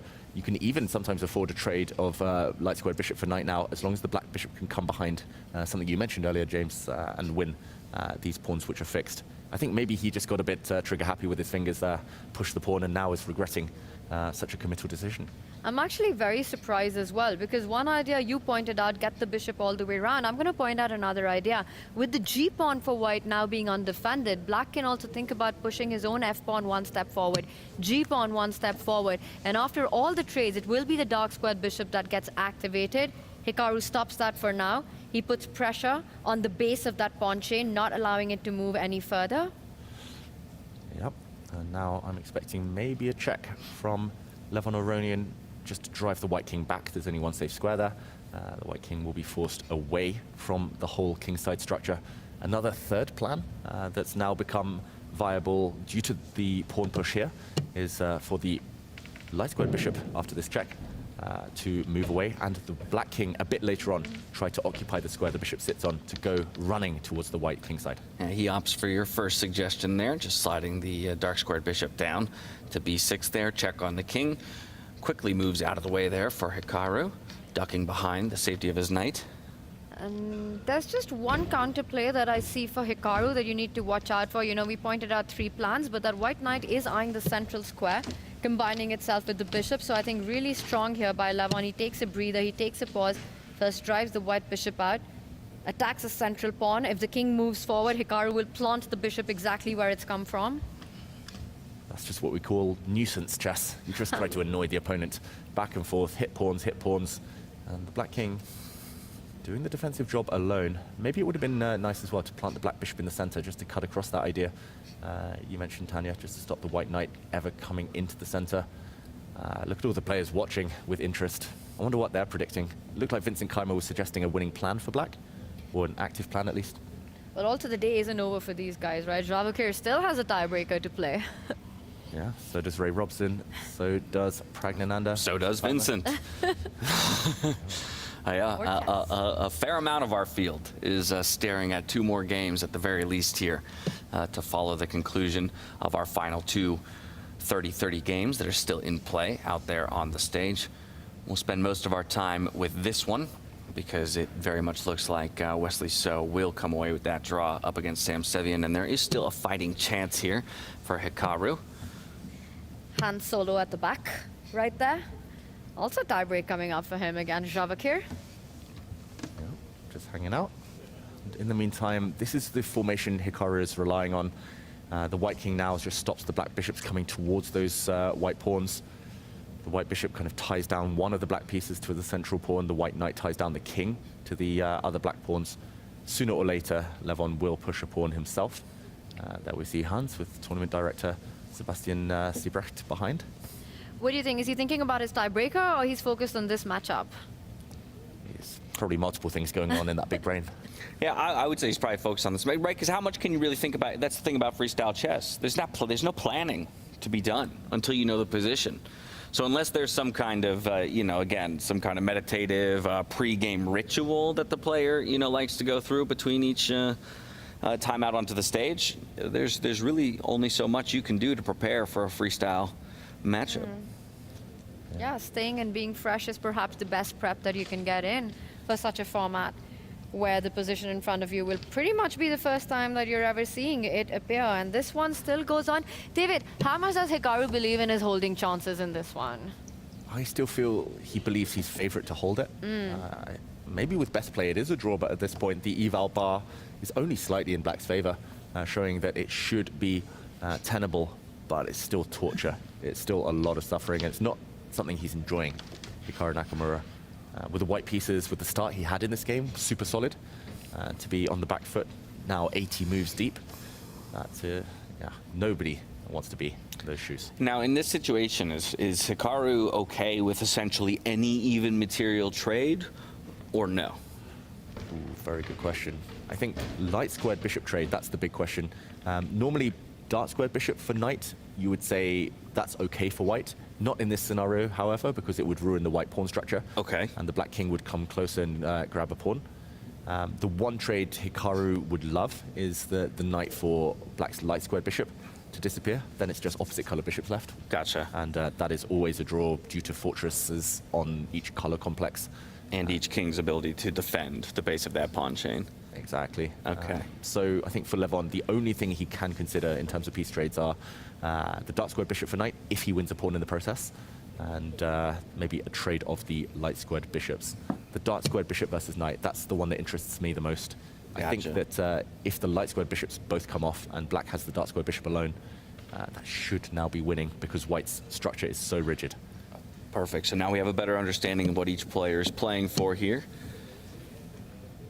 Look at that. King goes up to threaten that light squared bishop. Light squared bishop will now go to threaten the base of that pawn chain. I imagine the king... Ooh!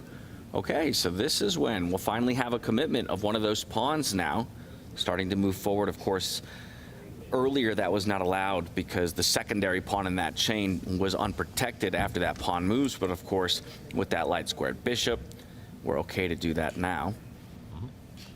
Hikaru very emphatically put his knight in the center of the board there. Yeah. As if it was like a winning move, but that knight will get hit. Well, I have to imagine it's got to take such confidence in these late game scenarios to make a pawn move, right? Because as we all know, the pawns can go forward, they cannot go back. So what is it about that specific situation that Levon said, okay, now is the time that I need to make this committal move. My F pawn will move from F7 to F6. It can never go back. It can never, recreate that three connected pawns.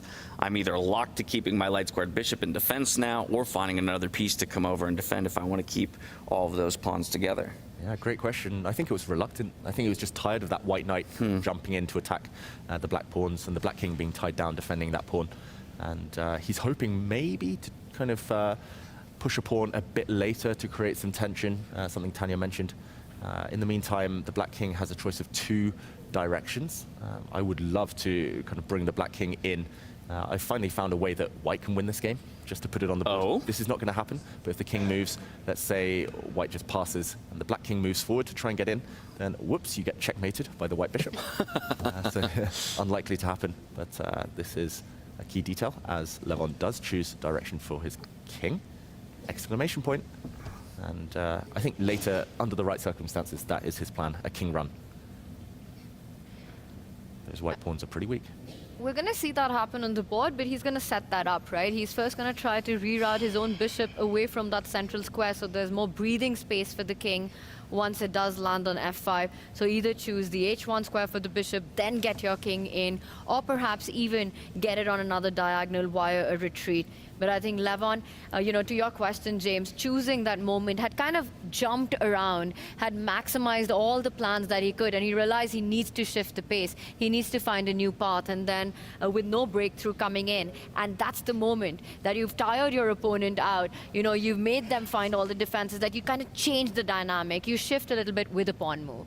I think really nicely timed by Levon Aronian. F6 was creating new chances and dynamics. And Hikaru, he keeps shaking his head, but if there's one thing that I've learned in commentary by calling the action on his games is just never read too much into Hikaru's expressions.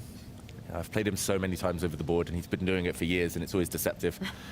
It's always hard to read. Hikaru shaking his head when he's totally... I was going to say, he could be a 7-point advantage and be absolutely with a look of disgust on his face. He did that to me once. And then you're like, is he disgusted at my play? Is that what's going on? I think he was annoyed once that he didn't kind of finish me off on the spot when he played an equally strong move anyway. Just won the game 3 moves longer. But in the meantime, knight for bishop trade. That was the one we said Levon had to avoid. Knight for light squared bishop. So the bishop steps back, and Tanya, maybe now the blockade has been broken, so the black d-pawn, is it stepping forward?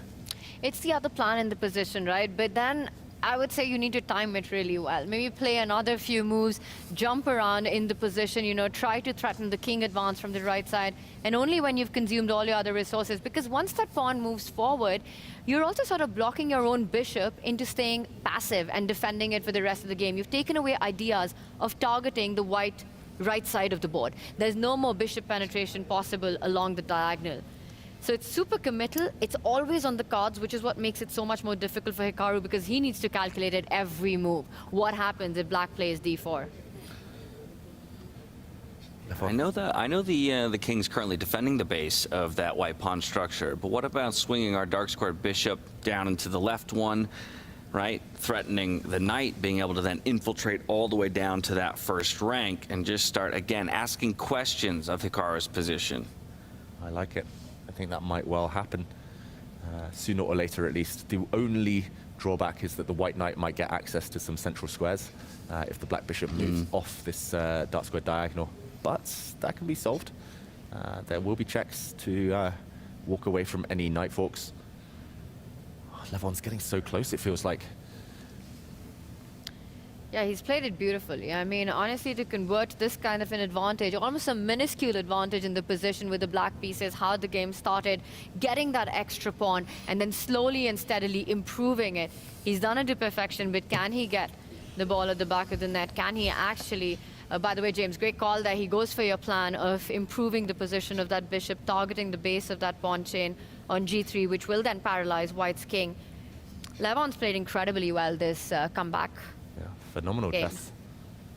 He's played super well, but still, right? He's trying to break down the brick wall that is Hikaru Nakamura's defensive ability. But that's the thing. This is not supposed to be easy when you're playing against a guy like Hikaru. He's going to test you every single move, every part of the game, every phase that comes along. And 30 seconds on the clock for Levon. Huge right? threat, You but- don't have an immense amount of time with which to make all of these decisions. Threatening a check on the next move here. 20 seconds to go here for Aronian to find his response. It's like swinging a hammer at a wall. You know, it's like chipping away slowly and slowly, and maybe 100, 200 hits later, you eventually break it down. But Well, yeah, does the wall give out or do your muscles give out first? That's kind of the question that's being asked. Exactly. Does the hammer fail? Yeah, okay, there's a big threat of a knight jump into the center, which Levon stops. And have we had this position before? That's a scary question, you know, but that's something that's on Hikaru's mind as well, because he could come back with the knight, force the bishop back, and kind of get that setup that we just saw. This is the second time we've seen this position, and last time Hikaru did retreat his knight. Will he do so again? Does he realize they've been here before? It was a bit of a, well, not a direct path, this repetition. This was 4 or 5 moves ago already. Something that we've seen in the tournament before by Ray Robson, right? In the round robin, where in a span of 20 moves, he was able to figure out a 3-fold repetition, a position that appeared 3 times at different junctures, moves and moves apart. So I think for Hikaru as well, that's on his radar. Yeah. Impressively, Wesley So and Sam Sevian are still going, but nothing has changed over on their board. Yeah, no need to necessarily check in on that one. All things remain the same over there. It's just Wesley So trying to edge his way towards a draw. Sam Sevian fighting as best he can to keep extending his tournament hopes. Looking unlikely. And this is such a battle between these two players. It's incredible to watch, right? Hikaru on the defense with all his survival instincts at play. He does come back with the knight. There's a semi-final seat on the line in this one if Hikaru is able to hold it. Or will Levon keep his chances alive with a win and take it to tie breaks? That is the big question, and given a question mark, Black's last move.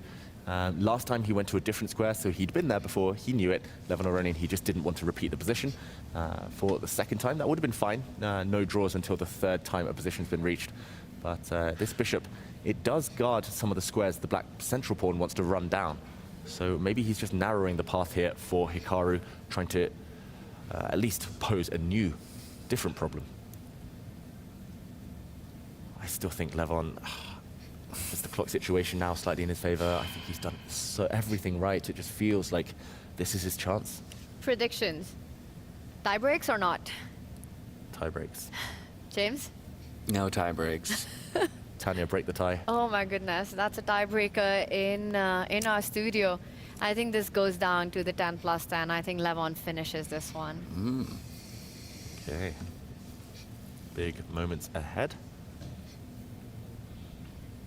Hikaru pondering what to do. There aren't so many forcing moves. The white knight doesn't have too many good squares. The white king is definitely not going to be walking away from its pawns. And that kind of leaves the bishop. One question to my eyes would be what to do if the white bishop falls back and offers a trade. It actually goes back to a different square. He's trying to force a trade of light squared bishops maybe in the next few moves. But if those bishops disappear, the black bishop will be jumping in and behind towards some pawns. And don't underestimate the fatigue factor setting in right now for the players. You know, it's been a full day of chess. I mean, this one itself, a marathon defensive task. And we spoke about this in an earlier game, right? The side that's on the defense that needs to be precise, that's sort of holding on. It's always more exhausting and taxing for that side. You kind of start seeing ghosts in your head. You're trying to keep that defensive setup, but it's hard to keep the blockade going on. And for Hikaru, you know, his face, his expression, it says it, that it's getting harder every move. Definitely getting harder every move. Maybe the one thing you can, you know, kind of rest your head on is, if I can get it done, then I don't have to go to those tie breaks. The energy spent will be worth it. Yeah, and Levon looking for a plan. I think he's debating whether to push the pawn, Tanya, but again, don't rush would be my advice. And it's so tempting, right, to make that change in the position as well. But you need to time it super well. There's so much at stake and on the line for these two players. And Levon chooses to hold with that pawn, not rush through, attack the knight. Again, don't trade opposite color bishops would be an instant draw. And here Hikaru reroutes it, perhaps to another square. It might land on e3, asking some questions to that light squared bishop. Yeah, that felt like it just improved the white knight, I've got to say. I'm not such a big fan of what Levon's been doing there. It was very hard for him to bring his king in. That was the problem. On the last move, bringing the black king in would have walked into another checkmate, but that time it would have walked into a fork with the knight. He relocates his bishop. Did you see Hikaru just pulled a Beth Harmon right there, you know, looking at the ceiling and then liking what he's just done? Yeah. High ceilings here in Vegas, first thing I noticed. Big buildings, high ceilings. Yeah, just a couple moves ago, the computer was giving Levon a 2-point advantage. Ooh. He wanted the bishop, he wanted the light squared bishop to move, going to f5 of all spaces, as opposed to kicking that knight out, like you said, and kind of, in essence, improving the knight maybe for Hikaru. Yeah, going around this way, maybe with some pawn pushes to boot. Instead, he went with the wrong bishop, a big miss, apparently. And now, yeah, it's difficult. He's found the f5 square.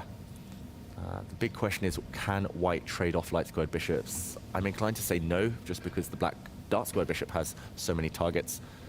Normally, you do want to trade off a bishop pair. Maybe it's just better to maintain the status quo here. And Levon, I don't think he's ruined too much. He might get a chance like that again, but yeah, it's difficult here. Everything just looks the same. That's the problem for him.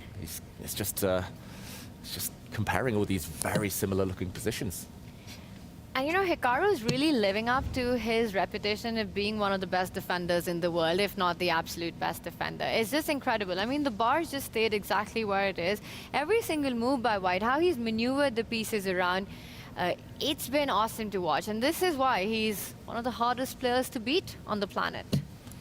Okay.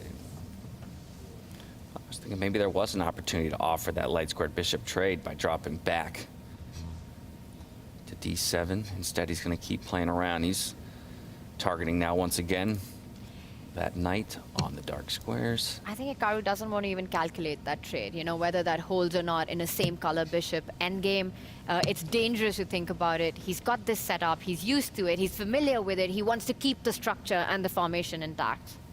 Yeah, I think Levon, the big miss was kind of allowing this white knight to sit back as a blockader. Knights are just the best blockader in chess. Bishops, they're okay at blockading pawns. Queens are horrible blockaders because anytime they're hit by a lower kind of value piece, they have to run away. Rooks also, they're active pieces. They don't want to be blockading, but knights control a lot of squares while sitting in front of passed pawns, and the white knight was actually worse placed a bit earlier. He's driven it, Levon, to a better square. And I want to bring this all the way back to what you told me earlier when I asked what would be the pieces, you know, that each player would be okay with trading. Since that knight landed on a white square, the only minor piece that can remove it is the light squared bishop. That would mean we have opposite color bishops remaining, and that's going to be good for Hikaru. Yeah, you can never ever dream of trading off this white knight. And the white knight not only blockading black's pawn, but stops the black king from coming in as well. The white knight controls any entry squares that the king might want to use. Wow, from a donkey to a warhorse, that knight has been converted with just a couple of moves and landing on that d3 square. And the head bob is back from Hikaru. That is just, that is pure Hikaru, right? The head bob goes so many years ago. I feel like ever since I've known him, I've seen that head bob happen time and time again as a player playing along, well, not alongside, but in the same venue so many times in the chess Olympiads or seeing him at tournaments. It's the characteristic that we've seen that's come to be sort of his thing, the head bob, the famous head bob. Now that we got all the players wearing headphones like this, I'm just waiting for the memes where people overlay different soundtracks, you know, to what is he bobbing to as he's bobbing to victory. You know, it's funny, one of his matches against Magnus Carlson in online chess, he was listening to a Bollywood song and really crashed through in that match, just one beat Magnus. I think it was the finals of a speed chess championship, I want to say. It was 2022. Maybe I'm getting the year wrong, but I remember it because it's one of my favorite Bollywood tracks. That's awesome. That was a fantastic match between Magnus and Hikaru. It's homework for our chat then. Anytime Hikaru starts bobbing his head, probably any second now, with the headphones, clip it, put some tracks on top, remix it, and let us know. When was the last time we had a capture? It's been a while. Well, we had that F-pawn move one step forward, right? I think that was the last pawn move that we had. Okay, yes. 18 moves ago. 18 moves ago. Not those many left. Something to keep in mind, though, James. So that was move 82. If the game gets to move 132, then the game will be declared a draw, unless there are pawn pushes or captures. We're now at move 100, exactly. Very interesting. What would be your song of choice in such situations, David, to listen to get your head bob or your moves going on if you had to wear headphones during a critical matchup where a semi-final seat was on the line? Putting me on the spot, Tanya, my Get Pumped tune back in the day, back in my mid-20s, was from Mulan. I'll make a man out of you. Let's go. Solid choice. Full support on that one. Maybe a little Eye of the Tiger. That wasn't my jam. Love it. Don't want to get copyright struck, so we're not going to go too far. But Because you clearly know. it was so good. Tanya, what was your jam?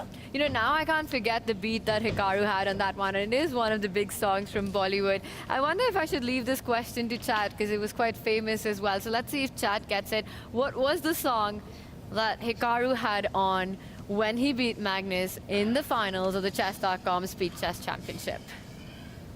And I'm going to give chat about a minute to respond to that. Wow, is there some music playing? Yeah, I went to go check on chat, and then I got hit with an ad.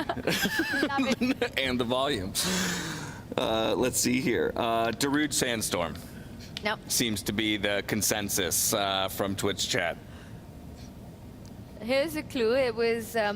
Am I saying this correctly? I think you are. Chaya? Yes, that's the one. Chaya? It was Chaya Chaya. Chaya Chaya. Okay, yeah, I see some people saying it twice, some with once. Okay. Yes, that's the one, chat. Everyone knows it. What a song. I'm going to check it out later. In the meantime, zero progress being made by Levon Aronian. I think the Hikaru accidentally has stumbled on the defensive formation he should just be sitting with now. And he had it earlier. He moved his knight away, but then he's come back to it, kind of forced back to it by Levon Aronian. And here we go. We sit in the same position. Black needs to get the king into the game. Currently, the king unable to enter the action is the main thing that is preventing Aronian. And there we go. Osteron23 in the chat correctly identifying Tanya's jam. Well done there. Definitely check it out. It's a beat that gets you pumped, and I think Hikaru is super pumped right now. He just adjusts his knight there. You know, it's combining a threat on that central pawn, defended now with the bishop moving back. David, has there been real progress that Lev's been able to make? A lot of shuffling around over the last 20 moves? I don't think so. He was afraid to kind of go for it with his... Hold up. What happened? For one moment there was a dead even position. Oh my goodness. There was zeros for a moment. Okay, but that's a move by Hikaru. Hikaru's gone for it. He's changing the nature of the position. No more 50 move rule. He's trying to trade off pawns. He's trying to simplify. And that one is not a pawn sacrifice, it's a pawn trade. The white bishop is attacking a couple of pawns now on this flank, and if the black bishop moves away to take this white pawn, then this central pawn disappears. That is very opportunistic from Hikaru Nakamura. The move he didn't see, though, was knight taking d5. Knight takes d5. Bishop recaptures. Whoa. Incredible. And a capture here. And then this corner pawn disappears. Wow. Black is not winning there. But also evaluating that, because there's still one pawn alive, right? Even if you see this line, to understand that there's no win here for black, it's a tough call to take. Unless someone pats you on your shoulder and says, hey, there's a direct line here. Exactly. I actually like Hikaru's approach. F5, swapping a pair of pawns, and it's amazing that Hikaru takes this big call. But it feels risky, no? To change the position like this? Yeah, I would personally have just sat still, tried to sit on the fortress. Yeah, I've got decision paralysis, but Levon, he's got a dilemma now ahead. Though, you know what? The computer in a number of ways is supporting as well what Hikaru has chosen. Really only saying that there's one response here from Levon that kind of maintains any semblance of an advantage. Wow. Which is? G5. Oh, wow. G5. But doesn't that lose the H-pawn? Bypass. Yeah, you're hoping to give up the H-pawn instead of the D-pawn, just to put it on the board while Levon thinks bishop takes pawn would allow a capture by the white knight. And now all the pawns on one flank, things disappearing. This is very likely to be a draw. If you take the other way, then the white bishop will take this pawn in the corner. And white has a very strong passed pawn. Black's doubled pawns don't make a great impression. So G5, you mentioned, James. If white takes now on H5, we'd see some trades, and this pawn falling. At least black has two connected, or no, not connected, but two pawns now, two passed pawns to push a bit later. Still feels like a draw, to be honest. Whoa. Yeah, and it's only 0.3 in favor, you know, of Levon if it does go that way, but he doesn't go for it. It was the only thing to do to keep hopes alive. Has Hikaru sealed the draw once he takes the H-pawn, David? Because I'm really liking the fact that the H4 pawn is a clear passer for white. And yes, black still has the extra pawn, but really, what is that extra pawn with the double F pawns? There you go. So hard to beat. It really is. It's just some of the most impressive play. It's chaya all the way again. And to be sticking in it, right? We're past move 100 at this point, and they've been locked in such a, you know, a winding positional battle here with the same pieces on the board for quite some time. And finally, he finds the right time to launch a pawn forward and create this kind of an imbalance in the position. We're getting almost a record number of 100-move games today. And now Levon, 12 seconds on the clock. Look at this, hands on the head. He's starting to feel it. Was that his chance? Did it just disappear? I think it did. 5, he needs to make a move. He does, he centralizes his bishop, but I think he realizes that a big chunk of the advantage is gone with the structural change that has happened with that last move of Hikaru. What a beast move, F5. F5, that is a boss move. That's the thing, if you tapped me on the shoulder and said, there's a great move here, I wouldn't have found that piece sacrifice, but I think I might have gone for this one. And Hikaru, he doesn't need that kind of nudge. Even after defending passively, just doing nothing for 50 moves, he finds a way to change the pace of the game. And now I think what Hikaru might be doing is setting up his knight, rotating that pony, or however he describes it on his streams, and just bringing it to blockade the black doubled pawns. I'd also be thinking about getting the bishop out of the way and start at least threatening to get the H-pawn moving up the board. The only tactics that you perhaps have to watch out for is if you place the bishop there, can black push the F-pawn? Is that a possibility? But I don't think that works out. Hikaru You know, he looks a lot happier with what he has on the board now. He knows he's close. He's close. Well, and his heart rate moving back into, you know, more of a rested zone there. Double digits. Yeah, down at 74, and it's Aronian who's maybe, again, feeling the pressure of the moment and letting it slip away. There we go. He brings his knight back, his horsey. And the other thing about material disappearing, like, that was a trade of pawns. It's that simple.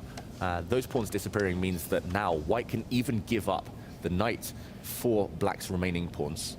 If all of the black pawns disappear, even if white is down a whole bishop, that is a draw. 2 bishops against 1 bishop. We were talking about endgames earlier. That is another one you cannot win, since your opponent's bishop will just guard 1 color complex, and any trade would end in a draw. Oof. Few seconds for Levon. He needs to move. Panic in his eyes. Drops the bishop back. Yeah, The knight does not capture. Hikaru's moving fast now, man. He's starting to feel it. This is the Hikaru, right? The speed monster, as he's known, because he completely gets it.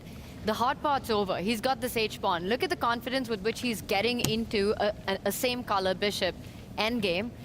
Declined by Levon. The D-pawn moves forward now. Is Hikaru going to move his own bishop out of the way and start pushing his passer?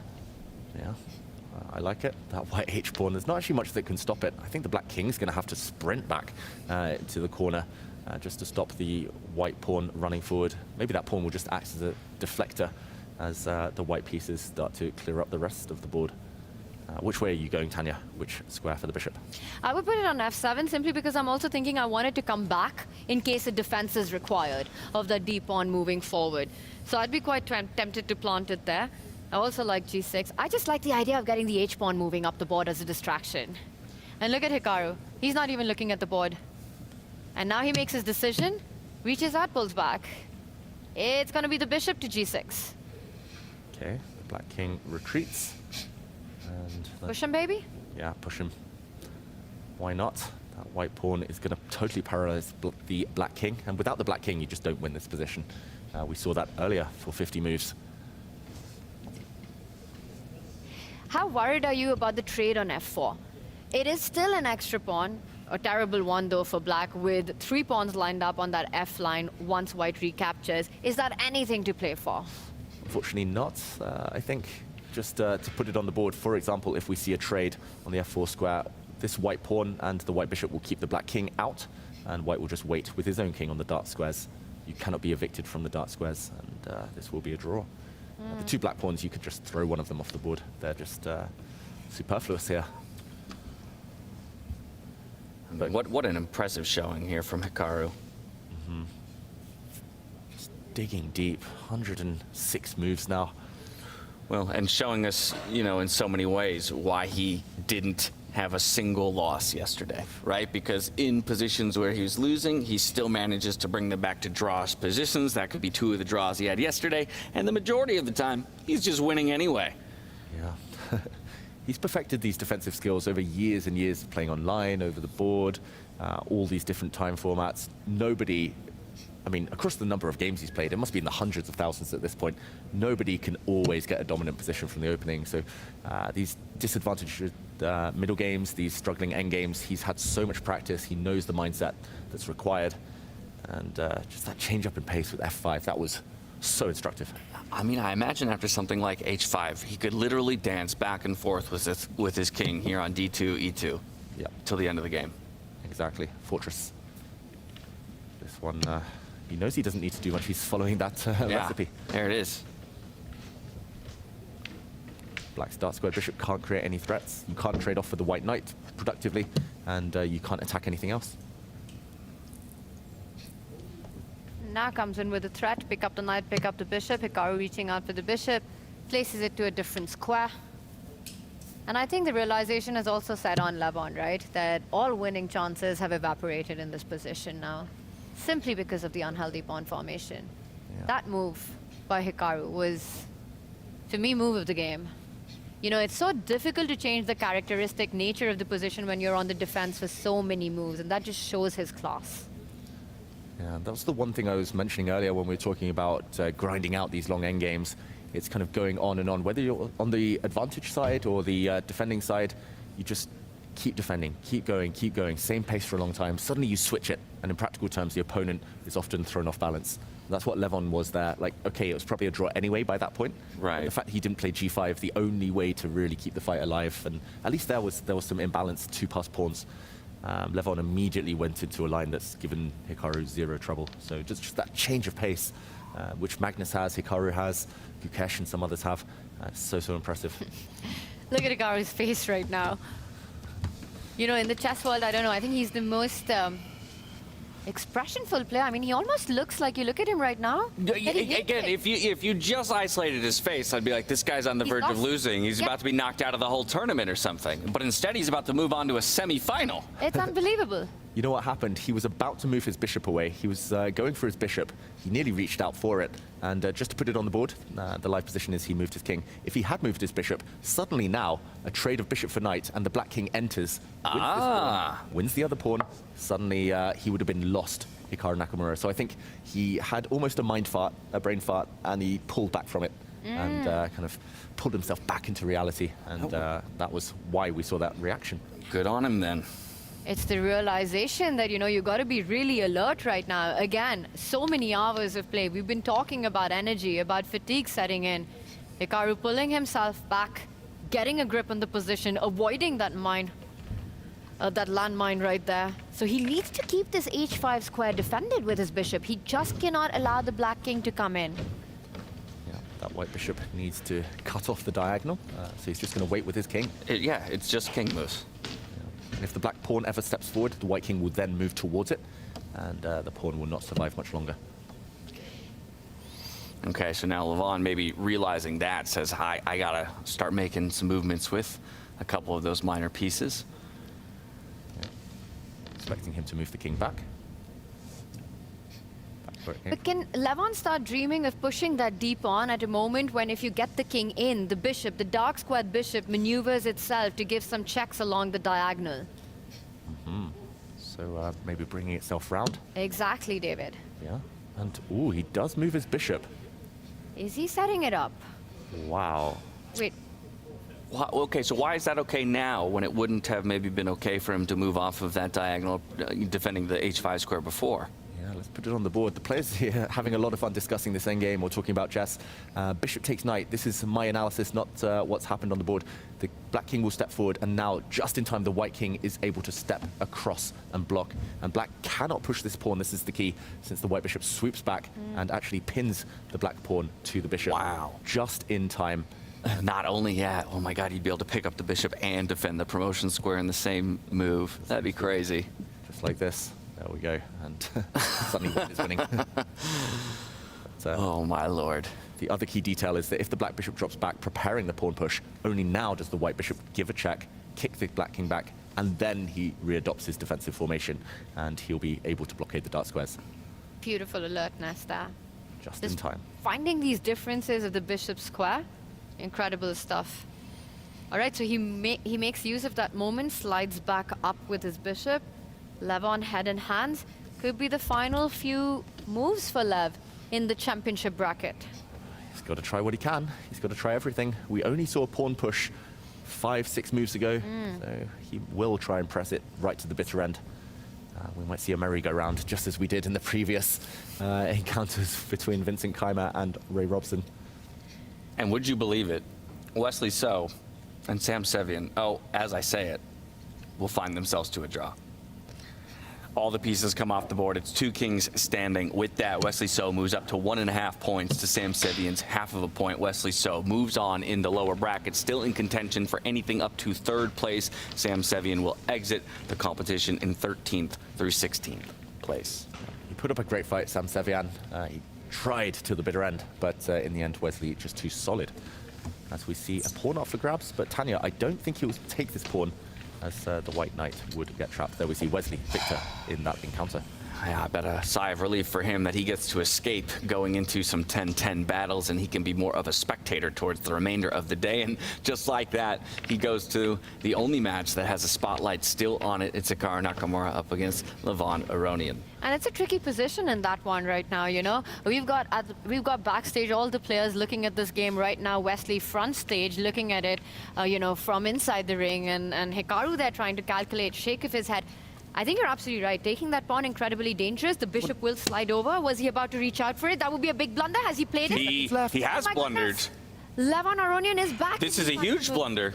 That knight is trapped. That knight has nowhere to go. If it gets hit one more time by the black bishop, stepping forward, the white knight will have to stand at the top of the board, and it has no way Oh my home. goodness. Oh, Realizes it. the He sees it. frustration coming out of Hikaru. I mean, literally on the verge of booking his semi-final ticket with just some stable play and under a little bit of time pressure here in the final moments. And Hikaru defended like a demon, right? And what a performance it was. And this mistake, a blunder really, Levon Aronian just has to hit that knight right now. And by the same token, credit to where credit is due, Levon Aronian has also held in on in this moment, and there he finds the move he needs. Well advantaged is he. Now we see, of course, a flurry of moves coming out. We got to make sure the time is still on the clock, and Hikaru wants to build a bit of a bank back up. But this is what they sometimes call the knight's stable. The knight is stuck here. Look at how the black dark square bishop cages it. That white knight is paralyzed, the white bishop paralyzed defending it. And now black has a free hand. He'll start to improve the king. He might start to push the pawn forward in the near future. This is pure panic from Hikaru. Can you believe it? It's unreal. After everything that Hikaru did, and the point is, the knight, you know, we were saying it's the best defender, the best blockader. Now it's too far gone. Black can even plant the bishop on that h5 square, start just simply pushing the d pawn up the board. And I think Hikaru knows that this is close to over. He knows that he'll have to fight the tie breaks now. You just come in with a check, push that d pawn. Where's the defense? Yeah, there is no defense. You can give a check. You can even start bringing the black king over to replace the black light squared bishop, release it, keep an eye on that knight. And that is going to be good night for this piece. Hikaru, that was panic. When you build a fortress, you have to sit still. He just got tempted by a pawn there. I think he panicked. At some point, the path narrowed. He wasn't just moving back and forth with his king. If he'd done that, he would have been through. But it's so hard as a human to just sit on your hands and do nothing. I'm still really surprised by this. I mean, it's hard for humans, but Hikaru, he's superhuman in most cases, right? And he knows it now. Look at him. Levon, this is a golden opportunity for him. He gives a check, forcing the white king back. He closes the door now. Those two black bishops in the center of the board dominate everything. And look at the body language change, right? Levon, no longer hands on head. He's more alert. He sees it. He knows that he's right back in this game. It's just that knight is trapped at the edge of the board there.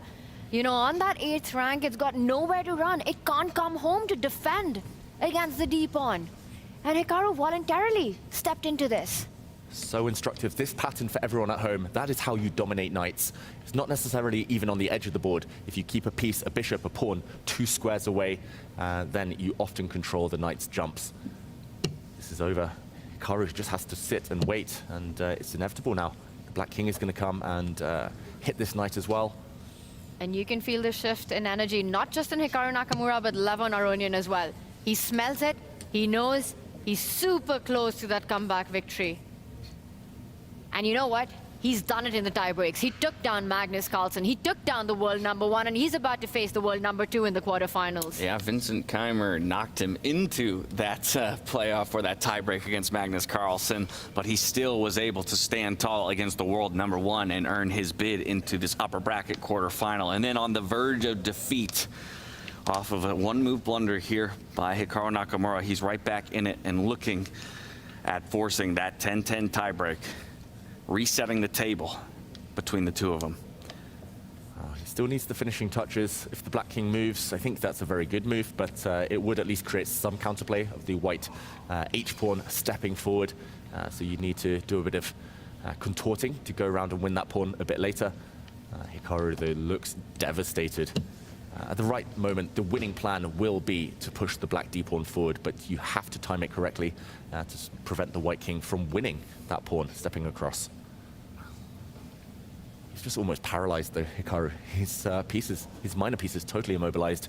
He's just got to move his bishop back and forth this time and hope, pray that Levon can't find a winning plan. And there you have it. Yeah, it's bishop shuffle, little waiting move. Now the reroutes. That is finding new angles here for Levon. He's aiming to put his bishop as close to the promotion square as possible. Then he's just going to shove his pawn forward. And the white king, when it steps across, will be losing some pawns on the other side of the board. This is just a very clear path ahead. And the thing is, it's absolutely heartbreaking, right, for Hikaru, because he defended so incredibly well. And he had it in the bag. With that F-pawn moving forward, that was just the finishing touch to get that draw in. And then one slip, and Levon pounces straight back. Yeah, I mean, think about how many moves we watched play out where Hikaru took, you know, like a 1.5 point advantage for Levon and clawed it back a tenth of a point or, you know, a fraction of a point at a time. Finally gets it to dead even. And then just a few moves later, an unfortunate mistake, and it swings right back again towards Levon. I mean, that has got to be absolutely gutting. Yeah, instead of taking that pawn with a knight, he could have held things together with a very narrow path, but yeah, the fact that he kind of found himself in only move territory, Hikaru, that's what made him panic. That's what he normally does to others. And Levon Aronian, yeah, full credit. Like the way he did it to Magnus yesterday into endgames, the way he's done it here in an endgame so far, if he can round it off now, not many people beat Magnus and Hikaru in any endgame. For real. Are you kidding me? And he has to do that just to get to a semi? Well, just to get to a playoff at this point. Oh, yeah, you're right, actually. You're right. He's not even at the semi just yet. All right, Hikaru's still fighting. He knows that the battle is close to over and the fight will continue. But this has been just a crazy day, right? Prague versus Fabi. Prague takes the lead. Fabi bounces right back with the second win. Hikaru versus Levon. It looks like Hikaru is about to be the second semi-finalist. Levon bounces straight back. And we're going to have three tiebreakers even. If this goes to tiebreak, yeah, in the championship bracket. If this goes to tiebreak, we'll have 4 in total. And it does. There's the resignation from Hikaru off of that blunder in the late game after an incredible defense. Levon Aronian once again remains alive in this tournament, hoping to charge through the upper bracket. Took down the world #1 to get here. And of course, now staring at the world #2. We move to 10-10. 8 of our competitors still have plenty more chess to play today. Hikaru Nakamura, they're heartbroken and devastated as right before leaving, he did touch on the arbiter's hand. He gets the white pieces as they'll move on to 10+10. What a comeback win from Levon Aronian. This fight is far from over. Yeah, he resigned in the final position, Hikaru. His knight was about to fall. A combination of Black King, Black Bishop would have rounded up that piece. And it was quite some time ago that Daryl Morey was out there on the stage giving us position 498. And what an interesting position it was. I'll remind everybody, the right side of the board, a standard game of chess. Left side of the board, a freestyle game of chess. And it gave us quite a bit of action across the field. Magnus Carlson, of course, he made quick work of his opponent in Vidit Gudrathi today in the lower bracket to keep his hopes of a third place at the very least alive after falling down just yesterday to the man Levon Aronian that we just saw on our screens there.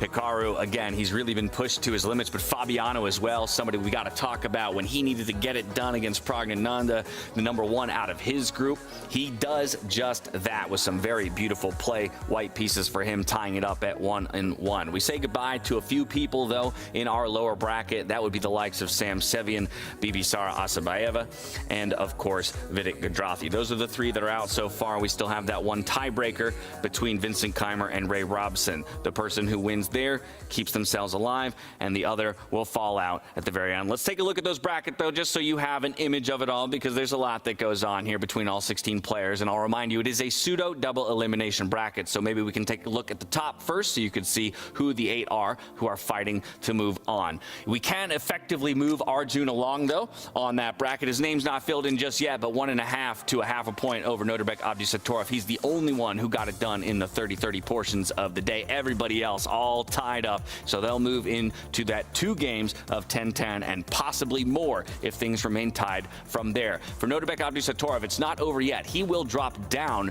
to play later on in the week against more of the lower bracket finalists here. You can see Carlson moving on, Wesley So, and of course Linier Dominguez as well. So that's a picture of what the bracket stage looks like so far. We got plenty of chess action still to come your way. We're going to go to a break for 10 minutes. When we come back, we'll dive right into that position lottery. We'll let the players discuss and then dive into some more freestyle chess action. We'll catch you on the other side. Chess but don't know how to? No opening theory, no memorized moves, just pure strategic creativity. But how do you navigate 960 possible starting positions with confidence? That's exactly what I'll teach you in my Freestyle Chess Masterclass.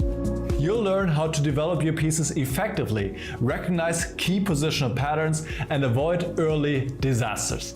I'll break down some of the best freestyle chess games ever played, featuring Magnus Carlson, Alireza Firouzja, and Fabiano Caruana. Freestyle chess is still in its early days. This is your chance to get ahead of the competition. Sign up now and let's take your freestyle game to the next level. Join my Freestyle Chess Masterclass today and save 20% only during the Grand Slam.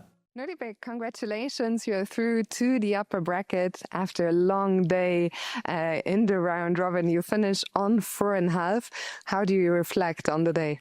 Yeah, it was quite a successful day for me. I had nice games. I could have, played even better if I would have won this game against Aronian. I would stand at +4, but I end up in +2. But I take it, and most importantly, it gives a spot in the quarterfinals. What was your favorite game that you played today? I would say against Vincent. I played with black pieces and I got a comfortable position out of opening and I really liked my own play and think I outplayed him in the endgame and managed to convert it very cleanly, and that was my best game. You have quite a bit of experience by now when it comes to freestyle. You've played in Weissenhaus, you've played in Paris, and here we are in Las Vegas in the stunning Wynn Hotel and Casino. We also have spectators for the first time. So how is this experience different for you? Yeah, it's absolutely different from Paris or Weissenhaus because we have more players and new format and audience. It's all new experience, and I really liked it. I think it's very interesting, and also I think that fans also appreciate the new format, and it was very exciting. And it was very exciting following your games today. Congratulations once again on qualifying to the quarterfinals, and best of luck tomorrow. Thank you. In Paris, 12 grandmasters came together as the Freestyle Chess Grand Slam Tour arrived. 8 days and 100 games, they brought creativity and bold ideas to the board. From wild openings to breathtaking tactics, the freestyle format once again delivered. The final? A clash of giants, Magnus Carlson versus Hikaru Nakamura. And it was Magnus who sealed the deal with focus, precision, and brilliance. Meanwhile, Fabiano Caruana edged out Vincent Keimer in a thrilling battle for third. Paris gave us passion, surprises, and stories to remember. But freestyle chess wasn't done. Next stop, Karlsruhe, Germany. Magnus Carlson made history, delivering a masterpiece at the Grenke Freestyle Chess Open. 9 rounds, 9 wins. A perfect score. The traditional tournament brought more than 3,000 players from around the world together, from ambitious amateurs to the very best on the planet, giving players the freedom to choose their battlefield, classical or freestyle. Magnus claimed the crown once again, and now the story continues. Will the greatest of all time keep his winning streak alive? Welcome to Las Vegas. Magnus, congratulations. You just won your 2 games against Vidit, but it was in the lower bracket quarterfinals, which I think not many people were expecting. What do you think went wrong yesterday? I think it started well yesterday. I felt all right, relatively rested at least compared to other days. And then I don't know. I didn't enjoy the whole process of just being pretty isolated there for many hours and not being able to talk to Peter or Ala in between rounds and not being able to use my devices and so on. And yeah, what happened then was just kind of a complete collapse of my nervous system. and I could have scraped through, of course, with some help, but it would have been completely underserved. So it was a complete collapse, and sometimes you have one bad day, and I've had that in freestyle before in the preliminaries, but then there's been a bit of a wider margin to get through, and this time it wasn't. Do you feel just one day is not enough to have such an important stage? Yeah, it's okay. Like you have to kind of balance everything, and like it's not an excuse. I should make it regardless. But it happens, and I feel like it's been a thing recently that when things are going well, I play really well, and then I'm not really able to sort of change bad trends, and when sort of my nervous system starts collapsing, then it's all quite bad. Yeah, you had dominant displays in Paris and especially in Karlsruhe. Then in Zagreb recently, you mentioned you didn't really enjoy. Do you feel it's just a bit of a down moment at the moment, and the trend will change again? Yeah, I mean, I have bad days in pretty much every tournament. It's just, sometimes they happen at inopportune moments, but yeah, I haven't felt like in Zagreb or here at the top of my game, but at least now that there's zero pressure, that I don't have anything to play for, at least I can maybe enjoy the games a little bit more. Today, more than anything else, I was just trying to play fun chess and play dynamically from the start, and that worked out well. So that's the advantage of playing freestyle, that even if you don't have anything to play for, it's kind of a little bit easier to play kind of for the love of the game than in some other forms of chess. Today were fun games, but they weren't that long. There wasn't that much time for you to enjoy them. They were both done quite quickly. But did you take pleasure at the board playing those games today? Oh yeah, for sure. I'm under no illusions that I'm not thinking that everything that I did was correct and so on, but I enjoyed the kind of the process of mucking up the games from early on, and that's kind of what freestyle is here for, right? Just putting pressure on from the start, and I see the others as well, like they're following it, like they're doing better than I am, so I shouldn't it's working, but like they're all playing kind of the same setup that they've discussed for 10 minutes, and I find that utterly ridiculous. And I imagine people sit at the board and they will think for themselves as well. Like in the last game, for instance, the setup that everybody chose immediately led to a very fine position for black, which I mean it's kind of mind-boggling to me, and I don't think that's the intention of what we do. But what can I say? It's worked out. That strategy has worked out better than mine has, for sure. You mentioned you missed yesterday being able to talk to Peter Heine or Ella in between the games. Was it missing being able to talk about the chess, or just in general to be able to get out of the bubble? I just wanted to get out of the bubble, like especially when things start going south a little bit. Then I feel like I'm just kind of left in my own head a little bit, and it would have been probably a little bit easier to shake off if I could talk to somebody very familiar. And the final question, you're not the only shock exit into the lower bracket, also Vincent Keimer, who won in Weissenhaus, so we will get a new Grand Slam champion in this event. Who is your money on? I really don't care. Was there anyone yesterday who surprised you doing really well? No, I mean, some people played well, others didn't. It happens. Magnus, congrats on the win today. Thanks for your time. Good luck tomorrow. Thank you. I really like his mindset, so I'd love to train all the USA guys, but if I had to pick one, I'd pick Hans. We'll ask him what he thinks about it. Thank you so much, Matt. We'll leave the players to focus now to our audience. Have fun to the players. Good luck.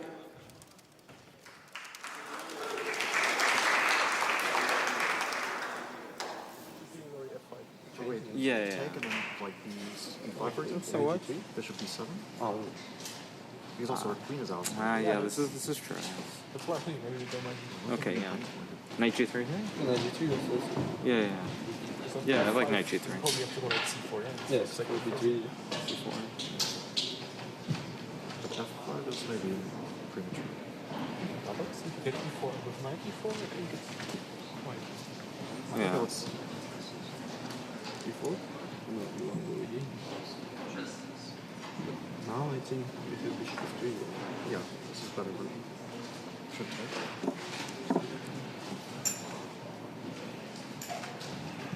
I don't know. Yeah, but bishop b7, bishop f3, knight g6. h4. But we cannot play 6, huh? We cannot play something like c4 takes. I don't like what we do with our queen. Yeah. I don't know. I don't like d4 either. But what else to do? You could play b4, for example. Okay, b4, e5, c4, or b4, e5 feels wrong. I don't know. But what else is black playing? Because b4, b5, a4 should be good. I assume. Maybe e4, e5, b4. Maybe we get this position. Okay. I think b4, b5 is not. Yeah. Okay, so I'm saying.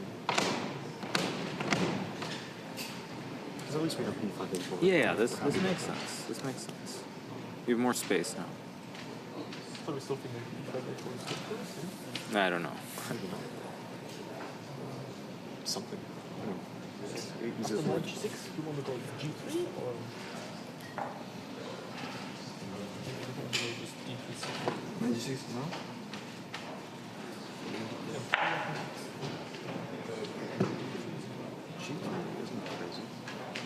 Yeah, I'm just thinking whether we need it. Like whether we can make it now. Yeah.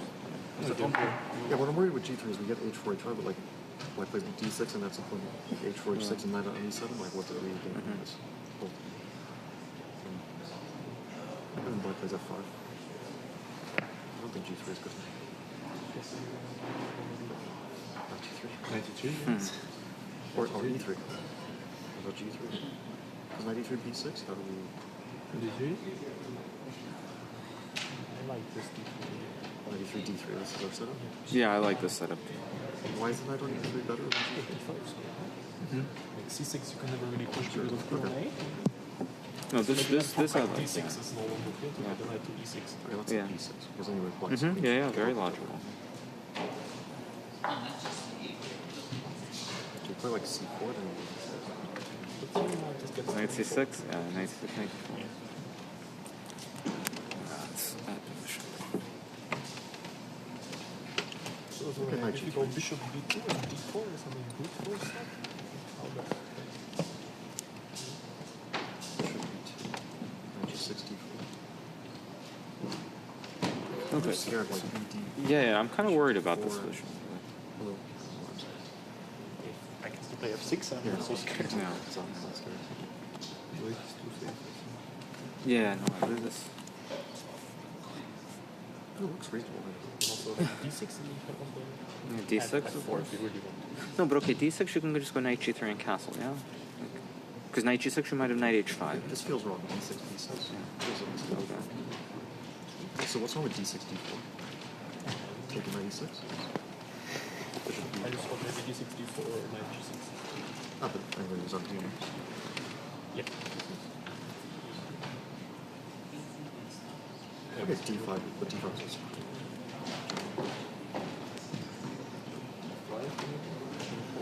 Just go on like a3, right? What is? Okay, sure. Unless like knight c6. Yeah, no. c6? Knight c6 could be an issue. Yeah, c6 is actually Yeah, I mean, you can go c3 and gambit something.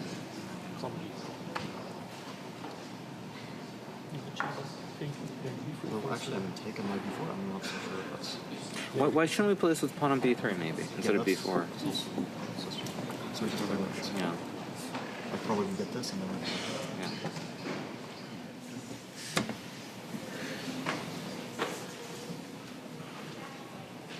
Yeah, maybe. Maybe 5 is a must. B5, bishop b2. 6, we don't want to play. Wait, oh no, in this bishop b2 step. 96.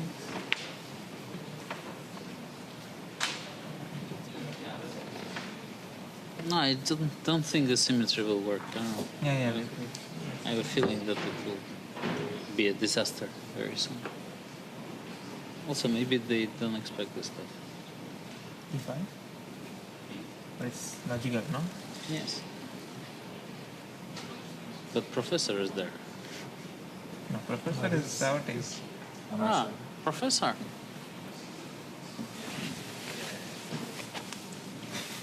It's not joining us. This guy, look at him.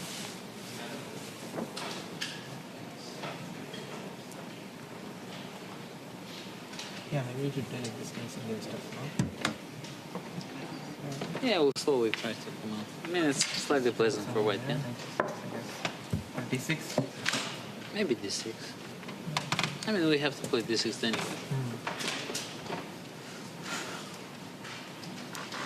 And then bishop e6, yeah.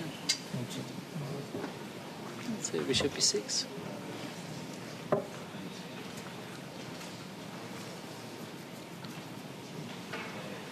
Yeah, the bishop is back, but we can go c6 and... Knight d7, yeah. I just don't know what we're going to do with our queen. That's the problem. Queen c8, c6, bishop c7, It's slightly worse, but it's not the end of the world, yeah? I can also play some h5 or something, yeah? But bishop c2, Yeah, let's say bishop e6. 93. You want to play with d4, yeah, I understand. Yeah. Okay, and... maybe some 96, yeah. Also knight d7, I'm not so afraid of this d4 stuff. I think. Yeah, 97, c6. Play like this. And a bit better for white. Also, we can think here, yeah? We don't have to rush. Knight g6 we can go.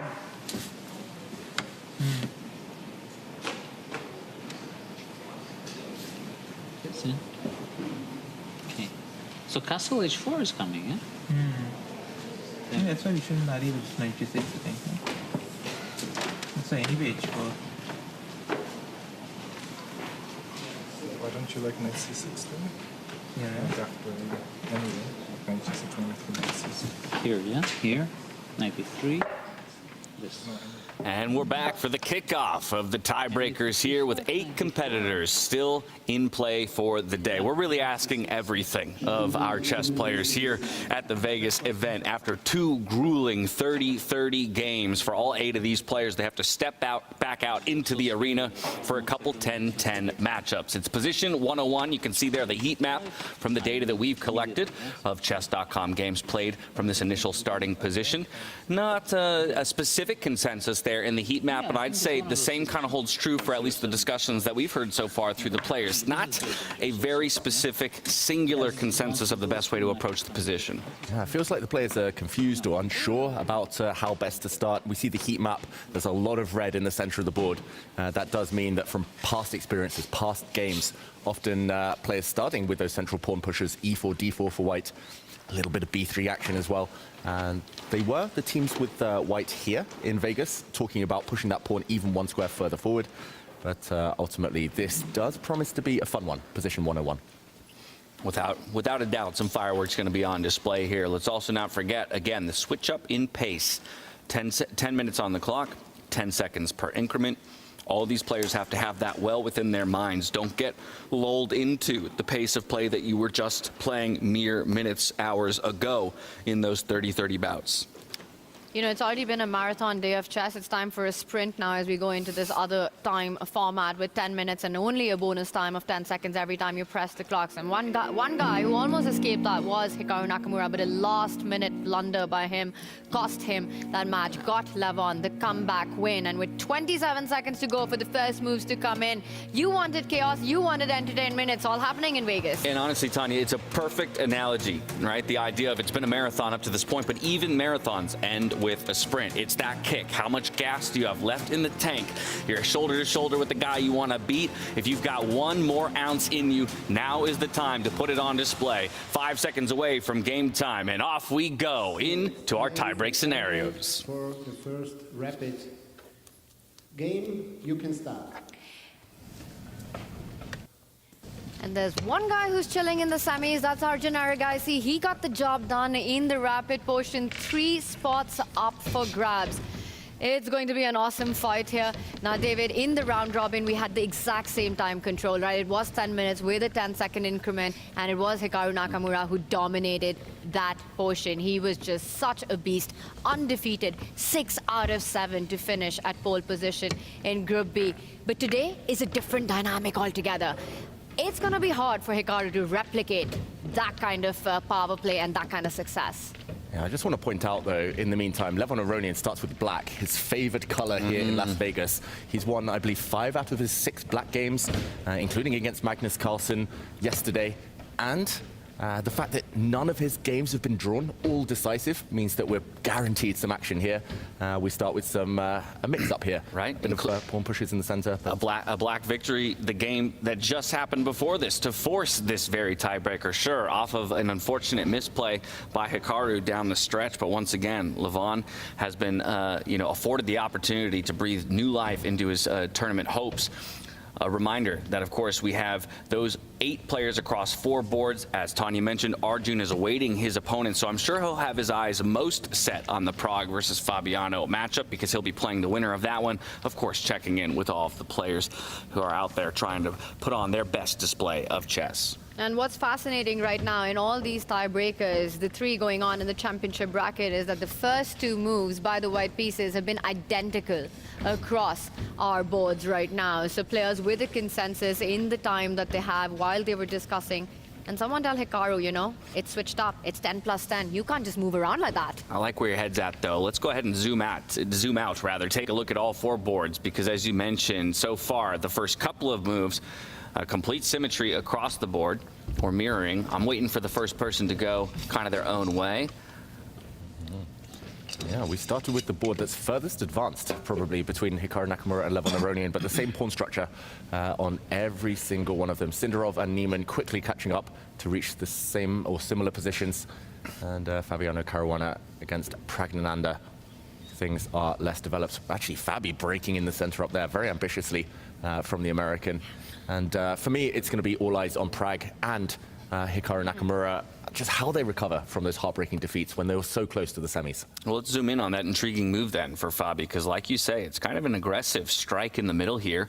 If we can hone in on that board, you'll see exactly what David was talking about there. Pawn in front of the bishop, joining its counterpart from in front of the rook, trying to control more of the center of the board. But immediately now Prague has to consider, do I take this trade? Do I perhaps allow the advancement of that pawn one more square, begin the connect 4 game that Fabi wants to quickly take a victory in?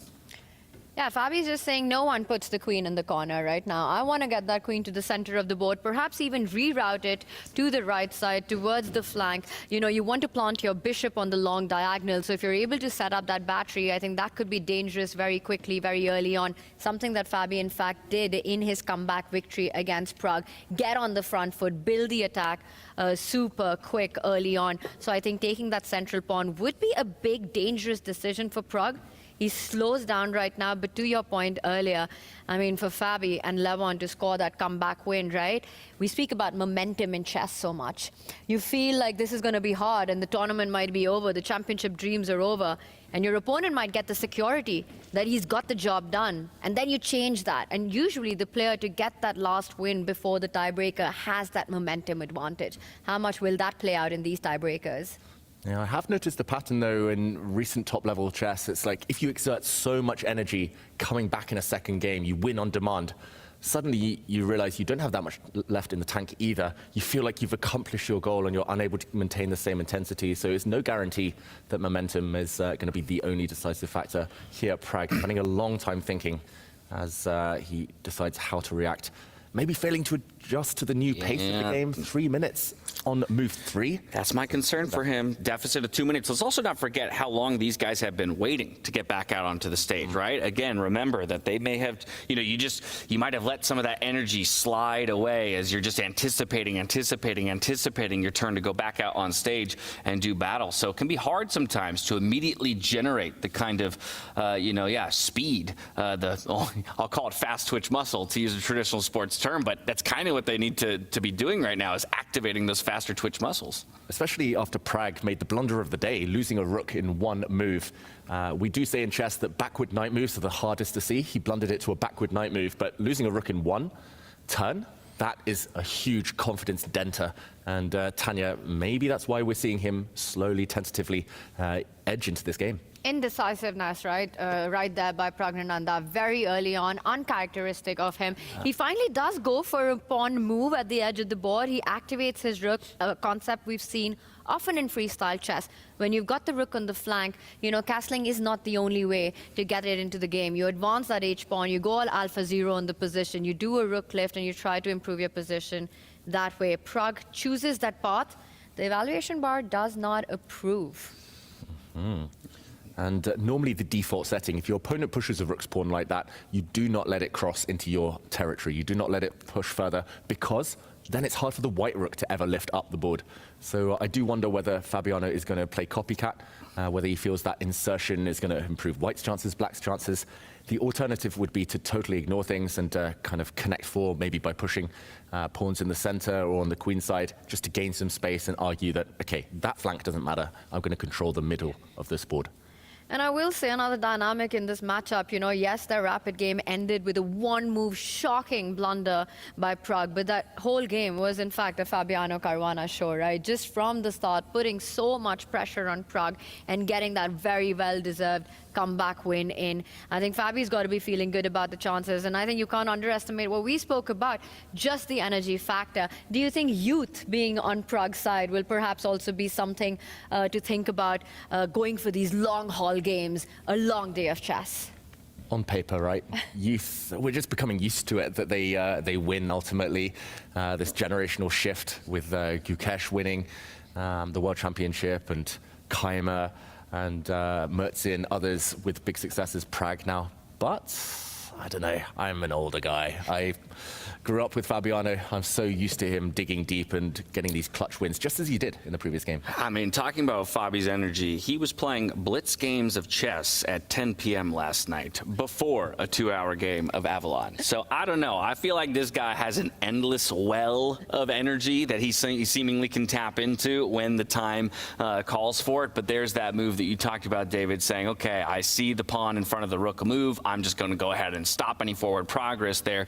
And while these guys continue to develop some pieces, I want to go over to Hikaru versus Levon, just because it is the most advanced game, right? The most moves having been played on that board, so we can kind of check in to see, as they're blazing a bit of a trail maybe for the rest of the players to take a peek at. You can see just about equal time for both players. In fact, a small advantage here for Levon. And as we get to the board, look at this, a small swing here in favor of Hikaru. Not loving this most recent move, gets the question mark. Why is that? Well, I'm confused what the bishop is doing on that square. I look at the bishop, I look at the knight not far from it, and they are within forking distance by a pawn. So the first move, especially in light of what I see on the eval bar, the first move that comes to mind is to push for glory, push in the center. Levon actually goes a different direction, maybe equally effective, or maybe a precursor to what's about to happen, but he goes for this misplaced knight. Note how white's king is castled. That's committed. It's fixed on that side of the board. But Levon didn't castle his king, maybe because he wants to use his rook as a propeller for this battering ram of a pawn, hitting the white knight with a central break to come. And I think this was exactly something that Levon was talking about when the players were discussing, that if one does castle before the other, this idea becomes that much more powerful. And I briefly heard him say that, and the players just moved on, that you castle, you push the h-pawn up the board. So it's happened on his very board, and he barely took any time to make this a reality, and our bar also approves. So much of it will be combining the idea of that central pawn move, the side pawn moving forward. You know, now one of the ideas on Fabi's board that we just checked in with was to stop that h-pawn from going any further by advancing your own h-pawn up the board. But because of the dynamics of the castle, that's not an option available for Hikaru Nakamura. He will have to allow h4. Oh, and he strikes in the center while Levon plays on the wing. Very logical, but given another question mark. Does feel like Hikaru may be slightly affected by what happened a bit earlier. And, oh, great move there from Levon Aronian. Prophylaxis, again, he knows the white knight was about to jump forward if it had been attacked. So he takes away that square with his queen and bishop both teamed up to cover f5. Levon about to take a sip of water. That's a boss move. Normally someone who's confident in a blitz game or rapid game will take a sip of water. He's very comfortable with the position that he's gotten, and it's clear why, right? Because of this h-pawn moving up, the queen now back in the game. I think he's happy with what he has with the black pieces. For Levon, just getting that win. You know, chess players, they have this incredible memory, right? And of course, Hikaru knows that Lev beat Magnus just in the quarterfinals, in the round robin stage to book his spot into the quarterfinals. How much of that do you think plays on Hikaru's mind coming into this matchup, knowing that his opponent just took down the world #1 yesterday? Chess players have very good short-term memory, and I think he'll just be fixated on this past game that just happened. I think he'll just know that Magnus was out of sorts yesterday. Magnus was out of form. He knows Levon was very impressive yesterday, but he'll be focused on this game alone. And I just think it's all about the fact that he started off badly with white. Yeah, exactly. And even still for Levon, right? Again, just seems to be playing at just an incredible degree when he's piloting the black pieces. Got to be the favorite of his here in freestyle chess. Let's take our first look at Hans Niemann versus Javokir Sindarov. Haven't gone there just yet in this tiebreaker between two of the young guns here that have impressed us. Obviously, in Javokir's regard, all the way back to Wiesenhaus of this year. Hans more recently jumping in and having a bit of a beautiful display. Don't worry, we'll get these cameras fixed for you and the right board up on the screen so that you guys can see how Hans is navigating this situation as well, with a slight advantage here on the black side of the board, and again, a small time advantage. I wonder if he feels like he's falling back into his comfort zone, that 10-10, where he seemed to kind of be, head above the rest, aside from Hikaru in his group. Maybe he's feeling confident once again. Yeah, that being said, Sindarov was also impressive yesterday in the group stages. And I just want to mention there is an imbalance here. I'm just going to very quickly take it back because Sindarov threw away a pawn, gambited a pawn very early on. I'll call it the Sindarov gambit because in this position very early, we saw something similar in several of the boards. This pawn in the middle attacked. Instead of trading, he simply stepped forward, allowed a trade, and given a question mark, he dropped a pawn to the black knight. So he's had to play very high energy chess to try and compensate for it. If we fast forward again, we see that the white bishop, white queen on this battery, on this diagonal, are about to be challenged, neutralized. We'll see a trade here and now. And Tanya, I'm going to say white has good compensation due to the central control, due to the white knight coming towards the black king. But do you feel it's enough? That's going to be the big question that Sindarov will have to prove, right? But I do like the development and the piece activity. You could also just snap that bishop back up with the knight, bring that knight back, and then eventually jump the other knight closer. If he can have the arrows there, getting to h5 at some point, targeting that g7 pawn. I think this was a key move to try to block that queen diagonal from getting there, David. But still, the central control. We've seen these kind of gambits happen so much. You give the pawn, but you play for piece activity. The rook lift already there. The f-pawn eventually moving up the board. The knight's jumping forward. Feisty battle. I'm actually liking the piece activity more than the material deficit here for white.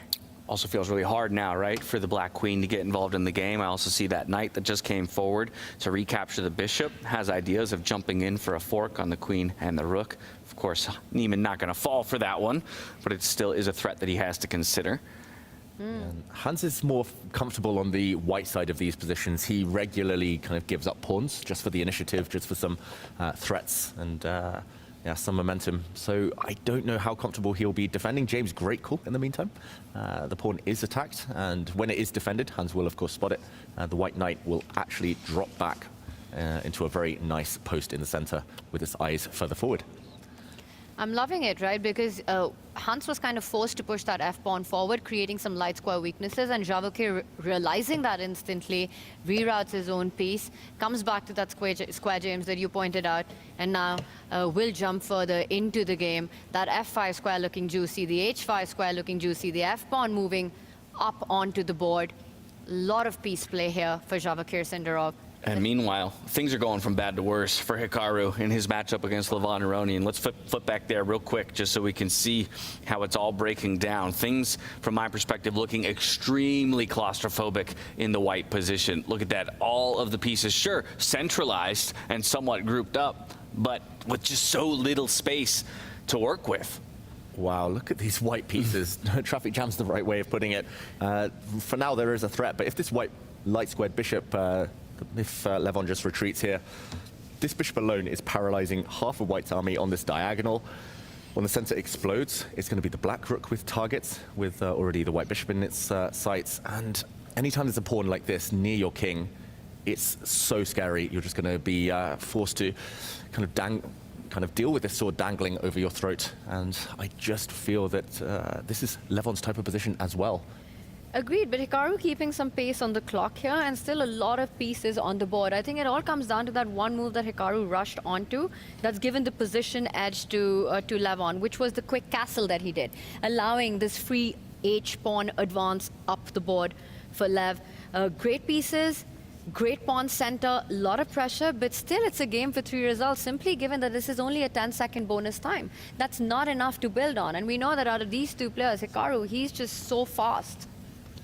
Super speedy guy. Levon thinking for a long, long time there before retreating his bishop. I think the most natural thing to do, given a question mark, of course, my suggestion, Levon's move, but keeping the pin, that was the key. Giving up the bishop for knight would have changed the nature of the game completely. It would have been less about control, would have alleviated some of that congestion that White was suffering from. So Hikaru, can he at least put some pressure on the clock if he's suffering on the board? He's got to do that, right? He has to keep the pace. And there we see he's getting ready to make his next move, but it's just not easy, right? With the pin that you pointed out earlier, the tension in the center, so much calculation is required. These are the hardest positions to play with that 4-pawn face-off in the middle of the board to play on intuition. Yeah, and remember, folks at home, to Tanya's point about this really being a 3-result game, even though the computer favors the black position, not a single piece has left the board yet. Not a single pawn is left. Like, we are still in for quite a few trades, and therefore a lot of calculation and a lot of opportunity for misplay by either player to open up new possibilities. Usually when that happens and no pieces, pawns leave the board for a long period of time, you know, when it rains, it really pours. So then you've got this flurry of trades that takes place at the center, and I think that will happen and the position will explode in the next couple of moves, David. Yep. Position 101 was drawn earlier, and chess 101, you want to at least have a coherent plan. And for now, Hikaru has established his first real threat of the game. He wants to push this pawn forward, trap the light squared bishop. So Levon has a big decision ahead. Does he finally alleviate the pressure in the center? Nobody wants to blink first. I think it's a matter of pride sometimes in chess. You don't want to be the first one to capture, but that might be the critical line. Again, he could take this knight, save the bishop, but he's reluctant to do so after we saw how powerful he was with the bishops in the previous game. And yeah, again, the clock. Levon was a bit slow against Magnus despite winning, and that was the only maybe a slight weakness in his game yesterday, in what was otherwise a very impressive showing. And that's the thing, right? Once the clock goes below that 1-minute mark, anything can happen. With only 10 seconds increment, how do you build on that time? Big turnarounds, and this is the kind of positions that the critical questions lie ahead. You haven't had a single trade as yet, so huge stuff coming up, and you've got less than 2.5 minutes on the clock, a 2-minute deficit there for Levon Aronian. It's going to be a big fight. Should we just use this moment to zoom out and go to the Hans board, you know, where Hans has an extra pawn, but is under pressure?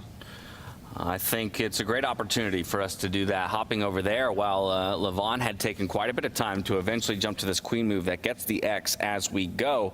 Javakir Sindarov, similar situation, spending a ton of time crafting his response to the most recent move by his opponent Hans here, just sliding the queen up, now dipping below 2 minutes on his clock to the 5:30 of his opponent.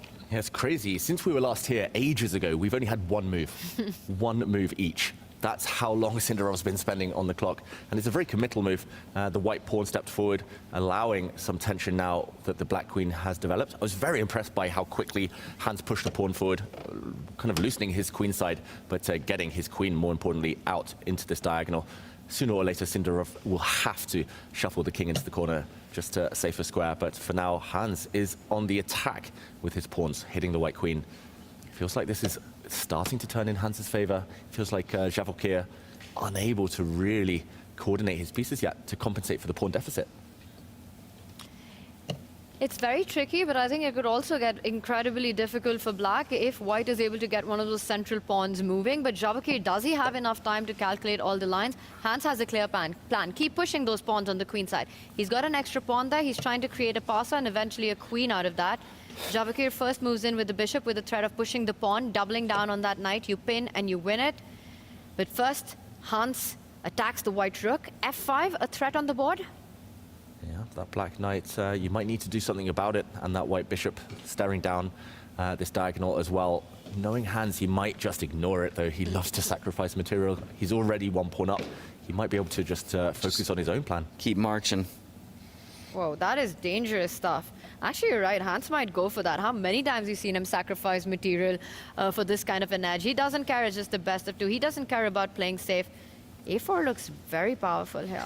Does he have enough resources, though, on the left-hand side of the way? He appears to think so. I was about to ask if he had enough to support this stepping, forward of the different pawns.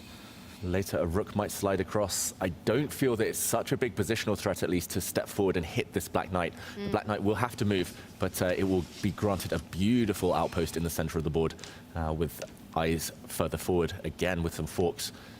For Javokir, it's such a high kind of demand, this type of position. You are a pawn down, the opponent has such a simple plan, you feel like you need something here and now. But to play that with 1 minute left, okay, he goes in, critical moment, that is a sacrifice. Hans was about to reach out and make a move, but given a question mark, Javokir losing the thread.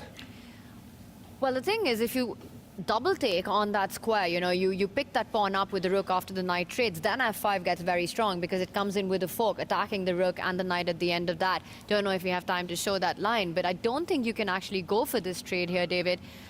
This looks like, wow, and the bar does approve of this, so no real big resource here. And then do you actually allow white to just have a pawn living on that e6 square with the trade? Yeah, you might have to if this capture does occur.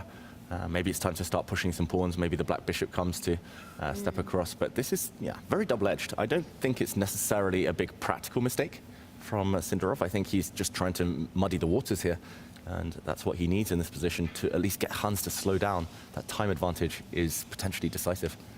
Because every second your opponent's thinking, you're thinking as well, right? And Sindarov needs maximum of that. With just a minute and a half and the position blowing up the way it is, you're sort of setting yourself up for deep time trouble territory. Hans does take that knight. Don't pick up that pawn just yet, Neiman. Yeah, no man is going to be taking that pawn. And hey, good one, Daddy. Yeah, so a pause to think, but this might be a good opportunity to go back over to Hikaru's board alongside Levon Aronian, because talking about players in winning positions, but still working against clock disadvantages, Levon Aronian creeping below 50 seconds on his clock. Still so many pieces left on the board that need to come off before he can really take what looks like a solid advantage and turn it into an actual point on the scoreboard. Wow, this is just chaos. At least one pawn has left the board. We only have to worry about 31 pieces now. That's ridiculous. But okay, a bishop trade. More are disappearing. And again, that happens when someone's low on time, whether it's good, whether it's not. He does trade off. And great move there from Levon, keeping his structure intact. There's a trio of pawns here. He's one pawn to the good. He's just trying to bank that for later. Yeah, I can always now take that light squared bishop, right, slide it back behind the queen, reroute it to the other side of the board if he wants. Trades first. This feels like, there's a battle going on the board and the clock. Levon's winning the board battle, Hikaru right now winning the clock battle, and that's got to be his best friend. He has to keep the pace going. Trades tries to get more pieces off the board. But let's remind everyone, Levon has an extra pawn. More trades favors the side with extra material. Yeah, that being said, the extra pawn is this one highlighted now on a light square. Could be snapped up a bit later by the white bishop. It's kind of on its own on that whole flank, just with the queen to support. But in the meantime, Levon is lining up some nasty tricks on this diagonal. The dark squared bishop having parted. Dark squared trouble still potentially in white's future here. Yeah, now got to consider how to get the rest of our pieces into play, right? Taking a look at that rook that's kind of tucked away up in the top right corner of the screen. Maybe needing to slide that down, rook lift, to get it into play. Start threatening along that g-file as a possibility. Can still castle later if it needs to connect rooks here. Absolutely. Yeah, I was just thinking that knight can jump forward as well in support of that. Yeah, other knights jumping. I think this is still a sizable advantage here, Tanya. Looks like that for Lev, and he's also managed to gain some time. You know, the clocks are leveling out right now. Wow. I mean, incredible start, right? Levon starts the day with a 1-point deficit, comes back, takes the advantage with the black pieces in their first game. Should we jump to some of the other action? Clock's leveling out here, but definitely not leveling out over in Hans Javakir's board. I just saw Javakir creep down to 20 seconds after making a move. He'll pop right back up to 30 seconds, but 3 minutes still for Hans to work with. And again, he has just the slightest of advantages, though the computer is giving a nod to Javakir's most recent move. Well, it's an extra pawn for black currently, right? You've got 6 pawns to the good against white's 5 and a huge pawn on that b3 square. The big question is, can you keep it defended? Because it's really not the easiest find. How do you keep the pawn alive? The white rook is ready to come up to b2 as well. You know, after the rook slides up, he first trades on the square. Now just bring the rook to attack that very advanced b pawn. And how are you holding this? Yeah, it looks like that pawn is dropping. It's just about whether Hans can find some other type of advantage to compensate. White has this very strong pawn of his own. Ooh, look at this from Hans Niemann. Beautiful. He uses his bishop to protect the pawn. The white queen is caught in 2 minds here. She cannot step up and take the bishop as the rook is hanging in the center. That queen's an overloaded piece right there, and I think this was a defensive resource we in our studio completely missed out on. It looked like Hans was about to lose that pawn, but tactics everywhere, and Hans seems to find all of that. Javakir pushes his own pawn to keep his asset on e6 defended. It's still game on, but with 40 seconds, it's advantage Hans. This is a very strange pawn structure to have interacting with each other, right? Bizarre structure, and I'm going to say this is still very much 3 results in play, just because of the white potential for an attack. If you capture this pawn, sometimes the white knight might want to leap forward. Maybe you can also just take back with the pawn. As long as white gets 1 more move, shuffle sticking into the corner, the threats will start to resurface against the black bishop, against the black king. And like you said there, the white pawn is a bit of a thorn in the side for later. I want to compare these 2 passes, right? It just feels like the b3 passer would be so much more dangerous if it's an endgame, simply because Hans's king is super close to that e-pawn. So it might be a good idea not only to counter those checkmating patterns and ideas that you're talking about that white can set up, is to get a queen trade on the board. I'm just wondering if Hans can get that queen up the board to try to get it off and then get the rook into the game. But he pauses with that idea. He doesn't go ahead with it. He first improves the position of the rook, and it gets an exclamation mark. That's a good move. A very, very good move. And as expected, Javakir gets out of this diagonal, finally releasing the white rook. And moment of truth. Okay, going for the queen trade. I was going to say the most tempting move for me would be to try and break in through the back with the black rook. But a queen trade is something you mentioned, Tanya, as supporting black's advantage here. I'd love to get that in, because you get the queens off the board, the rook takes the queen, and then the other rook swoops over to the line that you were pointing out. You know, not only targeting the back rank ideas, but also getting rid of that white rook key defender on the second rank. And he has allowed the queen trade, but he says, I'll do it on my terms. I've created some breathing space for my king. Well, I think he recognizes exactly what you called out, right? At least if you have to come forward and capture my queen, you don't open up that second rook along the 8th rank to slide all the way over to the left-hand side of the board. It'd have to move through its own rook in order to do so. Yeah, big moment. You could trade queens, but the white rook, would be hitting some stuff along this c-file suddenly. So moment of truth. Will Hans Niemann find something more productive to do? He does take the queens off. I was going to say, you can support it, this bishop, with your own rook. And white's 2 rooks are pretty much paralyzed for now. Yeah, but I don't mind playing on the right-hand side of the board now. Does my pawn just move forward, my h-pawn, one more time? Now I'm threatening again to kind of undermine the safety of the king here. Black might just try to block that flank. I think the biggest threat in this position that White has to take care of is the rook sliding over to the A line, right? And then coming over to the second rank to challenge that rook on B2 as well, and then just promote queens. Instead, we see a pawn trade there, which leaves the E6 pawn up for grabs, taken. At least he's deflected the black rook. This rook is going to take a while to break any blockade over on the other flank. Javokir pushing forward. The white knight might soon enter the game. Can you do it with tempo? Can you do it with energy? Hands known for energy. Push that central pawn, swoop the rook over to the A line. It almost feels you get that in, you win the game. That is very, very powerful. Very energetic and a bit hidden, but maybe possible. There are some back rank ideas against the black king, which might force him to pause for thought here, Hans Niemann. But nothing too scary. And if you want to play it safe, maybe you just slide the rook one step over. Why sacrifice any material and then get it over to the A line? Yeah, looks very good as well. Hans Niemann definitely with an advantage here on both board and clock. Okay, I was going to say, I feel like if Hans doesn't threaten moving all the way over to the A file, that I would do the exact same thing as Javokir, dropping my C rook back to C1, coming over to A1, and then threatening the same kind of back rank situation against the black king. Yeah, it's a race to that open file, but it's black who's about to win that race. And nice prediction, nice call. Black's what he has to do, but the computer says it's not good enough. Because black's first to that file, right? And then again, big threats on that A2 square as well. Hans with a huge advantage on the board, as well as those extra seconds on the clock. He reaches for the king. He's about to give the A line away. Wow, big call by Hans Niemann. The white rook is about to take the open file, and this game is still very much alive. Yeah, Javokir low on time, though. I want to make sure he makes a move here just to buy back a little bit. He does. He's going to slide the king over, so we have to jump over to Fabiano versus Pragnananda, because Pragnananda has Fabi absolutely on the ropes right now. Both players, though, in a bit of time trouble. Pragnananda, the one to make a move here with 35 seconds on his clock. He'll do just that now. Fabi immediately with 10 seconds or less to work with here. He's got to find a way to weasel his way out. Otherwise, he's going to be in the exact same situation he was in 30-30, needing to fight back in the second round. Yeah, but that time he would need to win with black, which is even harder. And just as we jumped in, Prag had the advantage, but it grew because Fabi had missed this move. The black knight coming in, and now the question is, does the black knight have some sneaky checks? Can't you just give a check on F1 and win the G3 pawn immediately? Looks like it. I mean, that just looks like it should be game over once that pawn falls. He finds it. He takes the lead here with a pawn dropping. Rook checks in the air as well, and you don't withstand this. You very rarely withstand a queen and knight combo, let alone a black rook entering the fray as well. As Peter Deco says it, you know, if this is not checkmate, I don't know what is. Fabiano about to resign. He's only got 15 seconds on his clock. Oh, he allows a discovered check. So many tempting ones. Where do you go, David? Which one do you give?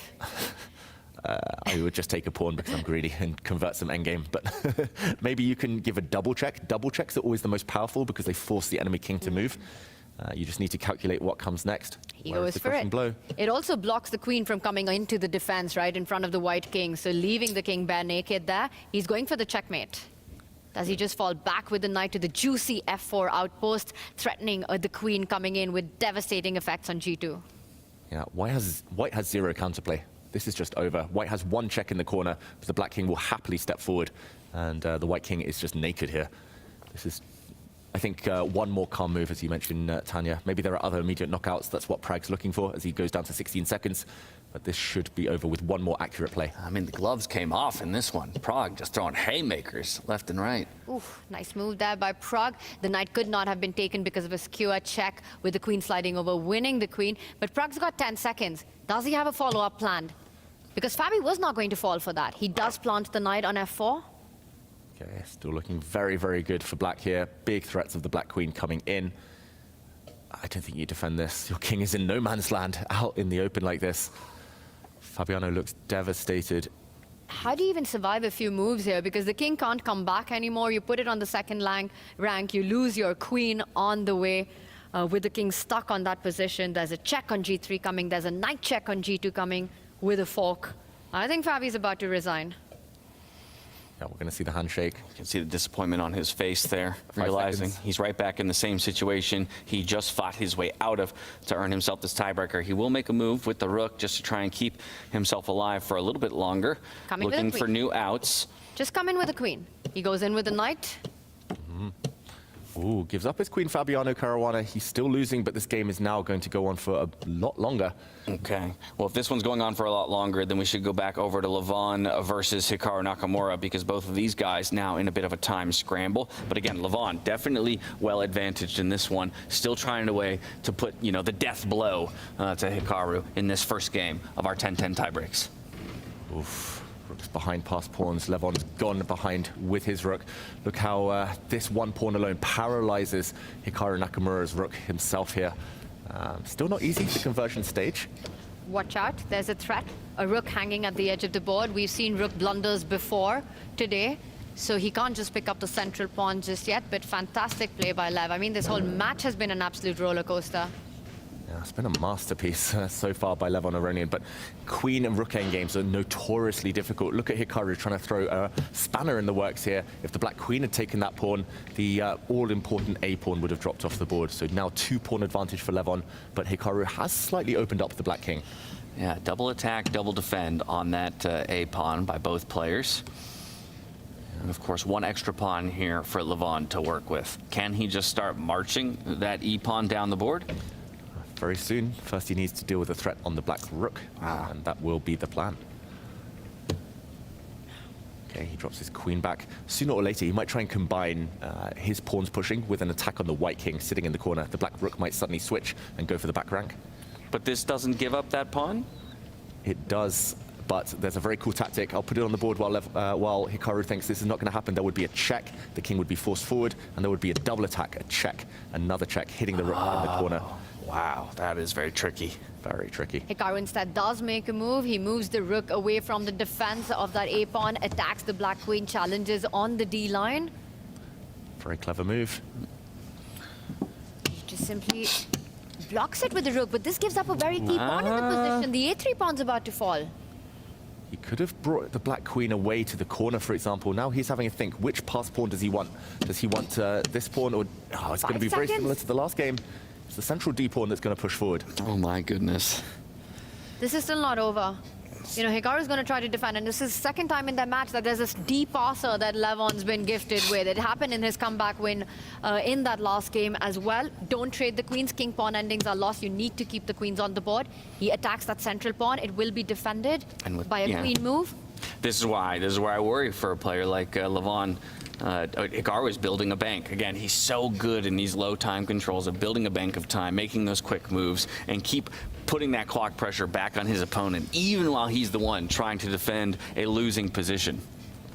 Yeah, he's just fantastic as a defender, and this game is going to go on for a while as well, so maybe we switch. All right, so I think we have to go back to Pragnananda versus Fabiano Caruana again, just to check in on that one. It's a lot of our players piloting the black pieces that all have the white players on the ropes, and it is no different in this matchup.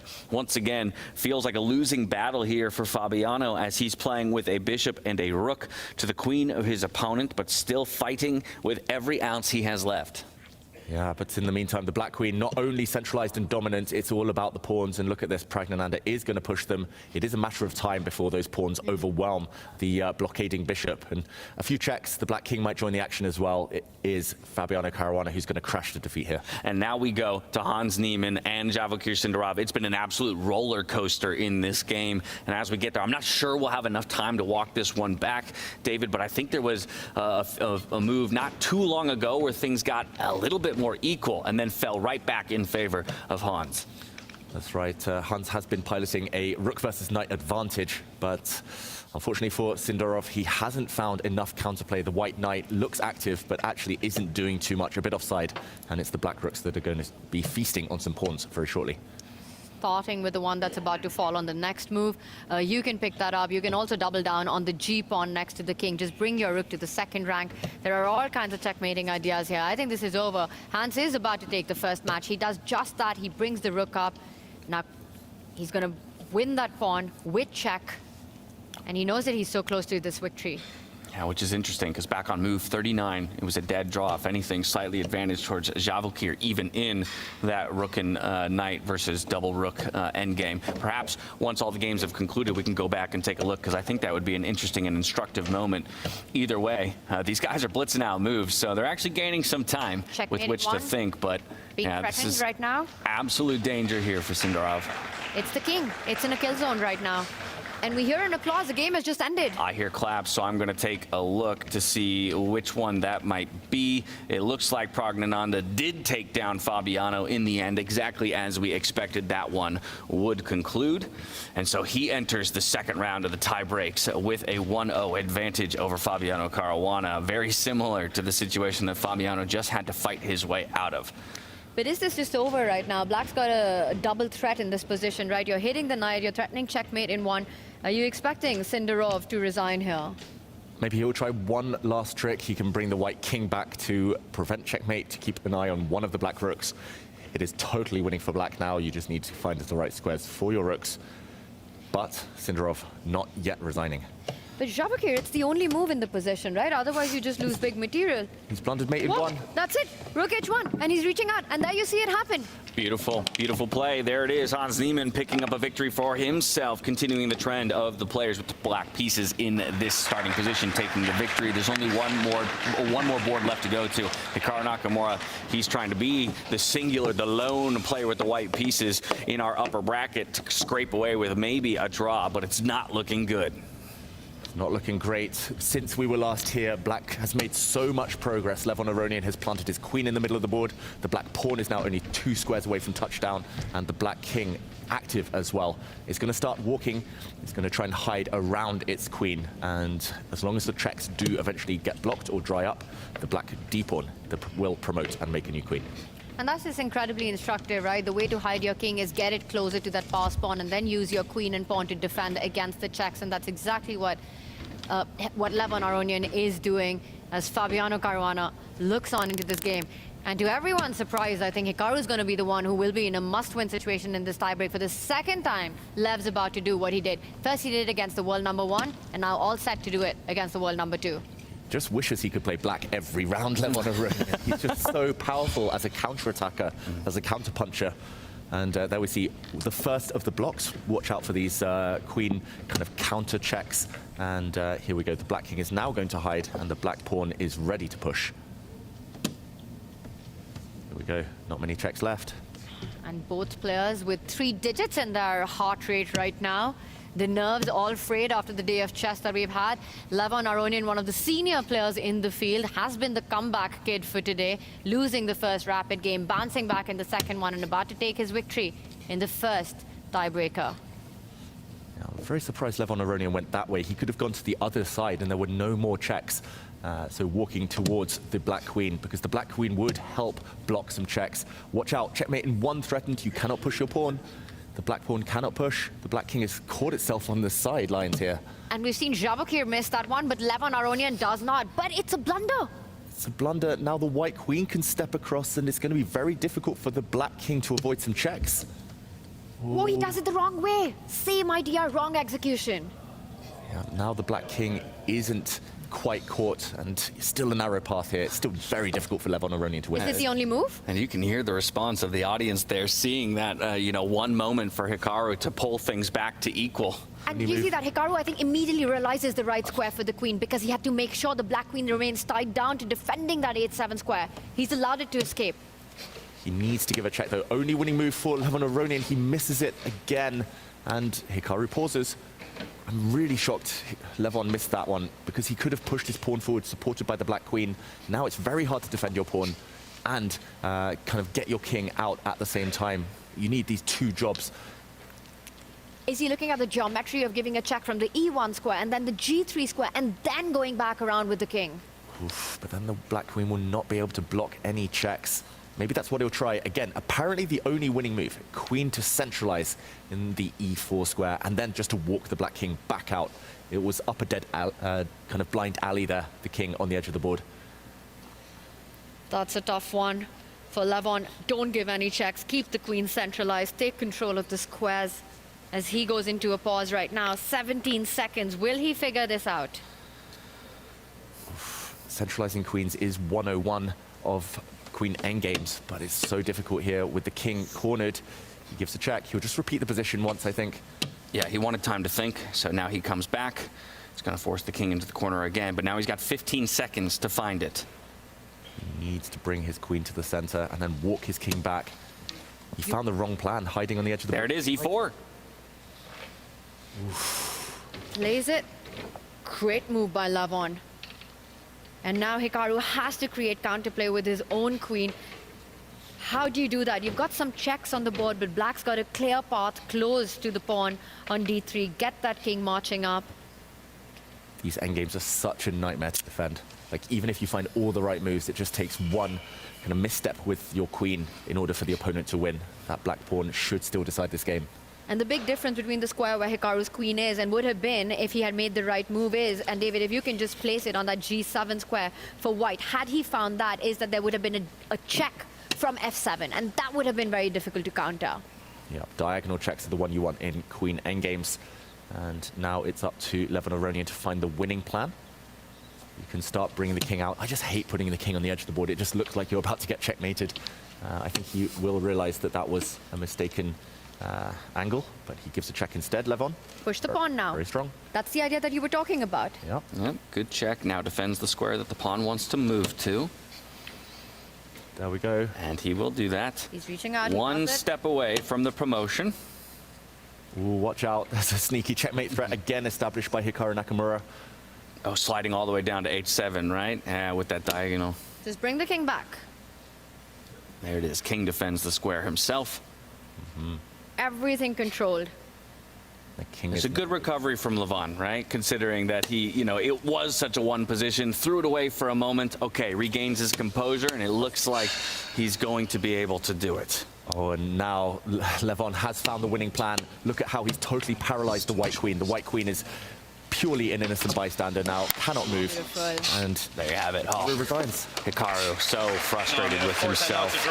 Still showing respect to his opponent, extending the handshake, but you can see the frustration on his face and in his body to have let that one go. To maybe even be in this position, right? I'm sure he's sitting there thinking, I shouldn't even be playing 10-10s right now. Yeah, I can't remember the last time Hikaru lost 2 games in a row, let alone both with the white pieces. Just incredible. Just persistence from Levon Aronian. No tiredness at all in his game. And every single player in our upper bracket tiebreakers won with the black pieces. I think that's quite interesting. The only one that went to a draw was our lower bracket bout between Vincent Keimer and Ray Robson. So they stay tied going into the next round of their tiebreaker. But for everybody else on the top side of the bracket, it's do or die time. They're going to have to mount wins to force more games or fall down to the lower bracket. 3 decisive results, 3 players in a must-win situation, but what a tiebreaker this was. And I think Levon Aronian, he's definitely the MVP of the day, just the way he came back against the world number 2 in Rapid, taking the win in their first game. And for Hikaru, it's been absolute heartbreak, but it wasn't luck. I think Levon, again, from the very start on that upper hand, Prague getting the win against Fabiano, so incredibly impressive as well. And now pressure on Fabi, and Hans just continues to be, well, the king of Vegas. As soon as things sped up, he was right back in the driver's seat, right? And yeah, on the point of Levon, whether he intends to or not, the guy never fails to entertain.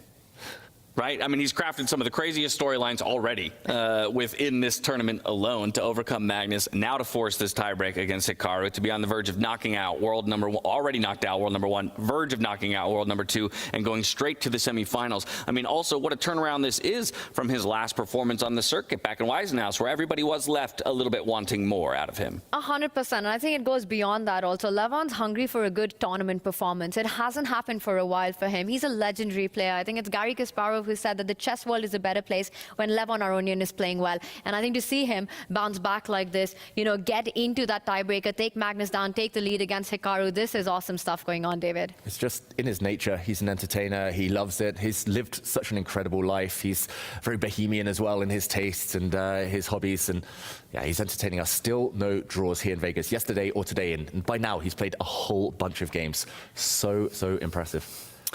Oh, this is the Neiman and Sindarov game. If we could, I think it was move 39, if I remember correctly. We had promised we'd go back to kind of where there was, an even board state that slipped away again. Let's just kind of work through this because there was an opportunity for Sindarov to equalize in this knight rook against 2 rooks endgame. Yeah, and it was here that Javokir Sindarov, with not enough time on the clock to work through a very complicated variation, this is where he let it slip.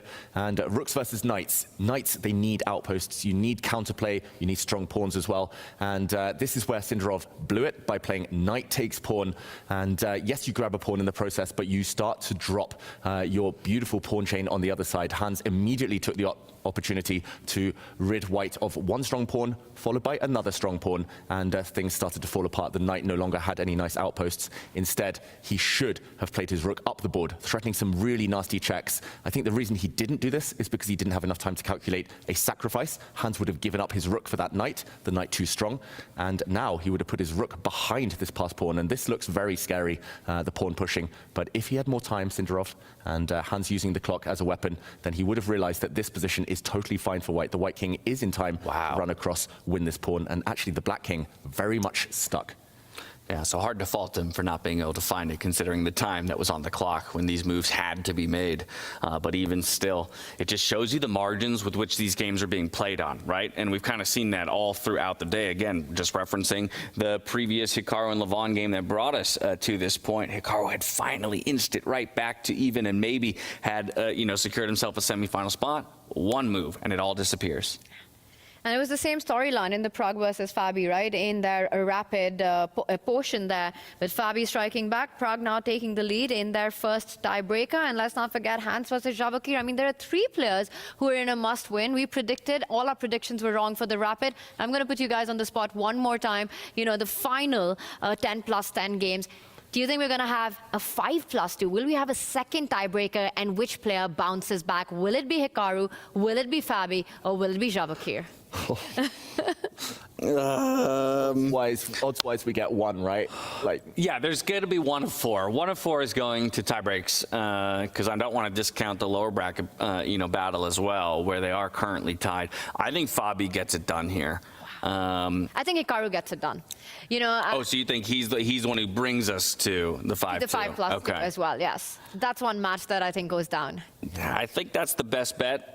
In the upper bracket, it feels like that one. But knowing how chess works, there's going to be 3 winners in the upper bracket, and we're going to be in the lower bracket for the Blitz tiebreaks. What do you think? I have faith that Fabi's going to lock it up here, I think, and he's going to book his ticket to the semifinals. I just don't know how to evaluate Hans and Javokir, if I'm being honest. I feel like that's a complete coin flip in every sense of the word. Yeah, so Fabi needs to win. He needs to win to take it to the second tiebreak. Yeah? Yeah. Fabi, Hans, and Javokir. Yeah, these are the 3 players who are fighting for it. So you're saying Fabi takes it to the second tiebreak? Yeah. That's the one in the championship bracket. Is that the only one that you're predicting then? I think Hikaru can do it. I think I'm worried for Javokir here because in the faster time controls, I don't know, something about Hans. He just seems more fearless in this setting. And so I kind of want to give the edge to him there. But it's a tough call regardless. What about you? I think Hikaru takes it through. Prague versus Fabi. Prague was just also so impressive in the 10+10 in the round robin. Fabi, he was super solid there. And the first performance that we saw in this 10+10, I think it's going to be awesome to see this go down into the second tiebreak. But I think Prague takes it in the next one. Hans takes it in this one as well. I think Hikaru goes into 5+2. David, final predictions. I still think it's going to be Ray Robson and Vincent Keimer. Everyone else gets decided in the championship bracket. Hey, those guys are still fighting for third, right? And at the end of the day, it's the players who get to decide. But there is another factor that comes into play, the position lottery, and where these players will have to be starting their battle from. We go back out to the stage where Fiona Steele-Anthony is standing by for the position draw. Welcome back to Game 2 of the Rapid Playoff. In Game 1, we saw 1 draw between Vincent Keimer and Ray Robson in the lower bracket, but we saw 3 decisive results in the higher bracket wins for Hans Niemann against Sindarov, for Pragnananda against Caruana, and for Aronian against Nakamura. So their opponents are now in a must-win situation to take the match to Blitz. we are ready to draw the next position, and in order to help me, I would like to welcome to the stage Arjun Nakamura from Left Lane Capital. Give him a round of applause.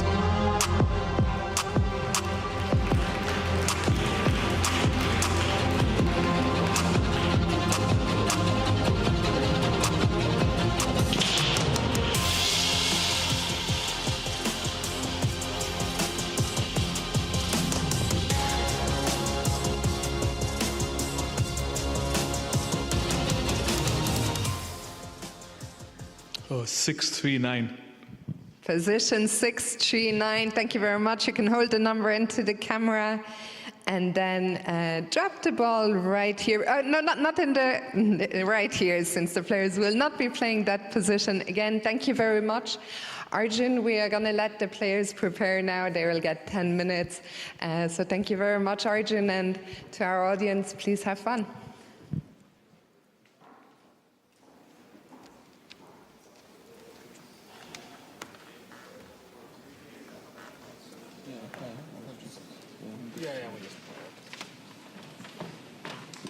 E4s. No, but E4, E5 just on F3 or? No, that's F4. Oh, sorry. So E4, E5, and then what? G3 is an important. G3.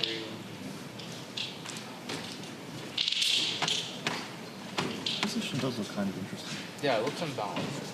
But I mean, okay, so we need imbalance. What about F4? Okay, so against F4, what are we doing? Kind of have to copy, right?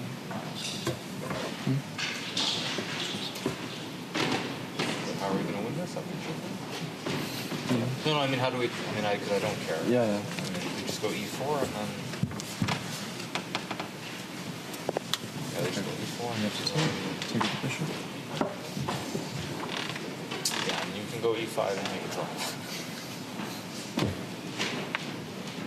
No, I think after F4 we have to play D5. Okay, so we just play. I think we just go. We just play D5 and F6 or something, or D5 F5. And okay, G3. G3. There's F5 home. F5 D3. This is a close position.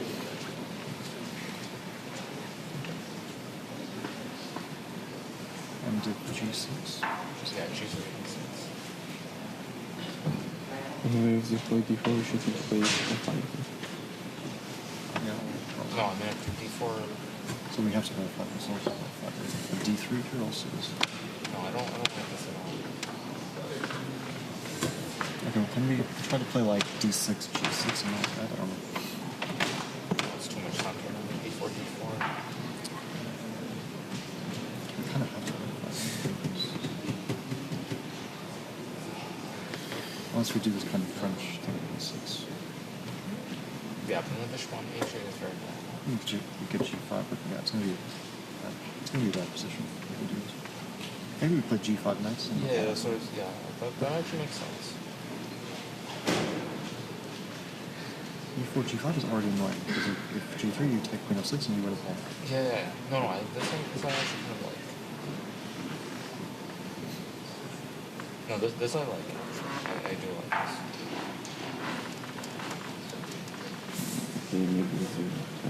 Maybe G5.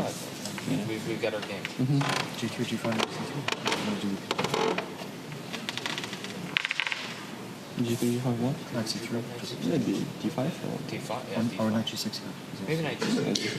Knight G6, E3, D5, and then play chess. Can I just ask you? No, this.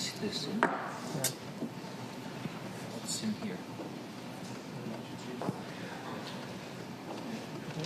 Yeah, and before Queen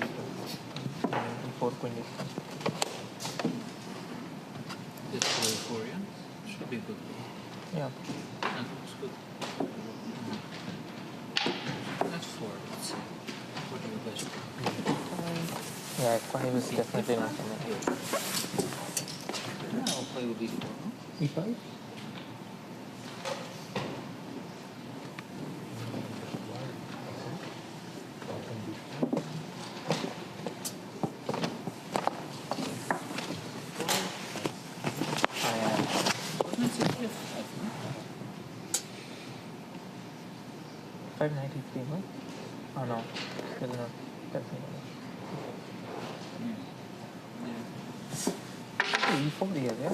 Just this and but it's very comfortable. Yeah. I like the structure on c3, d4. You bishop on h8 as well. I don't think e5. Okay, if someone is a must-win, they'll play e5. Which one? Since we're playing a must-win, I think they'll play e5. Yeah, in a must-win, that's what he plays. Why not d5 also is... Yeah, but not just g3. No, d5. e5. So what if they make it different? e5, okay, take. What if they just play g6 or something? G6, e4. Well, maybe we can... Then take. No, but why not just g6? Even something like d4. Since we're only to draw. And why not d4? Well, also possible. Chicken shit, Well, we only to draw. Yeah, you can go along. No, but why not? Like computer usually likes this. No, exactly. Exactly. Because here, I don't know. So I think like knight c3, f5 is kind of... No, you have bishop d4. Knight c3, is it? Wait, sorry. I need to sit.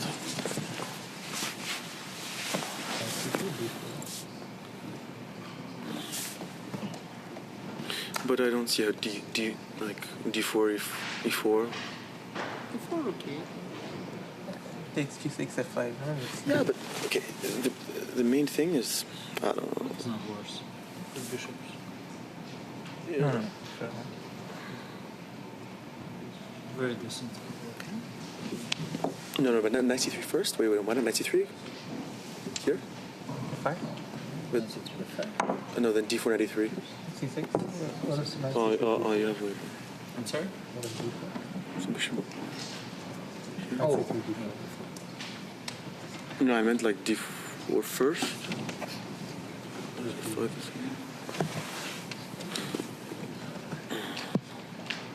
d4 also. So we should play d4. Yeah, d4 Ricky 8. Wait, I just want let's just try to make e4 work on the tempo. But f5 is coming. What about g4?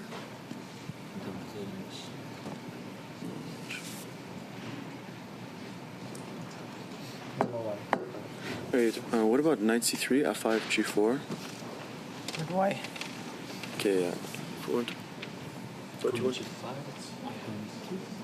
No, bishop e3. Sorry, no. Knight c3, f5. Anyways. What if e4? E4 take g4. I like the sound of it. Yeah. That's, I think...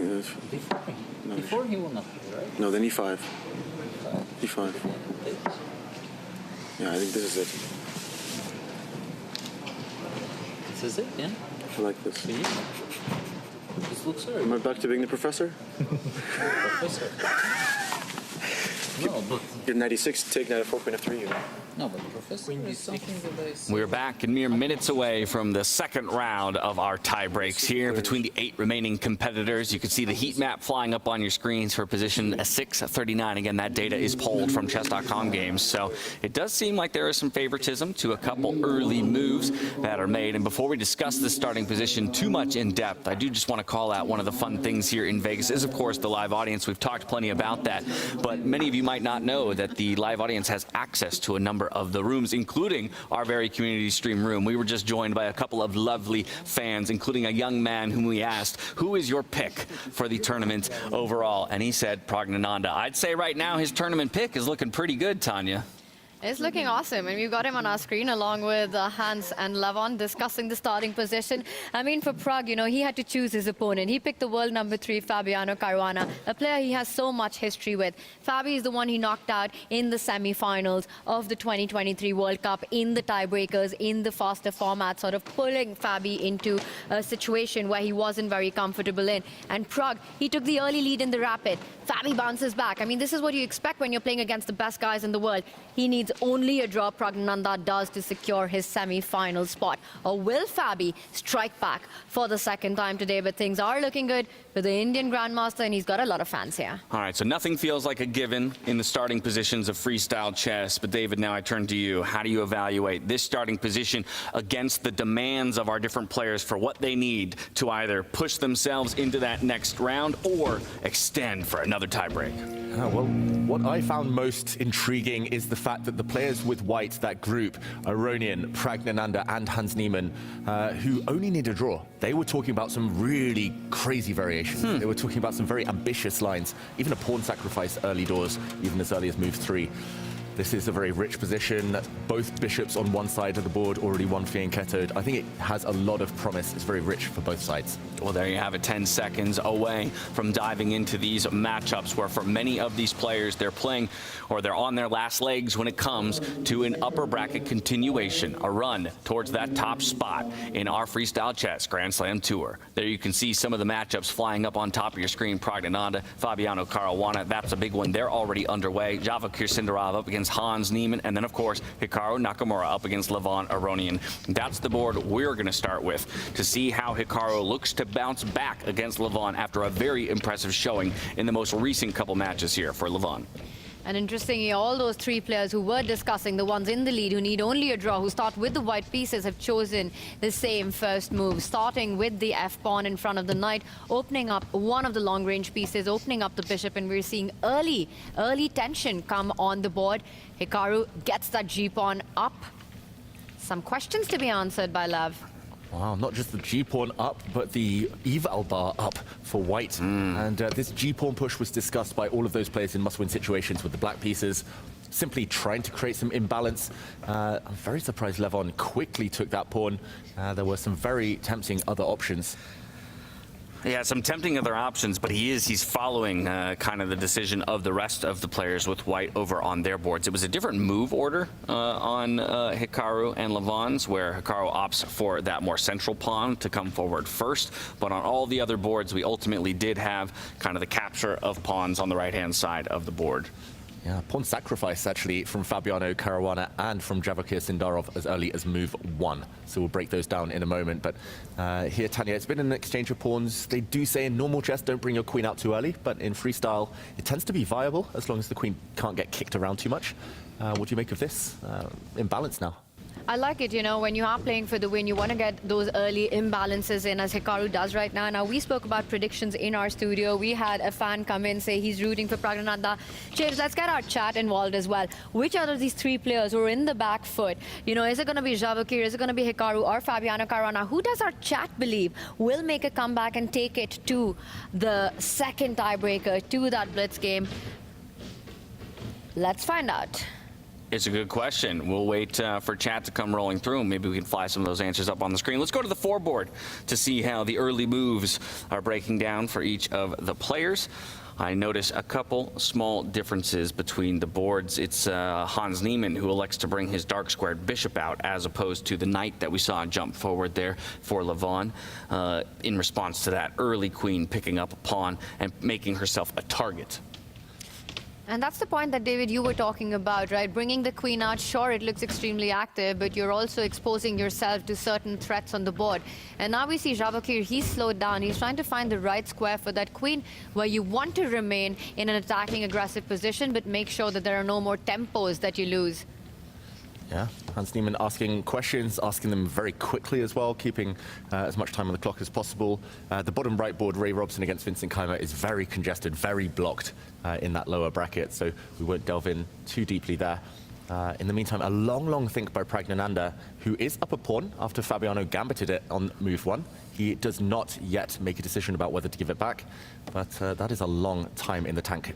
Prag now down 3 and almost a half minutes this early on, as early as move 2. And maybe it's an interesting position to jump to, right? Because Prague has the option to actually get a material advantage just right now. But he's slowed down quite a bit. He doesn't rush through with that decision. And I'm just wondering what's stopping him from pushing that edge pawn 2 steps forward to defend his own pawn and then just say, you know, Fabi, you've got to win this game. Prove your compensation to me. Yeah, so we're only 2 moves into the game here and already down under 7 minutes on the clock, deciding whether or not he wants to be materialistic. How much do I value the 1 point of material that this pawn is worth? I would play it. I would keep the pawn. You know me. But let's just backtrack and show some interesting moments already in this game. It's only move 2. And, OK, he does keep the pawn, it looks like. There we go.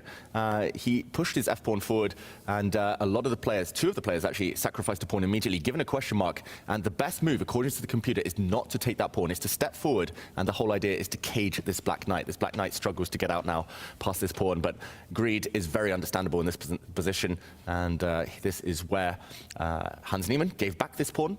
And the game with Hikaru Nakamura as well featured the black queen coming out to take this pawn. Prague says, I'll go my own way, defends it, and this is the idea. Another pawn offered. If you take this one, however, the black queen swoops out. Look at how this white bishop is trapped in the corner. That would be very embarrassing. Ooh. And another pawn to fall in the process. So g4 played by Prague, and the whole idea is to establish a protected pass pawn on the edge of the board. But he's only playing with pawns so far, now passing the move to black. I wouldn't be surprised if this position blows up even further. Yeah, both players only playing with pawns so far. Fabi has actually responded, moving his black pawn in front of the knight there, up to create just even more tension, already threatening the structure that Prague has created here on the right-hand side of the board. I love what Fabi's doing, and I love the speed with which he's doing it. He's got more time on the clock than what he started with. It almost feels like this has been part of home preparation by Fabi, like he has some deep opening knowledge. But let's not forget, this is freestyle chess, a fresh position. So very impressive the way he's handled it with the black pieces. Very similar to what we saw from that comeback win in 30+30 by him, right? Taking the fight early on, creating that tension, creating those complications. He's done a good job of that so far, David. Activating the bishops, eventually aiming to target that h5 pawn, which will be left weakened once the dust settles on the G line. Yeah, Prague is playing a very long-term strategy with that pawn. In any endgame, that's going to be very powerful. Prague will have the advantage, but God placed the opening and the middle game before the endgame. A long way to go before that. And Fabi getting developed. This one looks very spicy already. And now Hikaru's game already accelerated. This, I think, will come as no surprise. It was the game that advanced the fastest in the last round, and it seems to be following a similar trend this time around. You can see here, he's already committed his king to one side of the board, castling up there in the top left, and now he'll swing his queen under threat all the way over to the left-hand side of the board as well. Maybe even beginning to think about launching an attack towards that king that looks mighty claustrophobic there for the white player. This just looks beautiful for black. If you look at the black pieces, like the queen is out, the black bishop is beautifully fianchettoed already, black knights are out, the black rook's centralized, ready for some pawn breaks, the black king safe. What has white been doing? Levon Aronian, he's moved his bishop, he's moved his knight plenty of times, and too many pawn pushes. It's level material. I just fear that there might be some knockout tactics already in the near future. And Levon, he needs to invest some time here now just to stabilize. It's not anything serious, objectively, but he needs to be very, very accurate. And this is a dream start for Hikaru. I'm actually shocked that the white players went for this variation because it's so imbalanced, it's so chaotic, and they're a point up. They could have just played a bit more solid. Okay, he pushes a pawn to blunt the bishop, but the white knight is not so happy about that move. The white knight isn't happy because you've got no squares to develop, but perhaps what Lev's aiming for is to push that deep on, build a bit of center, and find some space to get those pieces out. Usually in this kind of an advantage, when you're up ahead in development, time is really of the essence. I'm not talking about the clock, I'm talking about the board. How can Hikaru keep the initiative? Will he be the first to strike in the center with a pawn break? Yeah, he's got 2 of them. He can push his D pawn forward, he can push his F pawn forward. Both look like they have pros and cons. Either way, you need to accelerate the play before Levon Aronian's pieces come out. The white knight still has 1 square, and as Tanya mentions, the center will be built in the next move. So this is the small window of opportunity Nakamura might get. And how about this? It's a similar looking position over on Javakir Sindarov's board up against Hans Niemann, with maybe a couple notable differences. Number one, the fact that that white knight isn't all the way over on the right-hand side of the board, right? So perhaps making a few less moves, even though the black queen has still tried to find her way to the left-hand side and mount some offensive play here for Javakir Sindarov. You know, I look at this position, and again, the ideas of the central break is what comes to mind if you're playing with the black pieces, especially if you're the player who's in a must-win situation. Notice how blacks managed to get the rook into the game. The castles happened, lined up against the queen, strike in the center. One of the 3 pawn breaks that you're talking about, I'd be very tempted to push that f-pawn 2 steps forward as well, David, trying to open up my bishop, the light squared bishop if you trade, and if you don't, if you push your own pawn ahead, there are further breaks to be followed up. I think Javakir needs to do something in the center right here, right now. Yeah, fully agree. Just like Hikaru Nakamura, Javakir finds himself with a lot of choice, a lot of pawn pushes. Maybe he'll get his knight active as well, but this might, again, be the window of opportunity before the white queen steps forward, before the white king gets castled, and Hans establishes some control. Would you say, because all the players with the white pieces, you know, they had this approach starting with that f-pawn moving forward, they all sort of copied each other after their analysis. I wonder what was top move from the engine was there, and do you think that was already an inaccuracy by the players? By white? Yes. From move 1? Yes. From move 1. Not taking that pawn was actually the key. At least according to the computer, which gives white a big advantage as early as move 2. Wow. Just a quick action replay for everyone. Stepping forward with this pawn, opening up the bishop, met by this sacrifice, and computers give this one a question mark, but also give the capture a bit of a miss, because stepping forward here is a very positional thing. I'm surprised. Hans was literally talking about this idea in our studio yesterday, that he didn't play it. Yeah, I'm surprised he didn't go for this. And the whole idea is that you do not allow the black knight out of prison, out of its starting square. Very nice positional concept, and I think we see this across board in different kind of positions where you place your pawn 2 squares away from the knight to really take away some key squares. By the way, decision by Javakir. He doesn't rush the plan with the break, but he sets it up. He makes sure that white isn't able to push that pawn 1 step forward by planting his own pawn on d6. f5 is coming up next. Yeah, very interesting, very cagey approach, but keeping the tension, that's often a good strategy. In a must-win situation, you don't necessarily have to go kind of burn your bridges, all guns blazing early doors. You can sometimes just keep the tension, hope the opponent gets nervous or gets a bit too passive in their attempts to make a draw.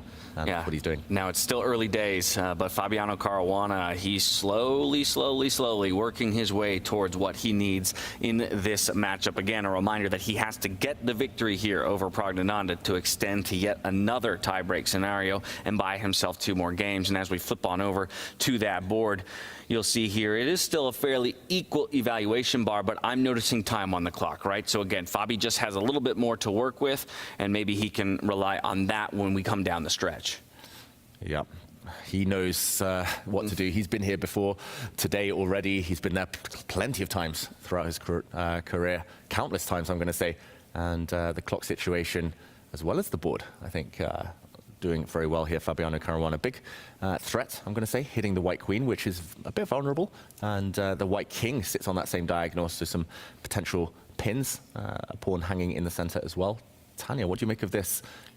Dynamically very, very balanced. It's amazing how under pressure, you know, Fabi's been today all day, and yet he finds a way to create these imbalances and actually start playing for an advantage early on with his back to the wall. This is a big threat you're pointing out, and I think he wants to do it anyway. Now that the bishop's moved ahead, he can start jumping with it. And to that point, David, I wonder if he can actually, in fact, go directly with the sacrifice on this d4 square. Knight takes pawn. You know, you can't really pick that up with your pawn because of the pinning idea that you pointed out. The bishop would slide over, you'd win a queen on the spot. Did Prag miss this, or am I missing something in this tactics? I think Prag must have sacrificed this or just blundered it, missed it.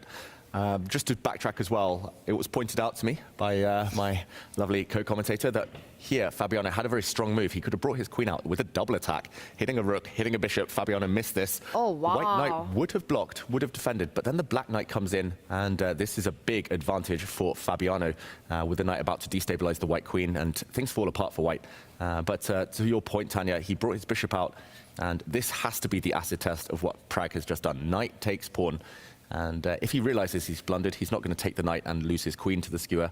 I guess he's just going to castle his king and pretend he didn't blunder that pawn. The game goes on. How about that? I think maybe Fabi does smell a little bit of blood in the water, right? Taking his out. This is where that time bank is going to help him out. He goes, okay, I've got 4-minute time advantage. Let's really assess whether or not this is my moment to strike. Is this where, you know, I go for the win? He has to. I mean, he has to maximize every single opportunity that he gets, you know. He just needs to make sure that he calculates what happens after white does get the king to safety. The rook lines up against the knight and the queen on that board. I think that's exactly, Prag hasn't missed this. He's just set up a pawn sacrifice. That is the logical explanation here. And how do you evaluate this position? You know, white suddenly looks like you're the one with the open line. The queen and the bishop battery set up against that c7 pawn. I'm liking the bishop moves that you're pointing out. Yeah, it looks very scary visually. I totally understand why Fabiano is hesitating. Look at this, the two diagonals plus the newly open d-file. You've just basically thrown away two moves just to grab a pawn. But if you're down in a match, you have to take risks at some point. Grabbing a pawn, at least you suffer for something. So I think Fabiano should take this pawn. It's definitely on his radar. He's just weighing it up, although visually very, very precarious. Well, so while he weighs his options here, we'll come back to check in on him and see what kind of a decision he makes. Let's go back over to Hans Niemann and Javokir Sindarov. We'll check in with that, then maybe scoot on over to Hikaru's board.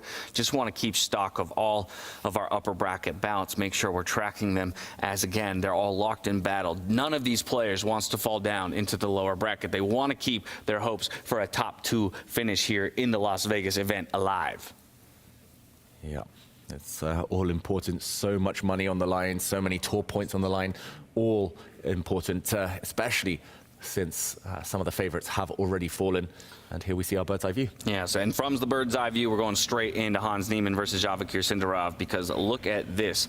In the last couple moves that were made, I'm starting to see an edge built up here for Hans Niemann. He's already the one with the advantage in the score line, and so things are getting dire here for Sindarov. Yeah, question mark move. Maybe a bit too cagey what Sindarov's been doing.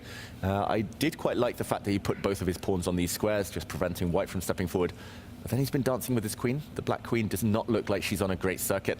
She's about to get hit by a white bishop. And a retreating move by the knight. Very, very slow. Tanya, what do you make of this? Is it just the fact that white has a beautiful pawn center that gives Hans the advantage? It's all these points that you mentioned, right? You've got the space advantage, the more active pieces, and the queen problem that black is faced with, right? How do you even solve that? White doesn't need to even waste time thinking about castling, getting the rook into the game. You're looking at ideas of pushing the a-pawn, the bishop falling back, hitting the queen. Meanwhile, for Javokir, all his pieces third rank and below that, and he continues to run away with that queen, which can again be put into pressure if white was to move the d-pawn forward. And I'm just wondering if tactics are involved, because you need to time that well, right? You want to push that d-pawn, but it comes with its own weaknesses. You leave behind a key c5 square for the black knight eventually to jump into. You've opened up the bishop at the edge of the board. So perhaps d5, the knight jumping onto d4. There are a ton of ideas to look at. Yeah, I love it. This bishop's suddenly a very, very happy piece in the corner, sniping down at the white king and the pawns in front of it. So yeah, this pawn push does not look productive for Hans Niemann. This is a critical moment. If he doesn't find a good way to deal with the hit on this pawn, it's now triple attacked, then things might turn. I was going to say, yeah, he's definitely earned himself this advantage, but he's spent a decent amount of time to do it. Now the knight jumps to the edge of the board. He is threatening that queen. But unfortunately, the computer doesn't love it and feels like finally Javokir has a way back into it. Yeah, Hans has been kind of single-mindedly just trying to attack that queen and now loses time. That's a tacit draw offer. And of course, Javokir won't accept. If the black queen goes back, then there'll be a dance between knight and queen. Can Javokir find a better resource, though, a better move? I mean, whether he likes it or not to play this position, he has to play it on. There's absolutely no other option for him. A draw is as good as a loss, so there will be no repetition. But how does he play this on? It's very interesting that Hans just sort of passes a move here, you know, puts the pressure on, and he does it while keeping some control on the clock, because he is a minute down. It's important for him to make these fast decisions. Yeah, fast decisions are key. Javokir would love to bring his knight further along the board. I think White's idea is to actually bring his own knight towards this side of the board to hit the black queen, kick her away. I mean, I don't actually see too many escape squares for her. Some tricks and tactics in the air there. Key moments, but very, very tense on this board. I like that, because you could also land the knight on another square to kick the queen out, right? You've got these two beautiful options, and it looks like the route your knight wants to take. Hans, he's got to be feeling good about what he's got, and Javokir reaches out. indecisiveness there. Some tension on this board. There's a whole bunch of tension on Hikaru's board as well. As we head over there, take a look at this. The light squared bishop here for Hikaru, a little bit off sides as he fights tooth and nail to find a way back into this one. What an interesting position this is, with the center all kinds of locked up. And again, that bishop in the bottom left-hand corner of your screen. Not too many options of places to go. Yeah, I'll just show the last few moves, because this is getting critical now. And it was just a normal position 3 moves ago. Levon was the one who said, okay, come at me. I'm going to give you my pawn in the corner. And in a must-win situation, you always take a gift like that. It does remind me of the Bobby Fischer bishop takes h2 pawn grab where you get trapped. But this time, the pawn blocking the diagonal, blocking the retreat, is being undermined indirectly. And the center is exploding. The black bishop is trying to get back to the square. I love this direct play by Hikaru. You know, he sort of takes the fight with that decision that he just made, and this last move opening up the center, making sure the bishop has a route back. Now under pressure, is he about to pick up that e4 pawn, the central pawn? Will he go for counter offense, or will he fall back with the bishop? Watch out, because there's a pawn on that a7 square that can be picked up with a checkmating threat coming up after that. Critical moment. It looks so scary for the black king once the white rook sneaks in like that. But did you see, David, it almost felt like Hikaru was ready with his response. He does reach out, he does take the pawn first. Now he's going to pick up one of the 2 knights. If you had to do it intuitively, which one are you going for? That one, just to not open up the white bishop, which would have then been on a great diagonal. Also, that white knight was ready to jump towards the black king. I think he's trying to take this pawn in the center next. And Levon Aronian, to stop now and calculate when your king and queen are forked is a bit odd. He must have a plan. He does take with the rook. So that's an extra pawn for Hikaru, opposite color bishop complexes, but let's see what's hanging right now in the position for Hikaru Nakamura. There's a pawn at the edge of the board, and the central pawn as well on e5. The queen and the knight lined up against it, but that's a tough one to take because you're opening yourself to all sorts of pins along that file. So Hikaru just keeps the key pawn defended. Don't grab the poison pawn at the center of the board. That was a big moment, by the way. Yeah, what happened there? Hikaru kind of doesn't call Levon's bluff. He could have taken this pawn in the center. Rook takes pawn. This does look terrifying, so I don't blame him at all, Hikaru, for avoiding this with checkmate threatened. But now the black king can move. The white rook, once it retreats, would then allow another pawn push with a fork. So a gain of tempo would have bagged him another pawn, but instead suddenly things stabilize for Levon Aronian. The white knight is destined for a nice outpost, and still anyone's game. Anyone's game here. Honestly, probably anyone's game across all of the boards, but the action is definitely heating up. Fabiano Caruana, Pragnananda, we're going there now. It's Fabiano who needs to get a win on the board, and he looks to be doing just that. Again, this guy, every single time he's up against the ropes, he seems to craft a beautiful response, having the advantage in this one. Now moving his rook over to the right-hand side of the board, targeting that offsides pawn there. Maybe a weakness here in the white position. It's looking good, but still plenty of work to be done if he actually wants to convert this into a victory. Yeah. Go on, Tanya. It's just amazing to watch Fabi do what he's been doing today. You know, I mean, he's got that extra pawn. The pawn's at the center of the board looking absolutely beautiful. How many pawns up is that? That's 2 extra pawns for black in this position. The knights, the bishops, the black king defended by his own pieces, by the pawns. I mean, I don't know. I don't see Prague actually getting any sort of compensation here. I think this is a comeback by Fabi. It looks that way. I don't see at all what White's next move is necessarily. The white queen is actually very much trapped. She has no squares to go to. She looks nice and pretty, but offside queens perched on the edge of the board rarely pay off. For Fabiano, any endgame is winning as well, so even a queen trade, even that trading off that very passive queen probably helps him long term due to his number of pawns. But in the meantime, it is only the black king that can really be his Achilles heel in this position. White is quite centralized for now.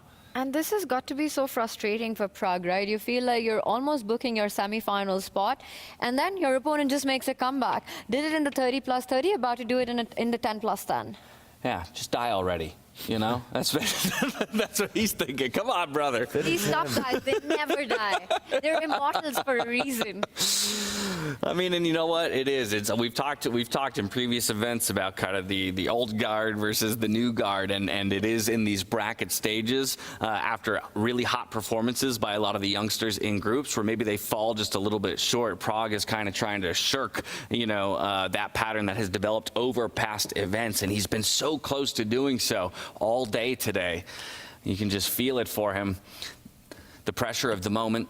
Again, even if he were to drop this game, they're still going to another tiebreak scenario. So he should hopefully still feel some solace in that regard.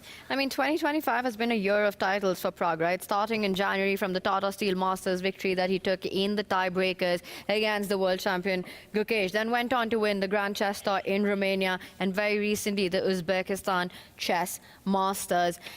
So brilliant performance right now. He's won so many of them in these faster time controls.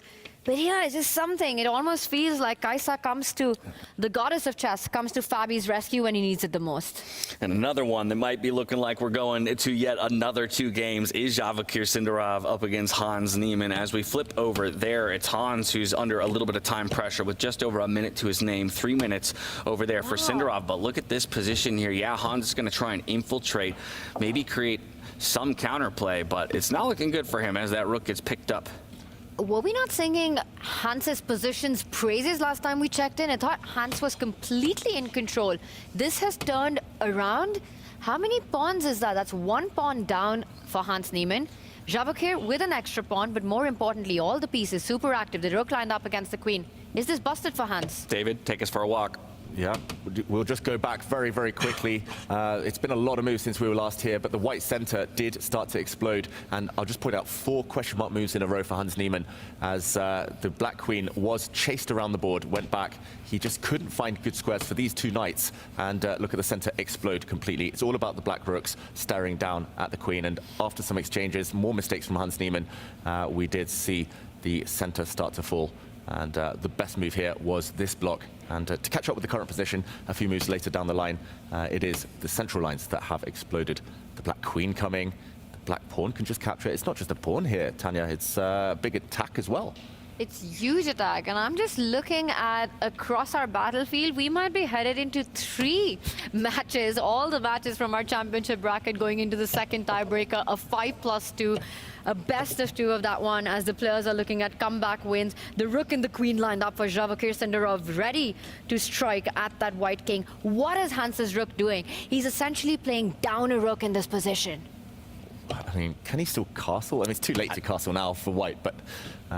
no, I think he slid his king over 1 spot earlier. I can't remember, though, exactly. Either way, look at that. Yeah, he gives a check, he's going to give another check, and I think he just picks up the rook at the end of that line because you always have your back rank defended. He might have to do some calculation on that, but the big question, can he win on the spot? Can he win that rook right now? My goodness, well, the computer gives it to him. Oh, even better. Wow. Stunning. Rook takes pawn, it's a sacrifice. Once that rook is taken, the black queen is taking a pawn. Hans Niemann is about to get checkmated. Cold-blooded victory there for Sindarov in a do-or-die situation.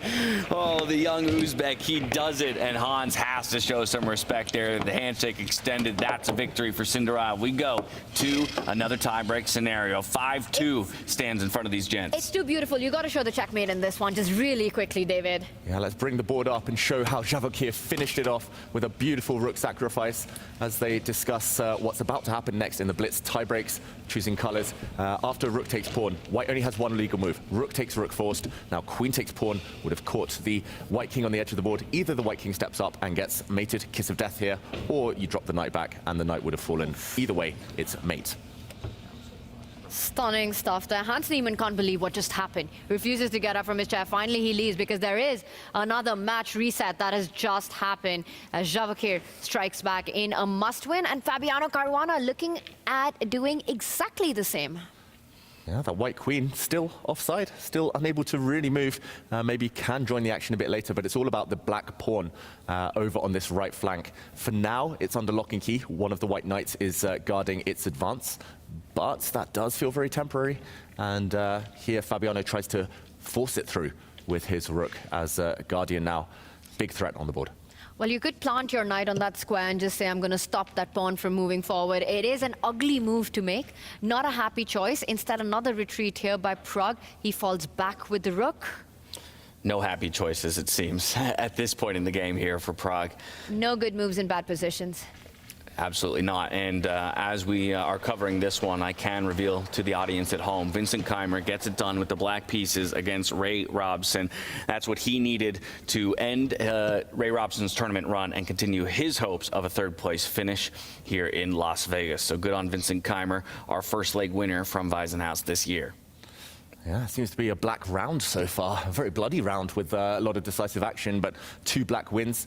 This one, big advantage for black if he can convert Fabiano Caruana and Hikaru Nakamura as well, doing slightly better with the black piece. And this is so impressive about Fabi, you know, just the conversion that he does. He plays the tactics, he brings on the complication. When he's got the advantage, he simply trades off into a winning endgame, and then he converts that flawlessly with great technique. Queens are off the board, but the troubles are not off for Praggnanandhaa. Down a pawn, and what a pawn it is on g3. It's about just moving the knight away, finding a good square, and then bringing that bishop in. Just don't step it to f2. There are tactics that you need to be careful about in this position. Yeah, I think that still works, knight to f2, because things are defended. The black bishop defends its rook. Yes, of course. I mean, the move I wanted to play was actually pawn into the center, but maybe that's not getting to the heart of the position. It's all about forcing this black pawn through, as you say. Tanya, I like your knight to f2 as well. There we go. Fabi plays it. I thought another pawn was hanging. I thought that was just a blunder with the rook hanging, but Fabi, of course, calculates it all the way through. He's got a winning position. David, you see tactics. Where is the winning blow? Because now this pawn is hanging. This is the key moment. Fabiano's winning. What is the killer? Only one winning move apparently in this position. Whoa. And he finds it. Fabiano Caruana. There we go. He reaches for his knight. It lands on the board, attacking the base of the attacking pieces, and Pragg resigns. There it is. We're all tied up once again in a quarterfinal in the upper bracket. Fabiano Caruana, he just manages to get it done every single time. We're going to another tiebreaker. There's only one more board in play. It's Hikaru Nakamura again with the black pieces, so he's hoping to follow the trend, and he needs to follow the trend. Get a victory here against Levon Aronian, and he as well gets 2 more opportunities in a tiebreak scenario with faster time controls up against Levon Aronian. I'm telling you, it's going to be a blitz night against the Vegas lights right here, right now, with 3 tiebreakers going into 5+2. Hikaru, can he do what the others have done? Fabi got the job done. Javokir did it. Hikaru Nakamura, extra exchange, but this one's a hard convert, David. This is not easy at all. It's also bishops of opposite color, so white's going to put everything on light squares. There we go. Levon pushes a pawn. He has 4 versus 3, and to break through on the opponent's color complex, that is a difficult one. I'm still recovering. The reason Pragg resigned, by the way, for anyone wondering at home, the white rooks were about to be kicked out the way, and the black pawn was running through. This one, it's not going to be any pawns running through. This is going to be maybe just as long a grind as we saw earlier in the day. I think that was a very instructive finish by Fabi, to your point. And perhaps when we have some chance before we go into that blitz tiebreaker, you'll show us exactly why. You could see a shift in Pragg's body language. The moment Fabi jumped with his knight, the game would have been over in the next 2 moves, but beautifully found and calculated by Fabi. And this one, Hikaru, what is he calculating is the big question. At some point, you need to get the king into the game, you know. King is the most important piece here. How do you activate it with that bishop stopping that c8 square as Fabi walks out? Yeah, Fabi walks out. Hans looks, well, he's trying to watch this game, but he does look a bit disappointed. If you could pick up the black king and put it anywhere else, if you could kind of put it in white's camp, this is just over. You have another attacking piece. To your point, Tanya, I think maybe one idea would be to try and create a passed pawn as well on this side of the board. The black pawn could push. The A pawn is a potential passer. Maybe that's for later. Keep it up his sleeve, and Hikaru just retreats. It's like Shu is on the other foot. This is similar to Levon Aronian trying to grind down Hikaru a couple of games ago. And Hikaru also trying to put pressure on the clock by playing some of those fast moves in, and I completely agree with you. I think for Hans Niemann, you know, we saw him walk out of the playing arena head in hands there. He was definitely disappointed with his own performance, so close to getting that semi-final spot, but allowing Javokir to come back in a game where in the opening it was a Hans Niemann show. Yeah, and interesting animated discussions behind the scenes in the players' green room. Yeah, I mean, some of those guys, especially Javokir and Fabi, right? They've got to be feeling the energy of their victories. Well, as you mentioned, maybe Hans, a little frustration. Again, the idea that he has to continue playing more games today. Ooh, Levon's being very active. He's not happy to just sit. I thought he would just wait and hope to build a fortress, but he's trying to create a pass pawn of his own, trying to initiate the race here. The white D pawn is the one. Okay, we see some trades. Oh, it's a race now. Black's pawn marching, although guarded by the white bishop for now.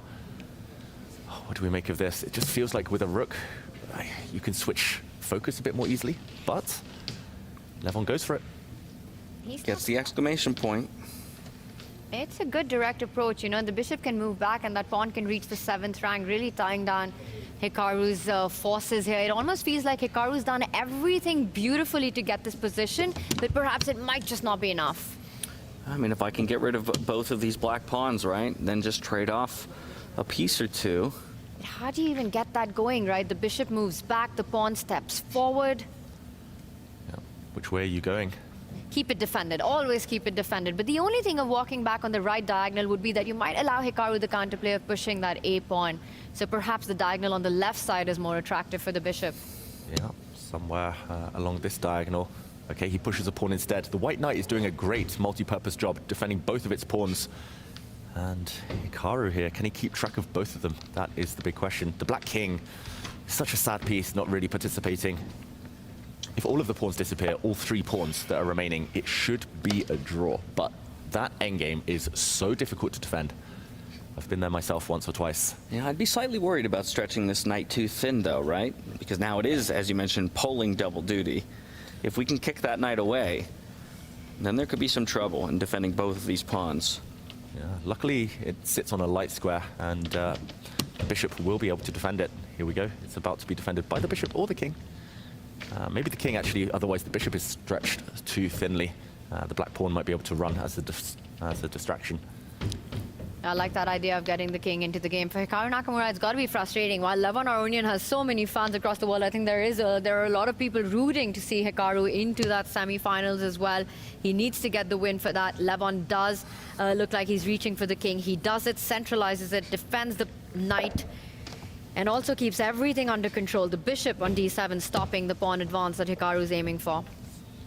Hikaru going behind. Ideas of a check and picking the d6 pawn. I would not like to be Levon Aronian defending this one, but he's doing it so accurately, so energetically. He's not afraid to keep pushing. He's not taking his foot off the pedal at all. Yeah, fearless. Beautiful stuff by Lev. Exasperation on Hikaru's face. It's just frustrating, right? You play this stunning game with the black pieces. You're up a rook versus a knight, and yet you can't improve your position. And you know your entire semi-final spot, your run, is hanging by a thread, depending on this comeback. And you got to be sitting there thinking, I am the best player in this tournament. I came in with the best form. 6-7 out, 6 points out of 7 coming out of the group stage. How did I let this get to a tiebreak scenario? And I'm also the one who took the first win today. Exactly. The first win of the 30+30. Losing twice with white, just unthinkable, right? As Hikaru brings his rook back to pin the white knight, but now the white king is getting super active. And it's all about this white bishop. That's the MVP, guarding the black pawn, the runner. And yeah, just preventing black from doing anything active here. Yeah, black king wants to get involved, but right now it can't move any farther forward. It has to either cross that diagonal or step towards the white king. Neither are an option. It almost starts to feel like it's Levon Aronian playing for a win in this position. Just the activity of the pawns that we're seeing, the bishop, just the precision with which Aronian's bringing the fire on. I don't see a productive move for black. You either invite the white king further forward, or you allow white to step another pawn forward. Maybe the white knight will start improving itself as well, with some forks in the air. This is Levon Aronian on the brink of the semi-finals now. Definitely on the brink, and for Hikaru on the brink of dropping down into the lower bracket. What's happening in Vegas? The world #1 out of the championship bracket, the world #2 about to be knocked out of the championship bracket. This is what you get when freestyle chess comes to your city. Pure chaos. Love it. I mean, all the sins are being committed. Nothing is a known quantity in freestyle chess. Maybe there was an opportunity there for Levon to kind of put a seal on the game. He doesn't find the move either way. All he needs is a draw, so he's just playing for a stability. Also, something's to be said about the time that he's built up. You know, you want those extra seconds on the clock. And look at Hikaru. He looks to the right, a head shake there. I think that dream run is about to come to an end. White could have also pushed a pawn forward, costing the black bishop its life, and any endgame there would likely have been drawn as long as the black pawn is not allowed to run. But Levon knows he doesn't need to break the status quo here. He's threatening to give a check with the white knight, followed by pushing his pawn through for glory, and that will bank him his spot. Hikaru, probably the best bet is to give a check with the black rook and then go back where it came from, repeat the position, but that won't get the job done. And there we go. Hikaru, he knows a draw is the same as a loss. He's taking big risks now. You know, maybe Hikaru and Magnus's destinies are just so aligned. We don't get it in the championship bracket. Maybe if he drops down to the lower bracket, that's where that's headed. Though we are all going to get a Magnus versus Hikaru. Not the fight that they wanted or the fight anyone wanted, but you know, it's still entertaining. Some things are written in the stars. They are. You can't fight that destiny. In the meantime, the white knight steps back, blocking the black rook's vision, and we see a couple of checks. The position repeating itself now. Hikaru, is he going to take any final risk here? The white pawn 2 squares away from promotion. Or is it going to be the final move, the final handshake? Levon's first draw, potentially, of Las Vegas. Wow, that's just spectacular. What a performance this has been by Levon Aronian, under so much pressure. Whether it was a round robin, whether it was his match against Magnus, the tiebreaker, and today as well. And look at that, he's a picture of calmness, just complete control there. He knows he's so close, but he's got to be alert every second. It's against Hikaru. Is he about to resign? Is he giving up? Looking like it. It's going to be it's going to shuffle the rook. There's the repeat of the position one more time. And if he does that, that's just match over. It's Levon Aronian through to the semifinals. He wanted these last few seconds to think for any final resource, and he's going to just go for something like David talked about. More king shuffling, again, trying to buy some time on the clock. Is there any avenue back into this one? He claims. There it is. Levon Aronian's about to book his spot into the semifinals. Getting the arbiters. Final word. David, what's the confirmation in this? It is a draw. The position will have repeated itself, not always in the same way, but ultimately the same position after some rook checks. This time it was the king and knight dancing, but all roads lead back to this position with the knight in the center. Hikaru knows it. Yeah, he knows it, doesn't want to believe it. I almost can't believe it. Again, that we're looking, I mean, Levon, who's been utterly spectacular from the black side of the board all tournament long, but when he needs it the most from the white pieces, my goodness, he gets it done. There it is, Levon Aronian. He takes down the world number 2 after going through the world number 1. He is off to the semifinals here in Las Vegas. Incredible stuff. And for Hikaru Nakamura, that's the end of the championship dream of a Grand Slam title. Wow, especially with Magnus Carlson knocked down. This was Hikaru's golden opportunity. Tour points at stake, just to win this slam alone. And he was such a favorite heading into today alone, but to start with a win and to see what happened after, just incredible scenes. Levon Aronian, man of the moment. And what an absolute rebound from a disappointing first leg of the year. Definitely wasn't the way he wanted it to play out, and Weisenhaus didn't get an opportunity to show us his stuff in Paris, but when he's given that second chance here in Vegas, boy is he delivering. And he almost did not even make it to the quarterfinals, just the way he's played. His style, his swag, he's got the moves on as he walks backstage. He's completely calm and composed. He will be joining Arjun Erigaisi in the semifinals. 2 more spots up for grabs. Yeah, so in the tie breaks, as we see some of the highlights roll through, we did have a couple of winners come out on top. That would be Vincent Keimer in the lower bracket over Ray Robson in this second matchup, taking the win with the white pieces.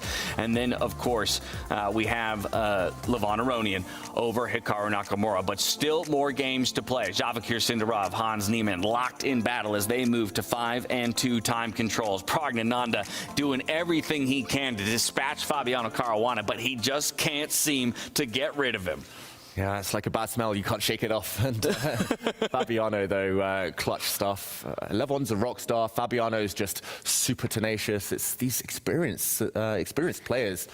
They're there for a reason. And the younger generation battling, struggling to get the job done.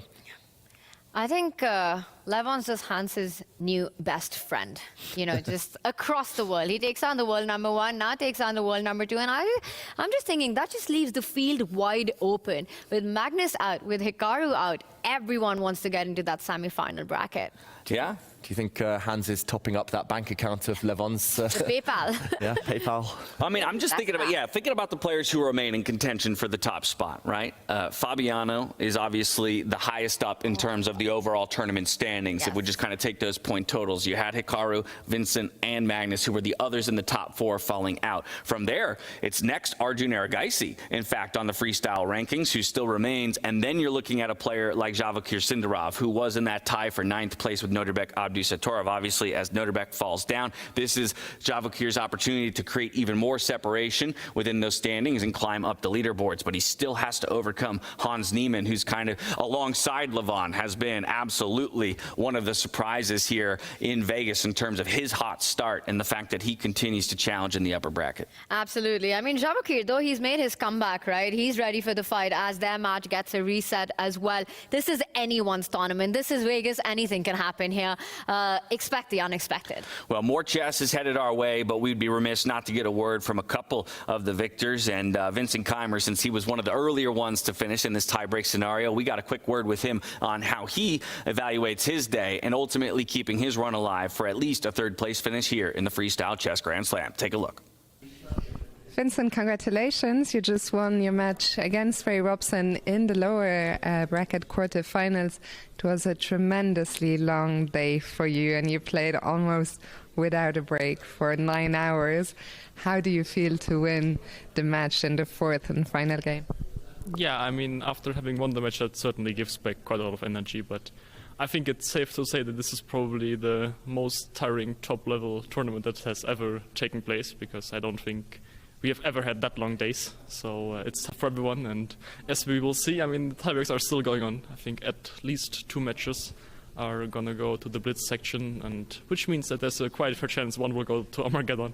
So I think they still have a long day ahead. But yeah, as I said, you know, if you win, it's completely fine to have such a long day. I think if you would ask Ray, he will probably have a different feeling. But yeah, it was a very tough match. I think in the first game, maybe my position out of the opening wasn't too great. Then I had some winning chances, which I kind of gave away due to time trouble. Second game I also felt quite shaky.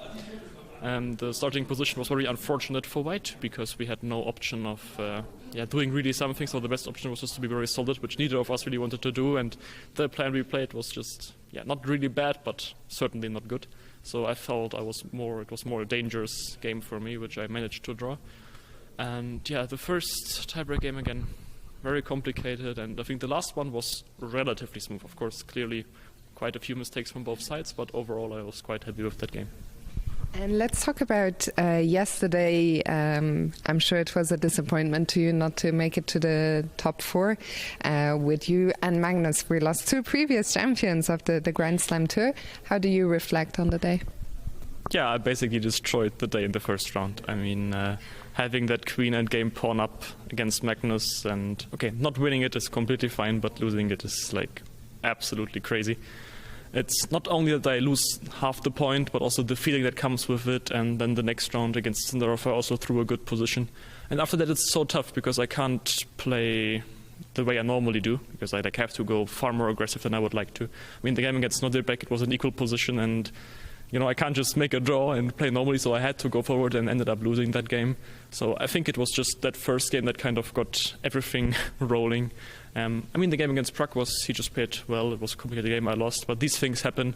It's just that I wasn't that far away from getting to the qualification spots, and I clearly think just that first round really was really unfortunate. And of course, anyway, the groups are very strong, so it's tough to get there. I mean, even when I won the event in Weissenhaus, I was rather struggling to make the qualification, and there we had 8 out of 10 players. And Paris again, only with wins in the last 3 rounds I managed. So it's never easy, especially since I usually am a bit better at the longer time controls. But now I'm happy I won that match, and hopefully I will continue to have a few nice matches in the lower bracket.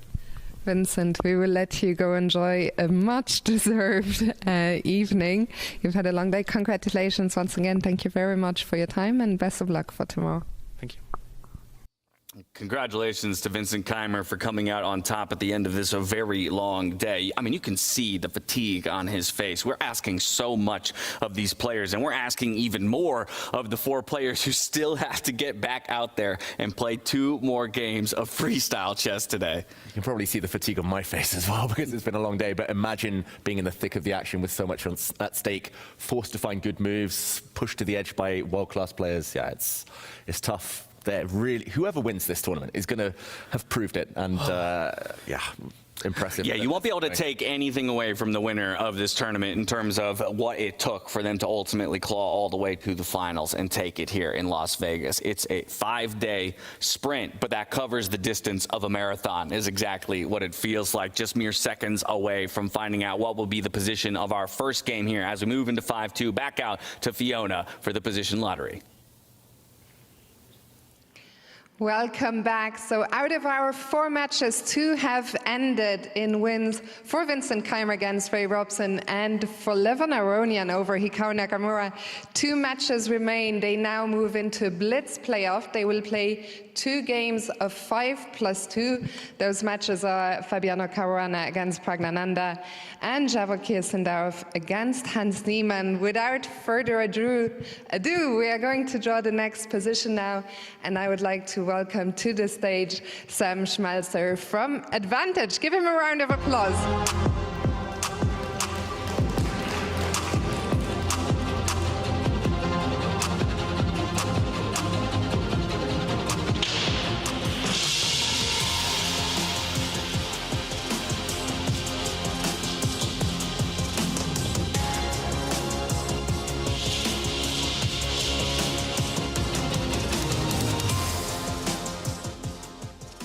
893.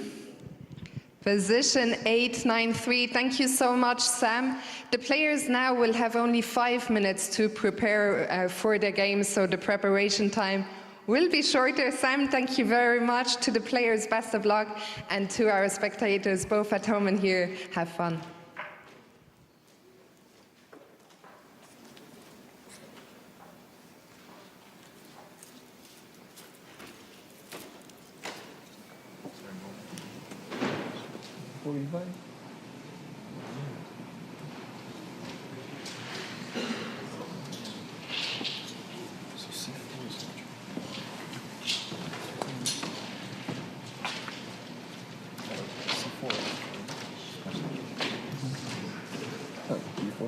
Yeah, before is 45 damage. Oh, it's not. Do I have maybe?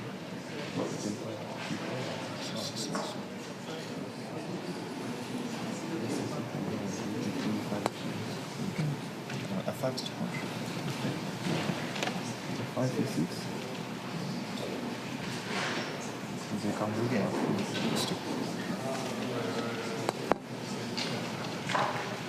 But C4 is not going to be C4 is 6. Yeah.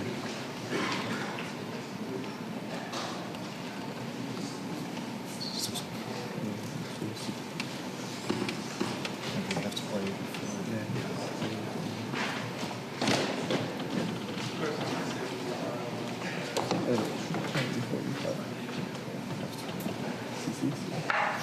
So 6 of 6.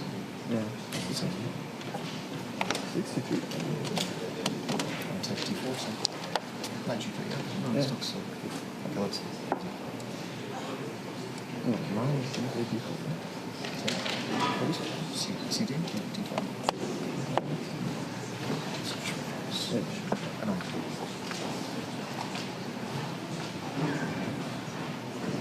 Okay, wait. Some idea. Did not come with D4.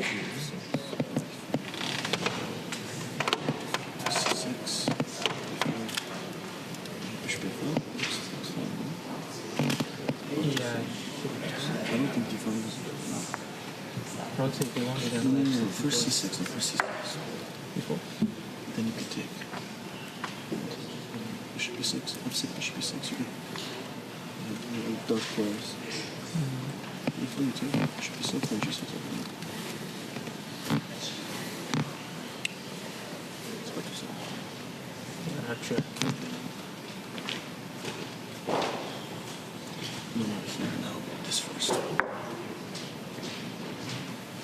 think not too far. There should be some initiative.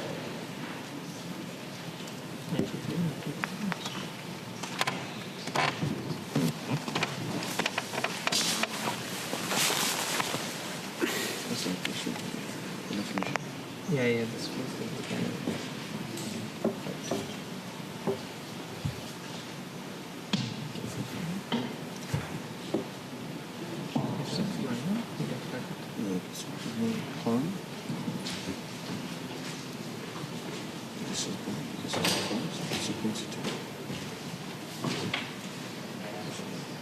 But you know, I don't want to lose. I'm worried about this. But you want to get on it now? I want to d5. I think it's too much. Okay, what's the simplest here? Yes, see? Yeah, looking for it. No, just how does the bishop? You have to go. You can go like. Gentlemen, it's 1 minute to the start. 1 minute. Play 96, bishop e6, move a5. You can delay castling. Yeah, because now 96, there's not much pressure. Black's playing for e3, d4, but you can play c5. The bishop is bad. I don't think so. No, the bishop is like lose time.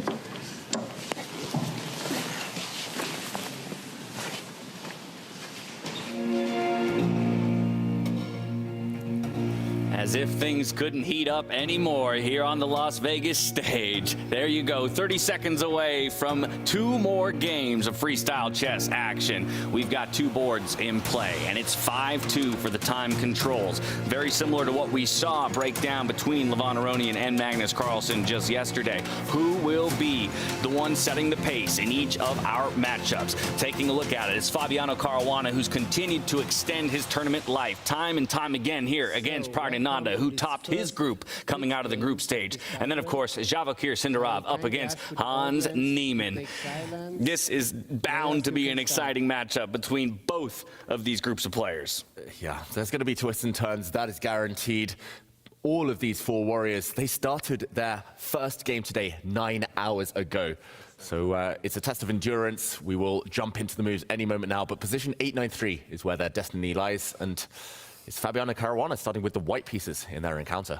Yeah, Fabi with the white is Javokir as well, who also has the white pieces. That means Prague and Hans Niemann each piloting the black pieces. We're taking a look at Fabi and Prague to start, but quickly we'll also get a peek in on Javokir and Hans as well, just to see how the openings develop. Of course, they had 5 minutes to discuss within their own little pods. Interesting part of the day has been that those pods are shrinking from 8 players down to 4 players, now down to 2 players apiece.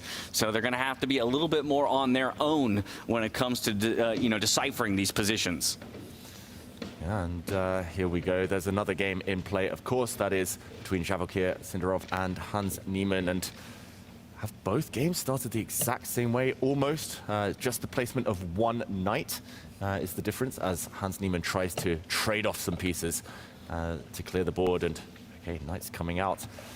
Tanya, instinctively, do you feel that this is a dangerous position for the side with black? It really does. You know, the first move advantage perhaps coming to something, because we can see certain knight jumps that appear first. The one right in front of us by Sindarov attacking a pawn. Also, a potential break in the center might be first directed by white. Both players playing with black, Prague and Hans, are the players who took early leads in their matches, came to naught as both matches were reset. So much psychological warfare.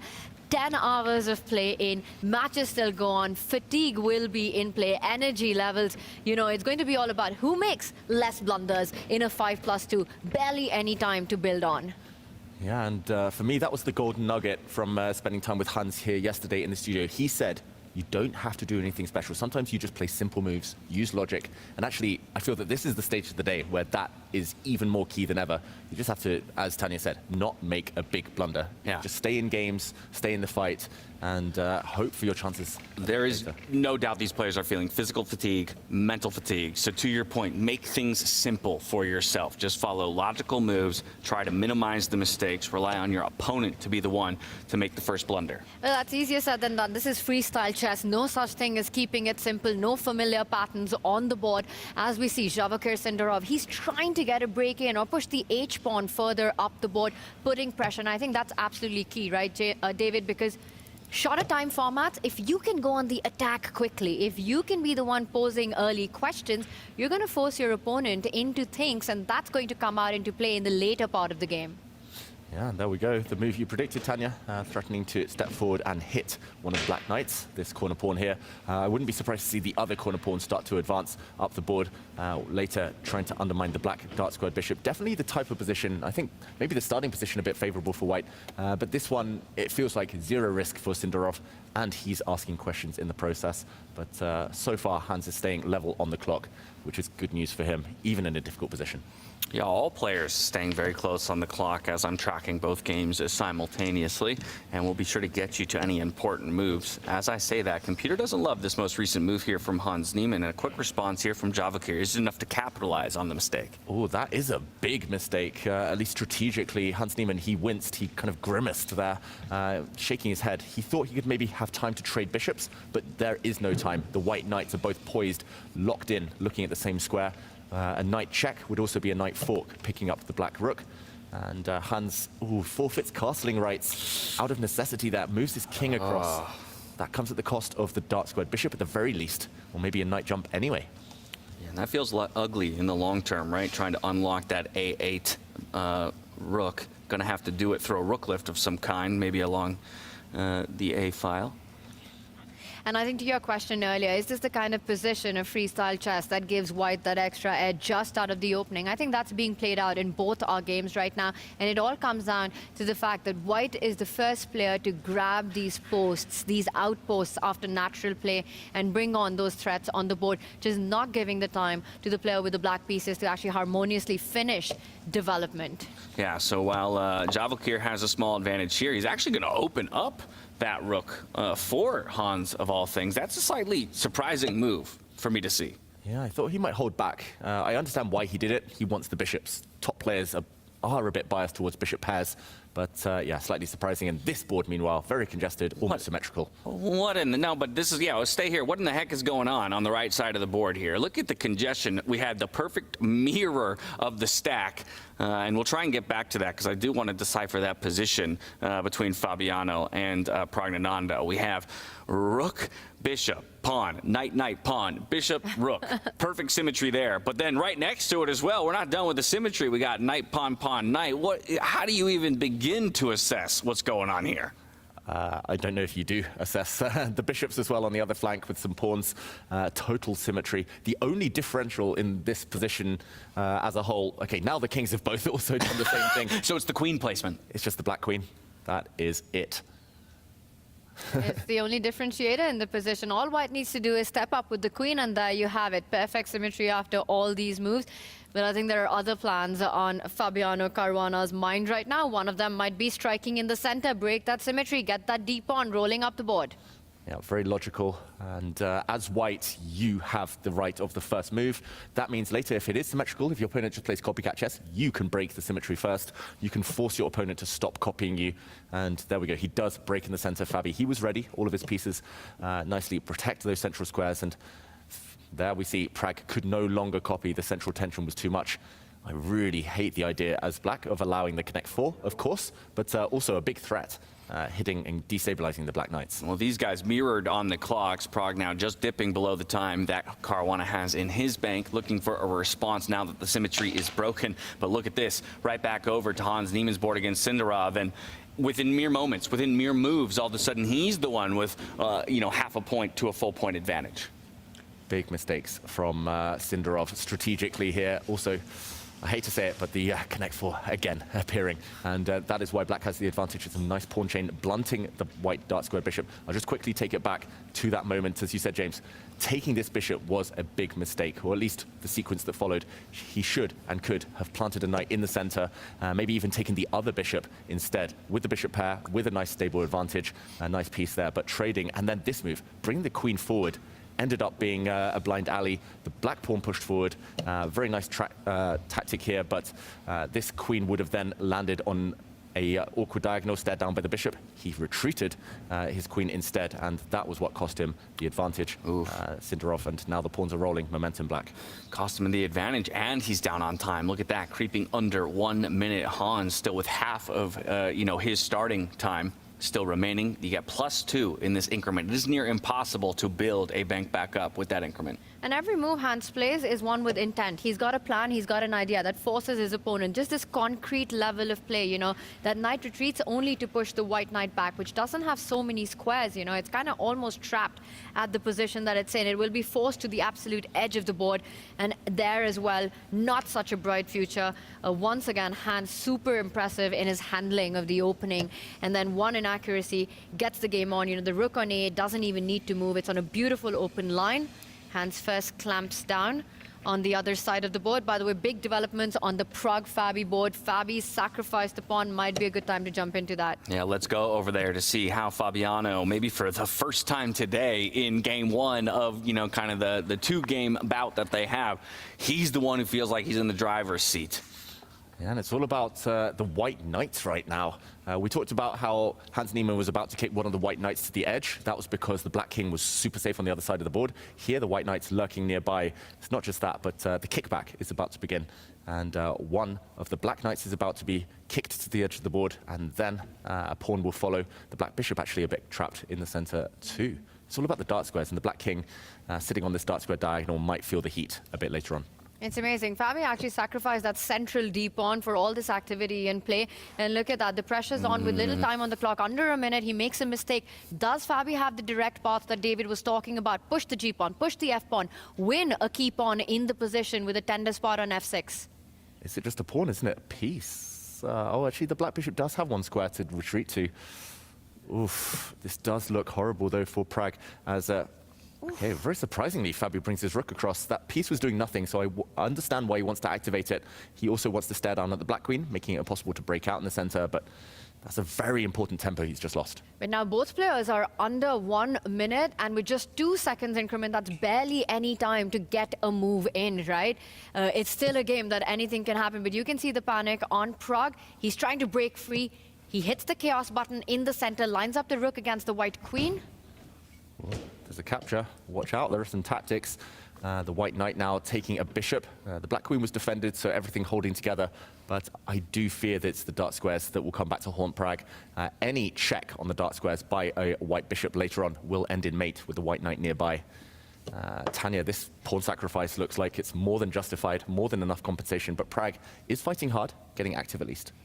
Again, from a human perspective, it actually looks like you still have everything to play for. You have an extra pawn. It's scary, but it's not over. It's about those bishop pair advantage. If he can neutralize, if Prague can find a way to get more pieces off the board, which he's trying to do right now, that should be useful, but a question mark to that move.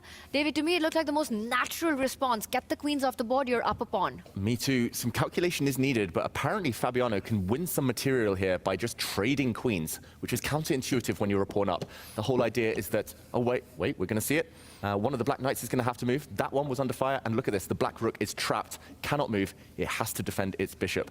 The variation continues because one of the black knights is going to jump with a real family fork there, attacking a bunch of pieces. But Prague doesn't go for it. He drops the rook for a bishop, and now it's material advantage for Fabiano. And this is going to be the first time in this matchup that Fabi will be the one who will take the lead with that 1-point win. He's so close to getting this in the bag. He's up in whole exchange. The bishop's super active. Prague will have to do what Fabi's been doing all day long. It's looking exactly like that, and we're going to try and stay nimble here. We got to go back over to Hans Niemann and Javakir Sindarov's board because Sindarov is up against the ropes, working with mere seconds on the clock. And as we get there, you'll see him make a move by himself back up to 4 seconds, but it's looking bad for him as Hans Niemann continues to lay on the pressure here with the black pieces.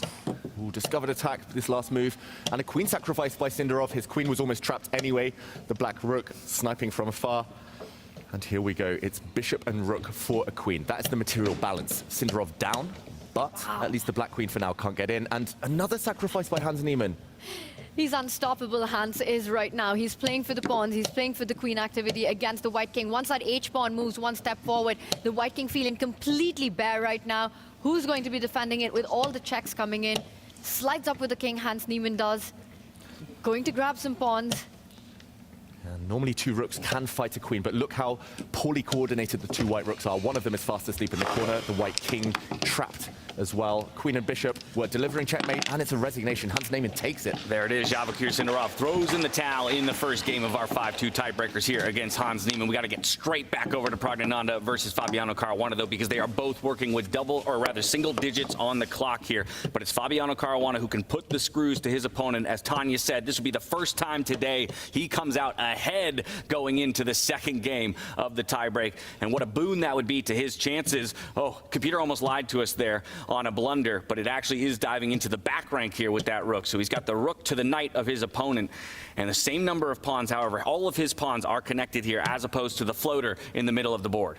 Ooh, some counterplay though for Prag. The black rook, knight, and pawn in the center are creating some serious threats, and it is rook for knight. It should be winning for Fabi, who's going pawn hunting. But Tanya, stranger things have happened than Knight Forks. When the knight's on the board, it's not over. It's far from it. And look at that. Prag's got a pawn on D2. Watch it. There's a check coming in from D8. And Prag finds the move. No. A big blunder. No way. Whoa, he's losing now. Fabi's losing. Prag's done it. Oh, he's about to do it. And in 2 moves, everything changed. It turned around. And David, you'll have to do a slow motion for us once this ends. We'll recap this later, but now Prag is about to make a new queen. Yes! And he misses it! Oh, we're back to even! Oh my God! Fabi's winning now! What's going on? There's a queen on the board. He missed it! And the knight gives a check, but the knight is too far away. It's not over. It's not over. There's a fork at the end. Fabi's pawns are going to rush through. The black knight completely offside. An absolutely stunning sequence. 2 pawns to a pawn and a knight here, but things are looking good for Fabi if he can get these pawns marching down the board, looking for a promotion. And there it is, the resignation from Pragnananda. He had a couple opportunities down in the stretch there. Fabiano almost gave it away. You can see it there. He feels it. He knows that he almost let that one slip through his fingers, but he scrapes away with it. He's up 3-2 in the overall scoreline in this matchup. I think that's the first time I've seen these emotions on Fabiano Caruana. It's unbelievable what just happened in those last few moves. David will take us through all of it, slow, move by move, but what a roller coaster that was. White's winning, black's winning, all over the place, a blunder after blunder, and eventually it is Fabiano Caruana who takes the lead for the first time in this encounter. Absolutely wide-eyed is Fabiano Caruana there at the sequence that concluded that game. And as we maybe return to the studio, we can turn to David, because we need to slow that down. We were merely reacting to what we saw, but I want to understand what we saw as soon as we possibly can. Whew. Fabiano Caruana up by a point going in to the next battle. And it's Hans Niemann who has the same advantage up against Javakir Sindarov. They'll flip sides of the board. They'll go at it one more time with a new position and 5 more minutes to strategize. Wow. Catching our breath here in the studio. The players are going to need a few minutes to catch their breaths, especially Fabiano and Prag there. The 12-move sequence at the end of that game was so content-packed, it could have lasted a whole tournament. It would have kept us entertained for a whole week, but it happened in the blink of an eye, and it all started here. Wow. Okay. Let's go. Let's see it. Let's go. This position, Fabiano Caruana is totally winning. White has a rook, black has a knight, but there is one source of counterplay. It is this black central pawn. He pushed it Pragnananda, trying to make a new queen, or so it seems. That is not actually the bigger threat. The bigger threat is for the black rook to come down and force the queen to live, rather than just taking the white rook in the process. Fabiano now, the only winning move was a difficult one. He had no time on the clock. He should have slid his king across to stop the pawn, the rook and king holding it. And if the black rook now comes down, you can take a pawn and actually double attack the black rook, black knight, winning the knight, and white just has too many pawns. This one is over. But he slipped up here. He played a mistake. First of all, bringing his rook up the board, trying to get behind Fabi. This one was shut down. The black king stepping back. Now a losing mistake, allowing the black rook to come down. Black about to make a queen. Double exclamation point given. Check now from Fabiano. Desperate play here. The black king cannot take this pawn, as it would allow the knight to drop with a check. No time for black to make a queen. So Prag actually found the winning move after this check. He stepped across with his king. Now, pawn to b7, a desperate attempt from Fabiano, and now only one winning move for Pragnananda. Instead of making a new queen here, he could have given a knight check. Checks are all important in any position, and when the white king moves, now you would make a queen with check, or if you go up the board, you could simply take the white rook, defending the promotion, and make a queen of your own. The white rook hit as well. To continue this, more drama ahead. A new queen appeared. It looked like here Fabiano was about to throw in the towel. Rook takes rook now, apparently the best move. Instead, he gave a check. Another mistake, trying to lure the black king onto a square that white promotes with a check. And now the decisive one, the final mistake of the game, about to land king to c6, walking onto a terrible file because after a rook takes rook check, double attack, the black queen has to recapture. Suddenly, there's a skewer at the end of all of that.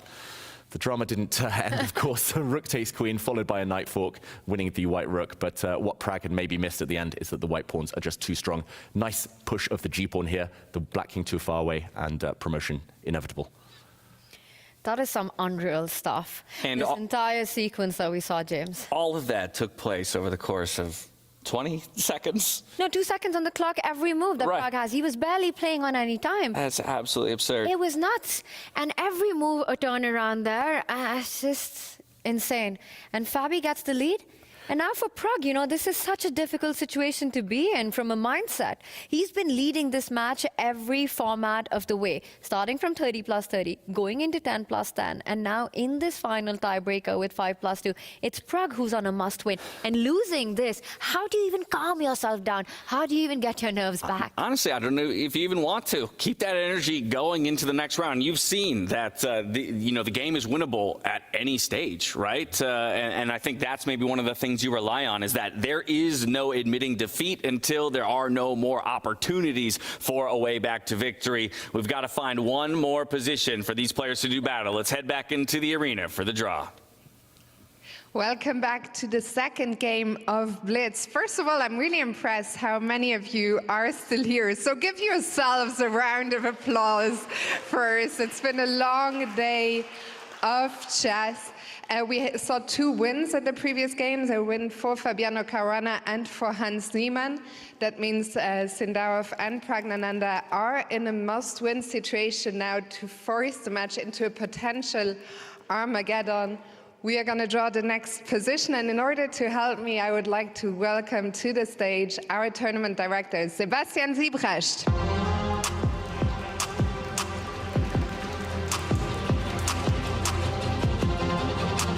Sebastian, are you ready?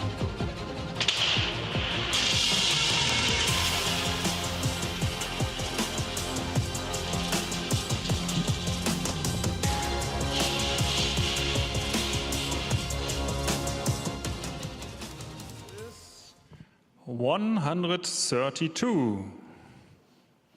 Position 132. Thank you very much, Sebastian. The players will get 5 minutes now to prepare. So to the players, best of luck, and to our audience, please enjoy.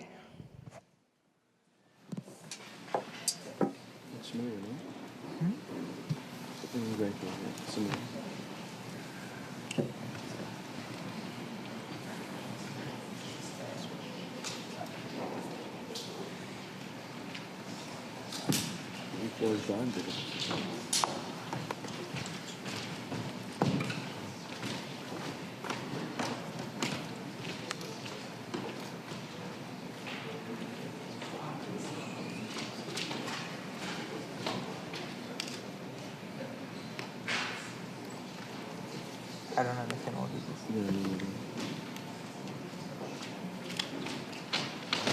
Before. 93 also, no? 93, 93. I just 93 or no? No, that's not good. No. C5, D5?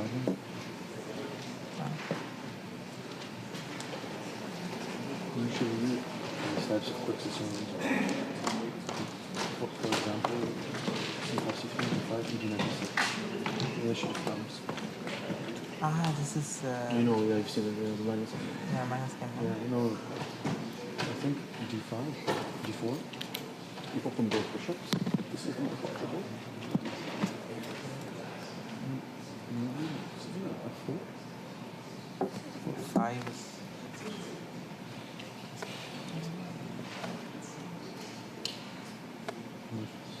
e4, take continues. Or also e5 here. Possible.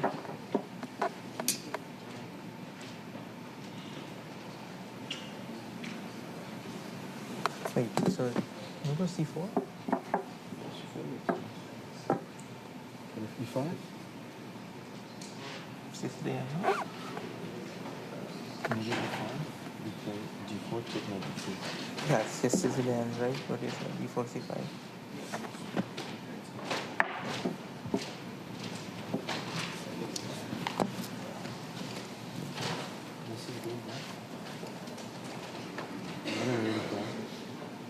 I think like the c5. Okay. Knight e6. Take rook d5. e4, rook c5. Why isn't it good for you also? Huh? It's also good for you. I think why pieces stay on people. Yeah, maybe c6 just like that.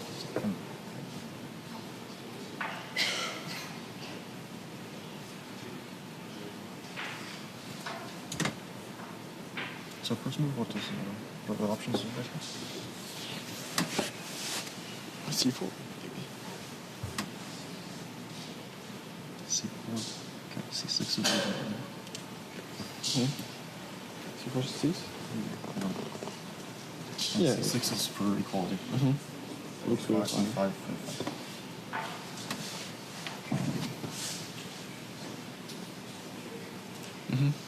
Yeah, I would be position c6. Even also to try for win? No, okay, yeah, for win. Change and try to reach 5, so you take here.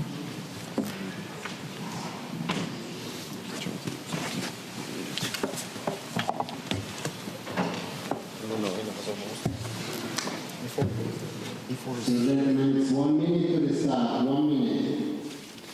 The players looking a little shell-shocked as they stare into what is their 6th freestyle position for the day. It's starting to look akin to the initial round-robin group stage where they played 7 in a row, but I'll remind you, they kicked off the day with 30 games. They are well into their 10th hour of chess played today. So, I mean, good on these guys. First of all, kudos to them for just staying upright at this point. But, Tanya, I think there's also another interesting dynamic at play.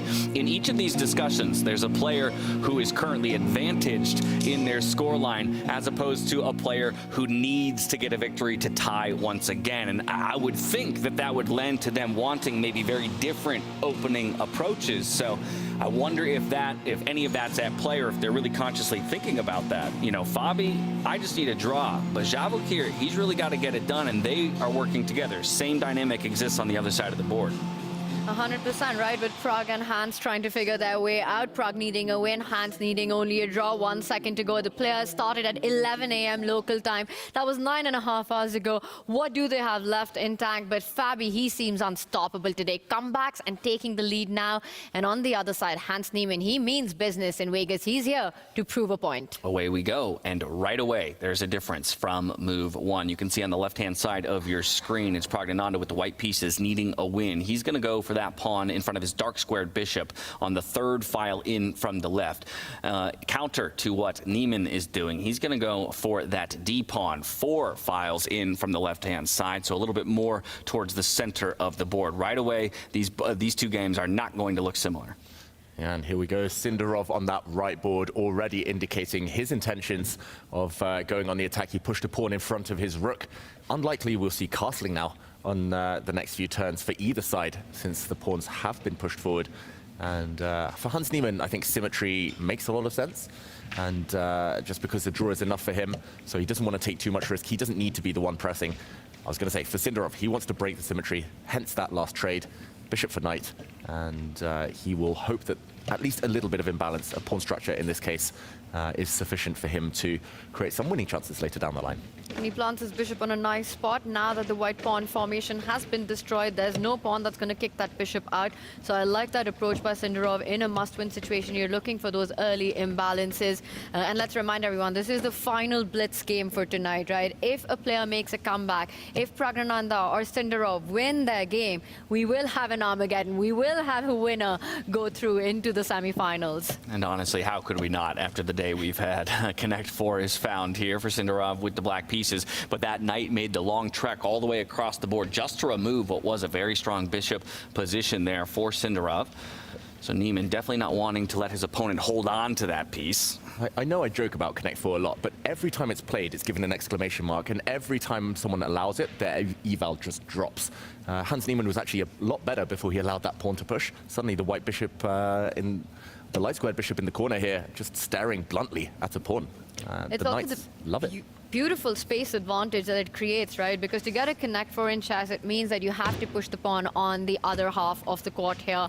And that's what he's done with that e-pawn. So looking good for black. He will improve the position of his knight. The double bishops, they're only as powerful as the open diagonals that they have. The light squared bishop has none in this position. And I think the pawn chain made even more effective by the fact that Sindarov already baited that f-pawn for the capture over to the g-file, right? So again, I can't attack the head of this pawn chain with my own pawns. At this point, it's going to be really hard to undermine that structure.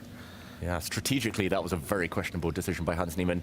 That being said, bishops do come to life a bit later in the game, so as long as he doesn't get knocked out immediately, doesn't facing any direct attack with white and stabilizes, he will have chances later in the game. A minute off the clock for both of these players. Let's check in with Fabiano Caruana and Praggnanandhaa. Remember, it's Praggnanandhaa who, for the first time today, has to fight back against Fabiano, who holds the point advantage over him. And as we get here, you can see Fabiano is looking good, at least by the evaluation. Very different board makeup, though, overall.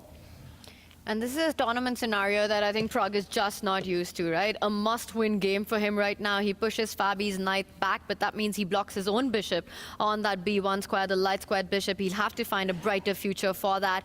It's hard to see it. Meanwhile, Fabi with a beautiful pawn center, a knight behind a pawn. Freestyle chess has taught us that that's really how you want it, controlling so much of the board. Where will Pragg create his chances? A slow move on the left flank.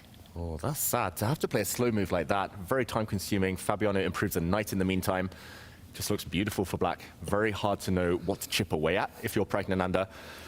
What to do, how to strike. He moves his bishop across. That was actually the ulterior motive behind his last move, but easily blunted by black's bishop developing. Fabi's just playing easy, logical chess, and he knows that's enough for now to solidify. He doesn't even need to go for the attack with black.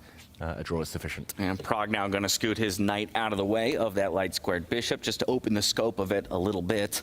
But even still, now, of course, his dark squared bishop is going to have a little bit more trouble. Yep, sliding up just like that onto the b2 square. So solid diagonals if he can hold them for later into the game when they become longer sight lines. But I think that's the question. He's got zero center control right now. Connect 4, Tanya. You're going to say it? Give us the exclamation point.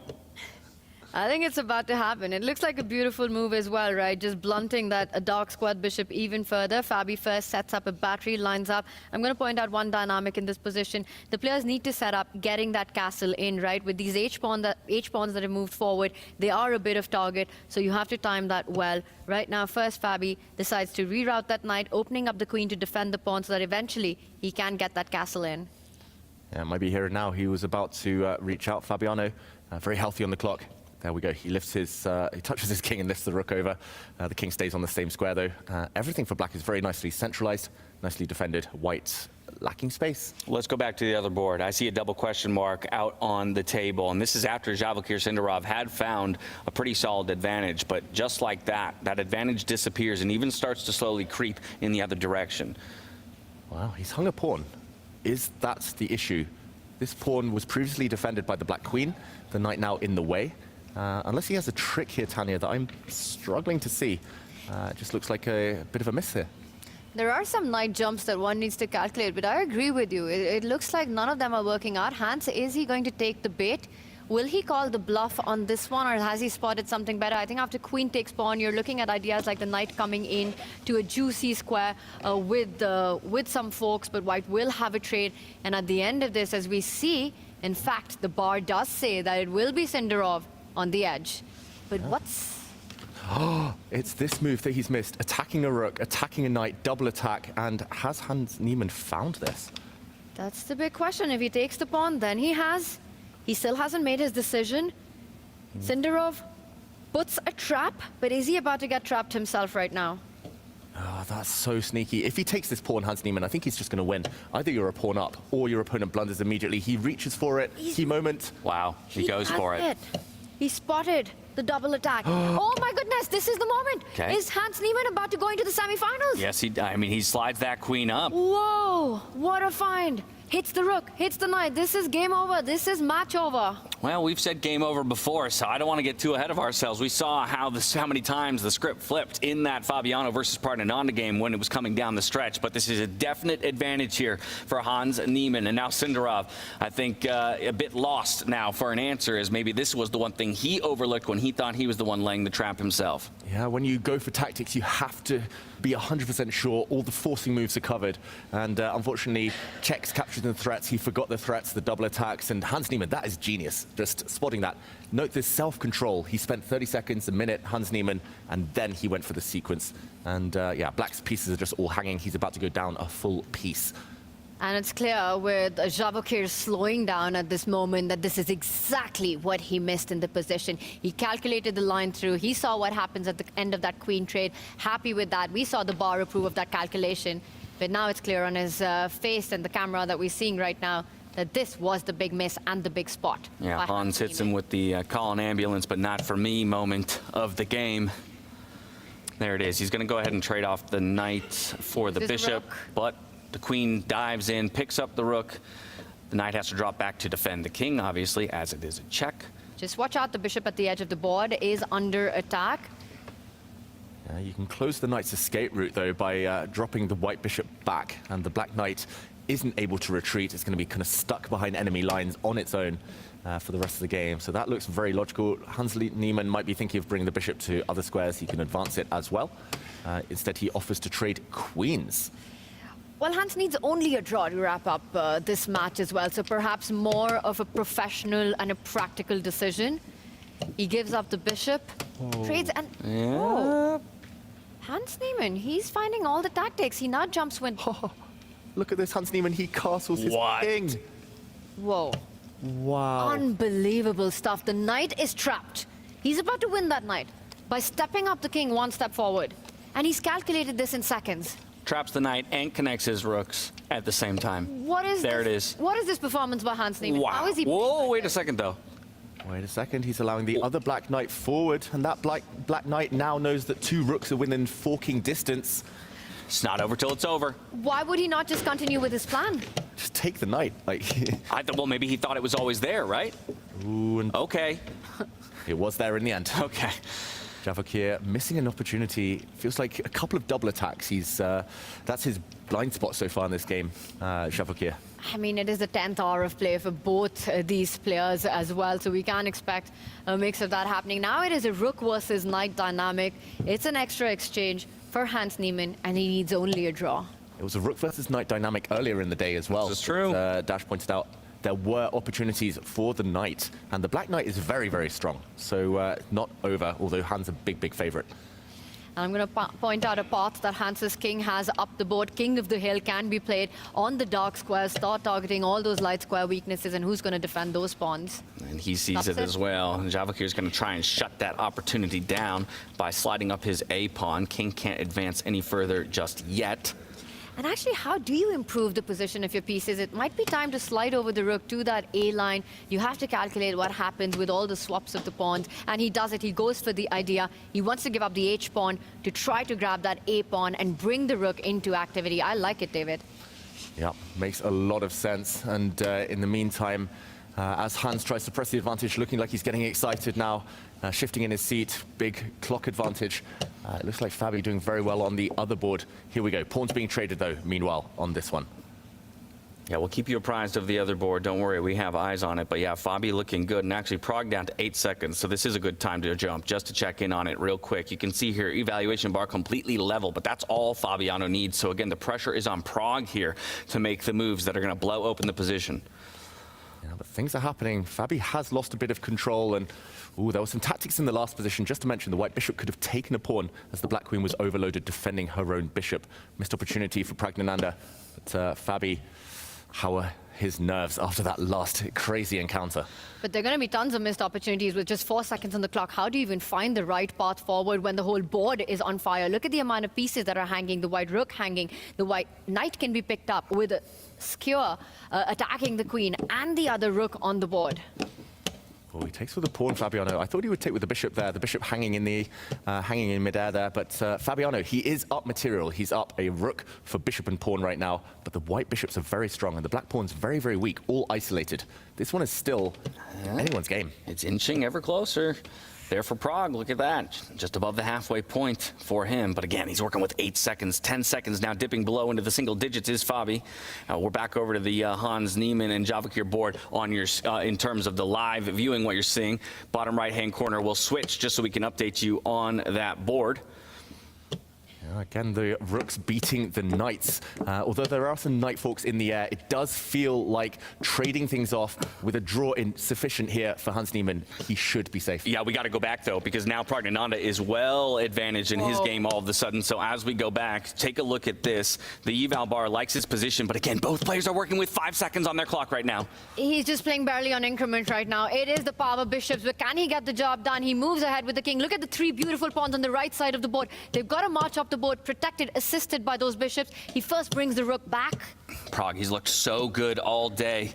He's been the one who's kind of taking it to Fabiano up until this very, most recent match. But now when the shoe's on the other foot, the pressure's on for the youngster to get the full decisive victory. The computer loves his position. It's giving him a full winning advantage. But can he bring it to a conclusion? Oh, he's winning. Pragnananda so close. Look at that. Fabi handshakes. Whoa. Oh my goodness, we're going to Armageddon. Pragnananda versus Fabiano Caruana. What a match, unbelievable.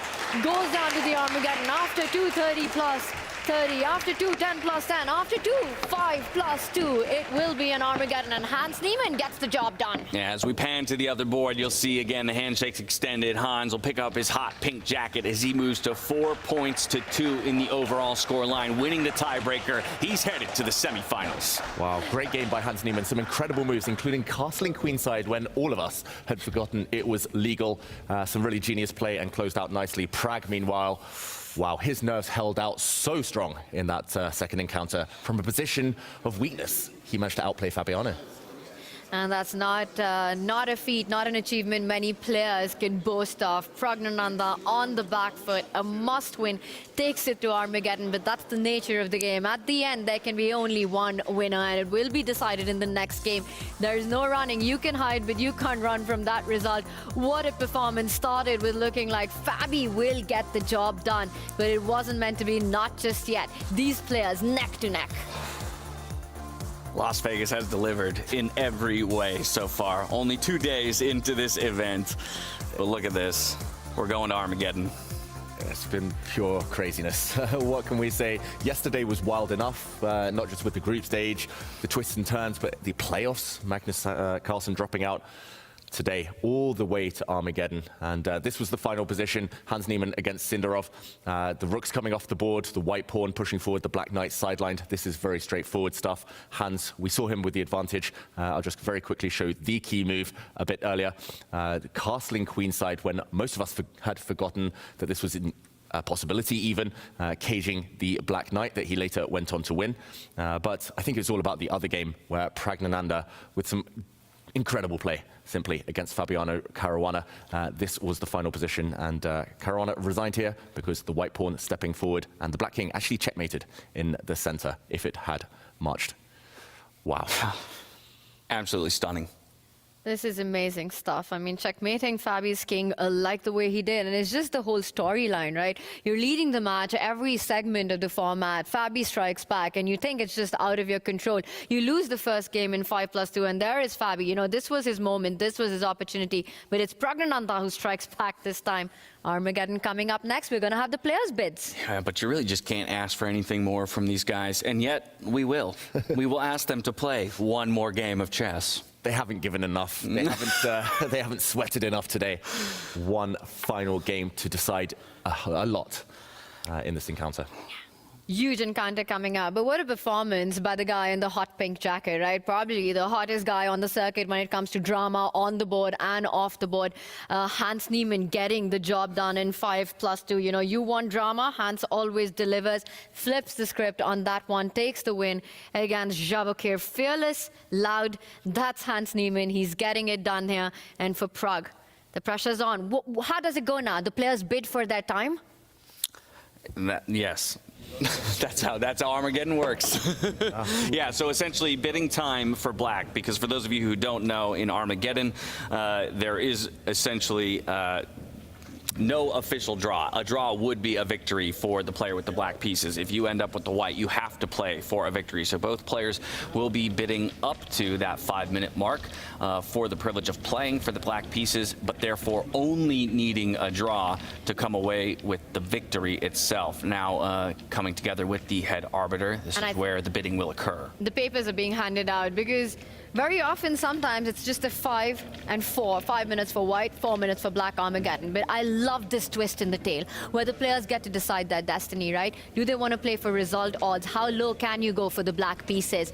The player with the lowest time bid starts with black. If it's a draw, you go through in the match. The player with the white pieces will start with the base time, but must win on demand.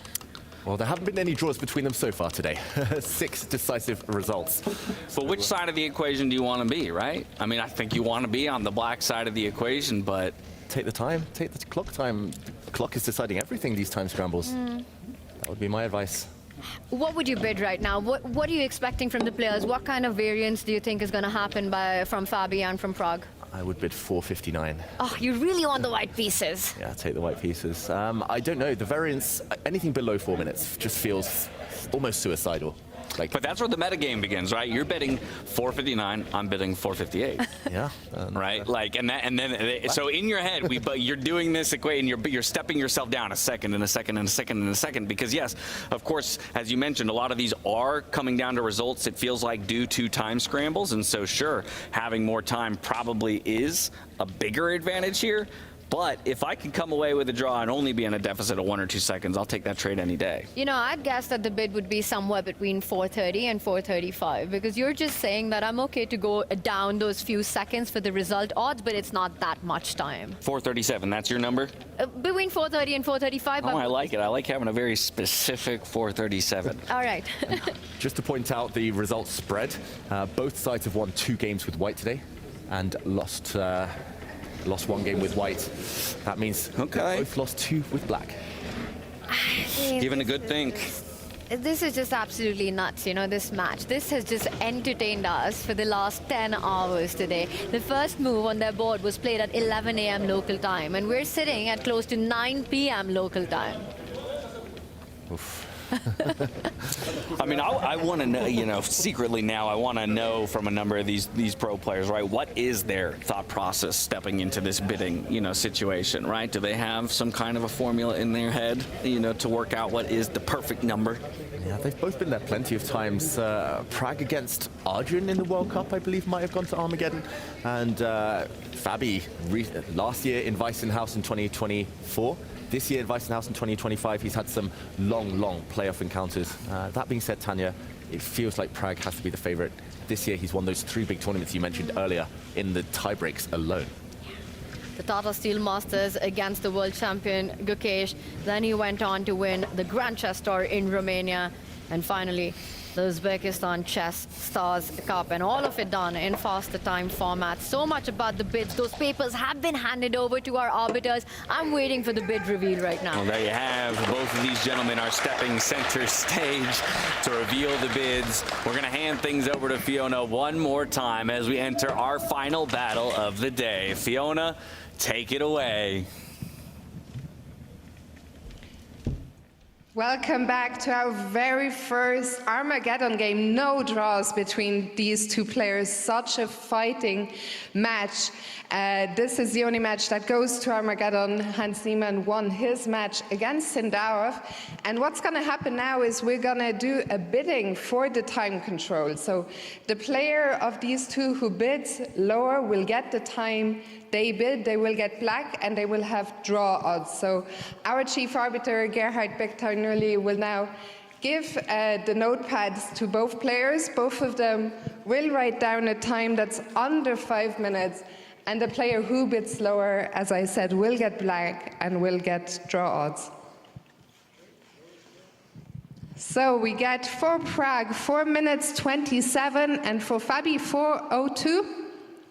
So Fabi will play with black. He will have 4 minutes and 2 seconds, and a draw will see him through to the next round.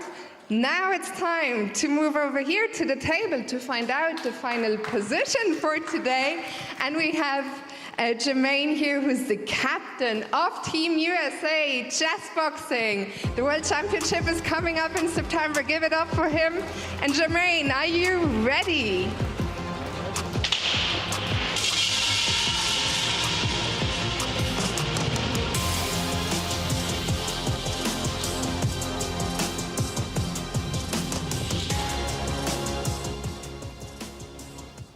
$356.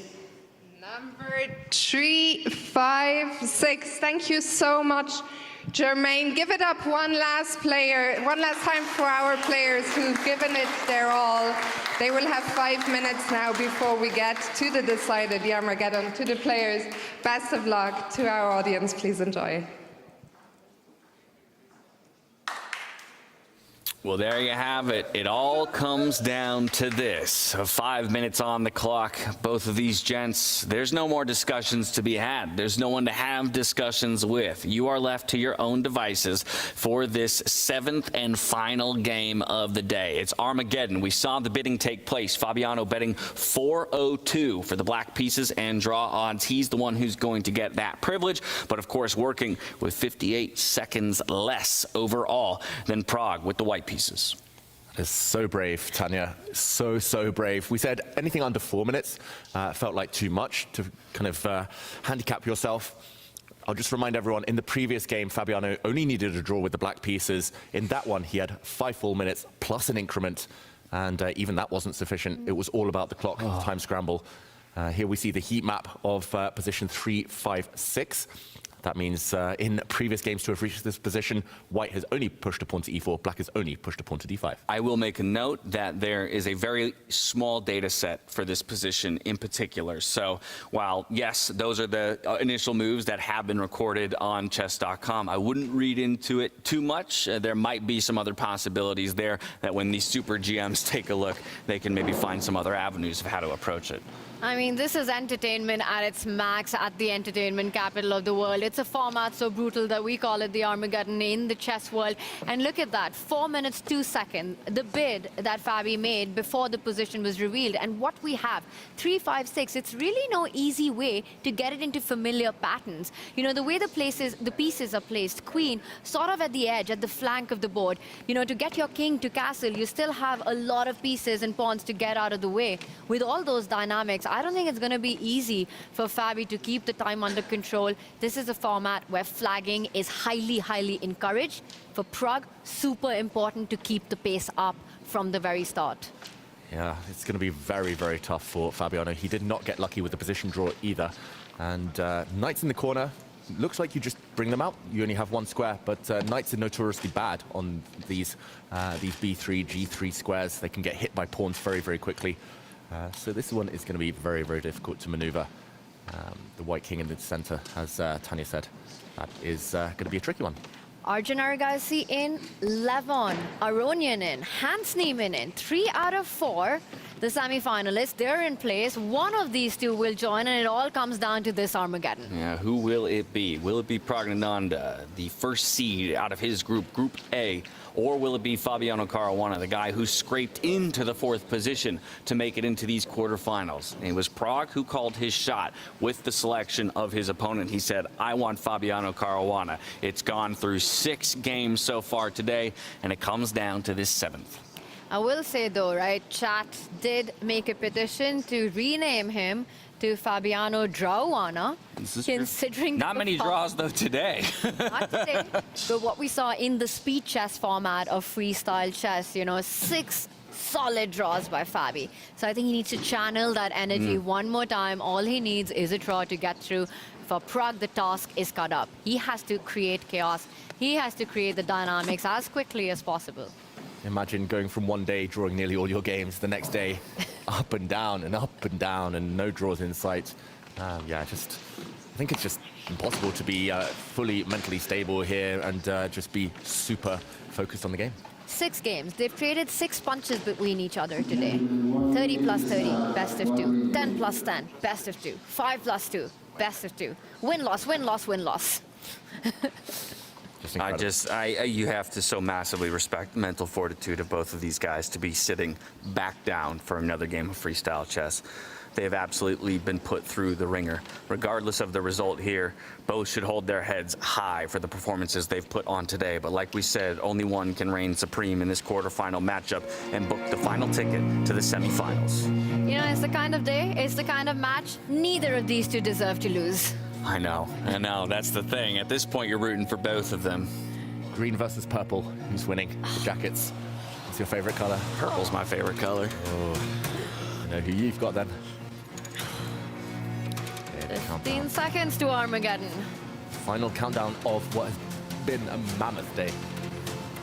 Can you imagine the intensity, the adrenaline coursing through those veins right now? The speakers blaring just above you. The clock hit 0. The arbiter gives you the okay, and off we go. Again, time pressure for both of these players, but in particular for Fabiano Caruana. He gave away 58 seconds for the privilege of playing the black pieces and getting those draw odds. Soon enough, we'll see the clock tapped, and off we go. Add to that the twist of just understanding this freestyle position that you've never seen before to make sure you don't land up in too much trouble out of the very first moves.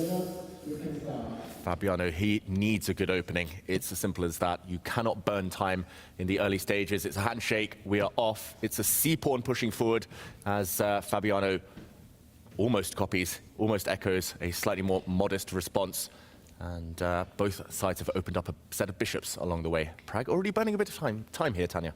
And that's absolutely key for him to speed up. He's thinking about, does he continue with the pawn push? Does he build the center? Or has Fabi set up the position where he'll get a Slav-esque kind of a position, pushing his own d-pawn forward on the next move? That's too much time, Prog, you're taking. It's an Armageddon. A 58-second differential has shrunk to 30, just like that, on the second move of the game. And he does go for the idea that we were talking about, but he had to play it in 10 seconds. Yeah, Fabi's going to move a little bit quicker here. He knows that he has to gain back some of that time. Already, though, we can start to see that e-ball bar creeping a little bit more towards the favor of Fabiano, but we're not going to read into that too much as we've seen the way that all the games have gone here today. Here's some tension towards the middle of the board. The first pawn's facing off here on the C and D files. Yeah, this is great news for Fabiano. He actually brings his queen out. Watch out, Prag. There is a nasty check in the air. The white king on an open diagonal. That could be dangerous if you're not careful. The white knight comes out to block. For now, the white dark squared bishop ready to jump out to block. Fabi brings the piece out. Super speedy from Fabiano. Great stuff so far from black. One more time. That knight's about to jump to the h4 square. Line up with the queen with some big threats on the right side of the board. I completely agree. The opening has gone in Fabi's favor. And the clock says, well, starting to level out, which would mean Fabi just has result odds for nothing. Okay, here, black is the first to get the king to safety. First to castle. The white queen steps out of the way. Prag wants to echo that. So far, so good for Caruana, but Pragnananda has been so impressive in the last game and in other time scramble situations before. Yeah, but feeling the need to speed up as Fabi has played a blitz of moves. He got his king castled already, so he's committed to the right-hand side of the board, as is Pragnananda. It feels like centuries ago that Pragnananda picked Fabi as his opponent, and it was just last night.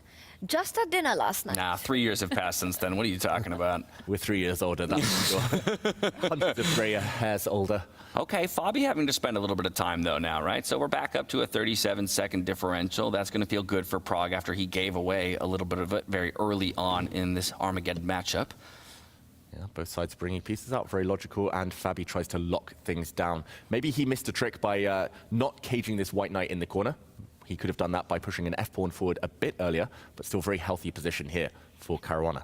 And the clock truly is the 17th piece when it comes to an Armageddon. So it's very important, even if you're not precise on the board, you're not objectively playing the best moves, as long as you're not making any big inaccuracies, big blunders, keep control on the clock. That's pretty much of a key as what's going on the board. The knight jumps. The engine does not like it. A red cross appears there. The black queen retreats. Watch out. The white knights are within forking distance. The black pawn threatening to step forward. And didn't like Prag's move. Disliked Fabi's even more, though, as we see it swing into the favor of the player with the white pieces for the first time since the opening of the game. Here, a flurry of trades.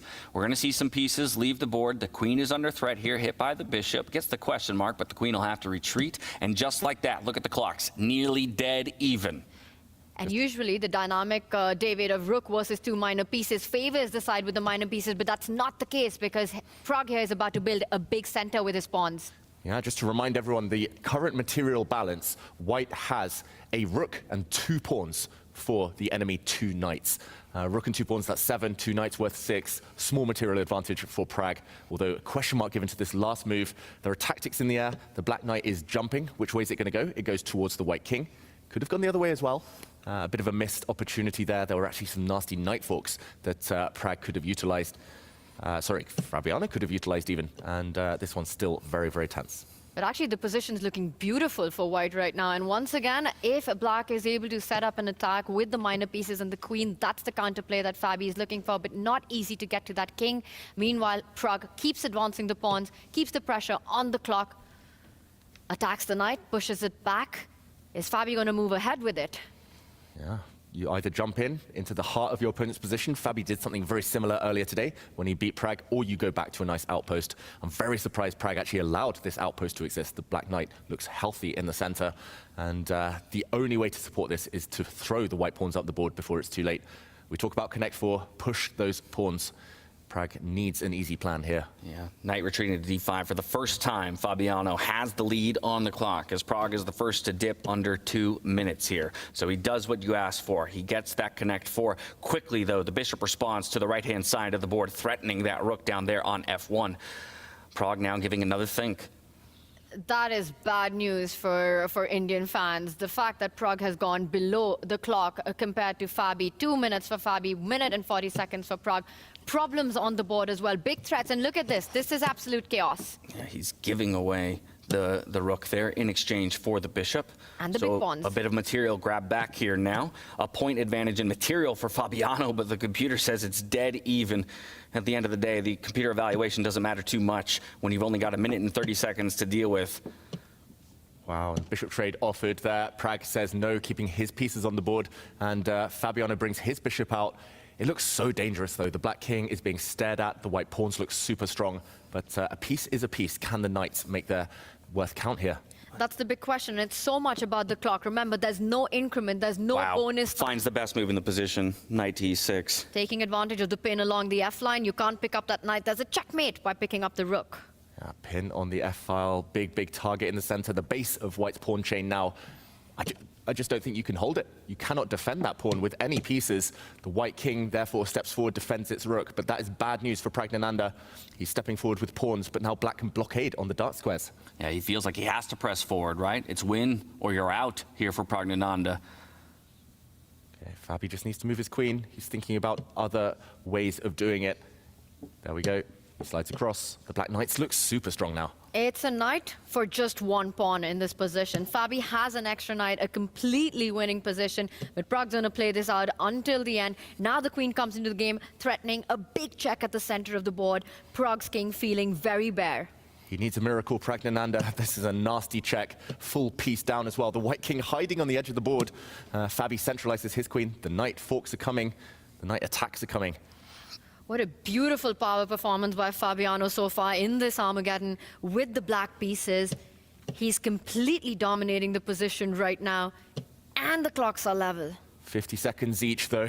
He brings his knight in. Wow, he's dropped it behind Prag's lines there. That's a check, forcing the white rook to give itself up. The white king otherwise would have been in big danger. It's a full rook advantage for Caruana. He's got 48 seconds on the clock. Time advantage 2.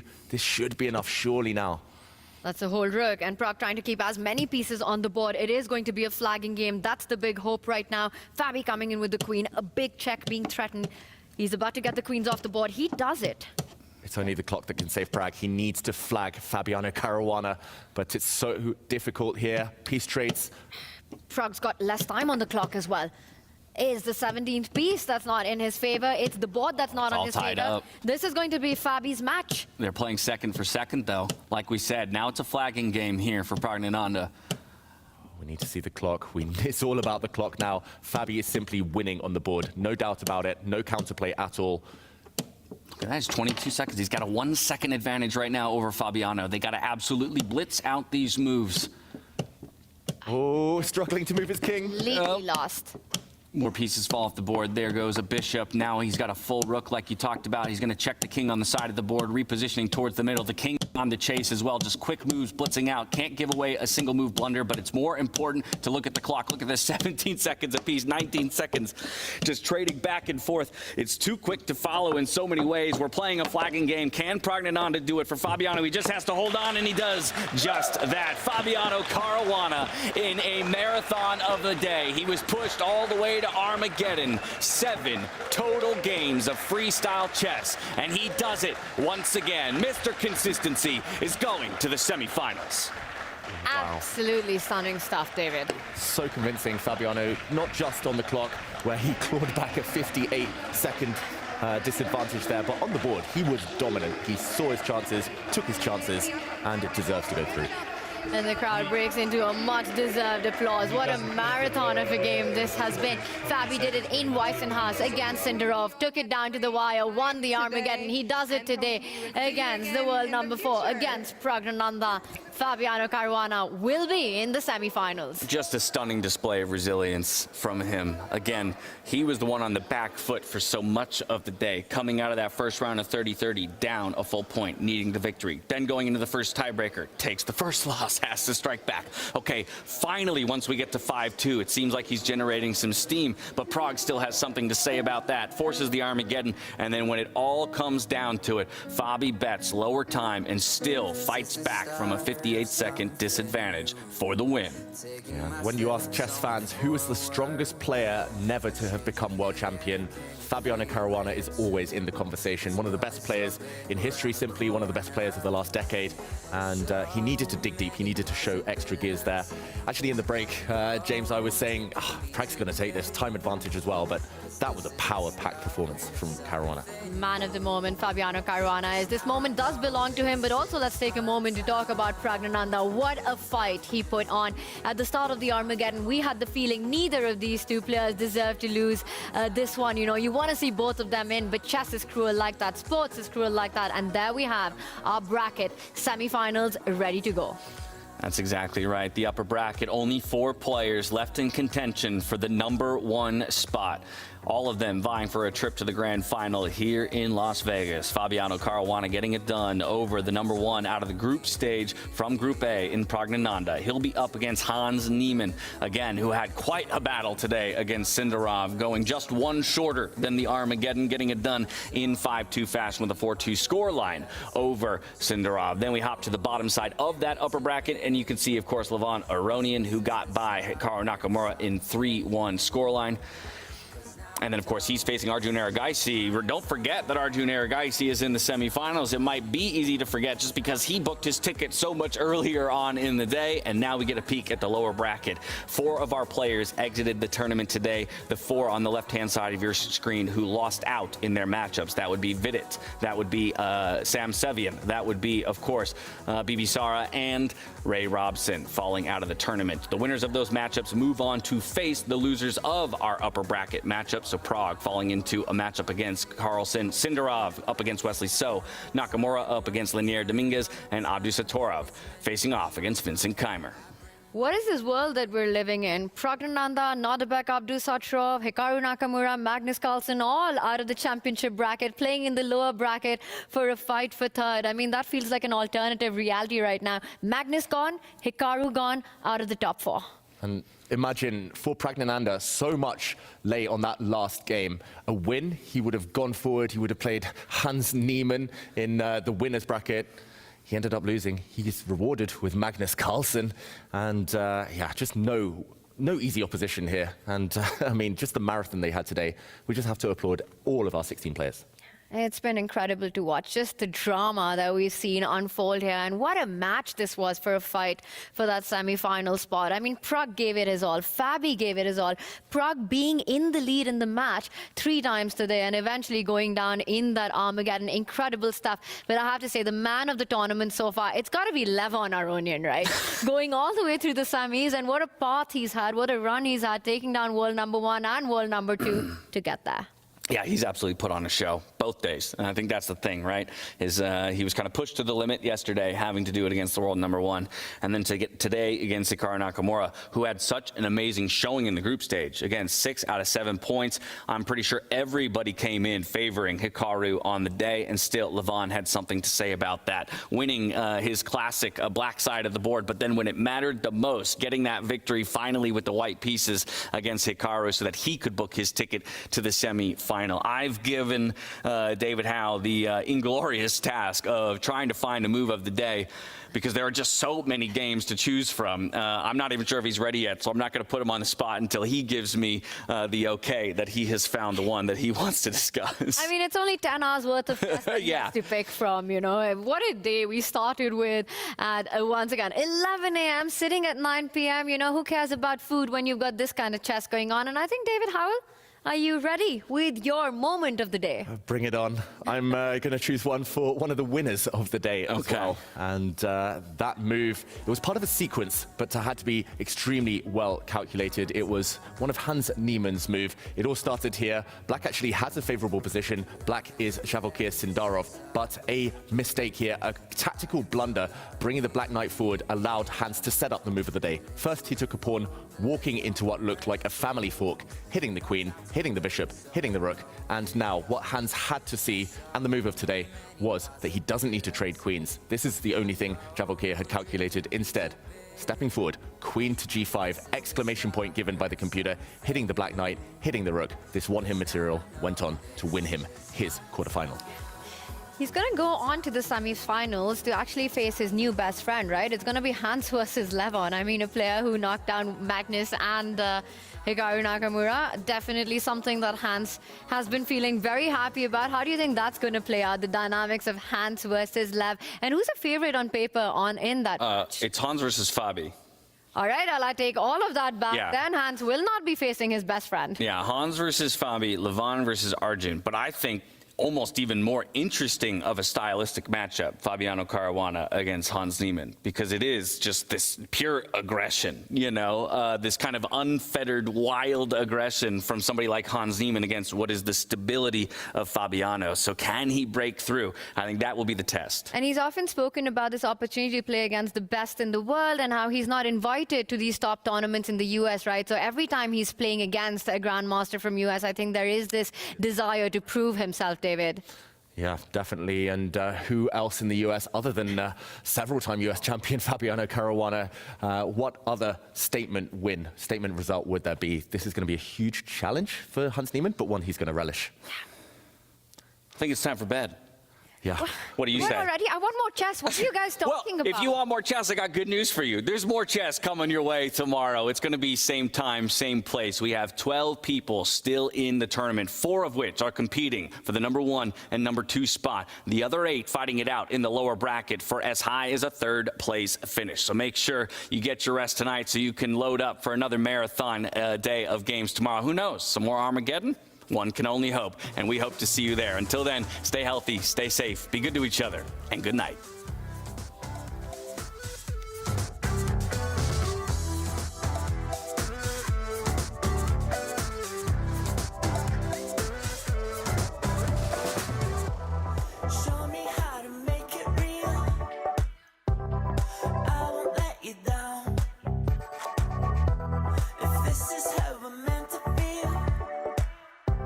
I never had a doubt. Through every test I gave.